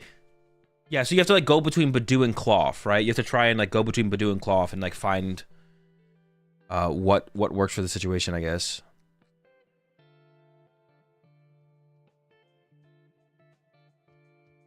Badoo seems like a powerful option, though, I guess, for sure. Oof. Carmine into the Squawkabilly. Went through a lot of resources already. I didn't see any Badoos on that first pass through, but I'm sure there's a Badoo or two in this deck. And if they're prized, there usually is 2 Heavy Ball in this deck as well, so. I also have a double turbo for a Terapagos, okay. I guess Terapagos is also a good early game attacker, right? Because it's unlikely to be one-hit KO'd on, like, the first turn. One more card that could be played, it looks like. Are they going to play it is the question. It is a switch cart. I mean, it doesn't make a difference. Oh, okay, they're going to play it anyway. Switch card into the... I guess if you get a tool card here, putting the tool card on the Brute and then leaving Brute in the active for the turn is probably the play, to be honest. But you could have always retreated into it as well. Playing the switch card doesn't actually matter.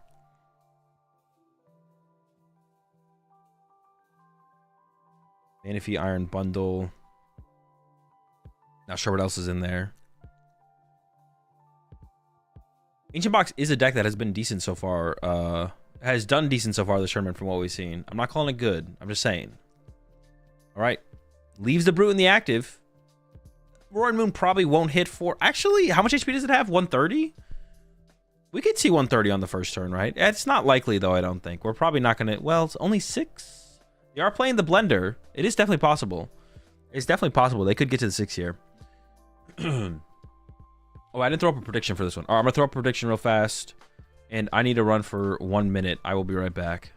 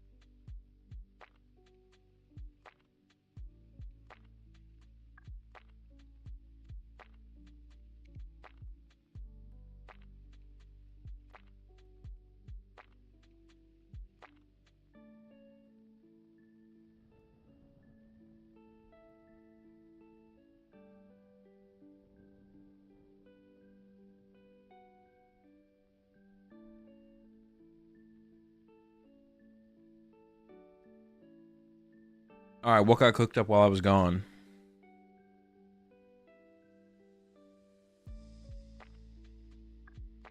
This is the first knockout? What did I miss?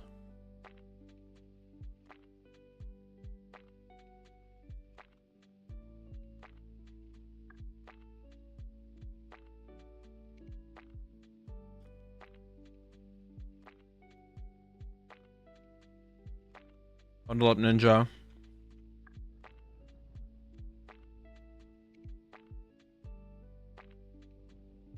Is that a tool card on the active? I can't tell. I assume it is. Not an energy.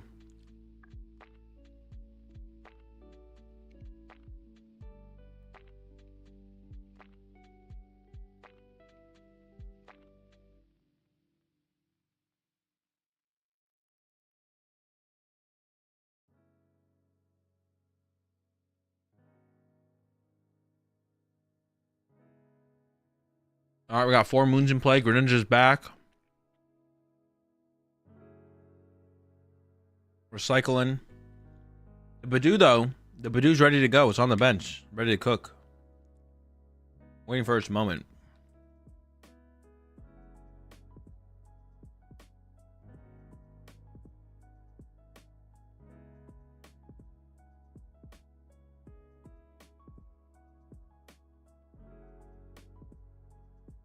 Ultra Ball 4. The 4th Great Tusk. They play 4 of them. Gotta have 4 Great Tusk. Obviously the MVP.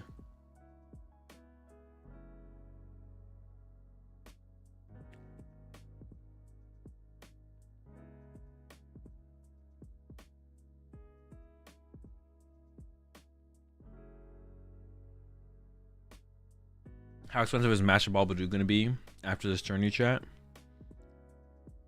Dude, I didn't know about that Master Ball thing until Chip told it to me the other day on the podcast. For some of the holo patterns on some of the cards is Wait,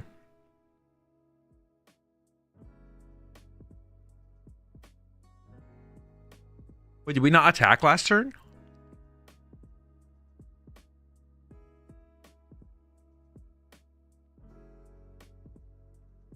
We just went pass? Am I trolling?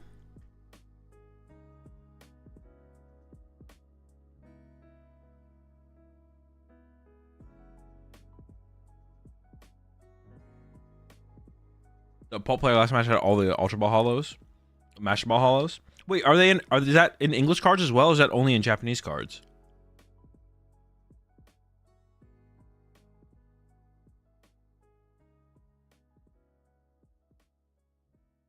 What am I eating? It's just a Pokeball from my local Poke place.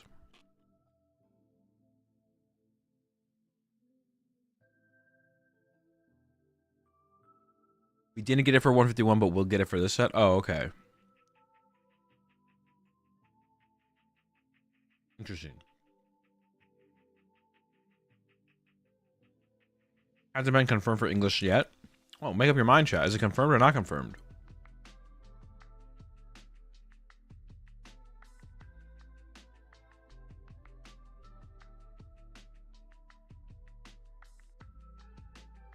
All right, the Badoo is dead. Going with the Badoo here seemed bad, to be honest. But maybe they plan to chain Badoo for the rest of the game or something?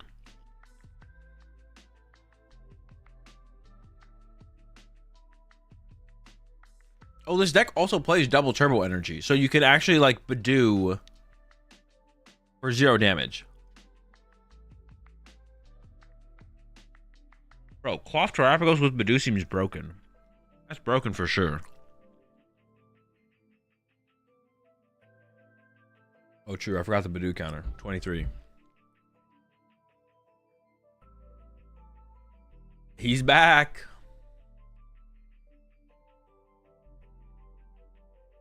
I wonder if they're gonna just deck him out.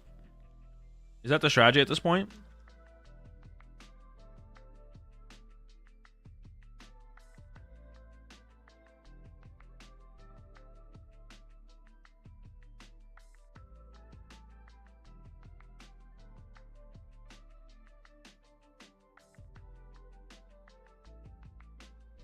It doesn't seem like they plan to draw prize cards at all.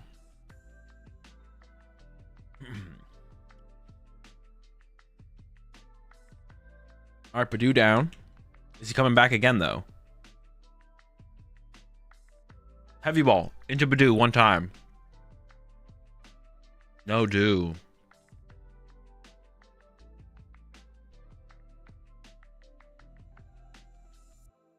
So what's your thoughts with the new Blaziken EX pair of Pikachu X? It's terrible.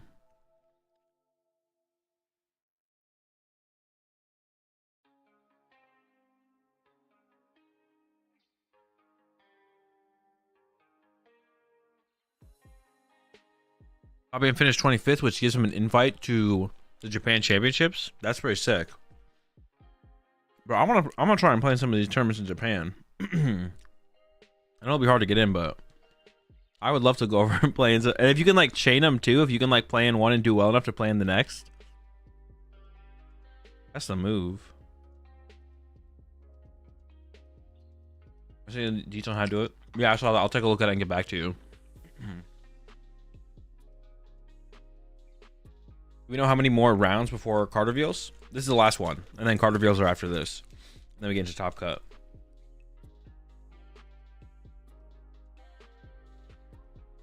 Yeah, I'll try.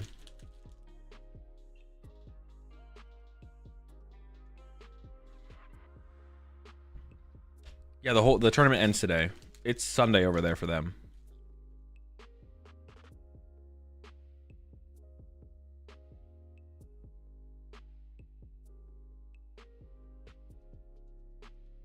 Do twice this game? Oh shoot, you're right. I've been checked out of this one a little bit, I'm not gonna lie.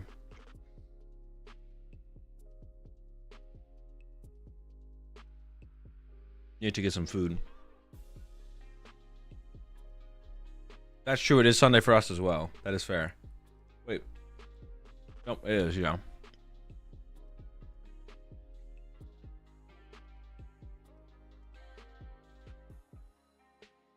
How many cards are left in the deck? Is the deck out actually real? It feels like it might be. 3 cards left in deck? It might be real.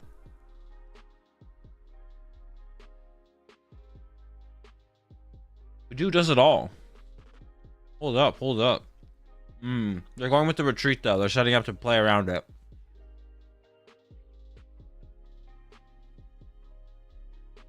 And they have the super rod. Okay. They're probably pretty tough to happen now. Appreciate the 32 months there, Shiny Maple. Where are the Cloth's booster capsules? I don't know. I think they're playing for a deck out for sure.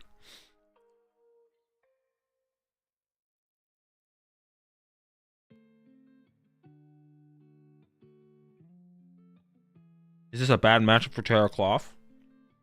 Probably. Yeah, probably.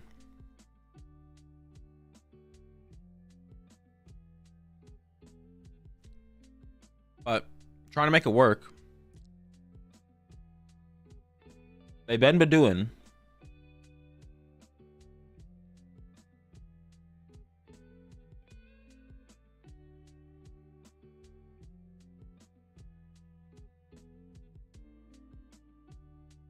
Wait, I think I maybe missed one more Badoo attack. Are we supposed to be at 25 or 24?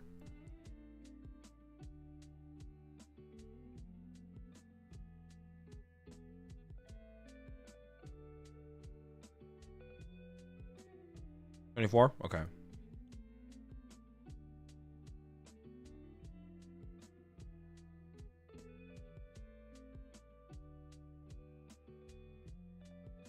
I think there's one Sada, maybe 2. They just shuffled one back in the deck with a pal pad.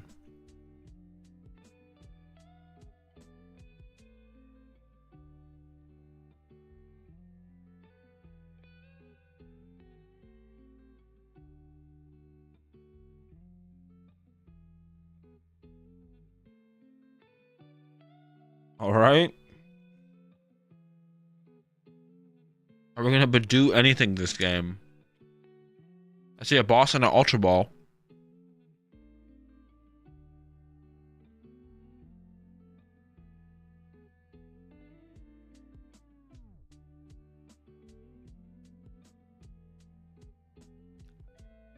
Night Stretcher? Second heavy ball. Not good enough. If we bossed the Roaring Moon with 0 energy on it right now with a Badoo, maybe that would be enough? Maybe? There's Arvin. Gotta get the Night Stretcher. Oh, goes for Nest Ball.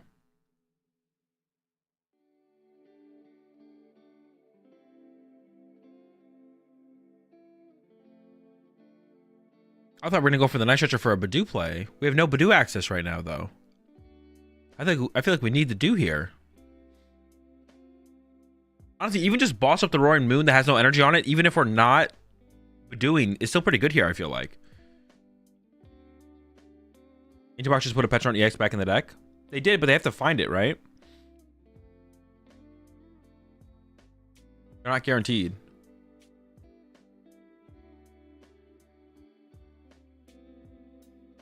There's a Sada in the hand, though. Yeah, I feel like this one's pretty chalked at this point.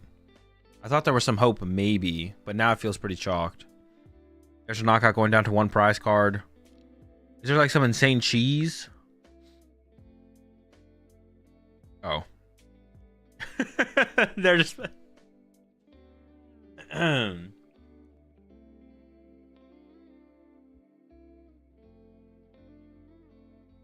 think there's more they could have done.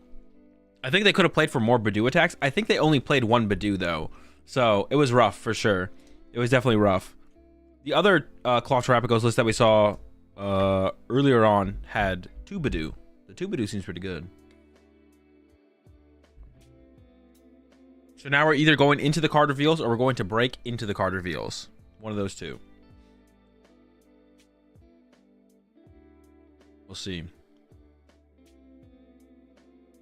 Did I do a prediction for this one? I don't remember if I set the prediction. The player on the right did win. I should probably set the time a little bit lower for the predictions. I'm going to set it down to like... I'm going to set it back down to 2 minutes. 2 minutes is probably fine, to be honest. I can deal with 2 minutes. 5 minutes is probably a little bit too much. We'll go back down to 2.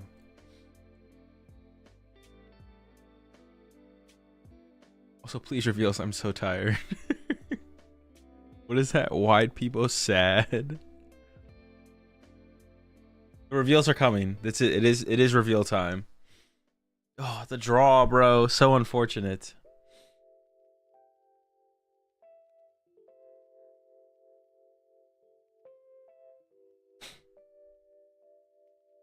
Reveal Badoo EX. No attack cost. Opponent can't play any items or supporters. Insane attack. Are we watching cut? I will be, yes. I will be watching cut. I don't think everyone in chat will be watching cut. Some people really just want to see the reveals. Some people are probably headed to bed after the reveals for sure.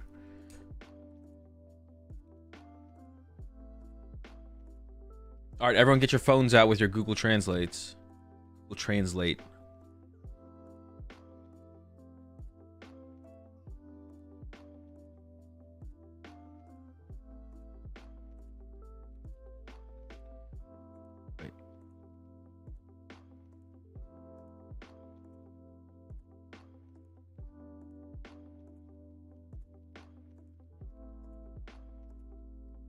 Why not Seismitoad, Badoo tag team?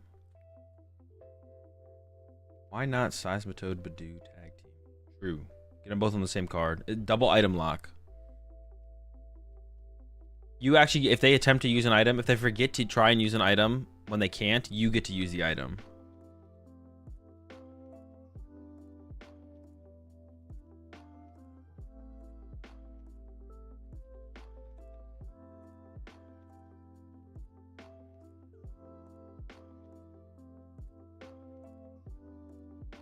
Two 14-1s. That's our top. Oh, three X and 2s made cut. There must have been quite a few X and 2s because I think Fabian got 25th.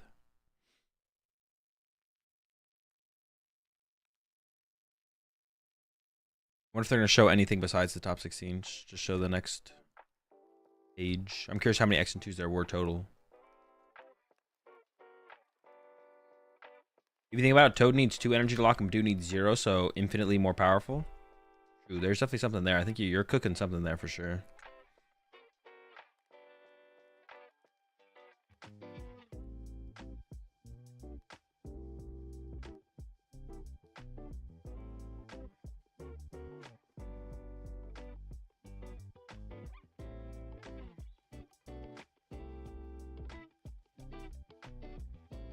Honestly, Badoo might truly be kind of the that is actually super sick if Badoo actually like kind of kills off Drago, to be honest. That'd be pretty sick.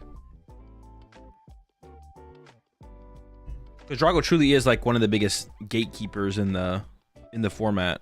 I would say Charizard's also a pretty big gatekeeper, to be honest, as well, but both of them together, both pretty big gatekeepers. So, but like removing one of them for the format would probably be pretty cool. Think Badoo will kill Lugia? No, Lugia doesn't care about Badoo. I mean, would like to play its Ultra Balls, but yeah, Lugia probably is one of the decks that cares the least about Badoo. You got Read the Wind. You got a turn of Ultra Ball. You're chilling. Lugia plays like what? 8? How many items does Lugia play?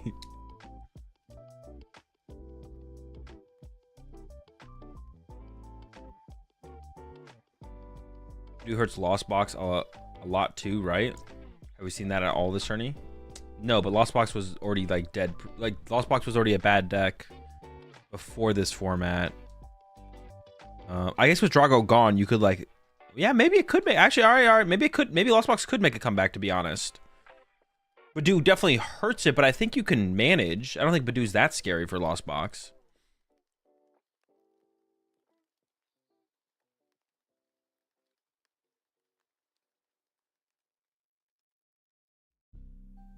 Pokeball Lugia. Is there a chance for any Kirlia in the first set of rotation? I mean, technically, yeah. We don't not have a Kirlia, though. Like, we still have, like, Refinement Kirlia rotates, but there's other Kirlias in the format. They probably won't print a Refinement Kirlia in the first set, though. I don't think they're going to do that. Technically, they could, though. But yeah, we're not out of Kirlia. We just don't have the broken Kirlia. It is hard to get better than Refinement Kirlia.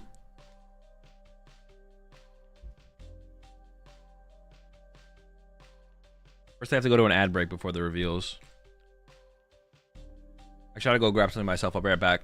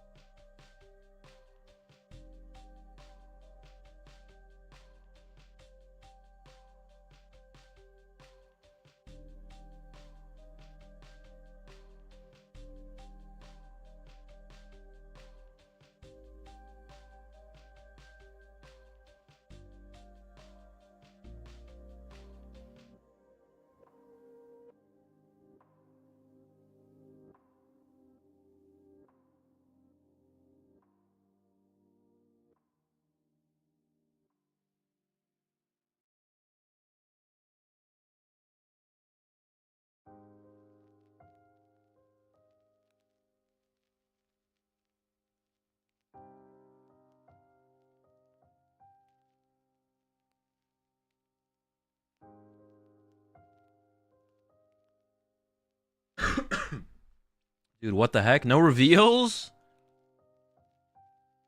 Well, at least I didn't miss anything, I guess. I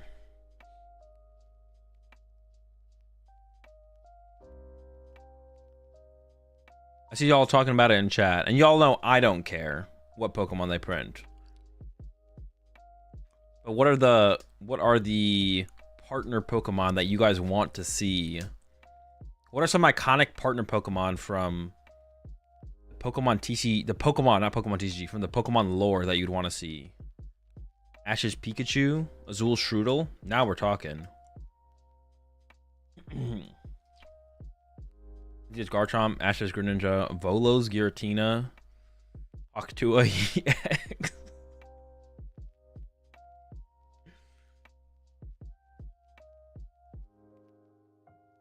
Gold's Typhlosion. Who's Gold? Is that a character in the thing?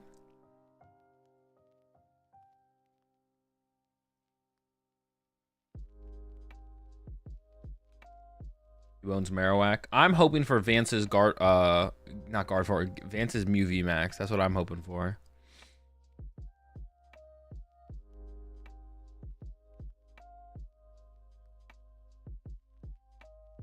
All right, we're back. This is it. This is it. This is the top. This is it. The reveals are here. That's why they're also excited. They're excited for the reveals. And just to make sure we're caught up. Jordan 2x for a little bit. Can't be behind. Oh shoot, I didn't even realize my sign was still up. Oh! What? That's it! Yo, appreciate the 3 months there. A web browser. Joey's Rattata. Okay, they're explaining them.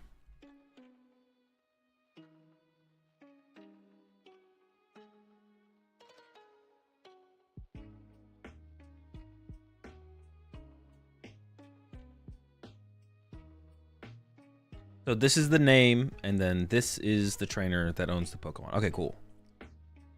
Wait, we know what this thing does, right? Do we?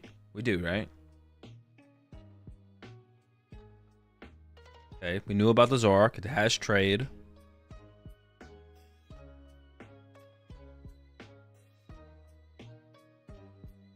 Oh, and Zorua is new, right? 20 for 1 dark. 70 HP? 70 HP? Bro, it's such a tank. What? That's insane, bro. The last Zorua we had 60 HP. This is a... That's insane power creep right there. I don't know how I feel about this.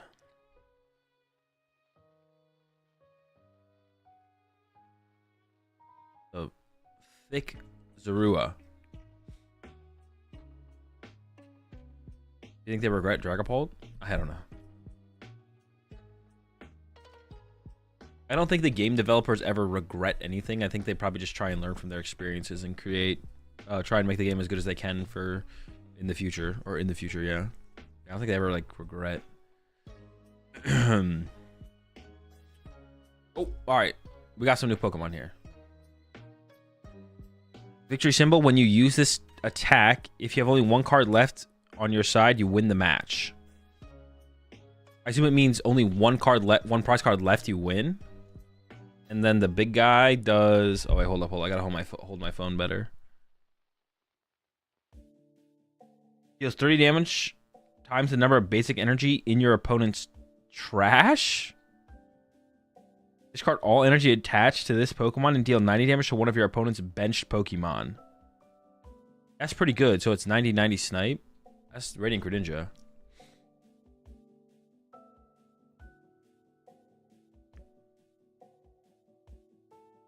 Backdraft. 30 times the number of basic energy in your opponent's trash. So it's based on your opponent's discard pile? Discard all energy in the second attack. When? Alright, first attack is 30 damage times the number of basic energy cards in your opponent's trash, which feels weird to do it from your opponent's discard pile. Second attack is discard all energy attached to this Pokemon, and you do 90 damage to one of your opponent's bench Pokemon. That's like, okay, but it's a stage 1. We know what the Reshiram does. And then, yeah, the Sigilyph says, if you have 1 prize card remaining, you win the game.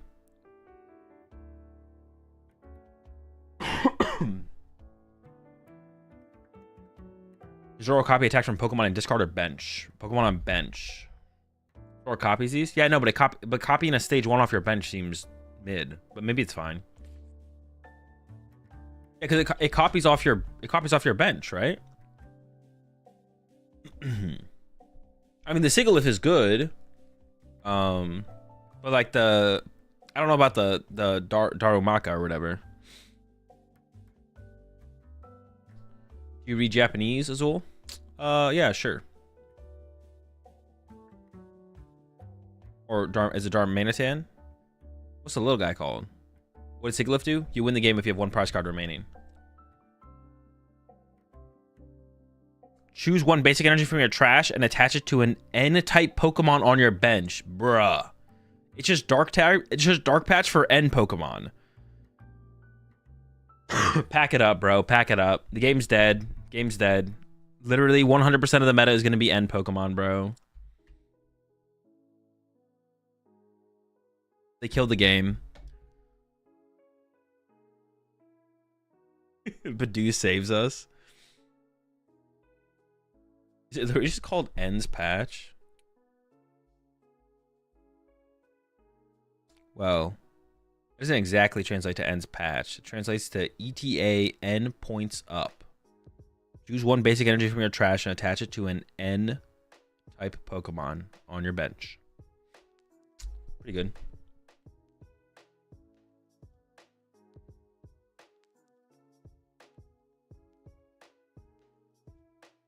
All right, let's read the... all right, the Comfy does choose as many Lily's Pokemon as you like from your deck and put them onto your bench, then shuffle your deck. And then for 1 Psychic, return this Pokemon and all cards attached to it into your hand. That's pretty good. Get the whole squad. Or what did I say? Did I say ends? I meant lilies. Did I say ends? I meant lilies.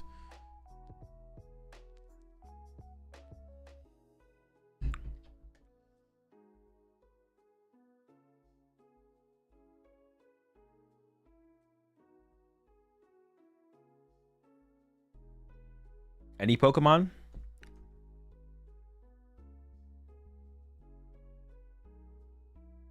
Huh. It says as many Lily's Pokemon, but I assume it means basic. It's got to mean basic. There's no way it's just you could just get the stage 1s and put them on your bench. It's got to be basics. It says basic? Oh, okay. Yeah.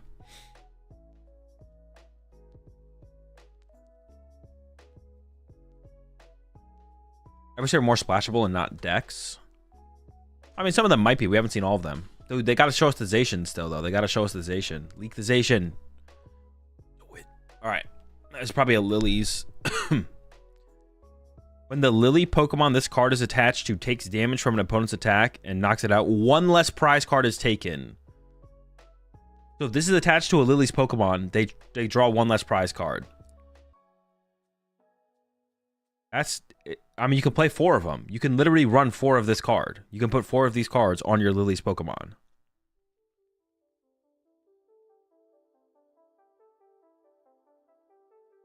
Anti-hands? What do you mean, anti-hands? You just play the thing. You're always playing this. You play this against every matchup. Hands, no hands, these hands, those hands.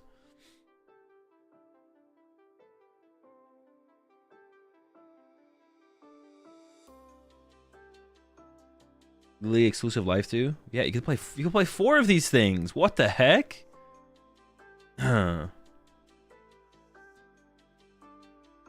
That's actually kind of crazy. No more vacuum. We have jamming tower still. Oh shoot, the belly bolt. Shoot, I can't read that. Choose 1 basic energy from your hand and attach it to your belly bolt. 230. Next turn, you can't use this move. So it accelerates an energy from your hand to a belly bolt. And then it's 230 and you can't attack again. Bad? I don't know. That's it's a stage 1. You could go like turn 2, put 4 of these in play and just like cook. All right.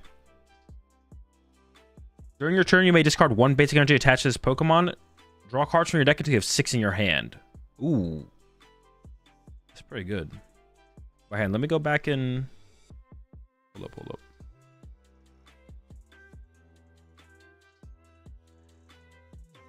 Oh, wait, no, you can attach it to a Iono's Pokemon. Belly Bolt accelerates energy to an Iono Pokemon. And then this is an Iono Pokemon as well. It doesn't accelerate to Belly Bolt, it accelerates to an Iono Pokemon. So you can accelerate to this guy, and then this guy draws cards. That's actually, I don't know, that's not terrible. It did say once during your turn, right? Once per turn, each player might choose up to 2 basic energy cards from their trash, show them to their opponent, and add them to their hand. What? This stadium is insane. This is the best card they've shown. Oh, is it only basic lightning? It is just basic lightning, right?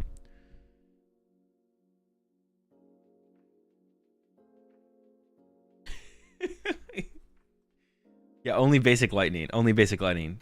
That is good with Golden Go, though, actually. Yeah. Belly Bolt is as often? Is it really? Well, we've already seen this. Hang on, let me go back to Belly Bolt. Are you sure Belly Bolt is often? I thought it said once. Well, actually, I mean, the translator I'm using is probably not as good as, like, you guys. You can use this ability during your turn. Oh, it's just during your turn. Okay, yeah. It's not once during your turn. I read it as once, but it is, yeah, it's literally Rain Dance for... That's actually... That seems kind of decent, to be honest. That actually seems kind of good. Appreciate the 4 months there, Double T. Our belly. Oh, it's got 280 HP as well. I thought I had like 230 or something. I don't know why. I thought its HP was its thing. Yeah, I thought its HP was like 230. It has 280 HP. That's pretty tanky. It's got a built-in draw engine, energy acceleration. It has a stadium that works with it. Seems pretty good to me. This seems like an Aroma deck, too. You have Aroma. You can use the Aroma. You get turn 2, you search out triple Belly Bolt. Maybe a Team Evo deck, like Team Evo plus Aroma. You can Turo Loop it. You can Turo Loop it. Generator 2. No, you're capping. Stop capping. We ain't got no generators in our Belly Bolt deck.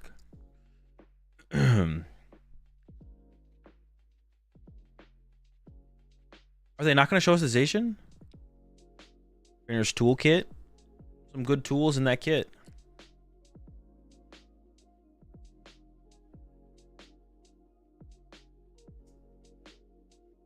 Dude, 3 A-spec choices and 2 of them suck. You have to go with the you have to go with the prime catcher.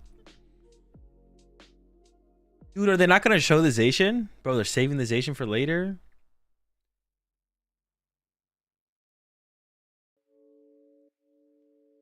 Does Raichu rotate before Belly Ball comes out? Yes. It's a go-to toolkit. Hope English gets it. We should. I think we've always gotten every toolkit that they've come out with, so we should be getting this one as well, I assume. Zacian is broken, I bet. That's the only reason they wouldn't show it to us. They want us all to pre-order the cards before we quit the game once they realize that Hop's Zacian is broken.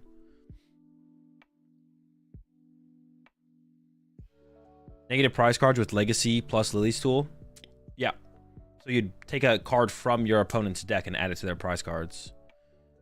Because you can't, yeah, you can't have like a negative, you can't draw negative prize cards. So like something has to happen. There has to be, something can't come from nothing, you know?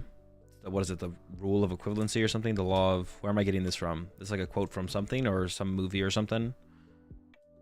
Yeah, so double, go into a negative prize card means you have to add a prize card. Equivalent exchange. Yeah, equivalent exchange. Where's that from?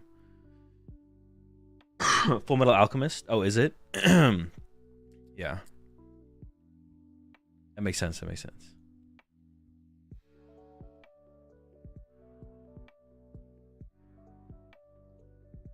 Prize card must be generated if we go to negative prize cards.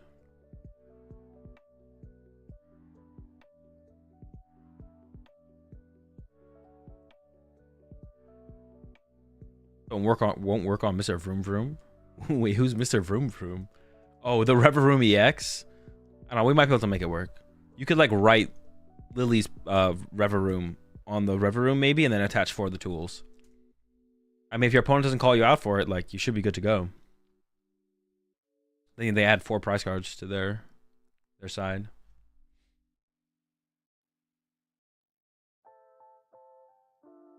Wouldn't the prize come from the hand since when you take a prize card, it goes to your hand? That's fair. That actually might be the correct ruling. I'm actually not sure. Yeah, that actually might be the correct ruling. I'm unsure of the specifics of this one, to be honest. That seems reasonable, though. Definitely seems reasonable.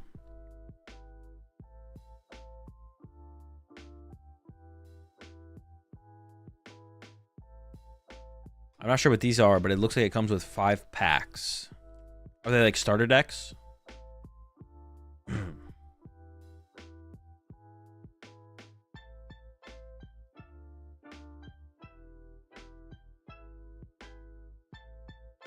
Dude, are they really not going to show the Zacian? I thought for sure they would show the Zacian if they're going to show off the pack artwork. Come on. Maybe they'll show the Zacian at the end. They know they know we all want to see the Zacian, so maybe they're holding off on it until the end. They're holding him off for the end.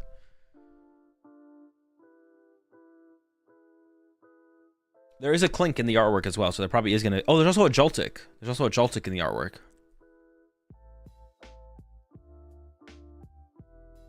Whereas Lily only gets the Clefairy and the... Oh no, there's the bee. Or the bug, the fly. What does the Zacian do? Exactly. There's like Rabombi. I guess we don't know what the Rabombi does yet. The decks are kind of... I mean, the thing with the trainer Pokemon, though, with how they're designed from what we've seen, like, the archetypes are a little forced. Which isn't technically a bad thing. Like, I'm sure they print cards with the idea of synergies being in mind all the time, like Chi and Pao and Baxcalibur. But I guess it's a little bit more apparent, obviously.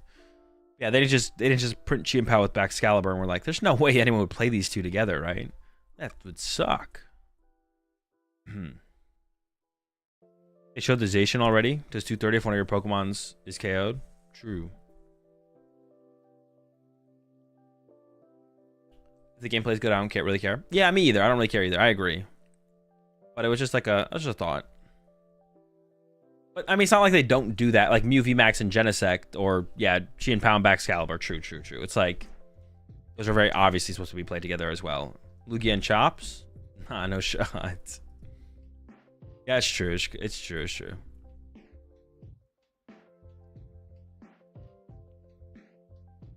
Aroma seems super good. Actually, no. Aroma seems less good in the Belly Bolt deck because the Belly Bolt just like accelerates constantly. So it's a little bit less relevant. Dude, you can draw so many cards with that Belly Bolt deck. Oh my gosh. If you go like turn 1 Trolley with Belly Bolt, and then you just chain out the little dudes, plus you have the Stadium. What is this? Generations. This isn't the next set, right? I don't know what this is, to be honest.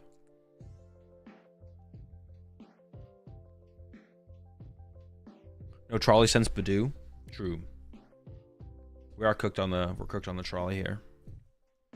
These already came out. Oh, okay.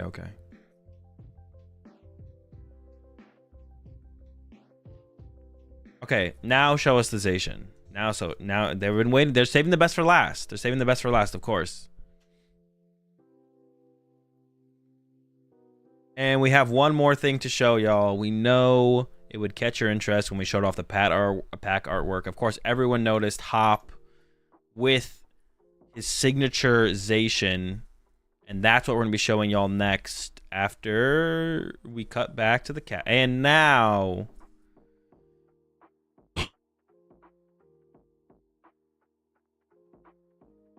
Steve Jobs moment.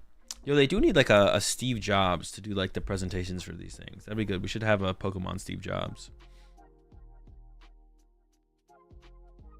You can accelerate 4 to the Belly Bolt and Scramble Switch to Iron Hands. Broken. I'm in.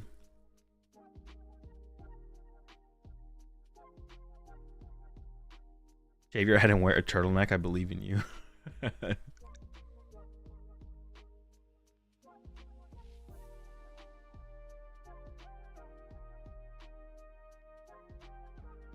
There's no way Badoo is going to last 2 years without getting banned. Why not? You haven't even played it in the format, so you don't even know if it's good, if it feels good or bad to play the card.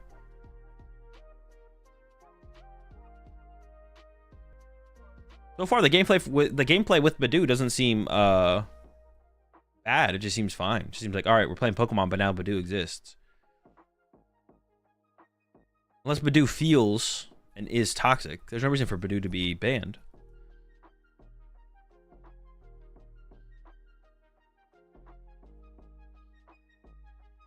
This is pre-top 8. Actually, wrong, Alex. This is pre-top 16. Get it right.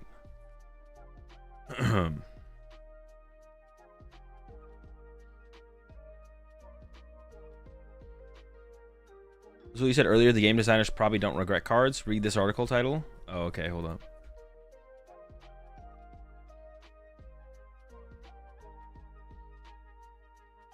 PokemonTCG director regrets this card's release. Ooh, Seismitoad EX.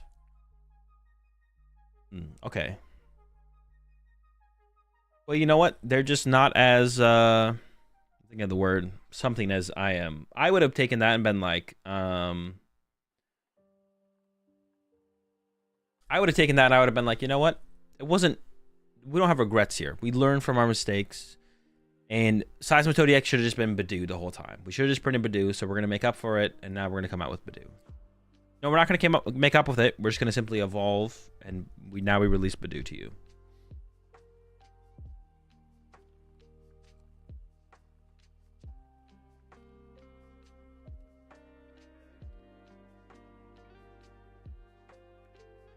I guess have Belly Ball Excel to it then? Wait, to who? To what?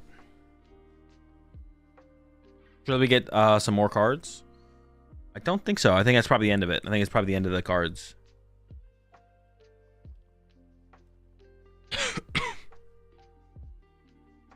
Dude.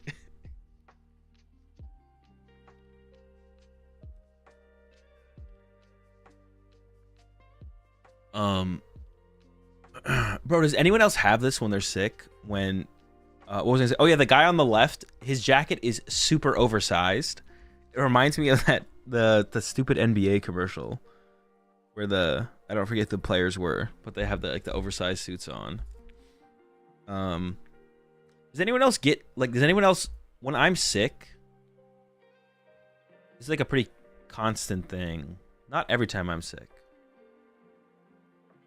but a lot of times when I'm sick, I don't have a cough until the end of when I'm sick, and I only get the cough at night. Is that a thing, or is that just like not a thing? That's normal? Okay. That is like a normal thing. Okay, I didn't know if I was just like weird. I was like, I literally won't cough for the first couple days that I'm sick, and then I only start coughing at the end of when I'm sick, and it's only at night. Like I haven't coughed. Well, maybe I coughed like once earlier, but I wasn't coughing earlier in the stream. But now it's getting late, and I'm starting to cough a lot, which is really annoying because the last couple of nights have been really hard for me to get to sleep because I've been coughing so much.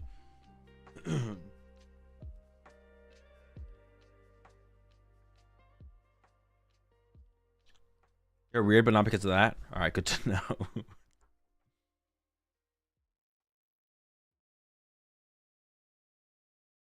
To kill a Wattrel, you have to discard a lightning energy attached to it to use its ability. How do we feel about that? I mean, it's a factor that limits you from being able to just draw with it up to 6. Probably sounds like a good thing. Some kind of limiting effect, some kind of limiting factor.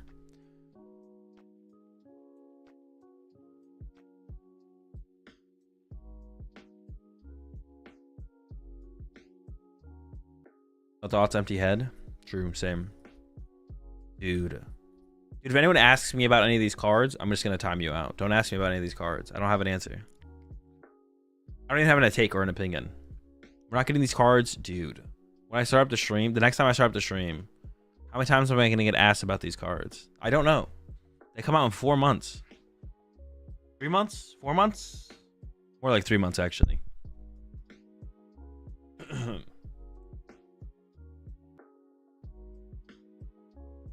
How do you feel about Hopzation? I don't know. I can't. They took that away from us. They stole that from us. We'll never know what Hopzation does.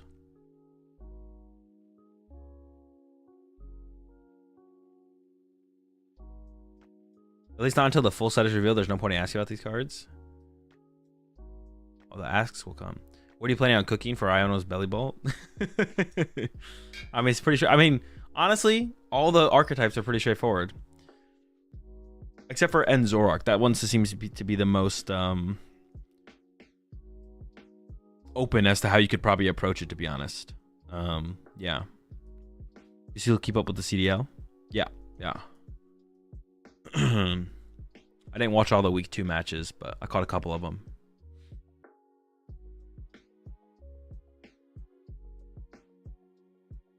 Because we get EVs in Japan, and it's about 3 months between sets.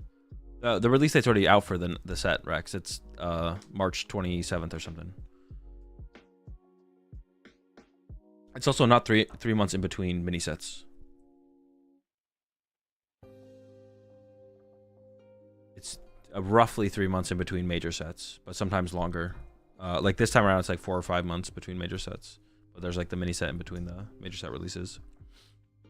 Yeah, it's like March 27th or something like that. Basically, last weekend of March is the release of the Battle Partner set in English. In Japan, it comes out in January.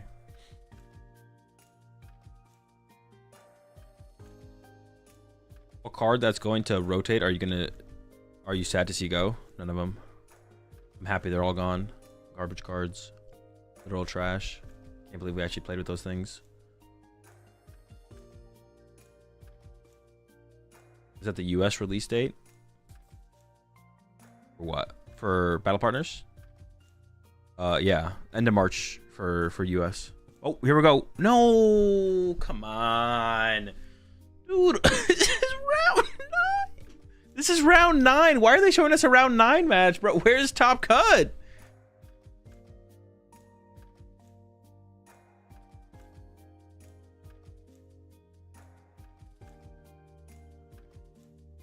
Actually, I'm hyped. Let's get it. Round 9, baby. Let's go.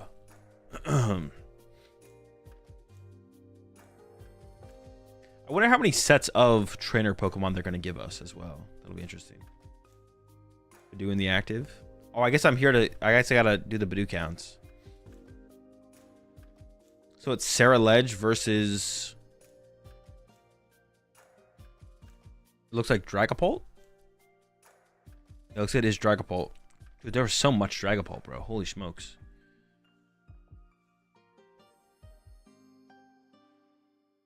They just want to add to the Badoo counter? Probably, yeah.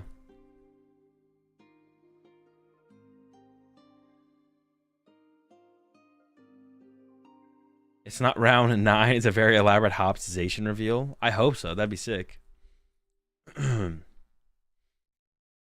have a confirmation for a rocket set, so probably more trainer cards after. Maybe 2 main sets, then some drip feed like Future Mons. Some drip feed. Technically, the Badoos have already happened. True, these are not fresh Badoo attacks. These are old Badoo attacks. Well, if there is any. There might not be a Badoo attack actually happening here. We'll probably do it for the full year. That makes sense, right? Like four main sets of trainer Pokemon. Some well-aged Itchy Pollen. Something like that.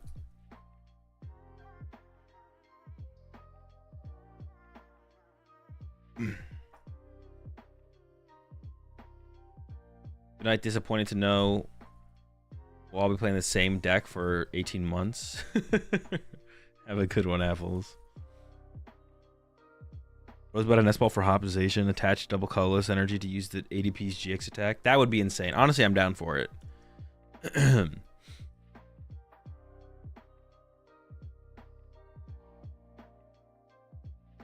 Oh, shoot. The Badoo is taken on the other side.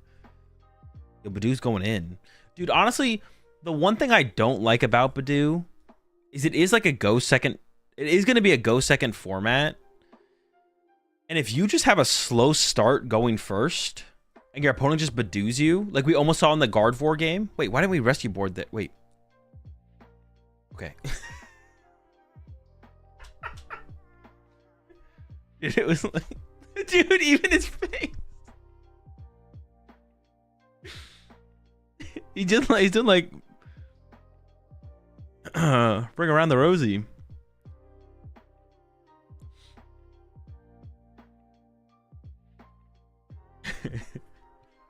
Guy misclicked. Literally, it's an IRL misclick. I'm surprised we didn't see the rescue board though. Go to the Pheasantipity so we could attach the fire to the Dreepy. That was interesting. Oh, that is a Badoo attack. True. 25.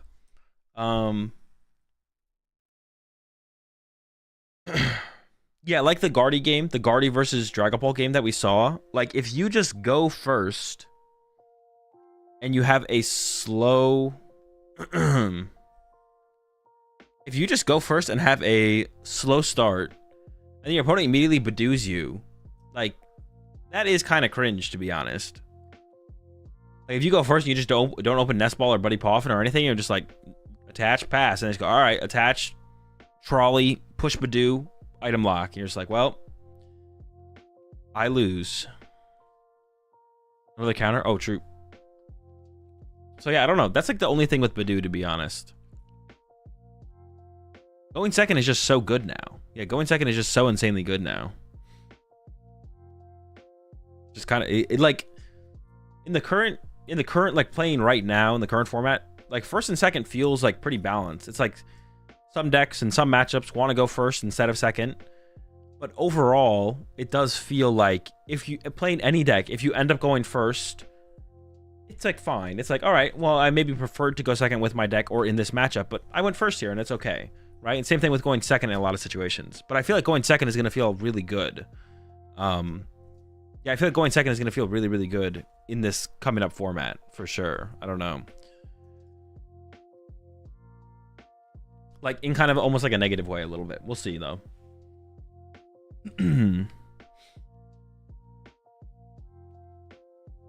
Because like whiffing turn one Poffin and then getting locked at a Poffin does not sound very fun. And then your opponent's always just going to be way ahead of you. Before they like break the item lock. Like item lock you for 2 turns and then all of a sudden you're getting attacked by a Dragapult and you haven't even played a Poffin yet. I don't know. We'll see. We'll see. We'll see how it feels in general. Of course, we haven't played with it yet, so we don't know. Or I don't know. But, and I don't theory very often, but we did see that kind of happen in that one game. Oh, shoot. We did see that kind of happen in that one game. Did I do it? I don't think I did it right.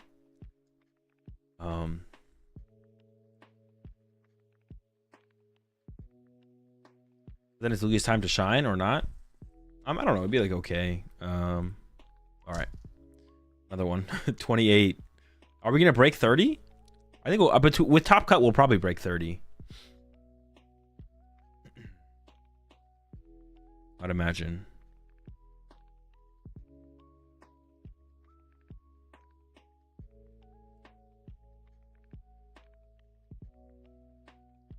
Yeah, I'm probably not streaming tomorrow if I'm staying up all night for the Top Cut, so I'll be streaming again on Monday. Or that is tomorrow. I will be streaming tomorrow. I won't be streaming today, later today, probably.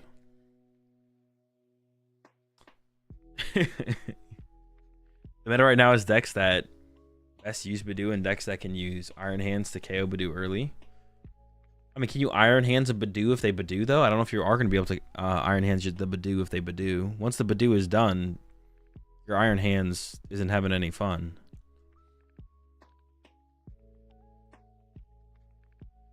Wait, did we Badoo again? Did I miss another Badoo count? Or are we supposed to be at 28?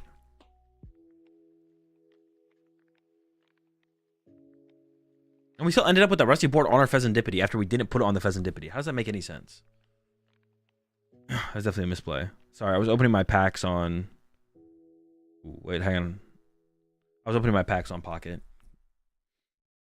How relevant is Badoo Bean? 28 attacks worth relevant on the stream. I didn't get the Vaporeon. Not lucky.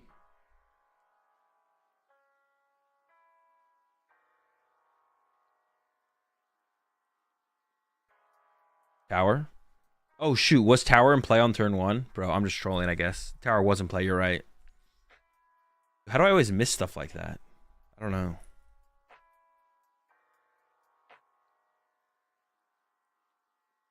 Doing it?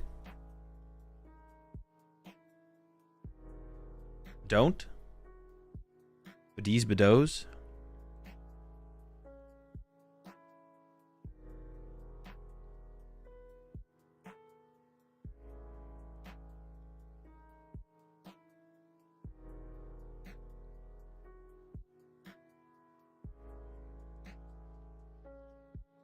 That's why I attach energy instead of board. Yeah, I know. I got that. Yeah, I put that together. You know, once I realized that it was... Yeah, I got there. Badoo or to Badon't? That is the question. The hardest part about Badoo is freehand knowledge from when your opponent goes to use an item accidentally. That is true. Yeah, when your opponent goes to use an item, you get that free knowledge for sure. We will be participating in any regionals coming up. There's a command in the stream title you can use that will tell you which major tournaments I plan to attend currently for the 2025 season. Use it at your own risk.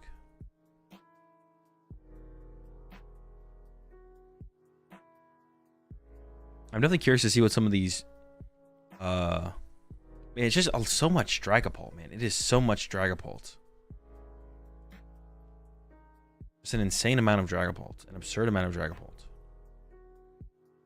Did I see Twan's pinned tweet? No, what is it?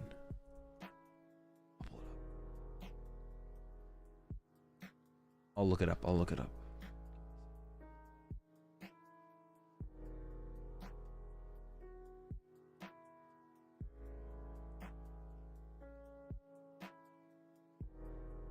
As promised, the English version of my Golden Go article is now available for purchase on my Patreon, and it is quality content. Is that what it was? Is that what you wanted me to read? Look at that Badoo's face. Oh, okay. I was just reading the tweet. I wasn't looking at the images at all. Oh, these are some pretty good memes, to be honest. The Oricorio one.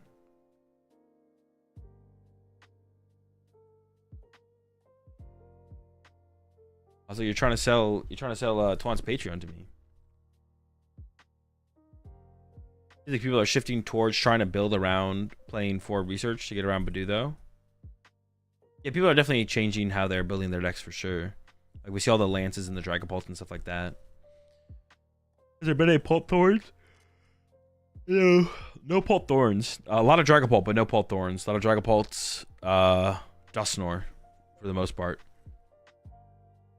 Which makes sense if there's a lack of Drago. Like, Dragapult's main problem was Regidrago, but if Regidrago's like not really around anymore, time for the Dragapult to cook, maybe.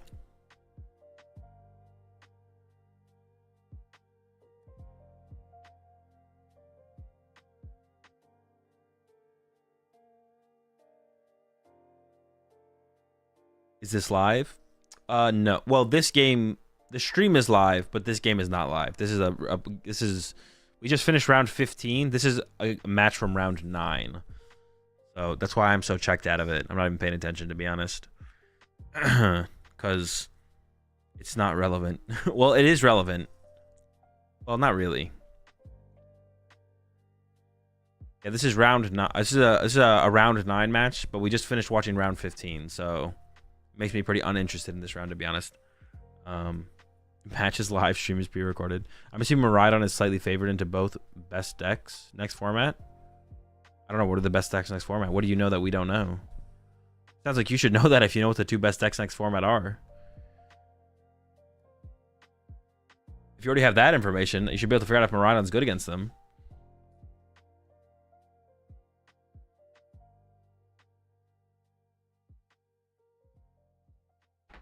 Guardian Pult. Miraidon, I think, is generally unfavored against Pult. But you are favored against Guardy. Or usually it feels like you're favored against Guardy. I don't know. See, that's the thing about going second, though, now. Like, if Guardy just goes second into Pult, you just get Badoo down and you just Badoo him, and then maybe just lock him out of the game. And that's just kind of cringe. Like, yeah, I don't know. Gonna have to play some more in this format, but Badoo might end up being pretty cringe.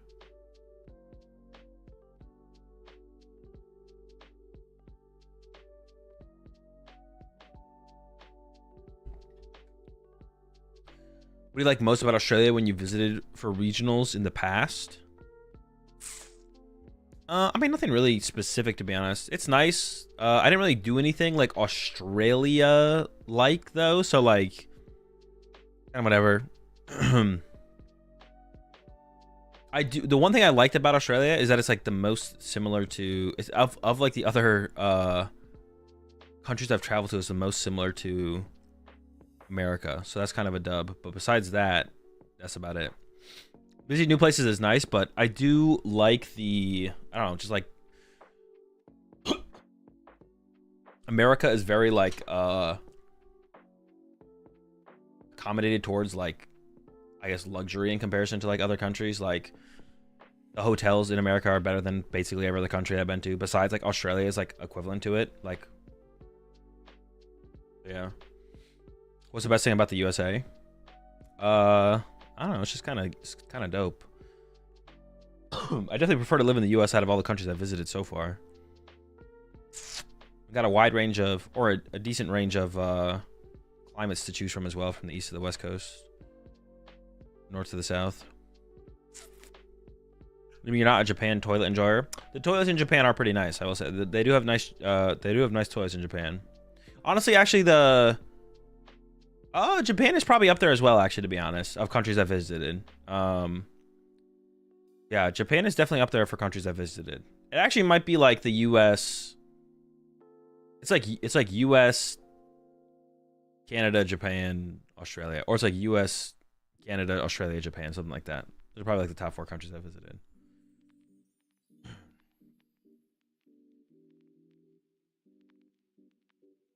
Japan is nice, but it's not similar to America for sure. No, Japan's definitely different than America for sure, but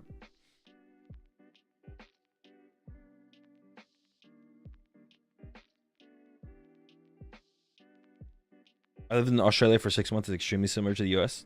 Yeah, I felt very similar overall.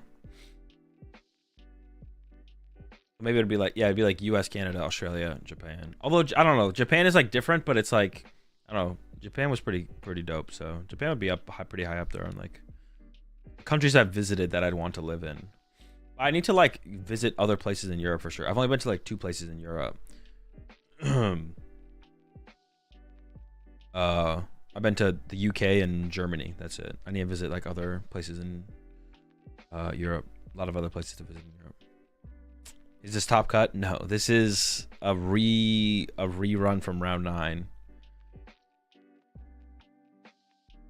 Come to Spain. I've been saying it. I was thinking about going to Spain to go to the special event, just to go to Spain, but I don't know if I'm going to or not. Wait, this game is kind of flipped around a little bit. Sarah Ledge is like, it's close. No, it's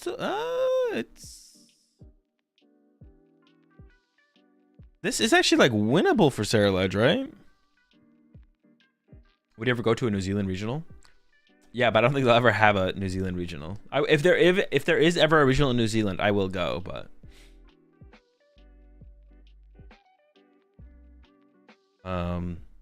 yeah, if there is ever a regional in New Zealand, I will go.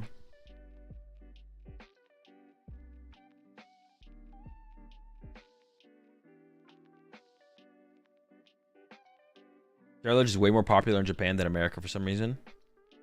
It definitely is. There's like a decent amount of Sarah Ledge in Japan. I don't know why. The deck is so bad, but maybe this format specifically it is a little bit better. I don't know if it really gains that much though.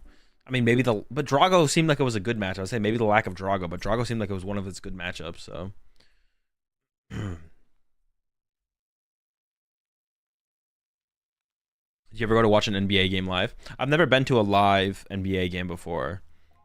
I don't really support any team. Like, I'm not really a fan of any team, to be honest. But I do like watching the NBA playoffs. I'll maybe try to go to a game at some point this season, though. We'll see.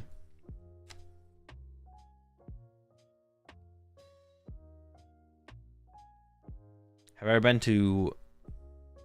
I have no idea how to pronounce that city. No, I've not. Probably because Sarah Ledge is in a starter product in Japan. Maybe that could be a reason. Yeah. Do you have a favorite NBA player?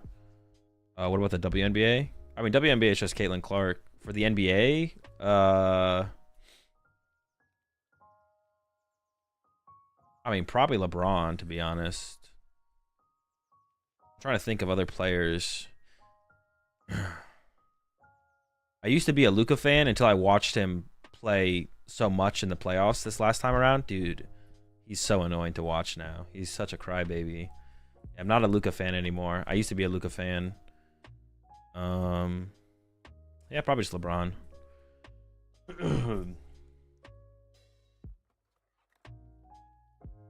Nah, not LeBron. No, probably LeBron. No, probably LeBron. So much complaining from him. It's just annoying, dude. Like I used to be a Luka fan, but I didn't like watch that much of him. I didn't watch that much of him. But the more I've seen from him, the more I've seen from him, I'm just like, bro, you're just annoying, bro. Shut up. Just play the game. Not in that way. I don't like when people say that kind of stuff. It's like, bro, you're a sports player. Just play the game. But he complains about everything, man. I don't like when people say stuff like sports players should just shut up and play the game and stuff like that. I think it's fine for sports players to have like opinions and stuff and like, you know, be normal people and like, you know, live life. I think it's stupid when people tell people that they should just like shut up and do their thing, shut up and dribble. Yeah, I don't like that mentality. But like Luka's annoying because he just complains so much. I didn't think he was that type of player either when I first started getting more into the NBA. But the more now I watched him so much in the playoffs last season because they went so far, and I was like, bro, he complains about everything. Any particular examples for Luka? Maybe just watch him play a game. At least in the playoffs. I don't know if he like turned it up in the playoffs or not compared to what he does in the regular season, but. Hi, sir. Are you a full-time Pokemon player or do you work as well? I do Pokemon full-time. What's the Pokemon TCG player equivalent? Who is the Pokemon TCG player equivalent of Luka? I can't say that. I can't say that. Jake? No, it's definitely not Jake. It would be like in tournament. Yeah, SGA is probably my second favorite. Oh, SGA is pretty sick. I mean, their whole team was sick, bro. Watching their whole team play was pretty sick. I don't even know what their team looks like right now. I don't keep up with the NBA until the playoffs. So every time the playoffs start, I learn who all got traded from what team to what team and what rosters changed and stuff like that. Yeah, I don't really keep up with the NBA except like I tune in to the NBA only during the playoffs. So like I learned like all the players that got traded and stuff like that. I live in OKC and the Thunder's pretty sick right now. Yeah, their whole run was pretty sick in general, to be honest.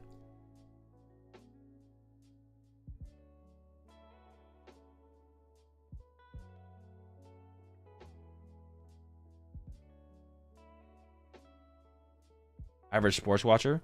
I mean, like it's just like I'm just not invested in I'm just not invested in a team like that. Even when I lived in Boston, I was never really invested in sports teams, and then Boston is like a big sports city and stuff like that. Do I watch the Super Bowl? Yeah, I watch football playoffs. I just like watching competition. I just enjoy competition. That's what it is. I just like enjoy watching competition, and I like watching it at a high level. I like watching it at a high level with stakes, something on the line. Like I watch a lot of esports. Like I watch CS:GO, Call of Duty, League of Legends Worlds, because non-League of Legends Worlds isn't very fun to watch.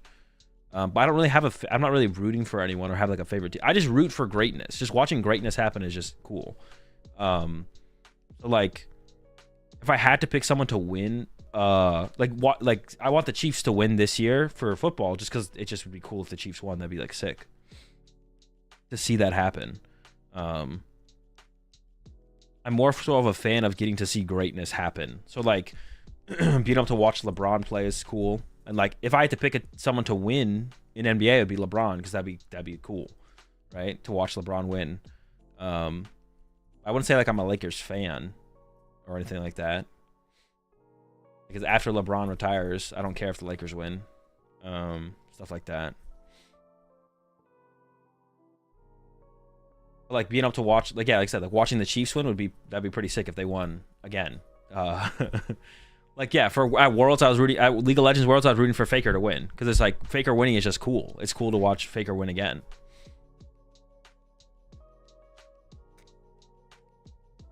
I feel like the US is more about the players than the teams. No, that's not true. Every person who I know who's a fan of sports teams, even when like the big players leave, they're still a fan of the sports team. That's not true at all. Are we not at 30 Badoo attacks?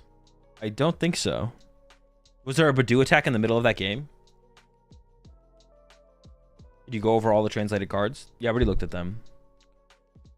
Or as well you describe bandwagoning. But I'm not rooting for these teams, or I'm not just a fan of them. I mean, you can call it bandwagoning, but it's not like I'm out there like rooting for the teams. It's just like, oh, if I have to pick a team to win, I want the Chiefs to win because that's cool. But like, I'm not like, I don't actually care who wins at the end of the day. I just want to watch good. I would rather the Chiefs lose and it's a close, good game of football than the Chiefs win, if that makes sense. Like, if I had to pick a team to win for like football this year, I would want the Chiefs to win because that's that happening is just a cool thing to be able to witness, is them winning again. But I would rather watch a good game than like the Chiefs stomping them. Like, if the Chiefs lose and it's a close game, that I would rather watch that than the Chiefs stomping them to win, basically. If I had to pick between the two things to happen. Repeat is lit. Pretty cool. Nah, I could go the rest of this year without watching the Chiefs ever play again. So many haters, man.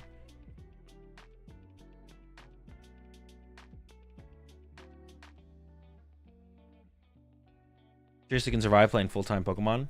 Well, I mean, it's more content creation than anything. I haven't been to a regional. Well, I've only been to one Rager this season, but I don't play Pokemon full-time through prize winnings or anything like that. Fabian is in this tournament?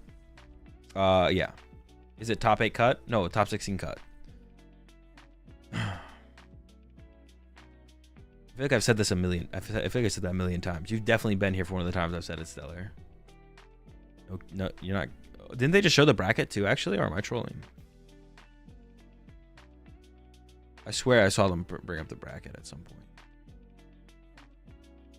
Maybe I'm trolling. No, I don't troll very often. Yeah, there it is. Oh my gosh.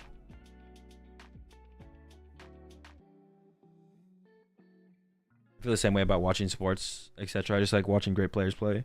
Yeah, I just like watching great players play and then like good games. That's basically it.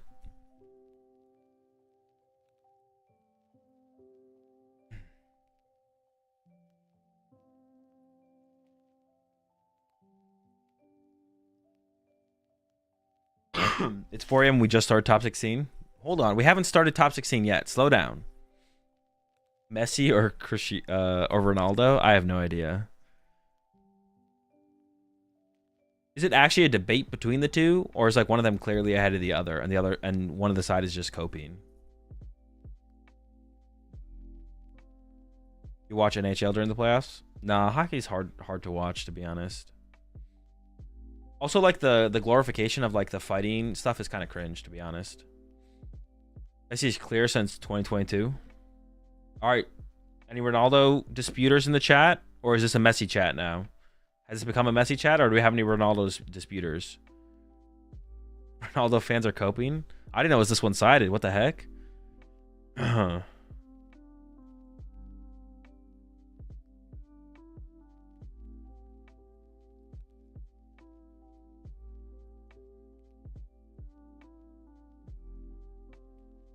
Soccer isn't a real sport, guys. Odd goat. Crimsix.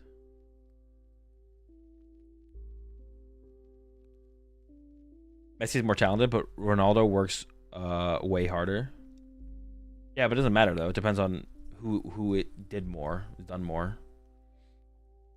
Valorant or CS:GO? CS:GO. I don't watch Valorant basically at all. I think I watched Valorant Worlds once, but that's about it. Just like the finals one time it was on. Ronaldo got the gold statue. Bro, wait, what was the recent statue? I saw the clip from the recent statue reveal. It was some basketball player. Dude, it was pretty rough. I'd go to Scump, not Crim. It's not a Scump, bro. It's not even close. What? Was it Dwayne Wade? Anyways, you're coming to Sevilla? Is that the Spain? What's it called?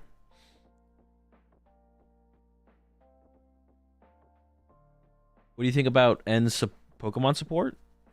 It didn't really have any Pokemon support, did it? Or you're talking about the Pokemon in general? I mean, the Darumaka seemed pretty mid. But the item card, the dark patch or whatever, the end patch, end's energy patch, whatever. That's pretty good. That's pretty good. That statue was criminal.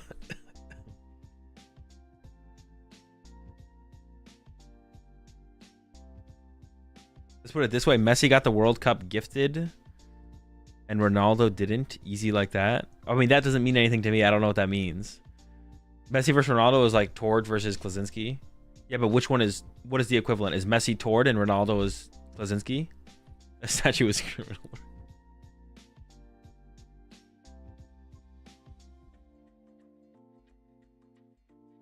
Is Hyjin Park get a statue for his Pachirisu?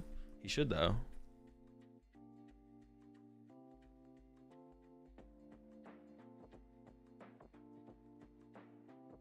What do you think about N's cards flavor-wise? I think Darmanitan would taste the best.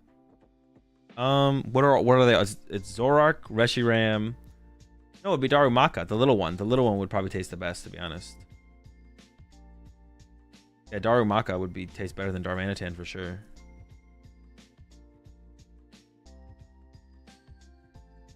I don't know what other N Pokemon there are, but those are all of them, right? Isn't Darumaka literally poop? Wait, is it? Wait, the Pokemon?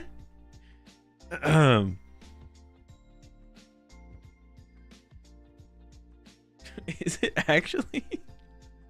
No, it puts turds in its pockets to keep warm, right? Or something like that? Doesn't it?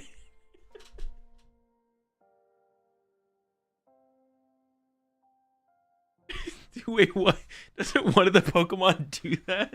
You want to eat that? Bro, you can empty its pockets. You can empty its pockets before you cook them up, bro. You're not going to empty his pockets? Like when you cut up an animal, you have to, like, you know,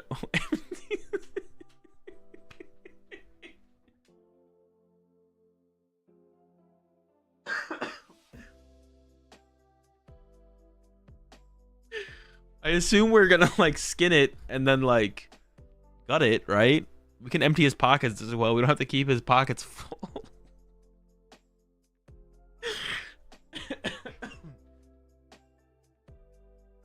Copy that from the Bulbapedia page.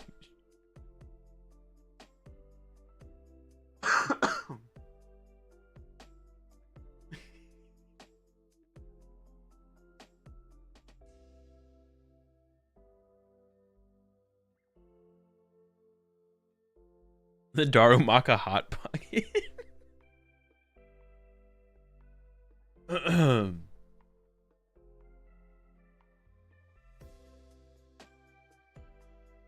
I've never thought about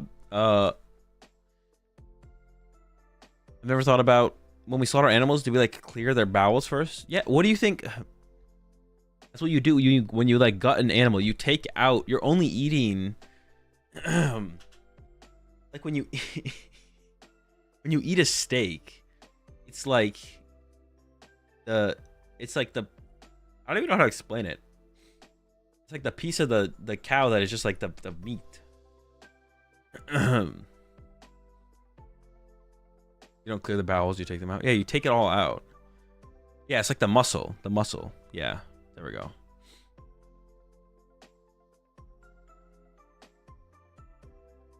Yeah, you just eat the muscle. Yeah, that is true. You just eat the muscle. That's the way to put it, yeah. I couldn't think of how to think about it, though, for a second. I was like, wait, what do we eat? We eat, like, the meat. Yeah, you just eat the muscle of the animals. And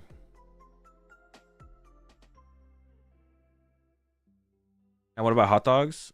We don't talk about hot dogs. We just let them happen. They taste good, and that's that. We leave it at that. I mean, I know a lot of people aren't hot dog enjoyers. I'm a hot dog enjoyer personally. I'm a big fan of hot dogs. You know, that is actually the only thing. I don't like miss it that much. I don't eat fast food that much, to be honest. But the Midwest is pretty mid. It's in the name. Indiana, like when I moved to Indiana for the time I was in there, I knew I was never going to stay there. The one thing that is like, you know what? I wouldn't mind this was Portillo's. Portillo's is pretty lit, to be honest. That's a pretty good, as far as like fast food chains go, Portillo's up there as like one of the top ones. They're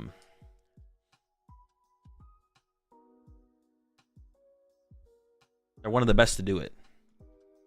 You just made that word up? No, Portillo's is a fast food restaurant. There's a Portillo's in LA. I'm not that close to LA.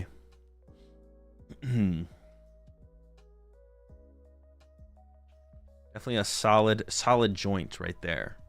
All right, we're doing it. We're finally going into Top Cut. Here we go, folks. Here we go.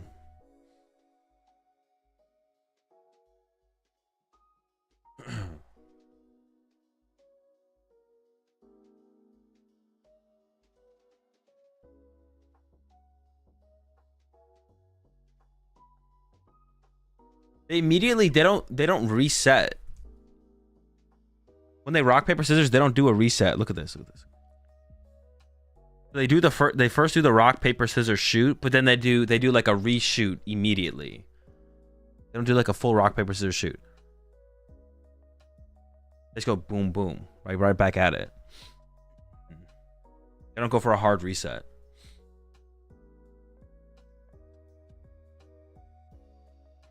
Okay, prize Amander and Arturo. But besides that, it's probably fine. I wonder how many rare candy are in this Charizard build, because there's a Pidgeotto and there's 2 Charmeleons. There might even be 2 Pidgeotto. On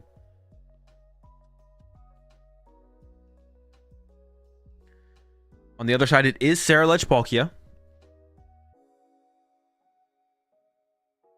It's weird. I would say going first is a big deal, which it probably is a decently big deal to go first. Oh wait, maybe it's not Palkia. Is it Ceruledge? Oh no, is this the Ceruledge with the Monkey Dory and the Legacy Energy? Actually, there might be no Palkia in the Ceruledge. Is that the trench coat dude? I think so. We can't tell for sure. Until he stands up, you can't tell the full length of the coat. It's Palkia, they showed it. Oh, they did show Palkia? Okay. Yeah, because if you go first, the threat of the turn 2 Radiant Greninja potentially is like really big, to be honest, I feel like in this matchup. Because I doubt the Charizard player, I doubt they play Manaphy. Because nobody plays Manaphy. You can't. Actually, you know what? I wonder if every time you go to submit a Charizard deck to a major tournament, if you try and put Manaphy into it, maybe it doesn't let you submit Manaphy. Or Big Pikachu calls you and be like, listen, we need you to take the Manaphy out of the deck. If you show up with the Manaphy, you're not going to like it. Leave it at home. And then he, like, hangs up the phone.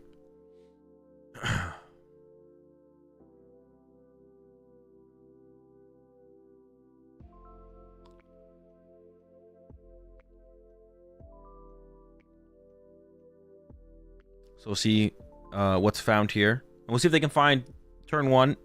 They don't need to find Radiant Greninja turn 1. We do need at least the Palkia V if we want to threaten the Radiant Greninja turn 2. They're going with the Radiant Greninja off the nest ball here. There's water energy in there. I saw them. They also play the dark energy. The Monkey Dory probably is not going to matter in this matchup, but they do play it. It could come up, I guess, possibly. But Charizard's going to be looking for one-hit KOs the whole game, so. Here comes an Ultra Ball.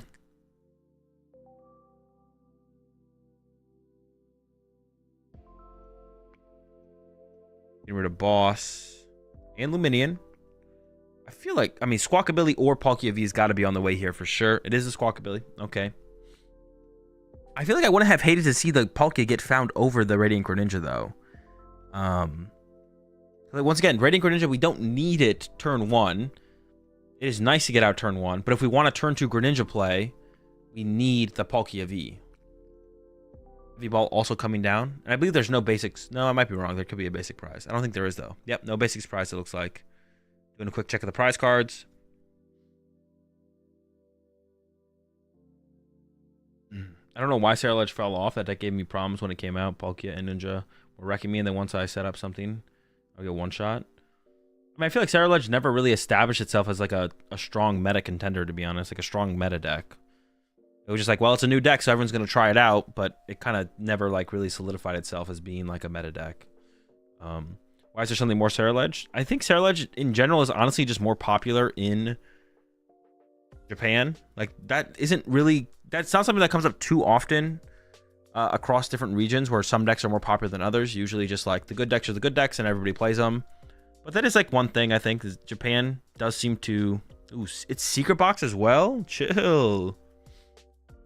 And we got that Carmine. Holy smokes, calm down. I mean, we're going... Yeah, we're going. The Secret Box is in. I don't think we've seen this person play specifically, actually.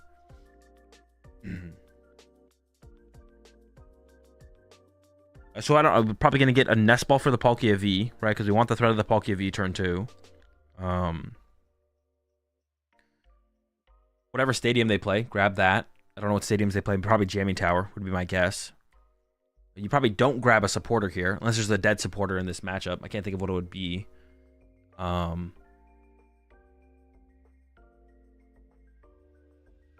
Wait, is that it? Did we just play Secret Box and get a Nest Ball? That's so bad. That's so low value. Does this deck even play tool cards? Now that I'm thinking about it, does it even play? There's no tool card to get. Jeez. Damn, that sucks.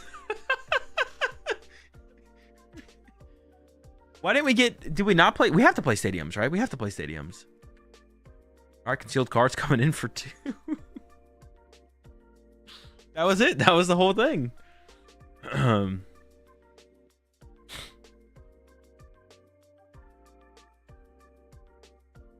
right, we got a Vessel still to cook with as well. We're not done yet. Giving up an Ultra Ball. I think there's 2 Ultra Balls in hand, so we still have that out to the Palkia V-Star next turn. Probably going to grab a couple Water Energy here, I would assume. Get those ready for the next turn for that threat of the Greninja. And yeah, the Greninja is going to be definitely a very active threat going into this next turn here. And I doubt the Charizard player plays Manaphy.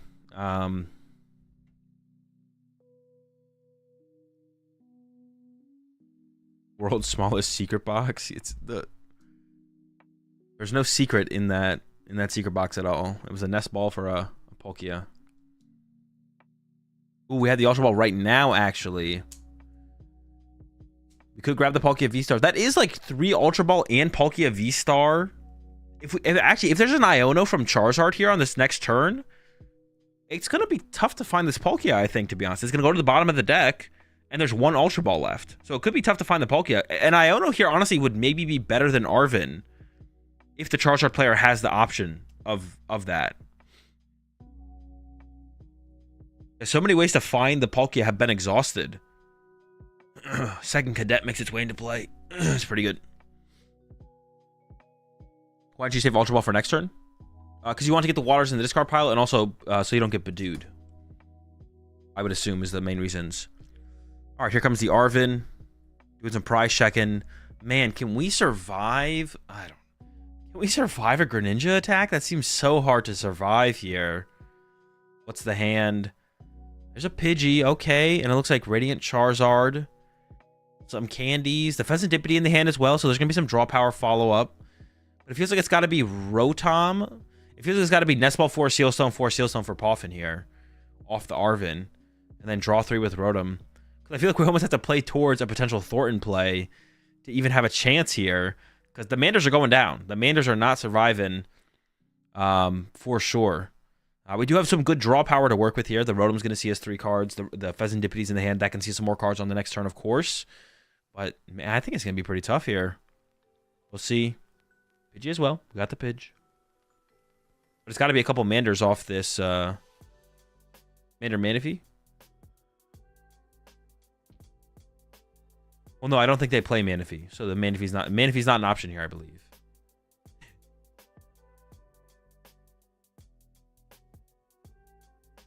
There's a Poffin. Is there a Manaphy? I'm just making the guess that there's not a Manaphy. 2 Manders. We don't have an out to a 3rd Mander, though, so... Yeah, these Manders are cooked on this next turn, I think, for sure. I don't see the Mander surviving. You can go after Duskull Pidgey, but that seems pretty mid. I think you go after the Manders for sure.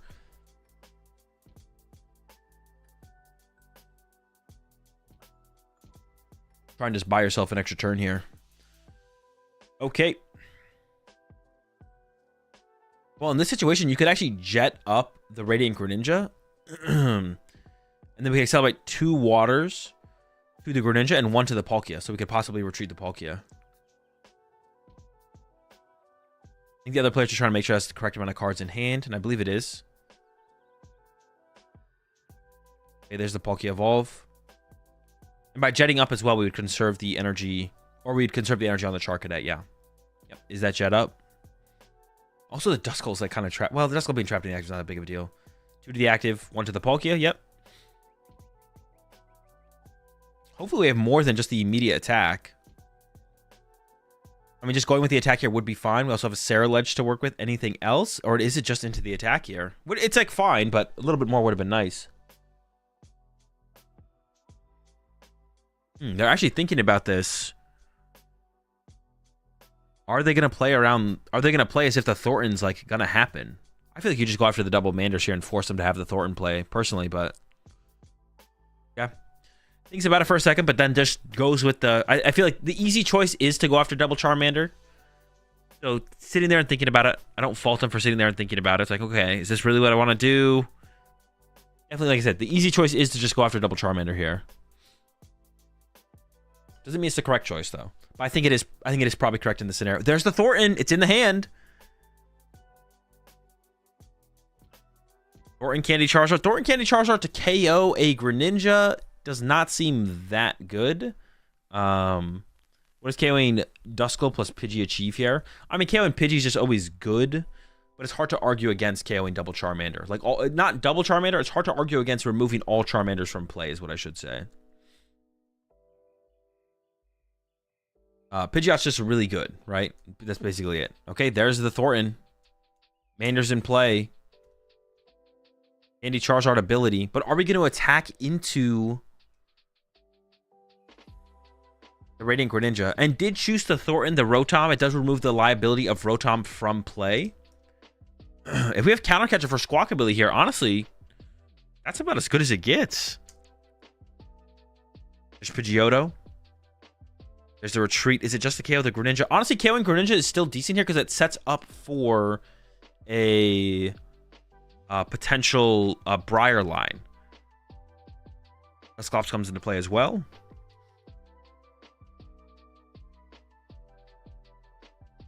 Second Duskull, possibly. The third Charmander is prized. They are probably only running 3. Most people only play the 3 Charmanders. Duskull does make its way into play. And then, yeah, just goes to knock on the Greninja. This does still line up for like a Briar line, though. You could go Zard KO active, Zard KO Squawkabilly, and then Briar knockout for the win. I feel like the big question here on the Sarah Ledge side now is going to be, how do you quite play for this? I mean, Boss KO Pheasantipity looks really good, but I don't think you have the energy in the discard pile to go for that. I think you have to play towards a 2-hit KO on the Charizard here, which is exactly what the Charizard player wants to see happen. Can Sarah Ledge ever KO as a Charizard? In the end game, yeah. Right now, no. It's not going to happen this turn, especially with a build that doesn't play Brilliant Blender. Maybe if you play Blender, you could get there on this turn, but this build does not play Brilliant Blender. I guess you could also attack with Palkia here, and that would be just as good, right? Maybe attacking with Palkia is even the better play. It depends if they have the water in the hand, though. Is their hand still dead? Oh, no, they have a research. Okay. The way they were playing it made me think for a second that maybe their hand was dead. I think Fez is the objective here. I mean, ideally, but it's just not going to happen. It's not. You don't have enough energy in the discard pile. Wait, they do play Pokestop. They didn't Secret Box for Pokestop earlier, though, to progress through their deck. That's weird. They did find themselves an Iron Bundle here, so they could Iron Bundle.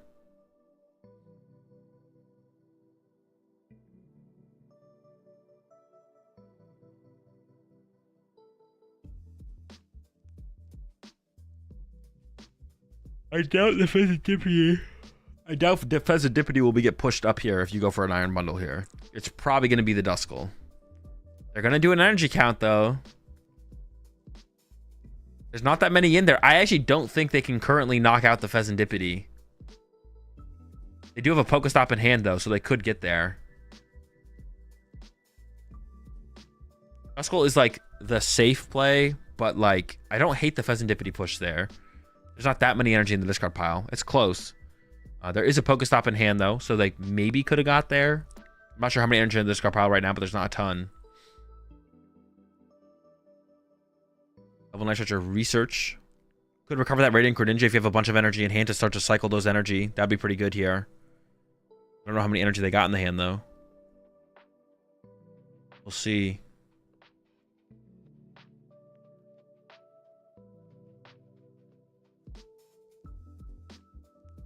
Looks like they're going to recover a water energy. Maybe they just want to attach to Palkia. Honestly, in this situation, what if you just didn't attack?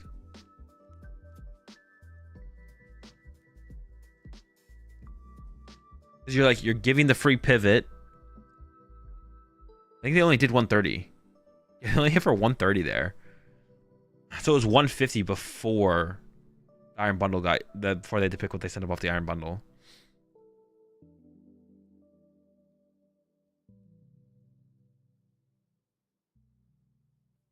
Taking the one prize knockout does kind of play around Briar, though, if you can KO Pheasantipity next turn, I guess, though. In this situation, Charizard is KOing the Cerulege as well. So you could try and respond with Palkia, Boss, KO Pheasantipity next turn, and then you look for a Cerulege one-hit on Charizard on the following turn. But that might be a pretty tough one-hit to reach for. Especially if you get, like, Iono this turn. In the next turn. It's going to be tough to, like, string those knockouts together. Also, in this situation, the Palkia is not hitting that hard if no other Pokemon get benched here on the Charizard side. And I don't see a reason to bench cards, to be honest, for Charizard here. No Iono, though. We do see Arven for Ultra Ball. The Ultra Ball will be setting up the Pidgeot, I'm sure. It would have been nice to go, like, Iono plus Pidgeot here, I feel like, though, and just knock out the active. Because I don't think there's that many cards in the hand. Although I think there is a decent amount of cards in the hand for the Cerulege player.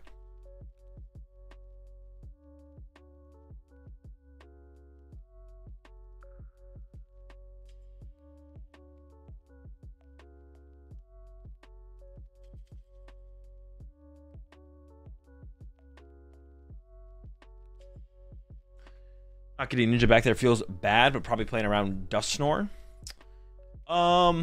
Yeah, I guess that is true. It does kind of, well, I guess it depends on what you can pull off on this turn. Dusknoir is possibly not a usable Pokemon if you get the Pheasantipity KO, but yeah, a little bit for sure. What's the A-Spec, though? He might search for Unfair Stamp, though, if that's A-Spec. Oh, that is true. Yeah, that's true. We could go get Unfair Stamp. I actually kind of like that here. I like that. I forgot about the A-Spec, yeah. We haven't seen the A-Spec from the Charizard player. Arven for Ultra Ball for Pidgeot. For Pidgeot for Unfair Stamp. I actually like that lineup there, for sure.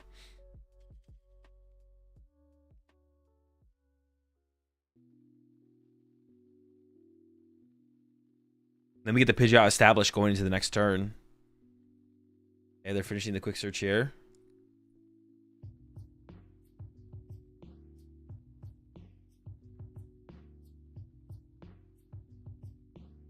A lot of cards in hand. If we got the Unfair Stamp, it's time, I think.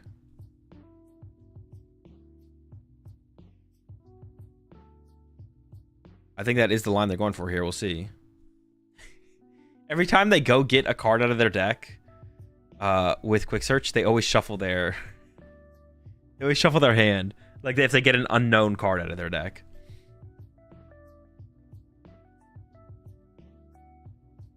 Super Odd just for Fire Energy. Does not get the Duskull here. Playing Pidgeotto, could it be Grand Tree? That is true. They do have the Pidgeotto. They could be playing Grand Tree. I feel like probably not, but maybe. No Unfair Stamp? Looks like no Unfair Stamp. We're just going to be swinging with Charizard. I think the Unfair Stamp would have been pretty good here if they play it. But yeah, we actually haven't seen their Ace back. It could be a Grand Tree. Oh, it is a Grand Tree.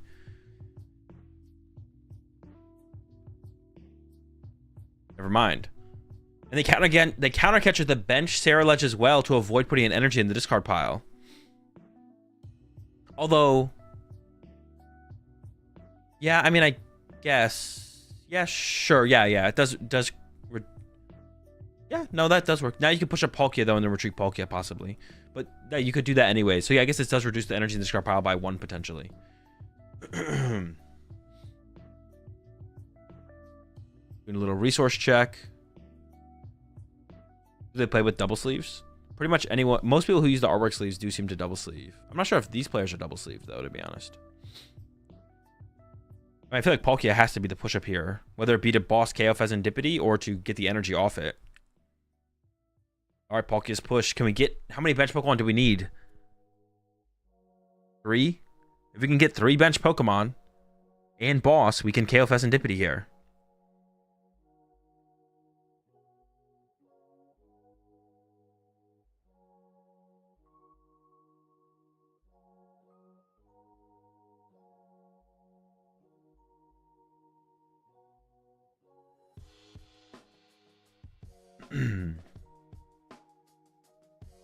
Also, we need like a secondary Charcadet as well. Well, actually, no, we don't. If Palkia... The Palkia KOs Pheasantipity, Palkia can KO Dusknoir. And Ceruledge could also do it. Yeah, we just need to get Pheasantipity here off this Nest Ball and put it together. And then we're in a pretty good spot here for Ceruledge, to be honest. Fail? We have Pheasantipity in hand? There's no poke? Where's our Dippity? There better be Pheasantipity in the hand, then.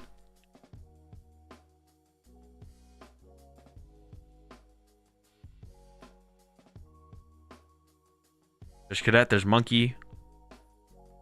Night Stretcher. Is it in the discard pile? For Greninja. Dude, where's our Pheasantipity? Is it prized?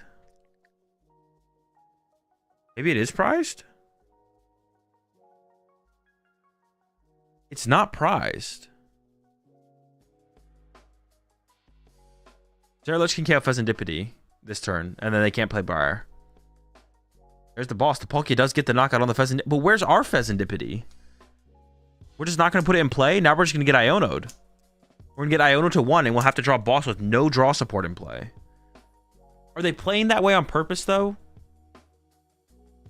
Maybe they're playing that way on purpose because they're like, okay, if we get Iono, then Fez is still in my deck that I can draw into. And then also... Because otherwise they're afraid of Iono plus Countercatcher, maybe? There's the Iono. And maybe they didn't get Fez on purpose. They were like, all right, I'm going to leave it in the deck. If I get Iono'd, I could draw into it. But I think I always am getting Iono Countercatchered here. Or maybe they're just playing around the possibility of Iono Countercatcher. That could be possible. And that would make sense, to be honest. Briar's game here, right? No. You can only play Briar if your opponent has 2 prize cards left. Ceruledge has 1 prize card left. You can't play Briar.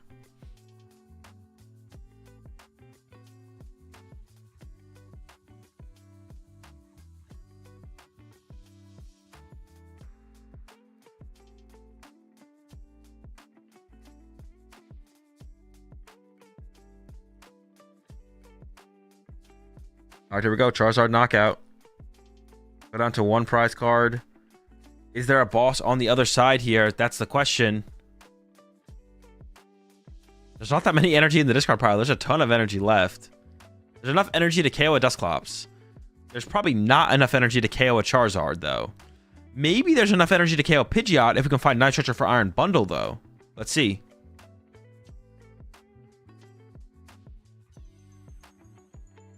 Seven.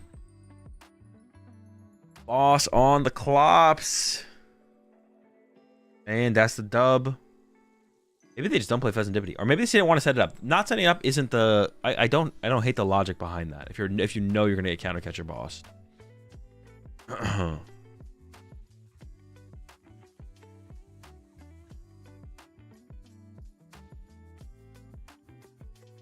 You just had it like that. You did just have it like that. Very good draw off the Iono there.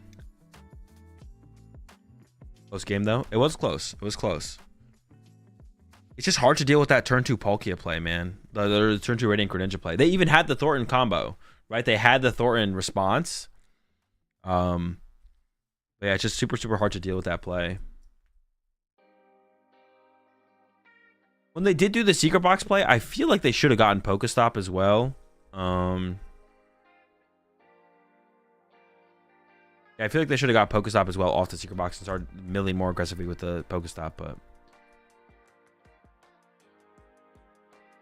Secret Box just also feels pretty underwhelming in Ceruledge, but I mean, you do discard a lot of cards out of hand, so that can be like a lot of energies discarded if you can find Pokestop plus draw supporter. I assume they just don't play a tool card. And I mean, there's of course item cards are always powerful, but is the tree to combat the Badoo? Yes, I believe that is why most players are playing the tree. I wonder how many Gus options they ran. There's probably 2 boss and a Palpad if I had to guess. That's what most lists I believe are playing.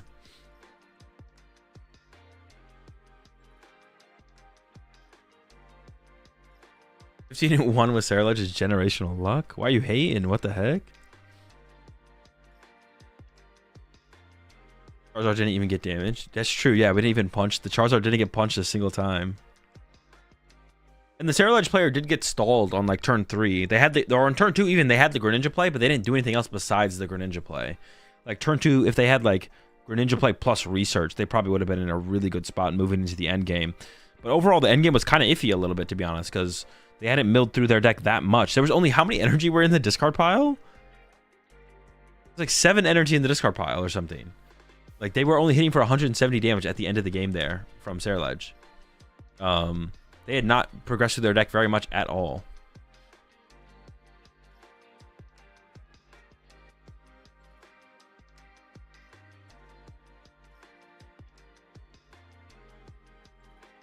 Usually tier 1 deck after rotation. I don't know why you underrated him. Well, if you're saying he's bad now, well, you didn't even say he's good. You say he's a tier 1 deck after rotation. No one's underrating him. That means if it's bad now, it's bad now. I'm not living in the future. You can't be like, oh, so well, you said Sarah Ledge was a bad deck. Well, I'll have you know I'm from the future, and 2 years from now it wins worlds. It's the BDIF. You moron. It's like, bro, I'm worried. I'm concerned right now. It sucks. So what do you want from me? Maybe it will be the BDIF 2 years from now. Maybe it will win worlds, but right now he's trash.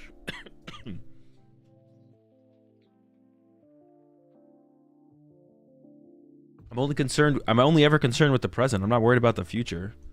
Rotation, get out of here. That has to be a copy pasta now.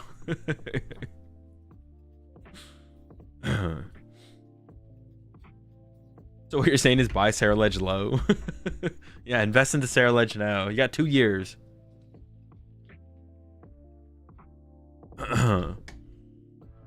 Also sounded so much like Morty. I guess a little bit, yeah.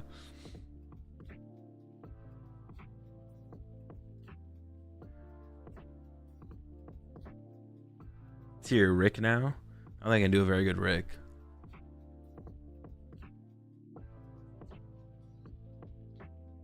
Any time travelers here? Speak up. Yeah, where are the time travelers at? What should we be investing in right now?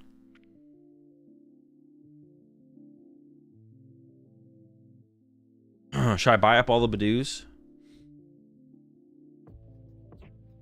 We got months. Oh, sure. Rotation is actually a little bit sooner than I thought. Rotation's in like 3 months or whatever. But that's fine. That's still like, yeah. I'm not judging cards on how good they'll be sets from now. I'm judging cards on how good they are right now. You got the burps to do, Rick? True, I do be burping. I don't know whether the Zard plays Turo or not, but you think instead of Iono there, they could have searched for... Ooh, the Turo play actually would have been decent floppy, but it was prized. The Turo was in the last 2 prize cards, I believe. Yeah, for how many energy I had in the discard pile, honestly, the Turo play would have been interesting.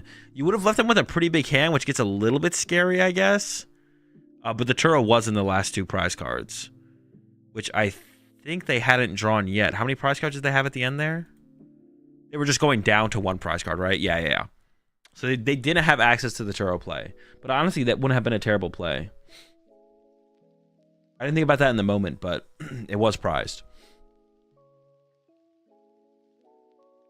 Time travelers are probably too busy posting doomsday predictions and theories on TikTok. Probably.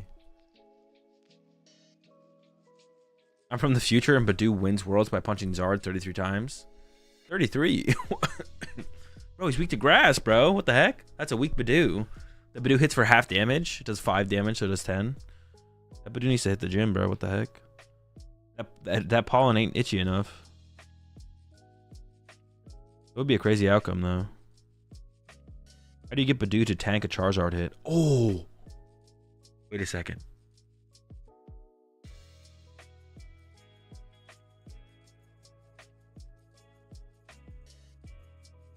How would Charizard beat Badoo if you play Crushing Hammers?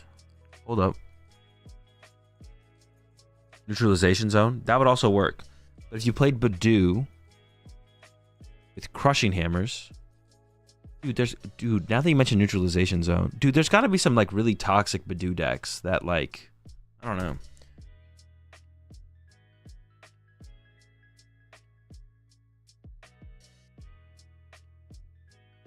Like, Charizard would just straight up lose to Badoo if you just Crushing Hammered away all their energies, right? Because they have to Super Rod, right? So if you played a Badoo deck that could trap stuff in the active... Dude, I think there's going to maybe be some crazy Badoo decks out there, man.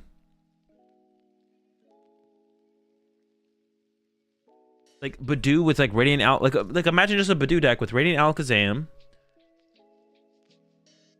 Handheld Fan would work, yeah. Badoo with Radiant Alakazam. Oh, how would you beat Gardevoir ever, though?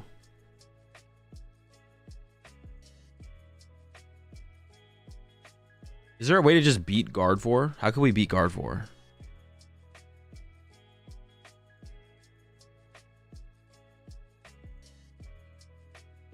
Gardevoir would be the tough one, right? Ability Lock Gastrodon. Okay, so we got top 16, number 2 here. What do we got? Klefki Dragapult. Yo, is this that Thornspalt, though? No. No, bro. I don't even want to hear it, man. Why is there a Gimme Ghoul on the bench, bro? Oh, bro. There's no way. What is this, bro? What is this? What are we looking at? What is... Dango... Dango Pult? What is this? Like, can you actually attack with the Dango for big damage in this deck? What is this deck?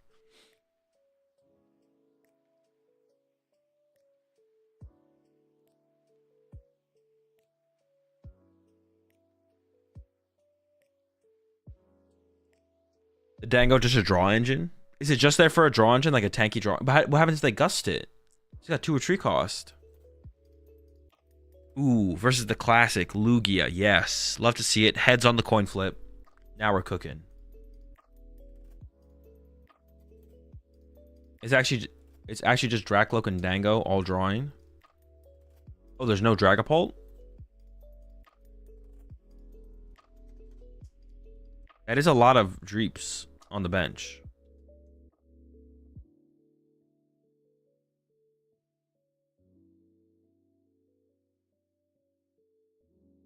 The 2 retreat cost is what I'm scared of here. Dude, I love how everyone just like reacts that way to it. Like, I don't know if anyone saw the clip on Twitter that someone posted of the casters. They were like Ultra Ball chops or something. And then even the player on the right hand side there when there was the Ultra Ball double chops. Like everyone knows about Ultra Ball double chops. It's just funny.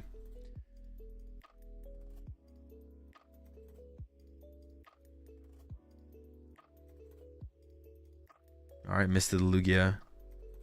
And an Iono. Had Mezagoza, chose to hold on to it, though. I mean, their setup is pretty good here so far. Despite the Luminion in the active, that could even get shuffled back into the deck on this next turn as well. The big question is going to be, I don't know how much I like the Mist on the Lugia V versus just not attaching, to be honest.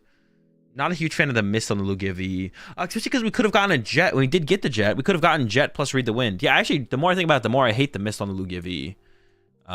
Yeah, I just don't like that Mist being there. I think it's actually pretty bad. It looks like the Golden Go is literally in here for draw power. Like this is like Thorn's Palt, but there's Klefki. There actually might be Thorns in here. Hold up.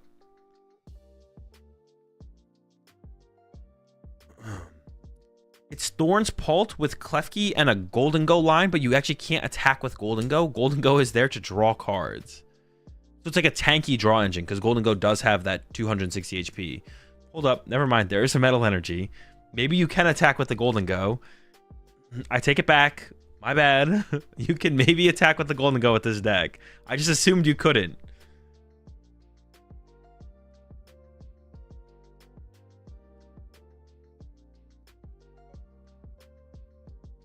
Alright, this Dreepy's getting the juice. And then here we go, TM Evo. Gonna get a couple Lokes online. What if it's Golden Go using Dracloak as the draw engine? It could be. It could also be the other way around. Yeah, I don't like the mist energy here on the Lugia side just because we haven't seen the Dragapult player attack yet. So leaving the mist energy in the deck as like something to work with, depending on how the game goes, I think is more powerful. And then also if we do draw into jet energy like we did, we could have jetted up and used Read the Wind here. And we can still jet up here. And honestly, in this situation, we probably want to shuffle Luminian back to the deck probably. But, ooh, we have the Regigigas for this matchup. That's so good. Holy smokes. We probably don't want to put it in play yet, though. Dude, that thing just nukes Dragapult. Oh my gosh, that's insane. Dragapult could KO one of our... That's actually weird. So we don't want to bench the Gigas. If we bench Gigas, it could get Gus KO'd. If we don't bench it, though, then one of our Archeops could get Gus KO'd. Oh, we're going in with the Iron Hands. I thought we'd maybe just, like, Luminian attack the Klefki. Ooh, but this does create a bigger threat, actually, though. Going with Iron Hands here is probably better, actually.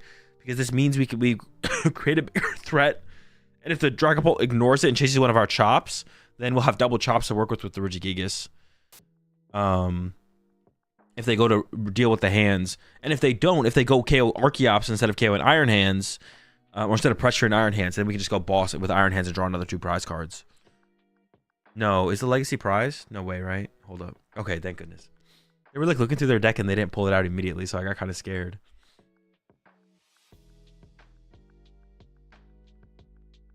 Drop number 2. Probably just going to step to Lugia here, I would assume. Just get some energy on Lugia. A mist? Could we have put a mist on the active, actually? Not really, right? It didn't line up super well. We could put a mist on it in the future, though, if we have to, though.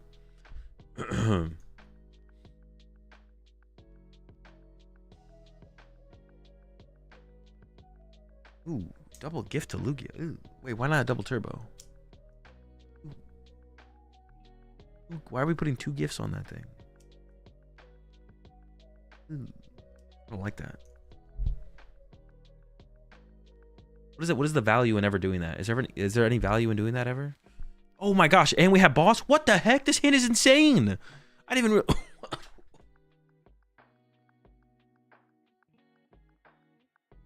I didn't realize we had boss too. I thought we just came with the Klefki. Dude, what? Lugia does not. That is crazy. Turn 1, Ultra Ball double chops into turn 2, Jet Iron Hands boss with Lugia V-Star in it.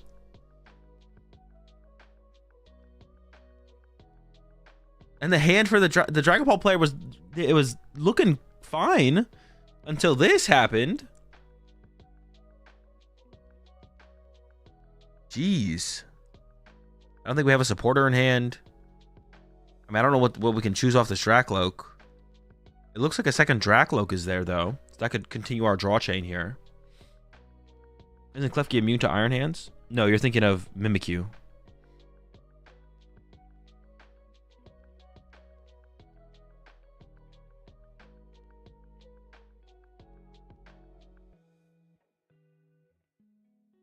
Got rid of the Dracloak. I'm not sure what they kept there. It was the Crispin. This is feeling kind of cooked. It almost feels like we have to use TM Evo on the Klefki again. And then the Lugia player is going to go down to 2 prize cards remaining. That's so bad. We have a Crispin. We can start to put some energy back into play. And then TM Evo, Dreepy into a Dracloak, and Dracloak into a Dragapult. But yikes, we're going to be so far behind. So far behind.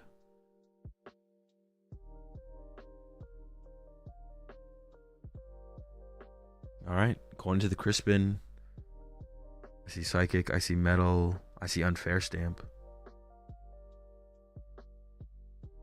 I don't see a Fire, so they have to grab Psychic Metal. Maybe there's a Fire in the hand. They did have a Super Rod in hand that they chose not to play. There is Superior Energy Retrieval in the deck. I see Superior Energy Retrieval. Bro, this deck, I don't even know. This deck's wild.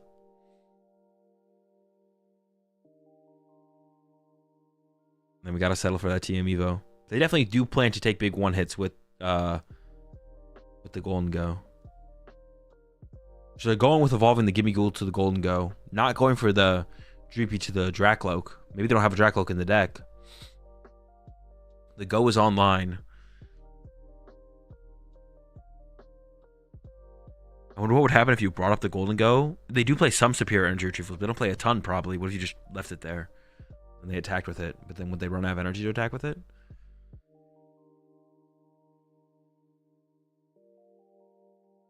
All right, Aroma to begin with. It is a Tails. Oh, it's a reflip, it looks like. It's still a Tails. Dude, what if they have Regigigas Jet knock out the... Okay, it's just a Drapion. But I think they're just thinning out the deck with an Ultra Ball, probably. Or they're just thinning out the deck in general, just putting it in the hand. Here's an S-Ball. Drapion the hand. There we go. Dude, do they have Boss KO the Dragapult? Oh my gosh. No, I don't see a boss. I think they're just like getting it set up. Which at this point, I think they're so far ahead. If the Dragapult player wants to go boss KO your Gigas, I think you're okay with that. With how far ahead you are right here. I don't think you care. Gift and a miss to the Gigas. Could put another energy on it. You don't really need to. You have that basic lightning in hand. Which you'll probably just throw on the Lugia here, I'd imagine. Putting on the Gigas is also fine. Putting on the active... No, I think, yeah, Lugia makes the most sense, I think. I agree with that. And yeah, here comes a research. Card the hand, draw 7. This is like an... This feels insurmountable at this point. I don't see a real win condition for the Dragapult player. Because you have to go out of your way to chase this Regigigas or you lose. And if you don't, yeah, if you don't chase the Regigigas, you lose. And if you chase it, you're drawing 1 prize card and spreading 6 damage counters on the bench. Like... Shocked. It's a dub for Lug for sure almost here. Continue to thin out the deck aggressively. Comes an Ultra Ball. Double basic lightning. 2 basic lightning energy in this deck, bro. We'd be handsing. Probably how you try and keep up with Gardevoir. You just kind of hands on hands in the Guardian matchup. Jeez, 2 basic lightning. You should have spread the energies. Yeah, from the Dragapult player. Yeah, on the first Crispin. Yeah, I think I agree, actually. We could have spread them out across the Dreepies. I don't know if it would have led to a turn to attack. I don't think we had a Dragapult in hand to work with, but still, should have probably spread them out to try and be a little bit... I mean, the boss play is unlikely, but yeah, I think it was a mistake. I agree. Well, I don't know. The boss play is unlikely, though. Like, it is pretty unlikely to have Lugia V-Star... It's not like ridiculously unlikely to have Lugia V-Star boss. Even if it was like Lumineon KOing the Dracloak and going back to the deck, that still would have been pretty detrimental. So yeah, I think no matter what, probably should have split the energy, yeah. Alright, the Golden Go gets pushed. I guess we're going for the Dingus KO here. Draw 2 to begin with. I guess we kind of have to go with the Dingus KO. Oh, we could have gone like boss or counter catcher Dragapult KO the Gigas as well, I guess. Here comes an Ultra Ball. Megaton Blower. That would be a savior here, but it is unfair stamp as the A-Spec, unfortunately. Megaton Blower would be a win condition here for sure, though, actually. That'd be kind of crazy. That'd make things really interesting. Why Dragapult play Golden Go? We don't know. You know as much as we know. What does the Gigas do? 100 damage plus 230 damage if the active Pokemon is a Terra Pokemon. Pretty much a perfect Lugia game, jeez. Yeah, besides opening the Lumineon, it's been pretty optimal so far.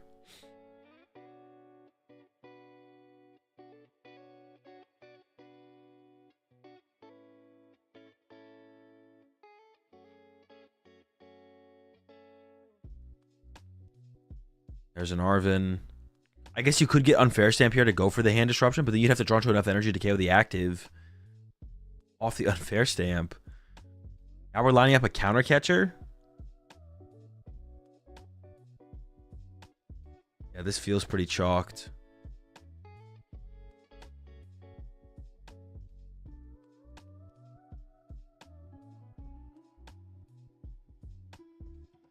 We're going into the Superior.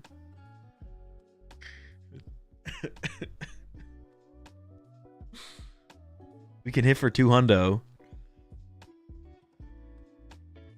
Goes after Luminian. How much HP does Archeops have? 150 or 160? 150, right? All right, we get 2 prize cards. It's not looking good. That's something. All right, Iron Hand's back to the active, and I'm just going to go ahead and assume they have Boss in hand. Yep, they got Boss. All right, Boss up Dracloak. Okay, and Knockout. Bro, holy smokes. All right, chat, I need a break. I need a 2-minute break. I'll be right back. We got top 8 coming up soon. I don't think they're going to show another top 16 match. Should be going into top 8.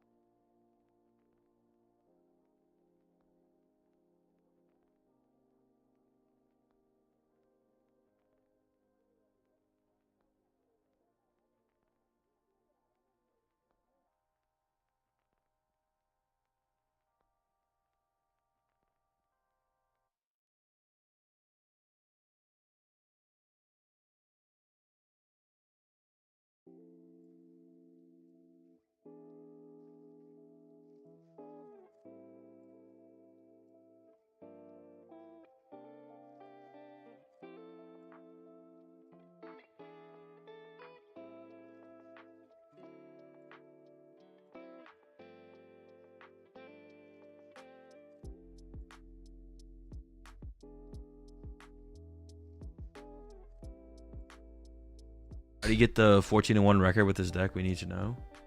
I don't know. I mean, it might not be terrible. It doesn't seem good. I don't quite like see the synergy between like playing. Yeah, I don't quite see the synergy between playing Dragapult plus Golden Go. I feel like there's like not anti-synergy, but I feel like you're coming up. I don't. There's just like not. It doesn't seem. I mean, you draw a lot of cards. Dracloak plus Golden Go draws cards. I guess I don't know. I don't really see it though. Any Badoo Frostlass decks on the stream? No. Drawing cards is good. How could it be bad? It's true. That's very fair. You might be cooking, but you're probably not. Yo, honestly, what about Monkey Dory, Frostlass, Badoo? That's a combo right there. We got a good squad look. We got a good looking squad there.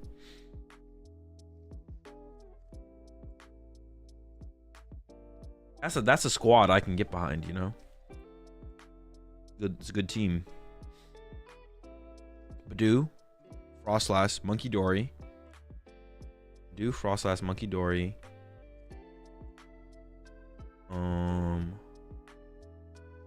Yeah, it's a good start. You know, I don't know. That's a good squad right there. I think we could win some games with that squad. Throw in the neutralization zone. Throw in the neutralization zone.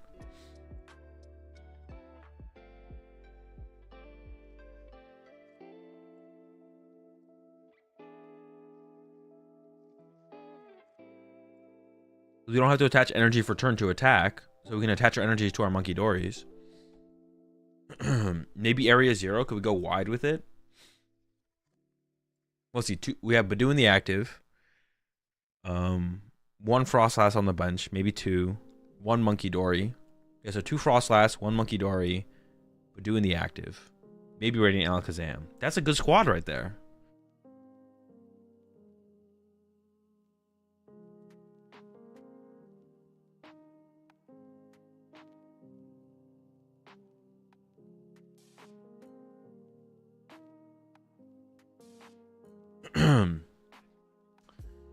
I think we would lose to Miraidon. Could we beat Miraidon? Probably not, right? I don't think we could beat Miraidon. We could like cheat if Miraidons don't play Zap. Can Miraidon beat a Mimikyu with a Mist? How would Miraidon beat a Mimikyu with a Mist if they don't play Zapdos? Would they not?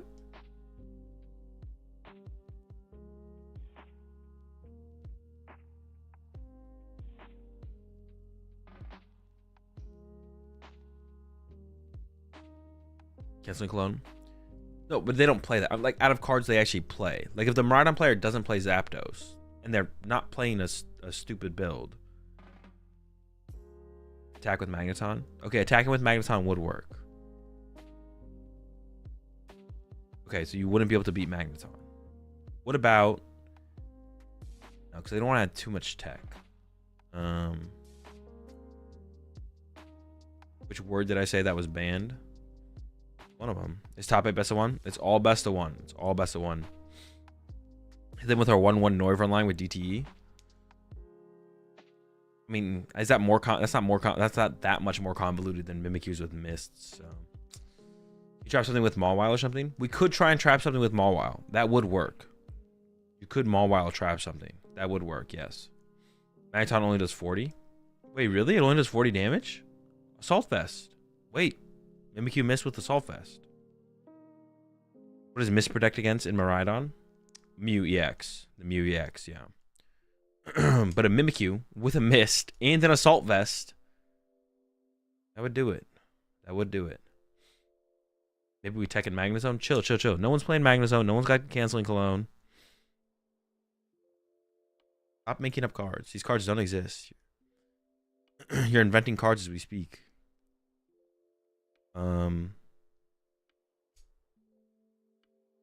We don't have a way to beat Guardy though still, right? Oh, I guess we could like Mawile cheese Guardy or something like that. Maybe it would be like a Mawile cheese to beat Guardy. Guardy seems tough though.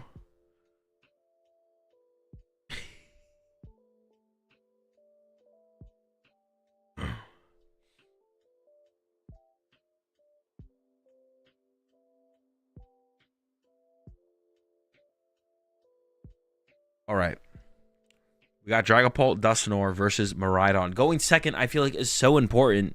If we go second as Dragapult, you can turn one. But, dude, at first I thought I was like, I don't know. Badoo does not seem like a toxic card. Seems fine. But the more I see Badoo play out and the more I think about it, the less I like Badoo. Going second seems so good. Going second and attacking with Badoo seems absolutely insane. Okay, the Miraidon player won the coin flip. Did they choose first or second? I assume they chose second, because going first sounds terrible in this format. Yeah, they have the thing. They went second. Ooh, and they opened the secret box? Bro, they're cooking. Oh no, is it a mulligan? It might be a mulligan.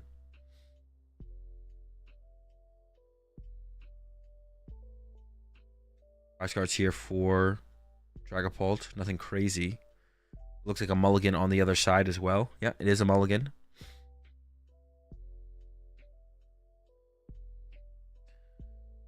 What's up, Slow Poke? Oh, Slow Poke Rips. I thought it was slow. I thought your name was Slow Poker Ips. How does Lost Box beat Charizard? Attack with Sableye. Attack with Greninja, then attack with Sableye, then attack with Pikachu.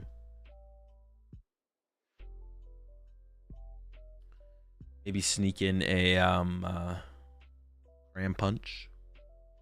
That's Prime Catcher. Was it? Oh, we've seen this player before, right? Was this one of the Miraidon players we saw earlier? Was this the Prime Catcher Miraidon?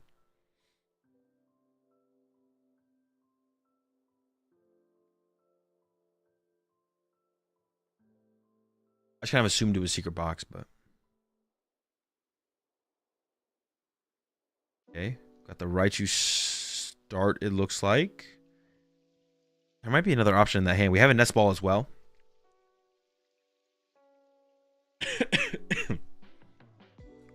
I mean, that's Minior.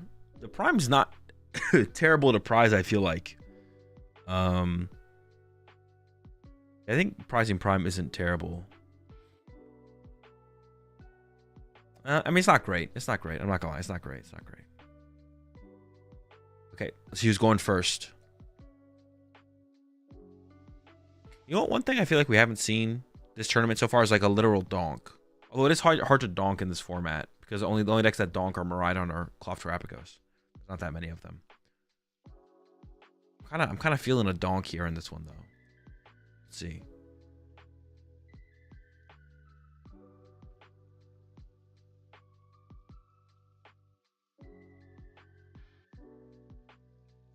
All right, well, they have cards to play, so I don't think a donk is going down.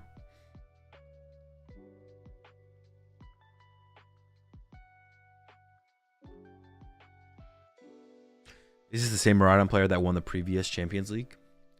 Someone mentioned them earlier. I don't know if it is or not. It might be. 2 Champions Leagues dubs with what's called would be kind of crazy. That is a Vessel. That does not find basic Pokemon. That's a little worrying. I'm not gonna lie. Going through with the prize check here.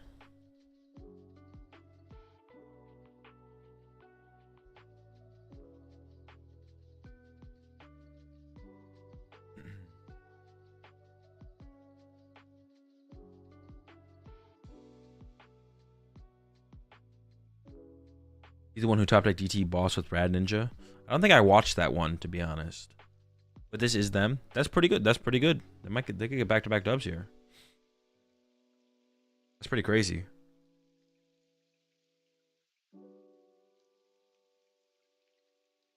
You know where we can get those types of energies in the Dragapult list? TCG player, maybe. They're super old ones. I don't remember what era they're from. But yeah, they're super old. They're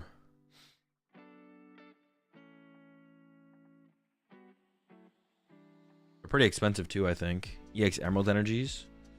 Yeah, how much do they even cost? They gotta be like super expensive. Oh, those are the Japanese ones too. I don't know if those are more or less expensive, but they gotta be like $10 in energy plus. No way there's no way they're cheap. Only $4? That's it? Really? No way. They all gotta be like heavily played. Damaged. I thought they'd be more expensive though, to be honest. $4? Not bad. You can't get any like near mint ones, of course. Oh my gosh, the donk is coming. What the heck? Dude, I was joking. I was literally I didn't mean it. Right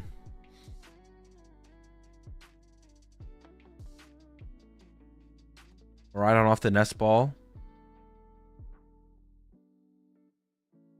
This is Zapdos.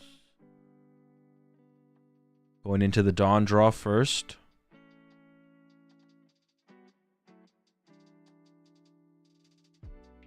Eyeing up a second Dawn. Maybe just trying to maximize for the potential. You don't have to go like super aggressive for the donk here though. If you don't donk here, it's not that big of a deal. You're already in like a super advantageous position.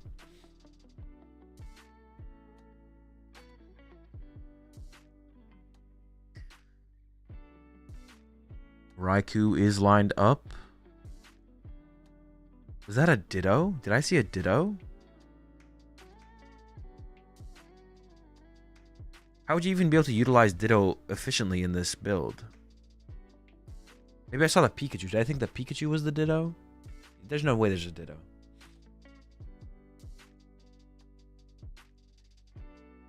That's ball for Latios. What's the rest of the hand? Is it literally just like a generator? We didn't get Squawkabilly here, which is interesting. And I don't believe Squawkabilly was prized. It might just come down to a single generator here.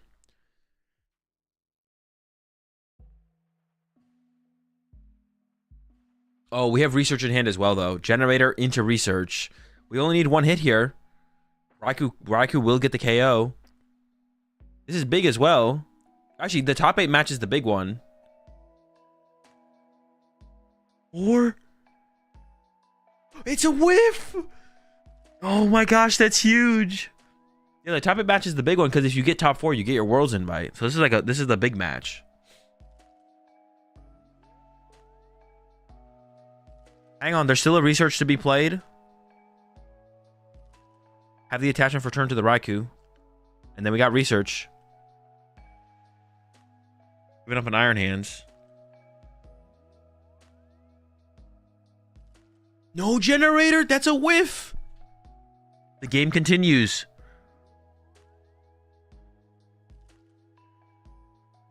Retreat into the Raikou, fleet-footed. But yeah, there's no way to get back to the bench, even if we found a generator off the fleet-footed and the pass. We survive. We did Vessel away an Arven here on the first turn from the Dragapult player, so I'm sure there's another draw supporter in hand here. Probably an Arven to go get a Poffin here, but that is a little slow. I mean, if we have TM Evo, maybe. Ooh, it's a Lance. Okay, that works as well.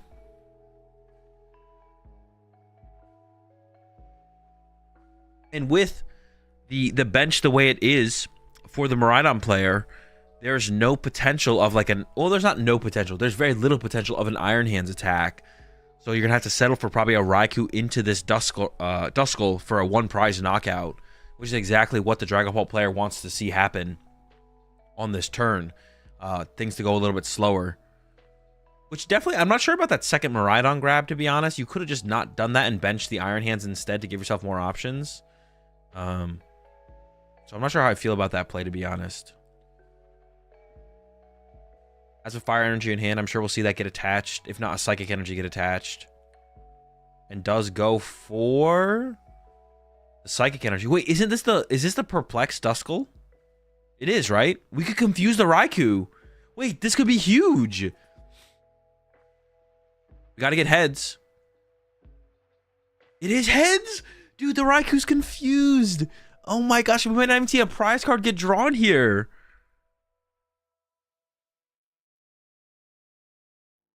Fleet-footed. Iron Bundle's been found. We do have a boss in hand. KOing the Dreepy on the bench that has the energy would be a big deal. But do you play the boss and the energy to the active, or do you try and find another generator so you can guaranteed get a prize card this turn? I almost lean towards the boss play, to be honest. The thing is, they probably don't play Switch Cart. So without Switch Cart, you can't get rid of this confusion. You could get a generator and try and attack with Miraidon. Or even attacking with Raichu. Only discarding 1 energy would be okay as well. But then, your Raichu could get knocked out, and then you don't have a way to 1-hit KO a Dragapult on the next turn.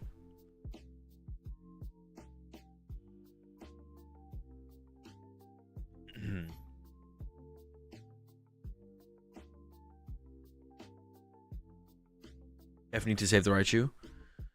It does kind of feel that way, but you also need to get access to Area 0 so you can actually get the Magnemite. Oh, yeah, Yeah, you gotta get. I feel like you need to go get four seal stone for area 0 here, to be honest. So you can get Magnemite down to threaten Raichu one hit on the next turn. They're eyeing up four seal stone and the generator. You could generator to the Miraidon if you get a double hit, and then Miraidon knock out the active, and 4 seal stone for area 0 bench Magnemite to try and get it to Magneton before Dragapult gets online here. 4 seal stone makes its way down to the Raichu, and we go into the V-Star. I have to imagine that means we're going for the area 0 here to go wide. Yeah, there's the area 0 grab. Gonna get to go wide here. Oh, we can at least use Iron Bundle as well. We can KO one of the Dreepies on the bench to remove the draw power, which probably makes more sense than KO the Duskull, I would imagine. Does use a Miraidon here as well. The only thing to grab is Iron Hands. Having Iron Hands potential is not bad. I think the big thing is getting Magnemite down this turn, because there's no guaranteed threat of the Dragapult next turn. So we don't have to potentially pressure with an Iron Hands on the following turn, or especially getting the Magnemite to the Magneton before the Magnemite gets sniped off the bench from Dragapult is very important. Yeah. That's the reason that playing the Bravery Charm is actually such a big deal, because you can Bravery Charm your Magnemite in this matchup. Alright, here we go. Electric Generator. Ooh, only one hit.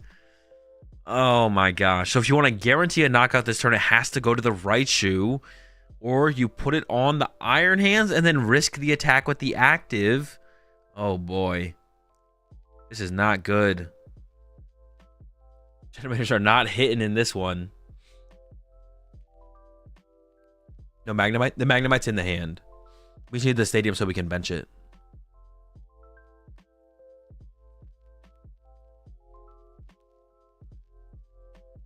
You gotta bench it. Yep, there's the Magnemite coming down. It's got to be attach, active, and swing. There's nothing else to do here.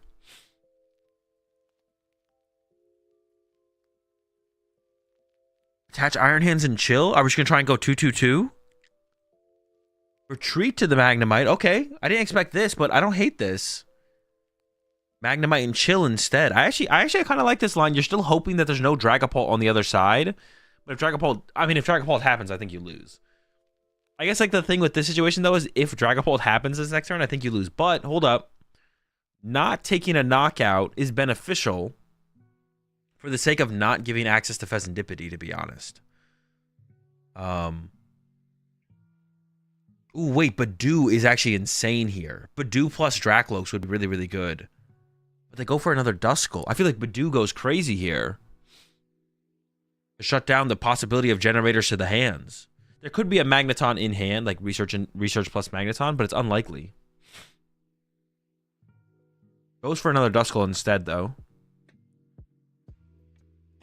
I mean, Candy Dragapult would still be pretty good here. I see a Dracloak in hand. Ooh, they got the Crystal and some Fires as well.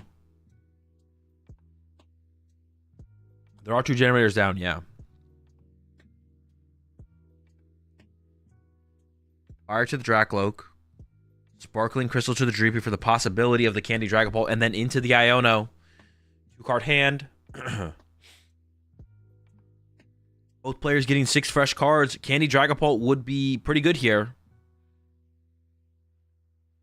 Taking away the possibility of the Magneton energy. Dracloak number 1. With only 1 in play. There's a Dragapult and a Dracloak. Took the Dracloak, so no Candy in the hand, I assume. Evolves the other Dreepy, looking for that Candy now. Poffin Lance, not quite, but Poffin for the Badoo to item lock for the turn. Maybe slow things down a little bit. Loke number 3, so no Dragapult potential this turn. Switching an Ultra Ball found. Opts for the Ultra Ball. I think we have a Nest Ball in hand, so I think the Badoo is... Oh, no, we have the Poffin. So we can Badoo here. Man, what an insane turnaround this game has become from turn 1, Duskull attach pass. Literally hit him with the Duskull pass.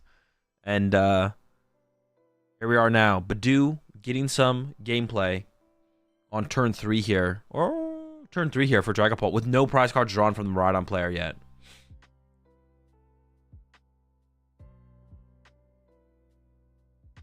I think not attempting the attack there from the Miraidon side to take away the possibility of the Pheasantipity was probably correct for sure as well.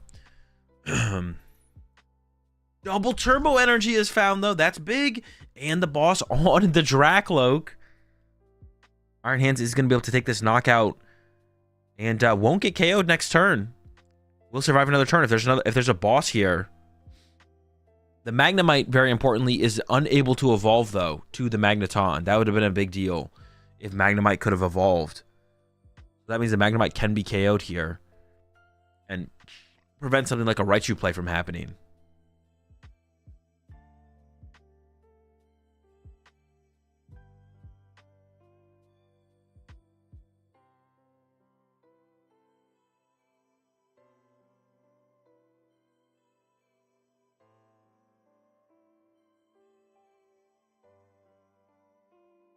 With the current setup for the Dragapult side, though, maybe you don't even go after the Magnemite. Well, you kind of have to stop Raichu from just knocking you out, though, right? Yeah, maybe you kind of have to, actually. Otherwise, Raichu just could come up and bonk you. And you don't... And with your Crystal gone, you're kind of low on energy acceleration at this point. We found the Nest Ball. That can become the Pheasantipity. Can't tell what that other supporter is in the hand. Here comes the Nest Ball. I assume the Dippity is on the way. Ooh, no, he's gonna go for Radiant Alakazam instead. Interesting. There's no damage to move around on this turn, I don't think. Well, there is, but like, you're not gonna actually like, take advantage of the damage you're moving around. Just getting it set up for the future. Still could use an energy here. So we need a Psychic Energy. Here comes the Ultra Ball.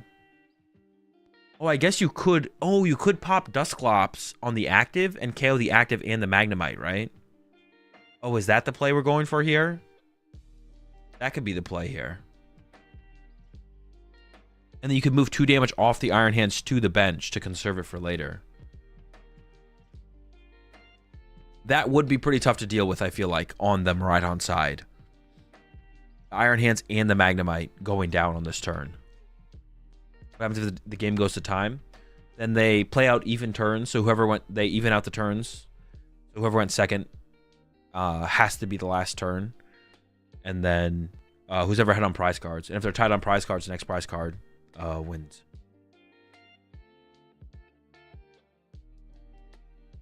Rescue board and Night Switch are found off the Arven. Got to recover the Psychic Energy. And I think it is going to be a KO Iron Hands, KO Magnemite line here. Which is definitely going to make things pretty awkward for the Miraidon player to draw. Getting those last 3 prize cards is going to be tough. Because you only have like 2 turns to do it. There's no 2 prize liabilities on board here. No Pheasantipity in play or anything like that. There we go. There's the Dragapult. We're set up. We're ready to go. We're counter-catching the Raichu. We're leaving the hands alive? Ooh.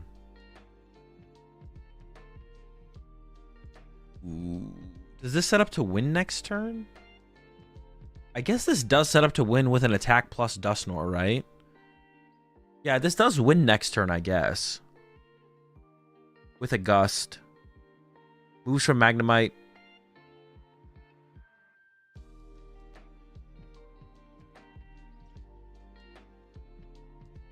To the Latios. And then we KO the Raichu. And then I guess you could just put 6 on, like, Pikachu, right? And then you bring up Latios, KO Pikachu plus Dusknoir pop. You go 6 to Pikachu here, right? Oh, no, we do KO the Magnemite here. Wait, can you win next turn now? How do you win next turn now? Wait, now I'm kind of confused. Can we win next turn yet? 6. Well, no, now we can't win next turn. Oh, no, wait. We could pop double Dusknoir, right? Yeah, okay. We could pop Dusknoir and... But I feel like this turn we're going to see Iron Hands go KO for 2. But it's going to KO the Dusclops, right? Like, we're going to Iron Hands here. And we're gonna try and KO Duskull, right? I feel like that's pretty reasonable to pull off on this turn. Is he using the 60 HP Magnemite? I'm not sure actually. I assume it is the 60 HP one because it took the knockout and didn't put damage anywhere else. I'm trying to think about how it's going to play out from here. I mean, we're looking for boss here, I think, for sure, off the Pheasantipity draw. And we want a boss KO, a Dusclops, to take away that potential. Yeah, I guess we could lose next turn to Dusclops, right? No, but if we draw two prize cards this turn, we can't Dusknoir and Dusclops. Okay, so I guess it all comes down to, does the hands get 2 prize cards this turn? I feel like from the Dragapult player last turn, they could have popped Dusclops on the active hands, Alakazam 2 damage off of it, and then KO'd hands, KO'd Magnemite. And I feel like KOing the Magnemite neutralized the Raichu. By KOing the Magnemite, you neutralize the Raichu. And you also, you neutralize both threats. You KO the Iron Hands, which removes the threat of the Iron Hands. And then you KO the other thing. The other play that is possible here, to be honest, now that I kind of think about it, is we could see Generator plus Stretcher for Raichu as well. Possibly. That seems unlikely at this point. But I do think they play no, they play Super Rod, actually. We just saw the Super Rod in the hand, didn't we? Did we? Maybe I'm tripping. Can Briar for 3, right? They don't play Briar. Yeah, I don't think any of the Dragon Ball players play Briar. I think we're actually... Yeah, there's the Super Rod. We're going to see the Raichu get recovered and go for the Raichu 1-hit KO the active.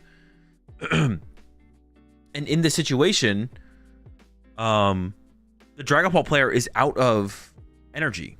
Yeah, they're out of energy. Not out of energy. Actually, they might be out of energy. They can't attack next turn is what I meant to say. No, they might have Crispin still. But they have to stretch it for basic psychic energy. So I don't know if I don't think there's energy in the deck to work with Crispin. They're really low on energy. The crystal's gone. I feel like the best play on the last turn from the Dragon Ball player was pop Dusclops, KO Iron Hands, KO Magnemite off the bench. Because you neutralize the Raichu threat by KOing the Magnemite. And then you KO the Iron Hands, which neutralizes the Iron Hands as a possibility as well. Because this play leaves around the Iron Hands and leaves energy in play. Oh, whiff off the Generator. Dude, these generators... 3 generator, 1 energy. And we played Arven for turn, right? So we can't even boss even if we had it now. Yeah, we played Arven for turn. That's it. We can go up to the active and punch him with Iron Hands. We could attach to the Raikou and punch him with Raikou. I mean, I guess possibly this is still winnable because...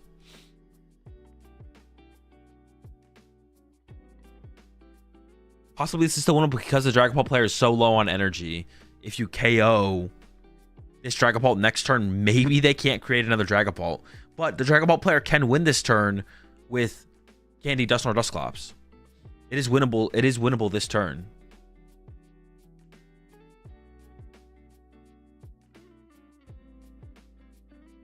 Oh, that's right. Yeah, 690. Oh, yeah, we just need Dusknoir, right? You don't even need to Gust. You just need Dusknoir. Oh, no, wait. We do... No, yeah, you literally just need Dusknoir here and you win. I thought we needed 2, but yeah, we just need Dusknoir. Dusknoir put 130 on the Latias, move the 10 off the Raikou to the Latias, put on 6, knockout, right? Yeah.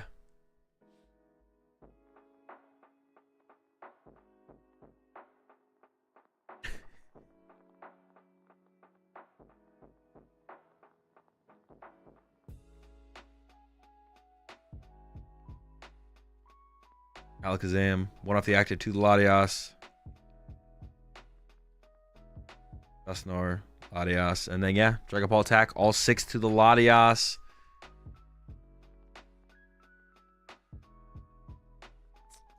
Dude, that is insane. That was an insane game for sure. From the Duskull Pass, literally from going Duskull Pass with an energy, 1 energy away from a generator from being donked. Things would have got really interesting if the Raichu knockout had happened. That would have been really interesting to see how the game had played out from there. But I don't know what the resources look like for energy-wise on the on the Dragapult side. Like here, yeah, if we had hit energy off generator, we need to hit 2 though, right? If we hit 2 energy off the generator on this turn, it would have been really interesting to see how the game had played out from here, because we would have got the KO on the Dragapult with the Raichu. Dragapult player is really low on energy. You at least have a fire in hand. I think you come up punch for 70 and try and set up for the win from there. But yeah, I don't know what the energy looked like left from there, to be honest.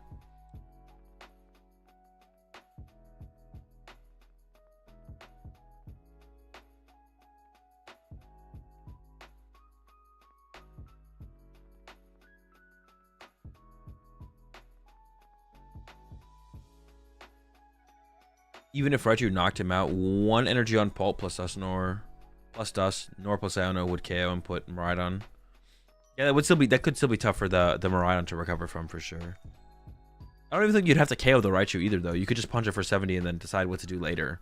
You definitely wouldn't need to pop Nor. Well, unless you really want to Iono them to 1, I guess, but I think you could probably take your time in that situation. Wouldn't need to necessarily Iono to 1. Because yeah, you don't want to take a knockout and give them Pheasantipity draw. You probably don't want to take a KO that turn. You probably just like punch for 70 and chill. Are there going to be any more rounds? I guess you could have popped Dusknoir on the Raichu and then Alakazam to move damage off of it and then punch it for 70, but don't KO it. And then move it back later and try and get the knockout on the next turn. Yeah, there's still, that was top 8, so there might show another top 8 round, and then they have top 4 in the finals. Yeah,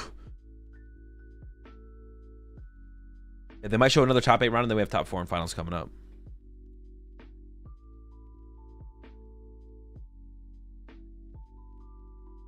I think the ball player could have potentially crisped into the Zam at that point and taken knockout on the Raichu while leaving draw power on the Loke.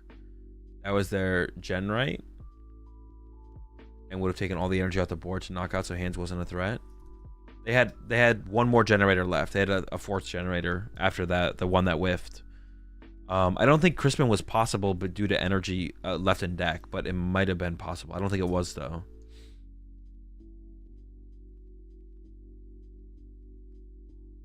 Is Hacktress okay in Regidrago? I mean, it's okay, but I wouldn't play it. If you see Hacktress and Regidrago list right now, it's like, all right, that's okay, but it's probably not worth concluding. If anything, I'd play the Egg, but I don't think I'd play Egg and Hacktress. I think it's just overkill. I don't really like either of them, though, to be honest. I think Goodra and Dragapult's basically all you need. Well, and Tina, of course. You need Tina.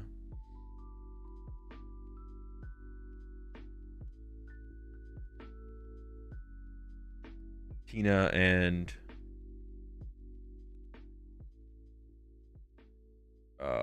Tina, Dragapult, Haxorus. No, not Haxorus. Tina, Goodra. Goodra's good. I like Goodra.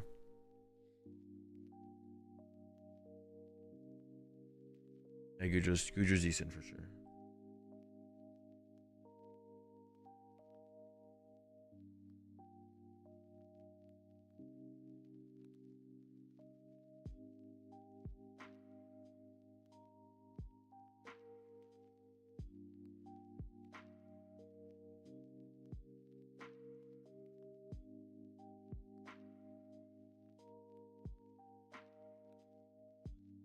Would you ever consider 2 Goodra and Drago at the moment? No. No, I would not. It's so vital for Mirror and some other stuff as well. It's not that good, though, no. I don't think I'd play 2 of any of the attackers. Now that Terra Orb exists, I think Terra Orb is always better than the second Dragapult. And, like, even if you already play a Terra Orb, I think I'd play 2 Terra Orb before I played 2 Dragapult. Yeah. I think there's a reason to play a duplicate of any of the attackers. It's like pretty rare that it comes up where you prize it and it makes like that big of an impact on games, like for any of your attackers. I feel like you maybe don't use it as much. Yeah, no. I was gonna say, like, I feel like you use Tina just as much as like anything else in Drago, or like the threat of Tina is just like kind of super important. I don't know. Yeah, it's almost like the threat of Tina is like super important, but you don't need Tina until like turn 3 or 4. Would you play Caleb's Toronto list if you would participate in tournament? I don't know. I haven't thought about it.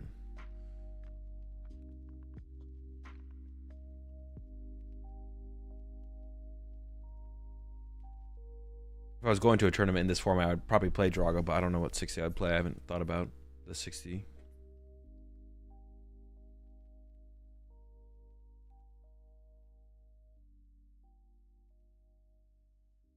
There was so much value. Get that Ogre Pawn. Or the Sphene Swinger. Alt 2, of course.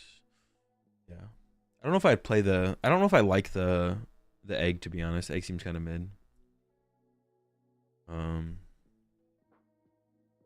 Yeah. It does get... Every time it comes up on stream, I feel... When it's on stream, we've seen it get some value. I mean, literally, Cal won with it in Toronto. But yeah, I'm still not a huge fan of it. It's, like, fine. I think the biggest question is still just if you want, like, a better Raging Bolt matchup or not. But I don't really care about the Raging Bolt matchup too much. Yeah, Raging Bolt's kind of whatever. Besides that, I don't think it has like great value besides that one. I don't know, maybe Bolt's gonna be a bigger deck moving forward, like maybe more. I could see like going into Birmingham and what do we have? Birmingham coming up, and there's another one. I forget the name. Birmingham and San Antonio coming up. I could see more good players picking up Bolt and making Bolt like a bigger threat. To the point where you'd maybe, if you're gonna play Drago, you maybe should commit to the egg, but I'm not sure. What does Badu do? 10 damage and item lock for 0 energy. And then it has free retreat cost and 30 HP. Azul won my first store challenge with Drago Thorns. Thanks for the content about that deck. Helped me a lot. Glad it helped out. Excuse me. It has a lot of applications in the mirror. Not really. It's like, no. If they have Cleffa in the active and you're scared of them having boss next turn, you can push it up there and go for it and put it on a 50-50 if you want. But I don't think it actually comes up that much.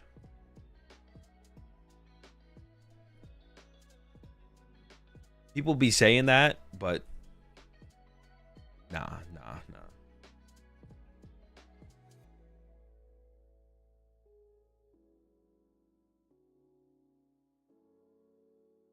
You can shut it down using Dragapult Boss and kill it with damage counters. I mean, yeah, but that's not the point of the Badu. That's like not the reason. Like you use it just in the early game to slow the early game down. That's basically it. Is that a mixer? I think so. Yeah, I think the Ancient Box player is playing mixer. We're in top 8. This is the second top 8 round they're showing. Comes up in endgame too. Nah, no, it doesn't. That's not true. If it comes up in endgame, you misplayed. There's no way you should be swinging some Sphene in the endgame of Dragomir. You're trolling.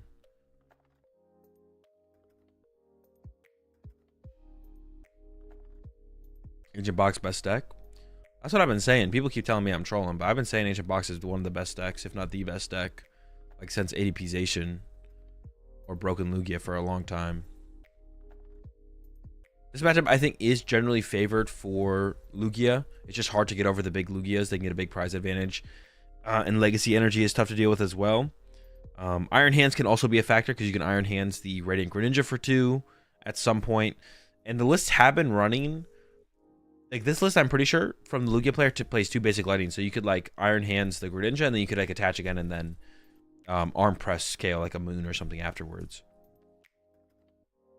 Stuff like that. I don't know if there's any Chinchinos in the list. Or Radzard, which are really good for the prize trade, just being a 1 prize deck at some point, but we'll see about that.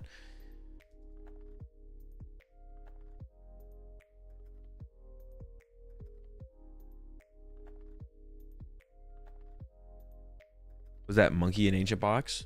It probably was. Literally every single deck besides like Lugia, but even then, like Lugia's playing Water Pond. Pretty much every single deck. I guess you have the Regigigas in there, of course, but pretty much every single deck has a tech card for Dragapult that we've basically seen so far.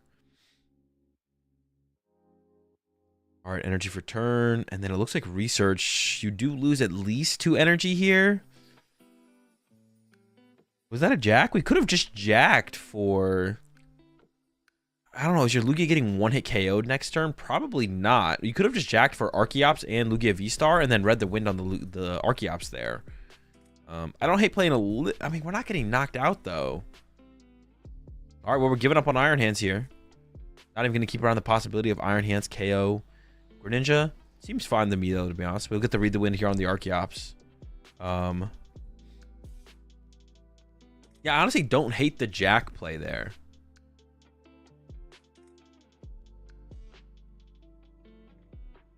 This list has Blender, so greater chance that Lugia could get KO'd. Not likely, though.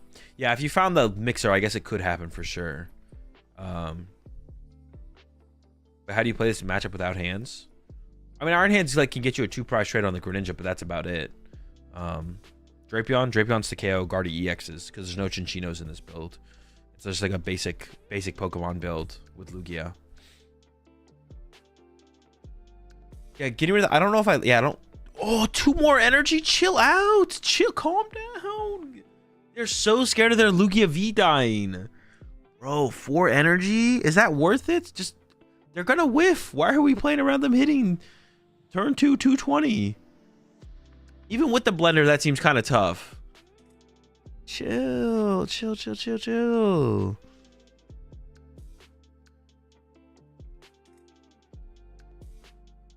I don't like that. That's so much energy gone. Yeah, I don't know. The Iron Hands discard, I can get you it can get you 2 prize cards on Greninja at some point. It seems decent, to be honest. It can get you the 2 prizes on the Greninja at some point. I feel like it's kind of worth it to keep around for that possible play, but they are giving up on it. Here comes Asada turn 2, and then they're gonna punch for like 100 damage. I don't know about giving up 4 energy for this. It did not feel that scary. Ancient Box just doesn't do that. It's just not how the deck just doesn't do that turn 2. I don't know. Can the Ancient Box player just not take prize and go for the mill strategy now? No, they can't do that. There's not that few cards in the deck.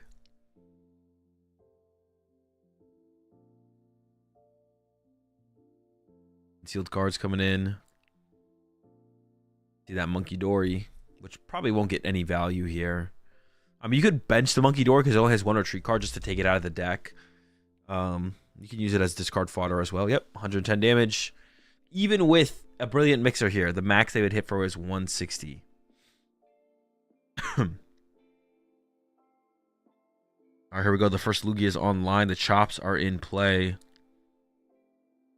Double Aroma, Research, Gigas in the hand. I think it's all getting discarded here. My question is just like, what other attackers do they play now that they got rid of their Iron Hands? Oh, wait, hold on. This list does play 2 Iron Hands. They do play 2 Iron Hands. They also play 2 Gigas.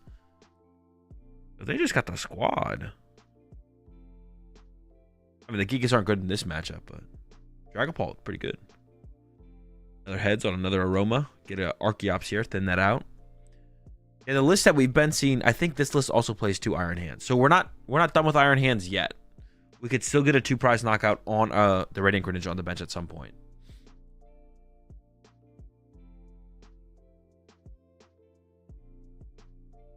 Oh, we're going back in. Okay. Got a little bit ahead of themselves. We are going back in. Double turbo. And, I don't know, maybe a mist or something.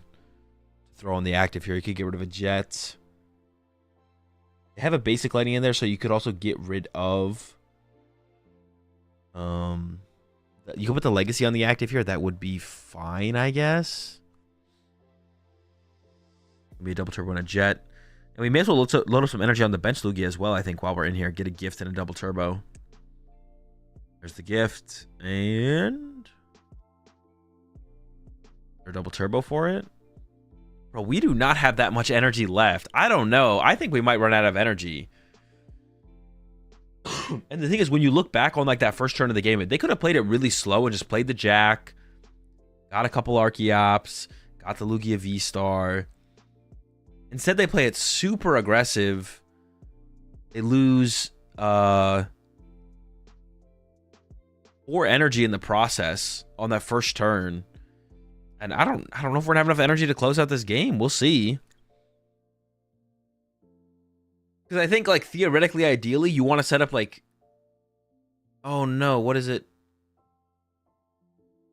Oh, they drew one too many cards and they got it. They put it back in the deck. Okay. This is a replay. This is not live, by the way. This is a top 8 replay. We already saw one of the top 8 games live, so we don't have to wait for the judge call. They already they like cut it up and resolved it. Is that overhand shuffling legal? Yes. It would not be legal if you played at a regional in America or Europe, but it is legal over in Japan.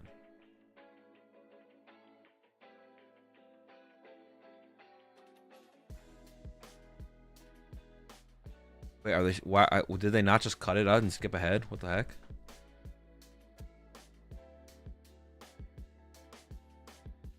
They're waiting for the judge call, I guess. I swear they like cut it and skipped ahead. Did they not cut out the judge call part of the VOD? They cut out some of it, right? Didn't it like skip? Am I trolling? I swear I skipped.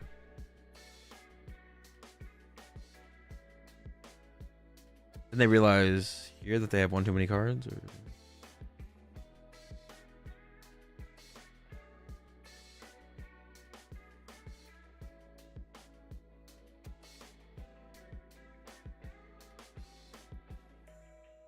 Yeah, 1, 2, 3, 4, 5.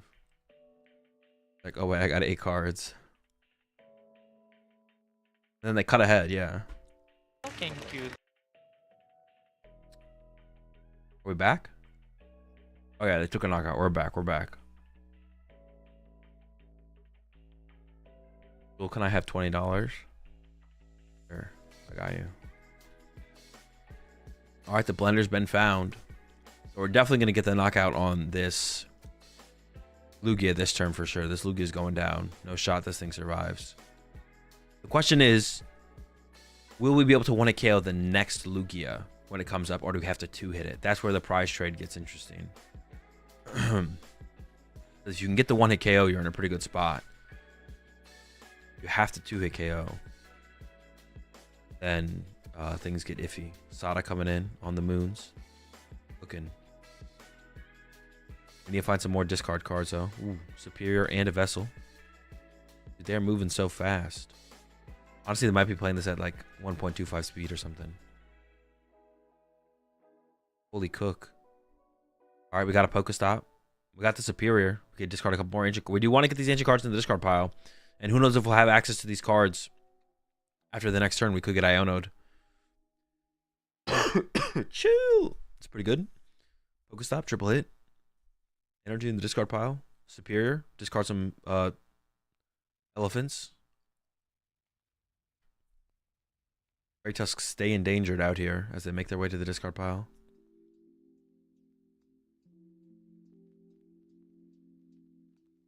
Grab some energy. You don't have to take both, but it looks like they're going to take all of them. I think there was only 2 in there. Vessel had going down as well. Oh, we haven't attached return yet either. Yeah, I mean, we should go a little bit further if we can. Play the Vessel. That's +1 in the discard pile. You could attach you could Vessel away.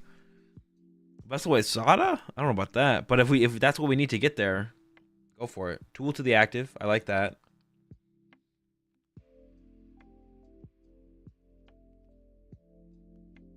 They're giving us some thought. It looks like it is a Vessel away on the Sada. Holy smokes. You don't see that one very often. Thinking about leaving the energy in the deck in case you get Iono'd, maybe? I'll just leave it in the deck. Okay, okay.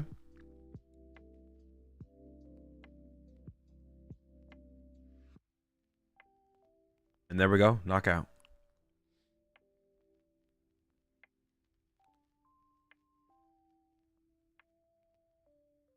Two prize cards.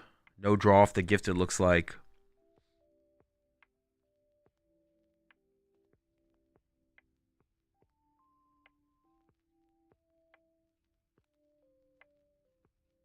All right, Lugia number 2 on the send up. Yeah, because like theoretically in this matchup, you can go like Lugia, Lugia, Lugia, Iron Hands KO Greninja, but I don't know if we have enough energy to do that in this situation. We'll see.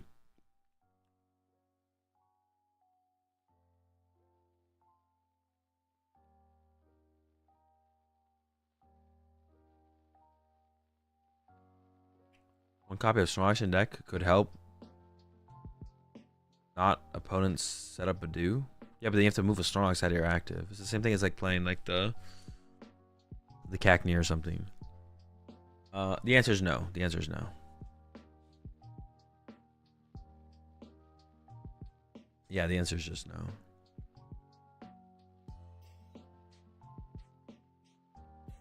What? Gift? We have a double turbo in hand. Why are we not putting a double turbo on our Lugia? What the heck? Why are we putting second gift on our Lugia V-Star? Do we not have a double turbo in hand? I swear we had a double turbo in hand. I guess we have a jet as well. We could attach the jet. I guess we double turbo to our next Lugia. Sure.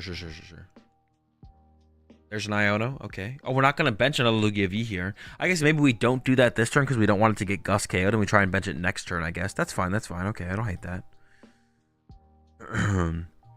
So we knock out the active. Bump the Pokestop. And we hope we don't get one-hit KO'd. And then we go bench Lugia V. Attach the Lugia V. And then this Lugia needs to take another prize card. Then the next Lugia needs to take a prize card. Or I guess we could get Ursaluna involved, right? They probably play Ursaluna. So if this Lugia survives, which we needed to survive, if it does survive, we can go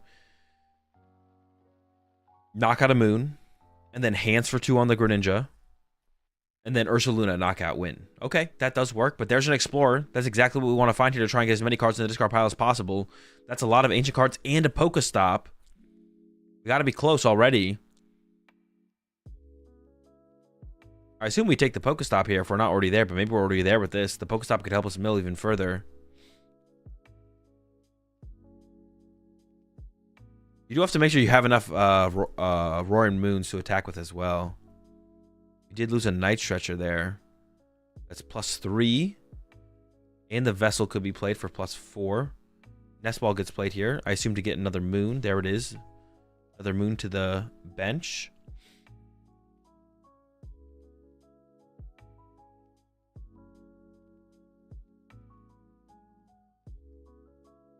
The finals is today, yeah. The whole tournament will conclude today. If he plays Water Pond, you want DT in deck for Sob later, maybe? Oh, true. You could Sob lock the Greninja, right? Wait. Oh, yeah. I guess the Ancient Box deck does play Pecharunt, so they do have an out. But yeah, that would be pretty good. All right, Attach Return and Dark Patch. Both moons getting energy. Is it enough for the one hit? I don't know if they're there yet. It's dead. That's huge. Sheesh, how do you win his Lugia from here? Yikes. I don't know. I think that's game. I don't see a win condition anymore. You have to hope that they whiff the one hit there. They did not whiff. I'm not sure you have a line here anymore.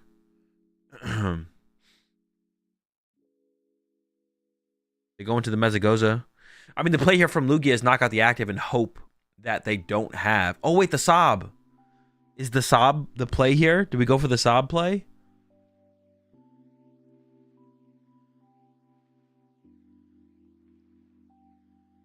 Yeah, maybe it's a Sob line. It might be the play here. All right, it's on the bench. We got Luminion for the boss.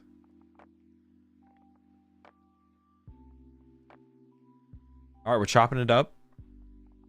Chop number 1. Dude, what? Their sleeves are so sticky. Wait, no, the double turbo has to go to the Ogre Pawn. Wait, maybe they're just going to break with the Greninja and snipe and not going to actually go for the Sob line.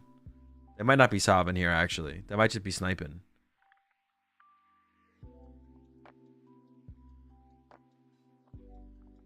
Legacy Retreat.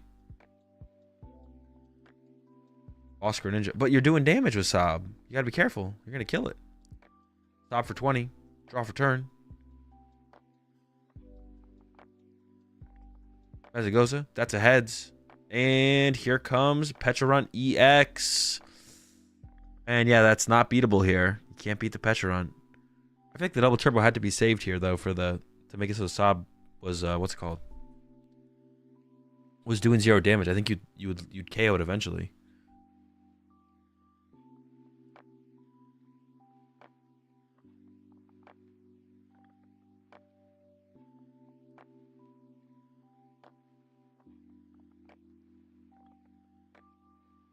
But the Petch remains undefeated. All you got to do is attach an energy to a backup Roaring Moon here, and then the game's over. With Petch on the board, you can't lose.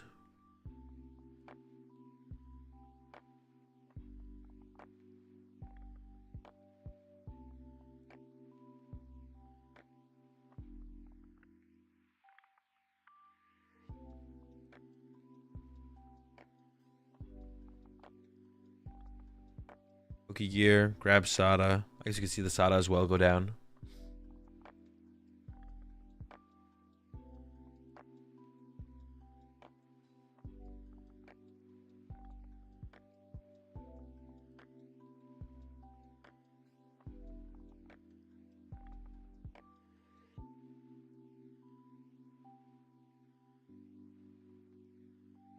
Just loading up the whole Moon squad here. The whole deck is just Pokegears. And attached to the Petch even. Okay, the whole squad getting some energy. It'd be hilarious if the Ancient Box decked themselves out. That would be pretty good, yeah. They ended up decking themselves out. Well, that's it. That's game. 2 Moons set up. Doing more than enough damage to KO anything that the Lugia player could put into play this turn. Dude. It's the same cards every time. When they go through their deck, I feel like they're unsticking the exact same cards every time.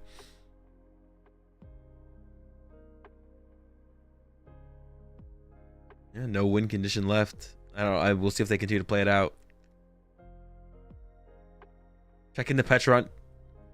Making sure that no matter what. I think they were just probably confirming that even if it's in the active, you could still use it. And they just go ahead and pass. Poison damage triggers in Pokemon Checkup and the Moon knockout on the chops. That's it. That's all of top 8.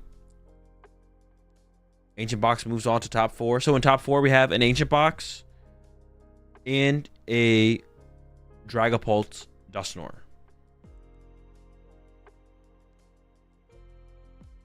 We don't know what the other 2 decks in top 4 are, I believe. I think we're unaware of the other 2 decks in top 4.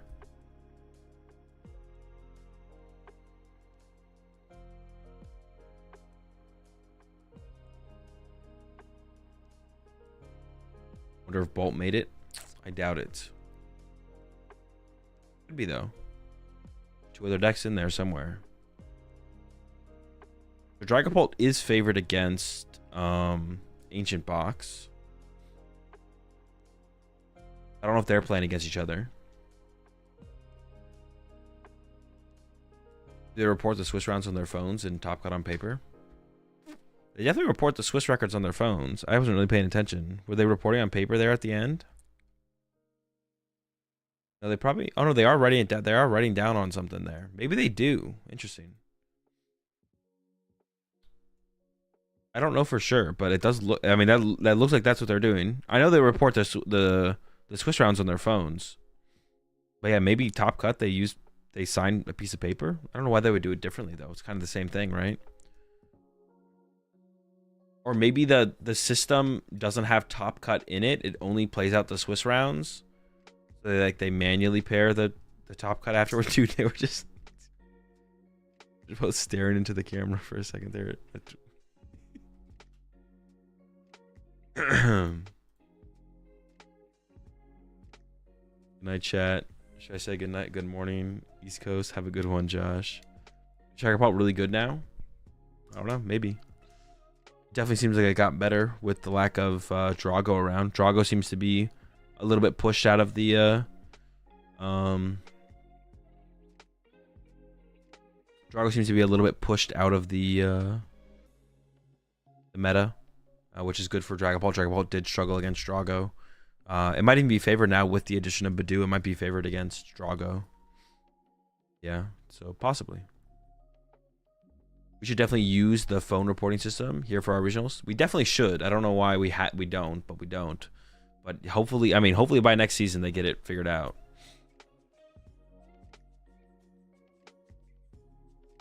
But not online for Top Cut. System does not have it. I can confirm. Interesting. That's a little weird. Yeah, you have most of the system except the Top Cut part, but it's not like that big of a deal. The big deal is that the Swiss rounds have Top Cut reportable. I think the important part. Crazy how Drago didn't dominate this as much in this tournament. I mean, not really. It's a different format. Different format, different meta, or different format potential for a different meta. And it seems like Badoo is probably pretty good against Regidrago. And if everyone has Badoo, then Regidrago can't be very good if everyone plays Badoo.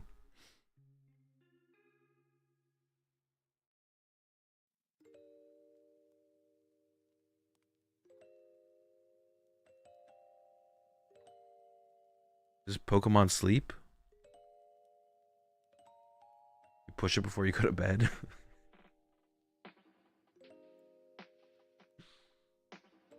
I should take a screenshot of it at my next event so people know what it looks like.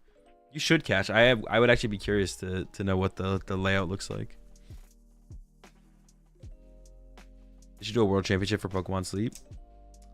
They did. They had it at Worlds this year. They had Pokemon Sleep at Worlds this year. That's why people think they're going to add Pokemon Pocket to the circuit. Because if they have like Pokemon Sleep at the World Championships, why wouldn't they have Pokemon Pocket? So that's why people are predicting that Pokemon Pocket will probably make its way to the circuit. It's kind of weird to include something like that, but not something, I mean, a little bit more competitive like Pocket. So it's expected at this point, I think.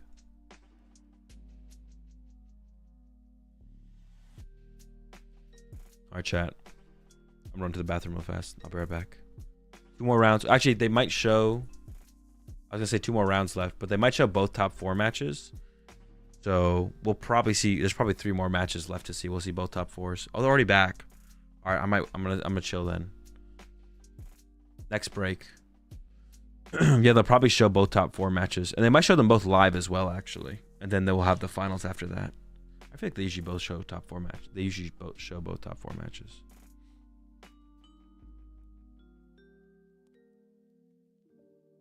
No way, Pokemon Sleep will be at the Pokemon World Championships. Well, it was in Hawaii. They had it. They had a tournament for Pokemon Sleep in Hawaii. I don't know if they're gonna do it in where are we going next World? San Francisco or Anaheim or something. Whatever one of those it is. I don't know if they'll do it for that one, but they had it in Hawaii. I don't know what the plans is for the next one though. Yeah, Anaheim. Card wise, is this the EUIC format, right? It could be. Oh, it depends. You want it to be? All right, our top 4 matches are set up. We know we have a Dragapult, Dusknoir, and an Ancient Box. We don't know what the other 2 decks are, though.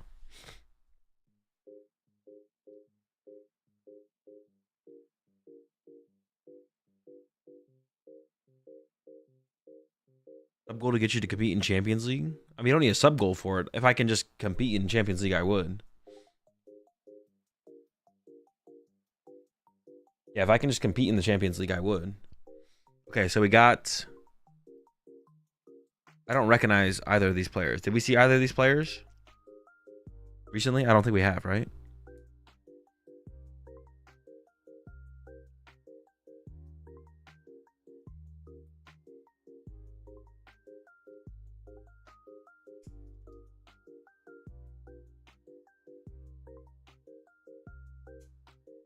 Yeah, we haven't seen either of these players yet. So that means it's Ancient Box versus Dragapult on the other side.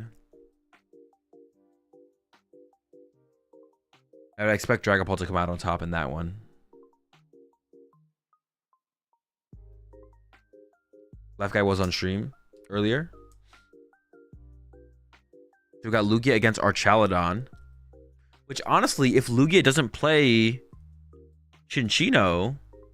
Oh, but they do. But it's one of them is prized. If they don't have a thick rat line, If they don't have a thick rat line, then honestly, you have no way to one-hit KO an Archaladon. Besides the rat, but the rat's prized. Greninja is also prized. And there's a Thornton prize, which means they're probably playing Dialga.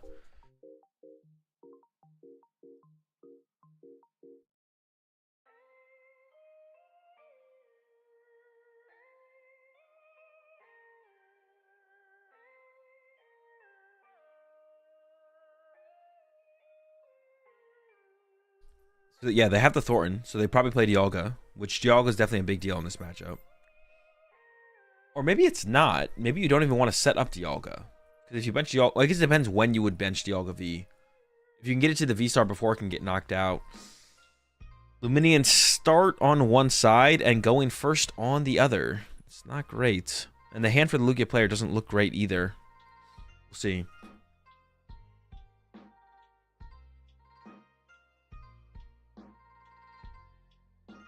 Well, yeah, this was the guy who lost to the passive Guardy player. Was it?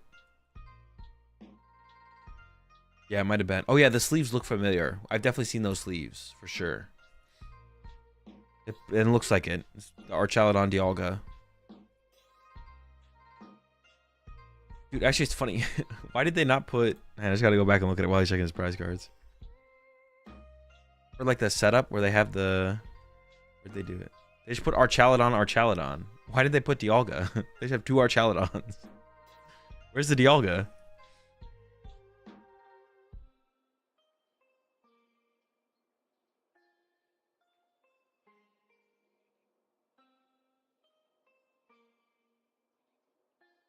All right, we got our Dialga. Definitely something we want to try and get into play and evolve it so that way Lugia V can't knock it out off the bench.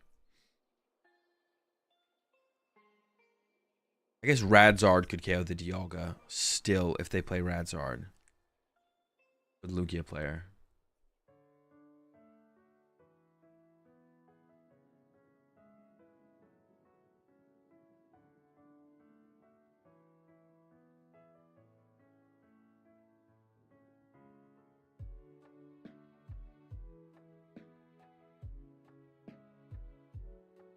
All right. Patch and pass. Becomes a Mezagoza.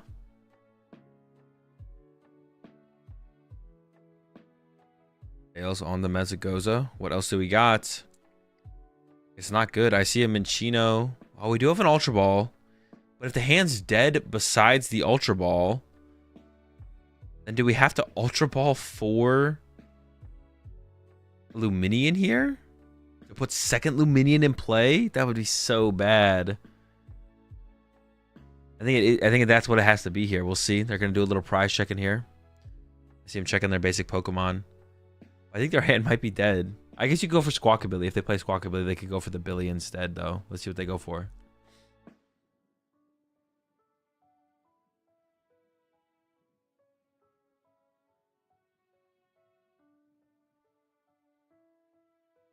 Yeah, Squawkabilly does make more sense here. It looks like that's what they're lining up. There we go. It still feels bad. Having Luminion and Squawkabilly in play up against Archaladon does not feel good. And those easy two prize liabilities.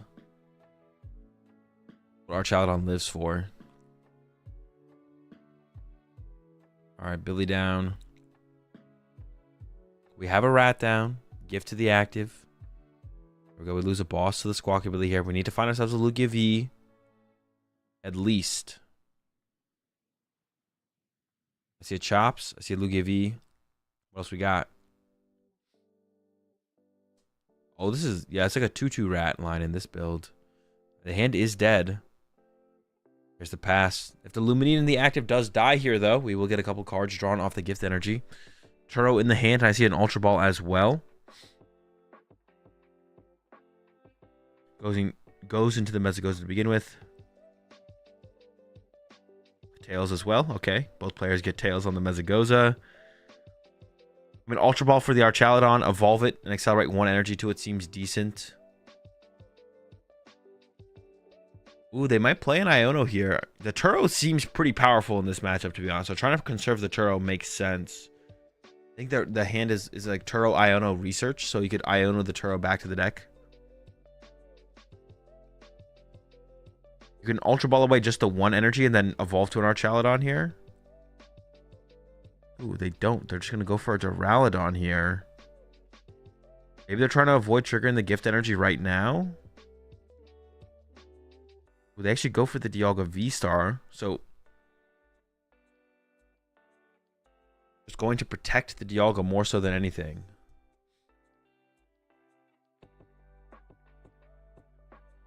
But the focus here is interesting. I think they're probably going to play the research then. Because would they discard off that?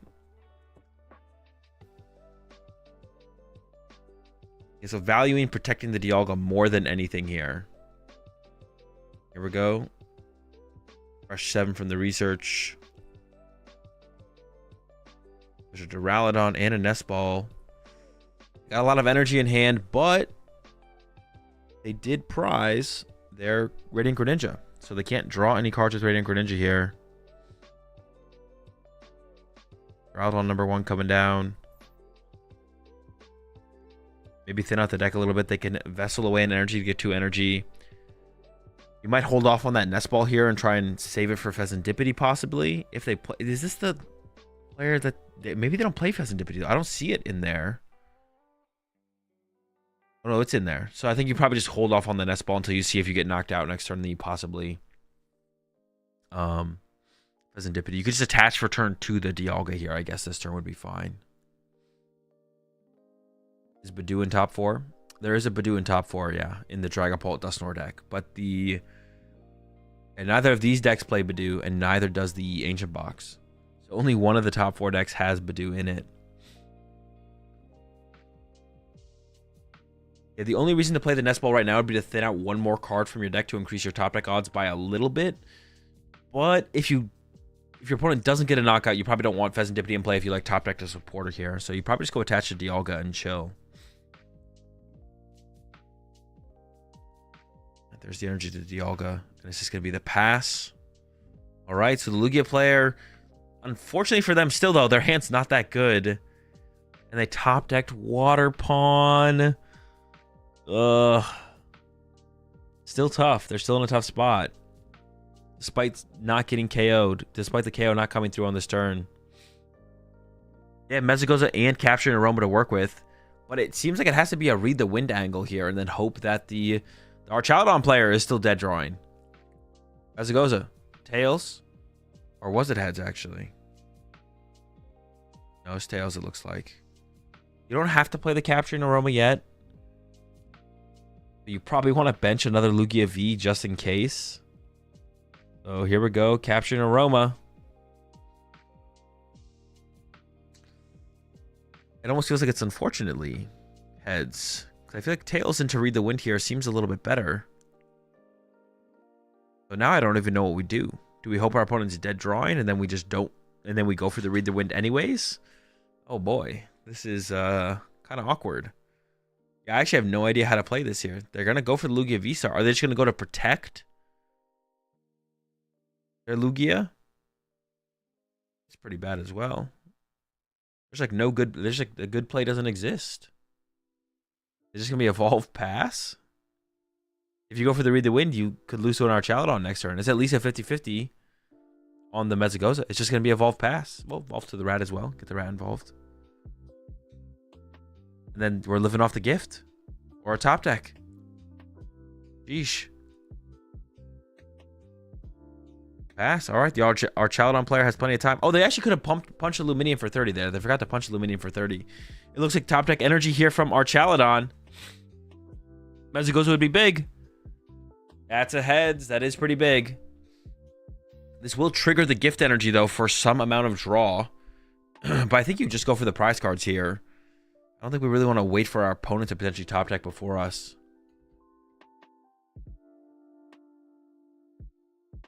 The rest of the hand is just Turo and energies. But honestly, the Turo play on the next turn, if you don't get 1 KO'd, would be pretty good. Don is acquired. We're looking to knock out this Luminion this turn. We could also attach for turn to the Dialga, getting it closer to that Star Chronos. Or potentially 1 KO in a Lugia V-Star. At this point, committing the Nest Ball to a Duraludon, I don't hate, to be honest.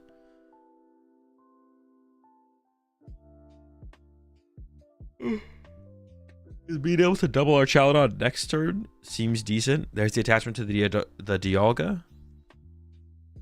But attachment plus our Chaladon to Dialga would also open up the possibility there for the Star Chronos.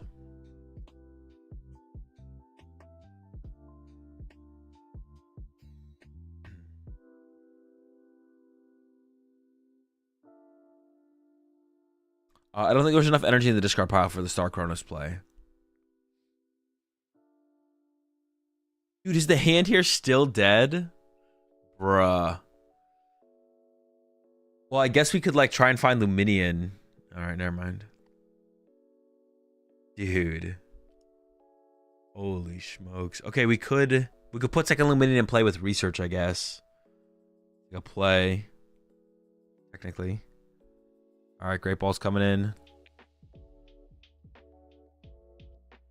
There's the Luminion. Okay, you could Luminion for research. There's one Archeops in hand. You'd be able to research that away. Okay, there's something happening. It's not great though.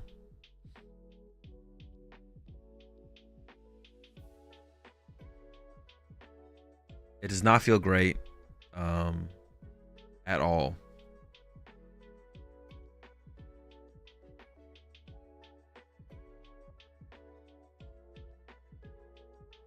There's the research.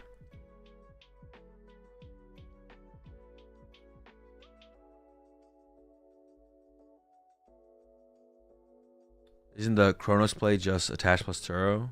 I think you want to KO Rat either this turn or next. I'm not sure what you mean. I don't know if you mean last turn or coming up. Yeah, coming up you can evolve to an Archaladon plus attach to Dialga. I mean the active is gonna die to the Rat here theoretically.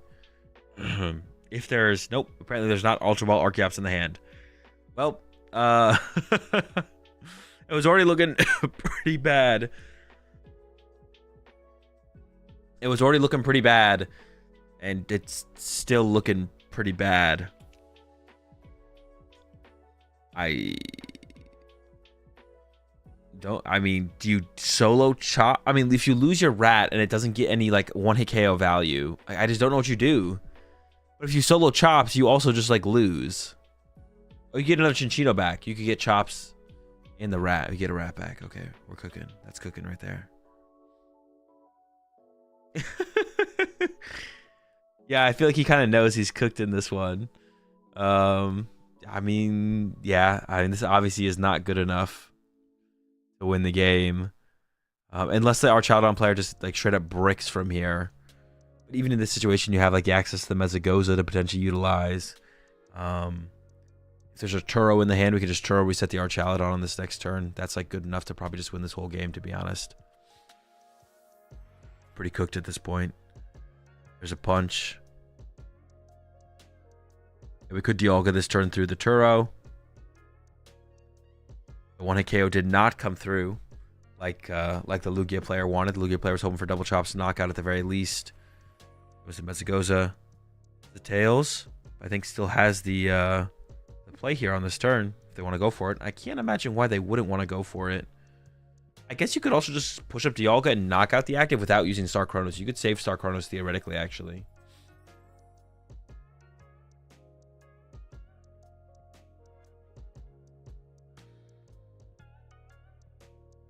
Another Duraludon acquired. We definitely want to play Turo here, but what else we do? What attack we don't actually have to Star Chronos, to be honest. Yeah, we don't have to Star Chronos here. It'd be fine to not Star Chronos. For sure. The Turo reset is the only thing we definitely want to do here this turn. Let's see what they go for.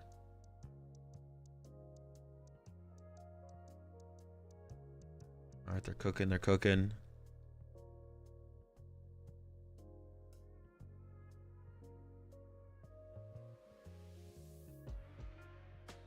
And this is going to be another Archaladon punch. Looks like it. There's the Archaladon. We have to attach the turn to the active, or for turn to the active, but that's fine. Let's go ahead and punch. Thinking about benching the second Dialga V?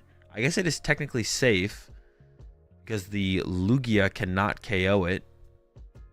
And there's the punch. We don't get any prize cards, but we deal with the only threat on board. Reset the energy back to 0. And yeah, with only one Archeops in play, it's still going to be pretty tough. I feel like Lugia's got to be the send-up here. And you got to go for a Lugia punch. Which it is not leading to any kind of knockout this turn, but I mean, you're putting damage in play, I guess. Yeah, you're doing that.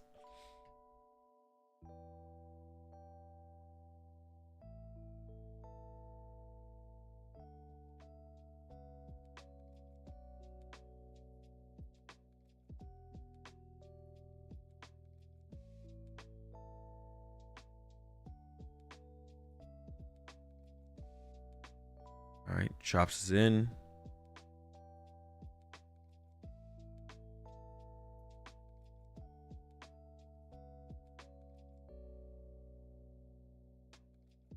Got an Ursaluna in hand. I mean, you may as well play it, to be honest. We have Toadschool and Archaladon. I don't know. I haven't tried it in there. Toadschool's pretty chill, though. Pretty chill card.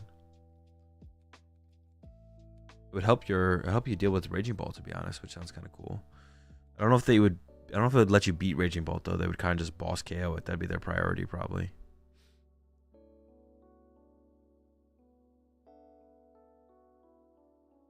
Although Dango, it may be enough to beat Dango because they don't play a lot of Gust effects. Heads into tails. Got a 1/1 Lugia out of the deck.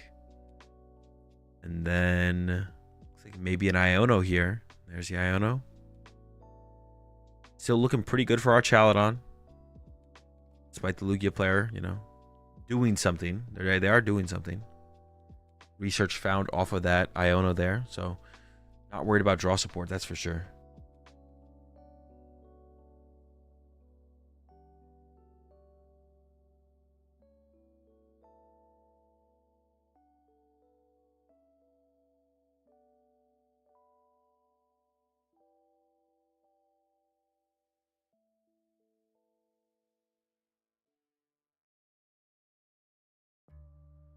Second Dialga V-Star acquired. There's a Night Stretcher in hand. I don't think we're getting a ton of value out of the Night Stretcher.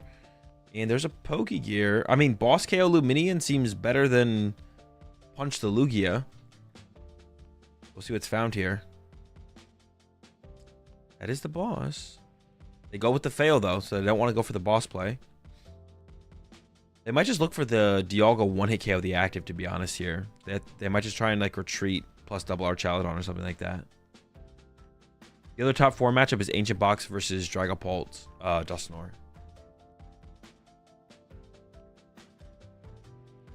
Splitting the energy here is... Oh, Relicanth. That knocks out the active. Oh, jeez. Yikes. Dude, Relicanth is broken. Wait, does it do it? Oh, it does do enough. Jeez, man. Yikes. Seems kind of chalked. I don't... Yeah, the Relicanth getting the one-hit KO here is pretty gross.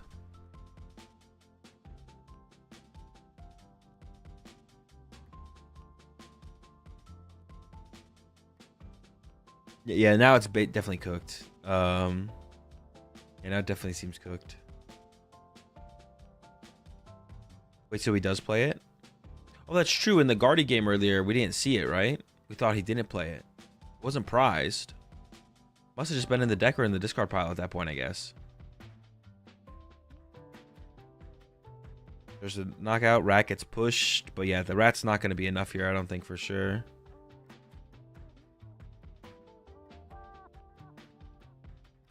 Solo chop to the active. We are going to get the knockout on this Archaladon, but that's about it. We probably even just see the Dialga come up and go for the loop play, or a potential just like there might just even be boss in hand with Archaladon to just close that out on this turn. KO the Squawkabilly or the Luminion off the bench. Not too much more that can be done in the hand. There is an Ultra Ball. Is going to play that. Where the Iron Hands and the Chops. Looks like it's probably just going to fail it. Trying to maximize that draw off the gift, but I don't think there's an actual out here.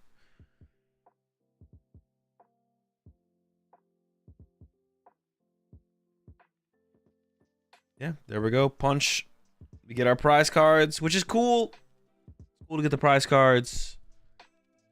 But that's not enough. Dog gets pushed up here. Off return is an Ultra Ball. A lot of cards in hand, a lot of options. I mean, we should have the loop play available. We don't have the boss in hand, so we can't quite win this turn, but we could take 2 turns in a row. And I think if we take 2 turns in a row here, that'd be enough to win the game. That's for 3. See what we get. More Dons. On number 1. Load it up. Attach return to the active. And then Star Chronos. Oh. Don number 2. Sure. This also works.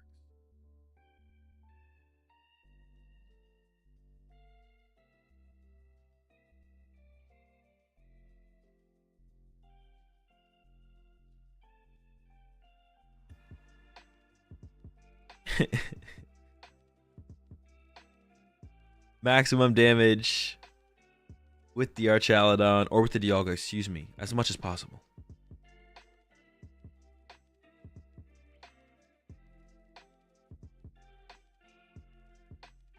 All right, now we get to see Ancient Box versus Dragapult. I'm pretty sure they're going to show that matchup as well. I think they show both top 4 matches. So, what time is it? Almost. It's 3:30. Okay. Only 2 matches left. At this point, I gotta commit to staying up for sure.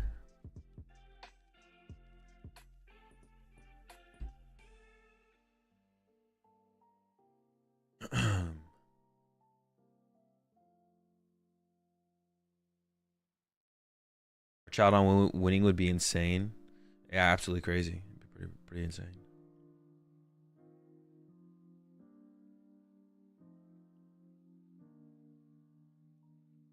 Okay. Top 4, number 2. It is the Ancient Box versus the Dragapult. Like I said, I think we give... Oh, are they just gonna...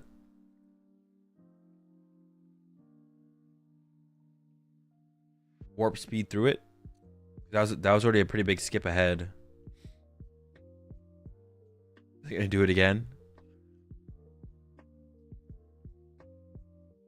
They just warped ahead for a little bit there.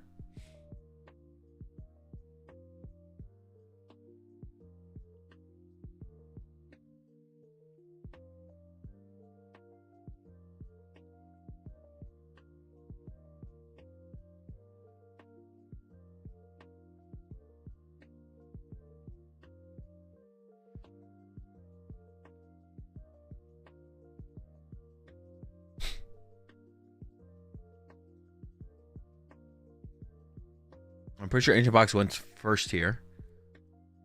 And it looks like they will get the first KO, as long as they have an energy in the hand. Maybe I should do that as well, record multiple matches at once so you have less downtime between games. Yeah, I agree for sure. Ah, there's the Sada, so they will get the first knockout here. Just a big deal.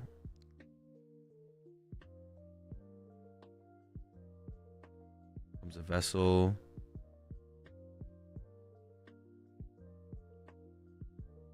Grab a couple more energy. Be able to attach energy to the bench here. I don't think we've attached yet. This turn would be my assumption. We attached on the first turn.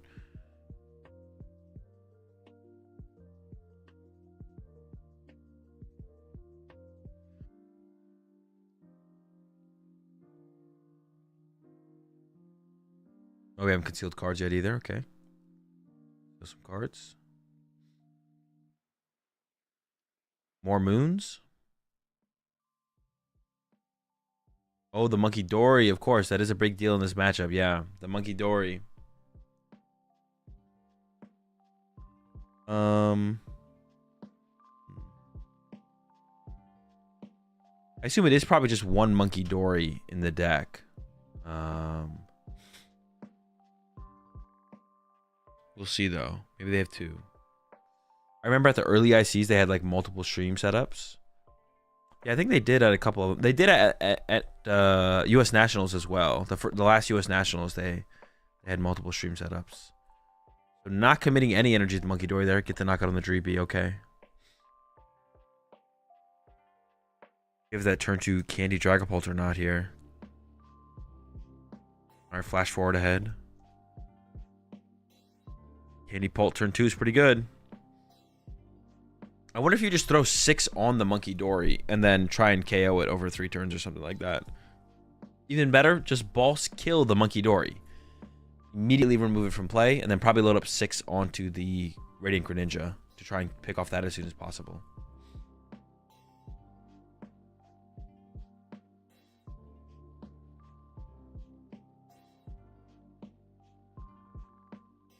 Oh, they're spreading to the moons 2/2/2. Don't you just put 6? You should just put 6 on Greninja here, so you can just pick off the Greninja in 3 attacks.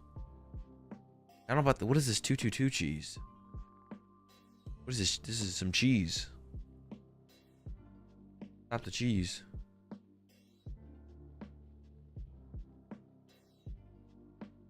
This is top 4.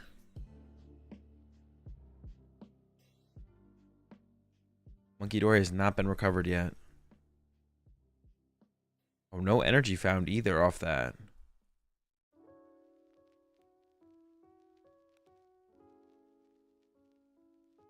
Should have been 2/2/1 on Greninja, surely. Well, they're going with the 2/2/2, and then from here they're gonna go. No, what is the heck? No, the 2/2/2 cheese is just bad. It should just be like 3 on the. Or it should just be 6 on the Greninja, I think. Monkey Dory is recovered here, actually.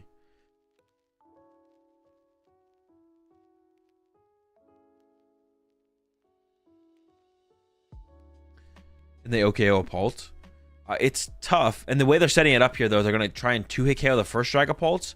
And then it looks like they're going to try and reach for a 1-hit KO on the second Dragapult. As they're moving that Monkey Dory damage to the bench Dracloak. So, look, yeah, it looks like their goal is to 2-hit KO the first Dragapult. And then reach for the 1-hit KO on the bench one. Is the play they're going for here.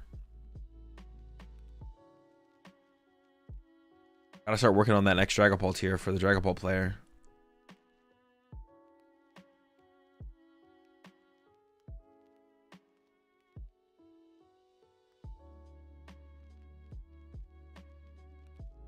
They'll have to get to 260 for the second Dragapult. Well, they're gonna have to get a little bit higher than that. I feel like you don't want to spread 3 on anything. Like from here, you might just go 2/2/2 again and just spread it super thin. So that way 3 can't be moved over, to be honest, to minimize the potential of that happening. I could see that being the play here. Ancient Box plays, they play the Brilliant Blender. Crystal was found but put back into the deck. I think Iono has to be a big draw here for the Dragapult player coming up. They're going with an Iono here. Everything to the bottom.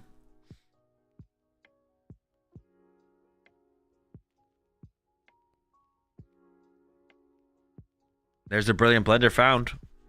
That's pretty big. We're gonna be able to hit pretty hard, pretty quickly here. There's a knockout. Yeah, what does the damage load up look like? I feel like it's got to be. You just don't load 3 on anything to minimize the potential for the KO.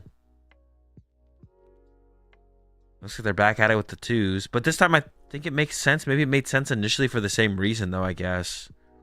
I don't know if we had put 6 on Greninja before, and then 6 on Greninja now, and then 6 on Greninja a turn from now.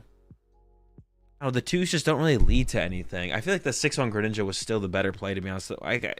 You want to try and find like a 2-prize turn at some point. Like this 2/2/2 cheese is just, it's just 2 cheese, you know?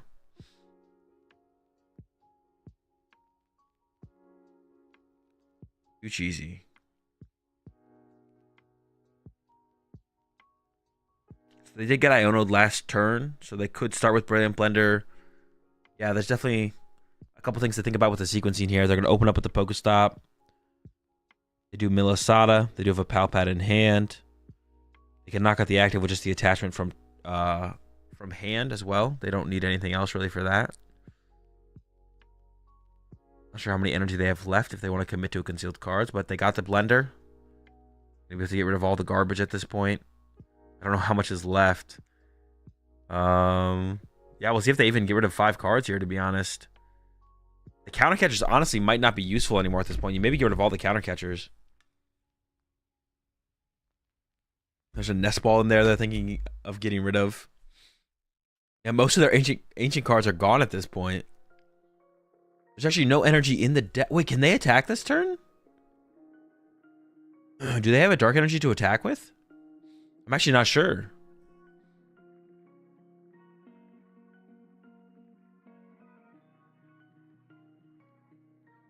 Let's see. They maybe whiff the attack.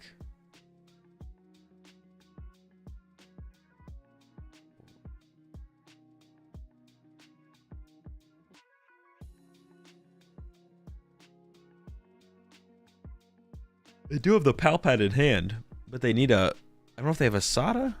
They have a Vessel. Well, they have an Explorer. Okay, they should be able to put it together here with an Explorer. That should be no problem.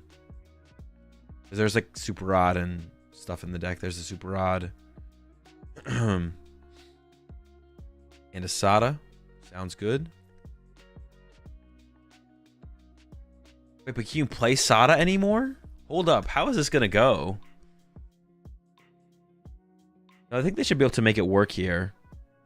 Oh, they discarded the Super Rod. Hold up. What? Oh, for a Superior. Okay, that makes sense. That makes sense. Wait, didn't they have to get Super Rod plus Superior here?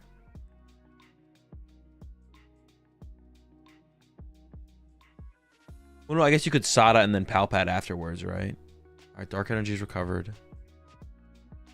They're definitely KOing the active here. This is feeling a little precarious.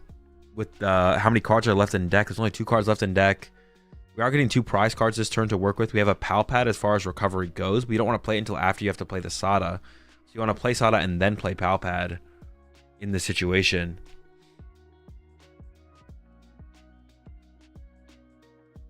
Oh no, Monkey Dory heal? Oh no, we forgot the Monkey Dory. Oh no, I guess it would have been 6 with the Monkey Dory because it would be 2/2/2. You're right, yeah. I think it was Episode who said that in chat. You can go 2 and then 2 and then 2.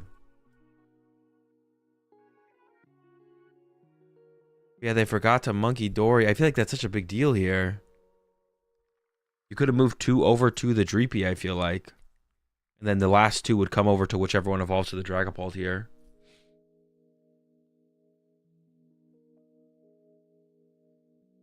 That's a big mistake, though. Or it could be a big... I mean, I don't know how much damage... They're hitting pretty hard here. It might be a big... We'll see how big of a mistake it is. It feels like a big mistake. We need to get ourselves a Fire Energy and a Dragapult. There's a Dragapult. And I think they have an Arvid in hand, so the Dragapult might be the keep here.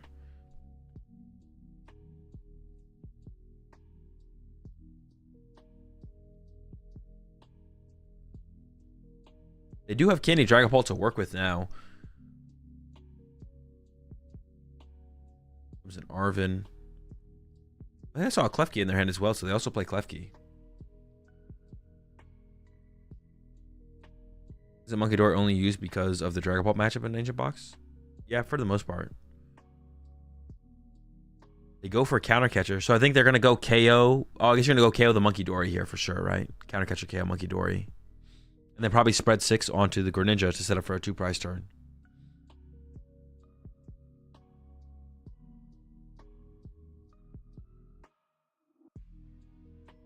Ooh, benches Duskull. So you could actually just win the game next turn with Candy Dusknoir, possibly, I guess. Oh, hold on. Counter Catcher on the moon. Oh, are things going to get weird? Things might be getting weird here. Rescue Board retreat to Klefki. This shuts off the Petron EX. Okay, things are getting weird.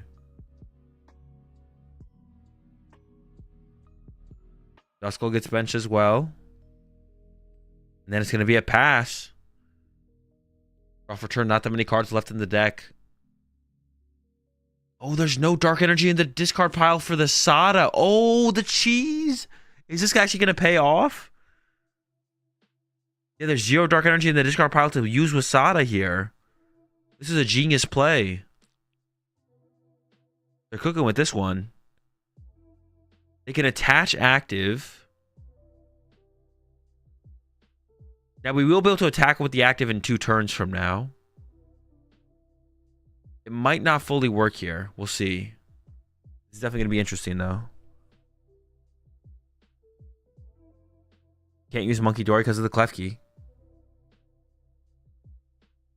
Ooh, they have a vessel in hand. They can vessel away energy.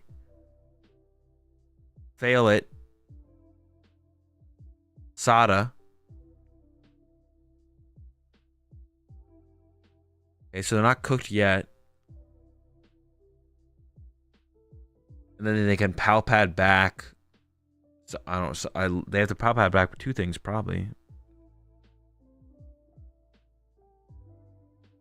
I like the play. I did like the play, but we do have the out here. The Palpad has to be played. The question is, what do we get off the Palpad? And we have to get two things, right? Probably just two Sadas. I think it's got to be two Sadas. But that's two less ancient cards in the discard pile. Gotta be two things. What if we put back two Sada? How hard are we hitting for?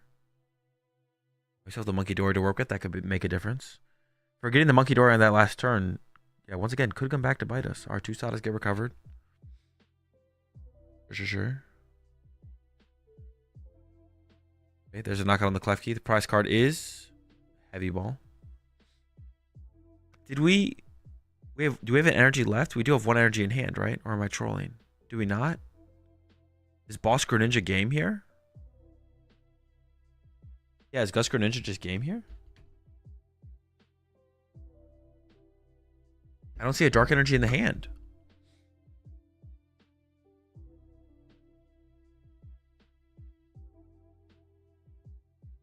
Alright, we start with the Loke. Badoo ever cooking? Nope, no Badoo take. Okay.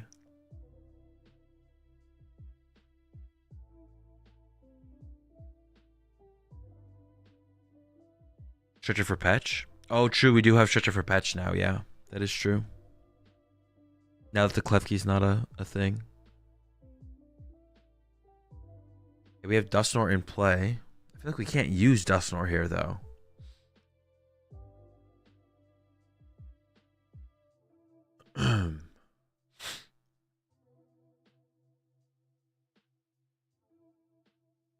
Candy Dragapult, Candy Dusknoir. What is that supporter in the hand? What is that?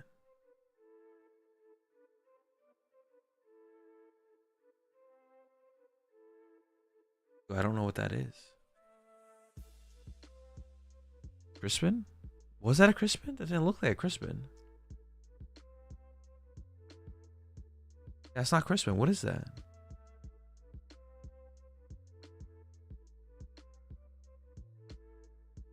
Alright, Dusknoir for the KO.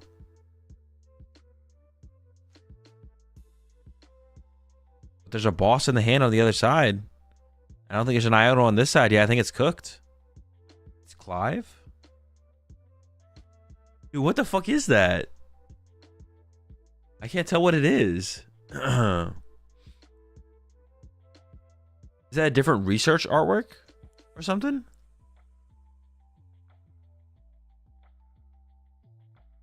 Right, they're playing Arvin for Ultra Ball here. And they got themselves a Sparkling Crystal. Are they just going to evolve to two Dragapults and play around boss?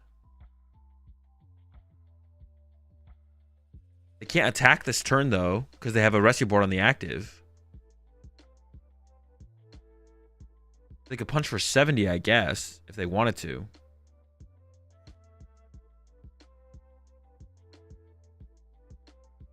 Do Countercatcher? Do Countercatcher Greninja would have been interesting, actually. It seems like they don't play a ton of Dark Energy in this build.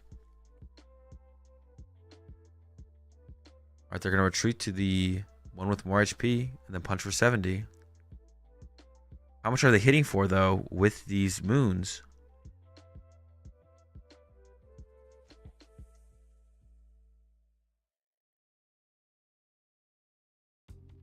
Ooh, they have the Night Stretcher as well. They can go Night Stretcher for... Oh, they do have a Dark Energy in hand.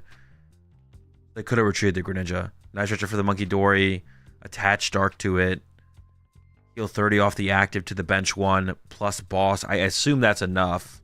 With this much ancient stuff in the discard pile. Plus the boss. I have to imagine that's going to be the KO here. There's a boss. That's it. Ancient Box versus the Don in the finals.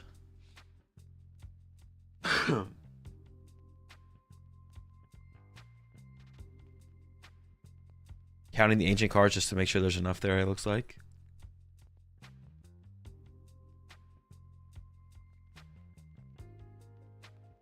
And that is definitely Ancient Box favored for sure. Versus our, well, I don't know, 300 HP is still a lot in the early game. And then you do have the loop as well. You do have the Dialga loop to get ahead at some point. I don't know, I could see it being close maybe. I don't think I've ever played the matchup. They do have Turo as well, so you can reset some of the damage done. I mean, the thing is, like, they only play like 1, maybe 2 Turo. Like, it's not that you have Turo, but you have to find it. I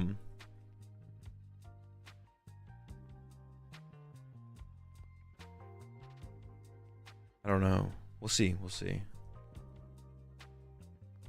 What was their ace spec? Scoop?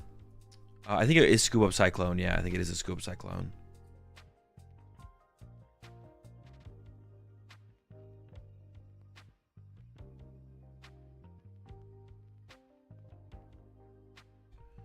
YouTube VOD is a bit wonky after 12 hours. You're going to start a new stream?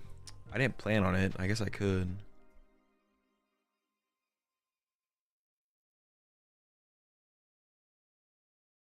I can just like upload the finals separately as like a video or something. We are almost reaching the 12-hour mark, yeah. The YouTube VODs don't last past 12 hours for some reason. I don't know why.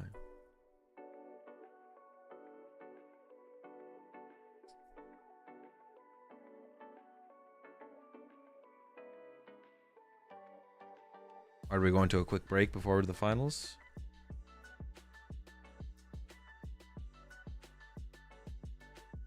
All right, I'm going to go to a quick break as well. I'll be right back, chat.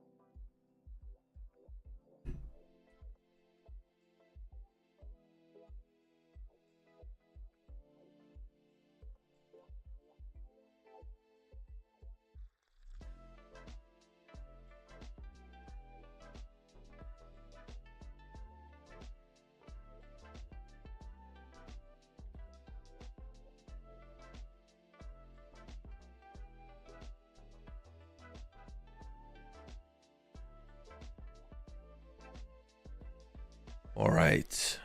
Is the upcoming should match the finals? Yeah, we're heading to the finals right now. Final match coming up.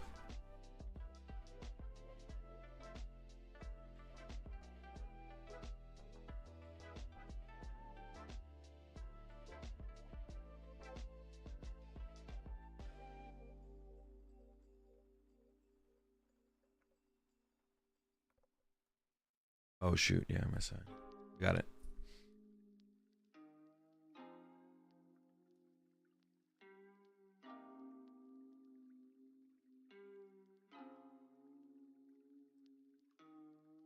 Final match. We got Archaladon versus Ancient Box. I got to imagine it's Ancient Box favored, but we'll see.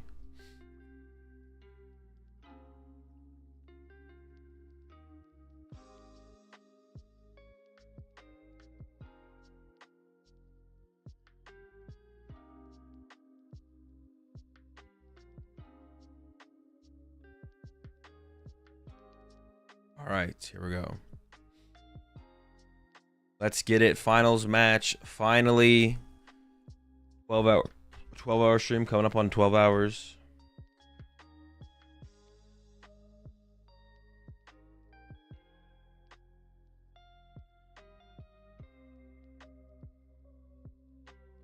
Chronos double KO with an Iono thrown in there will be tough. That's the line to take for sure. Oh my gosh. I was hitting the vape, bro.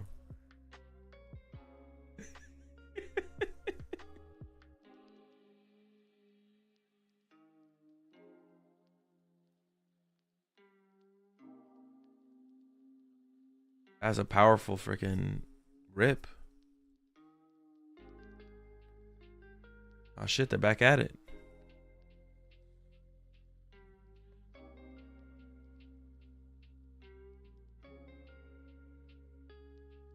That's the irritating pollen right there.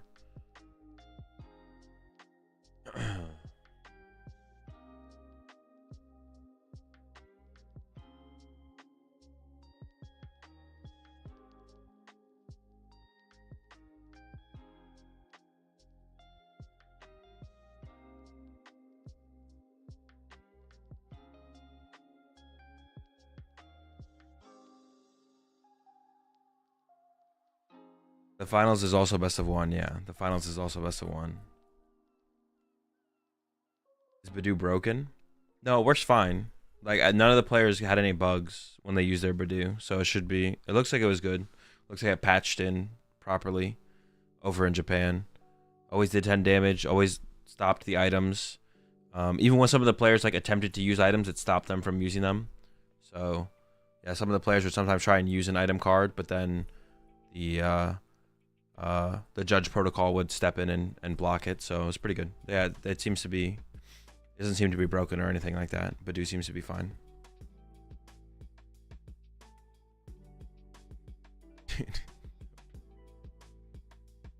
Ready to run the prediction? I have been forgetting to run the predictions the last couple. I love when YouTube chat is behind and then one of the YouTube chatters comments for where they're watching the VOD in the live chat. And in the YouTube chat, Ronaldo fans are coping. All right. Yeah, let me see where I will do one final prediction here for the finals. Okay. I don't have a prediction up there. The judge drinking on the job. Yeah. After so many years of asking Azul for a 12-hour stream, he finally does it. Many wasted hours watching just to see this iconic moment in the history of Azul's streaming career. What? I've definitely done 12-hour streams before. That cameraman down there getting the perfect shot. Left is Archaladon. Yeah, left. Archaladon on the left. Oh yeah, true, for the prediction. Archaladon on the left. And Ancient Box on the right. For anyone who's predicting.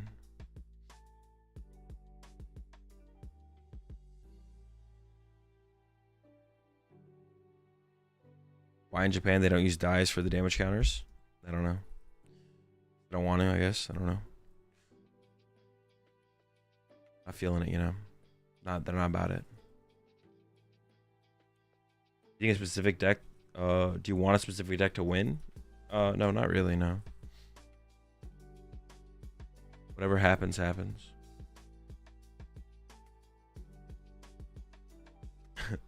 I don't know why one of those Archaludons isn't a Dialga though. I don't understand why. Also, they forgot to cut off the white corners from the PNGs. Oh, they're not. They're JPEGs. That's why the white corners are there. They forgot to save the files as PNGs, and they got the white corners on the cards. Tilting.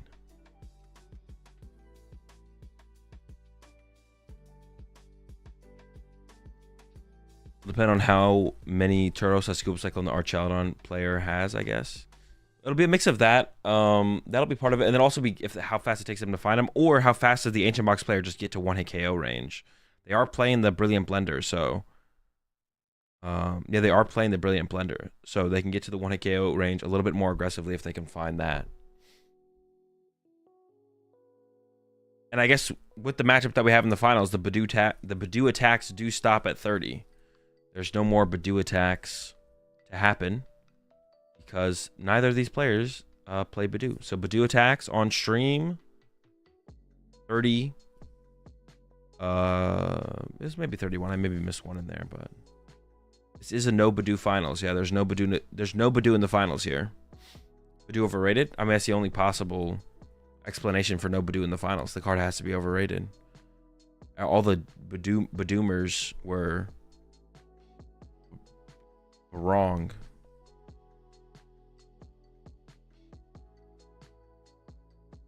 It was for the whole tournament. Yeah, 30 combined for the whole tournament. We saw 30 Badoo attacks between day 1 and day 2. Which is that's still quite a bit. 15 rounds. That's 2 attacks per round. Well, we saw 15 rounds, but we saw probably like 22, maybe more matches, because they did a lot of doubles, a lot of double games, a lot of double matches. We saw 2 top 16 matches, 2 top 8 matches, 2 top 4 matches.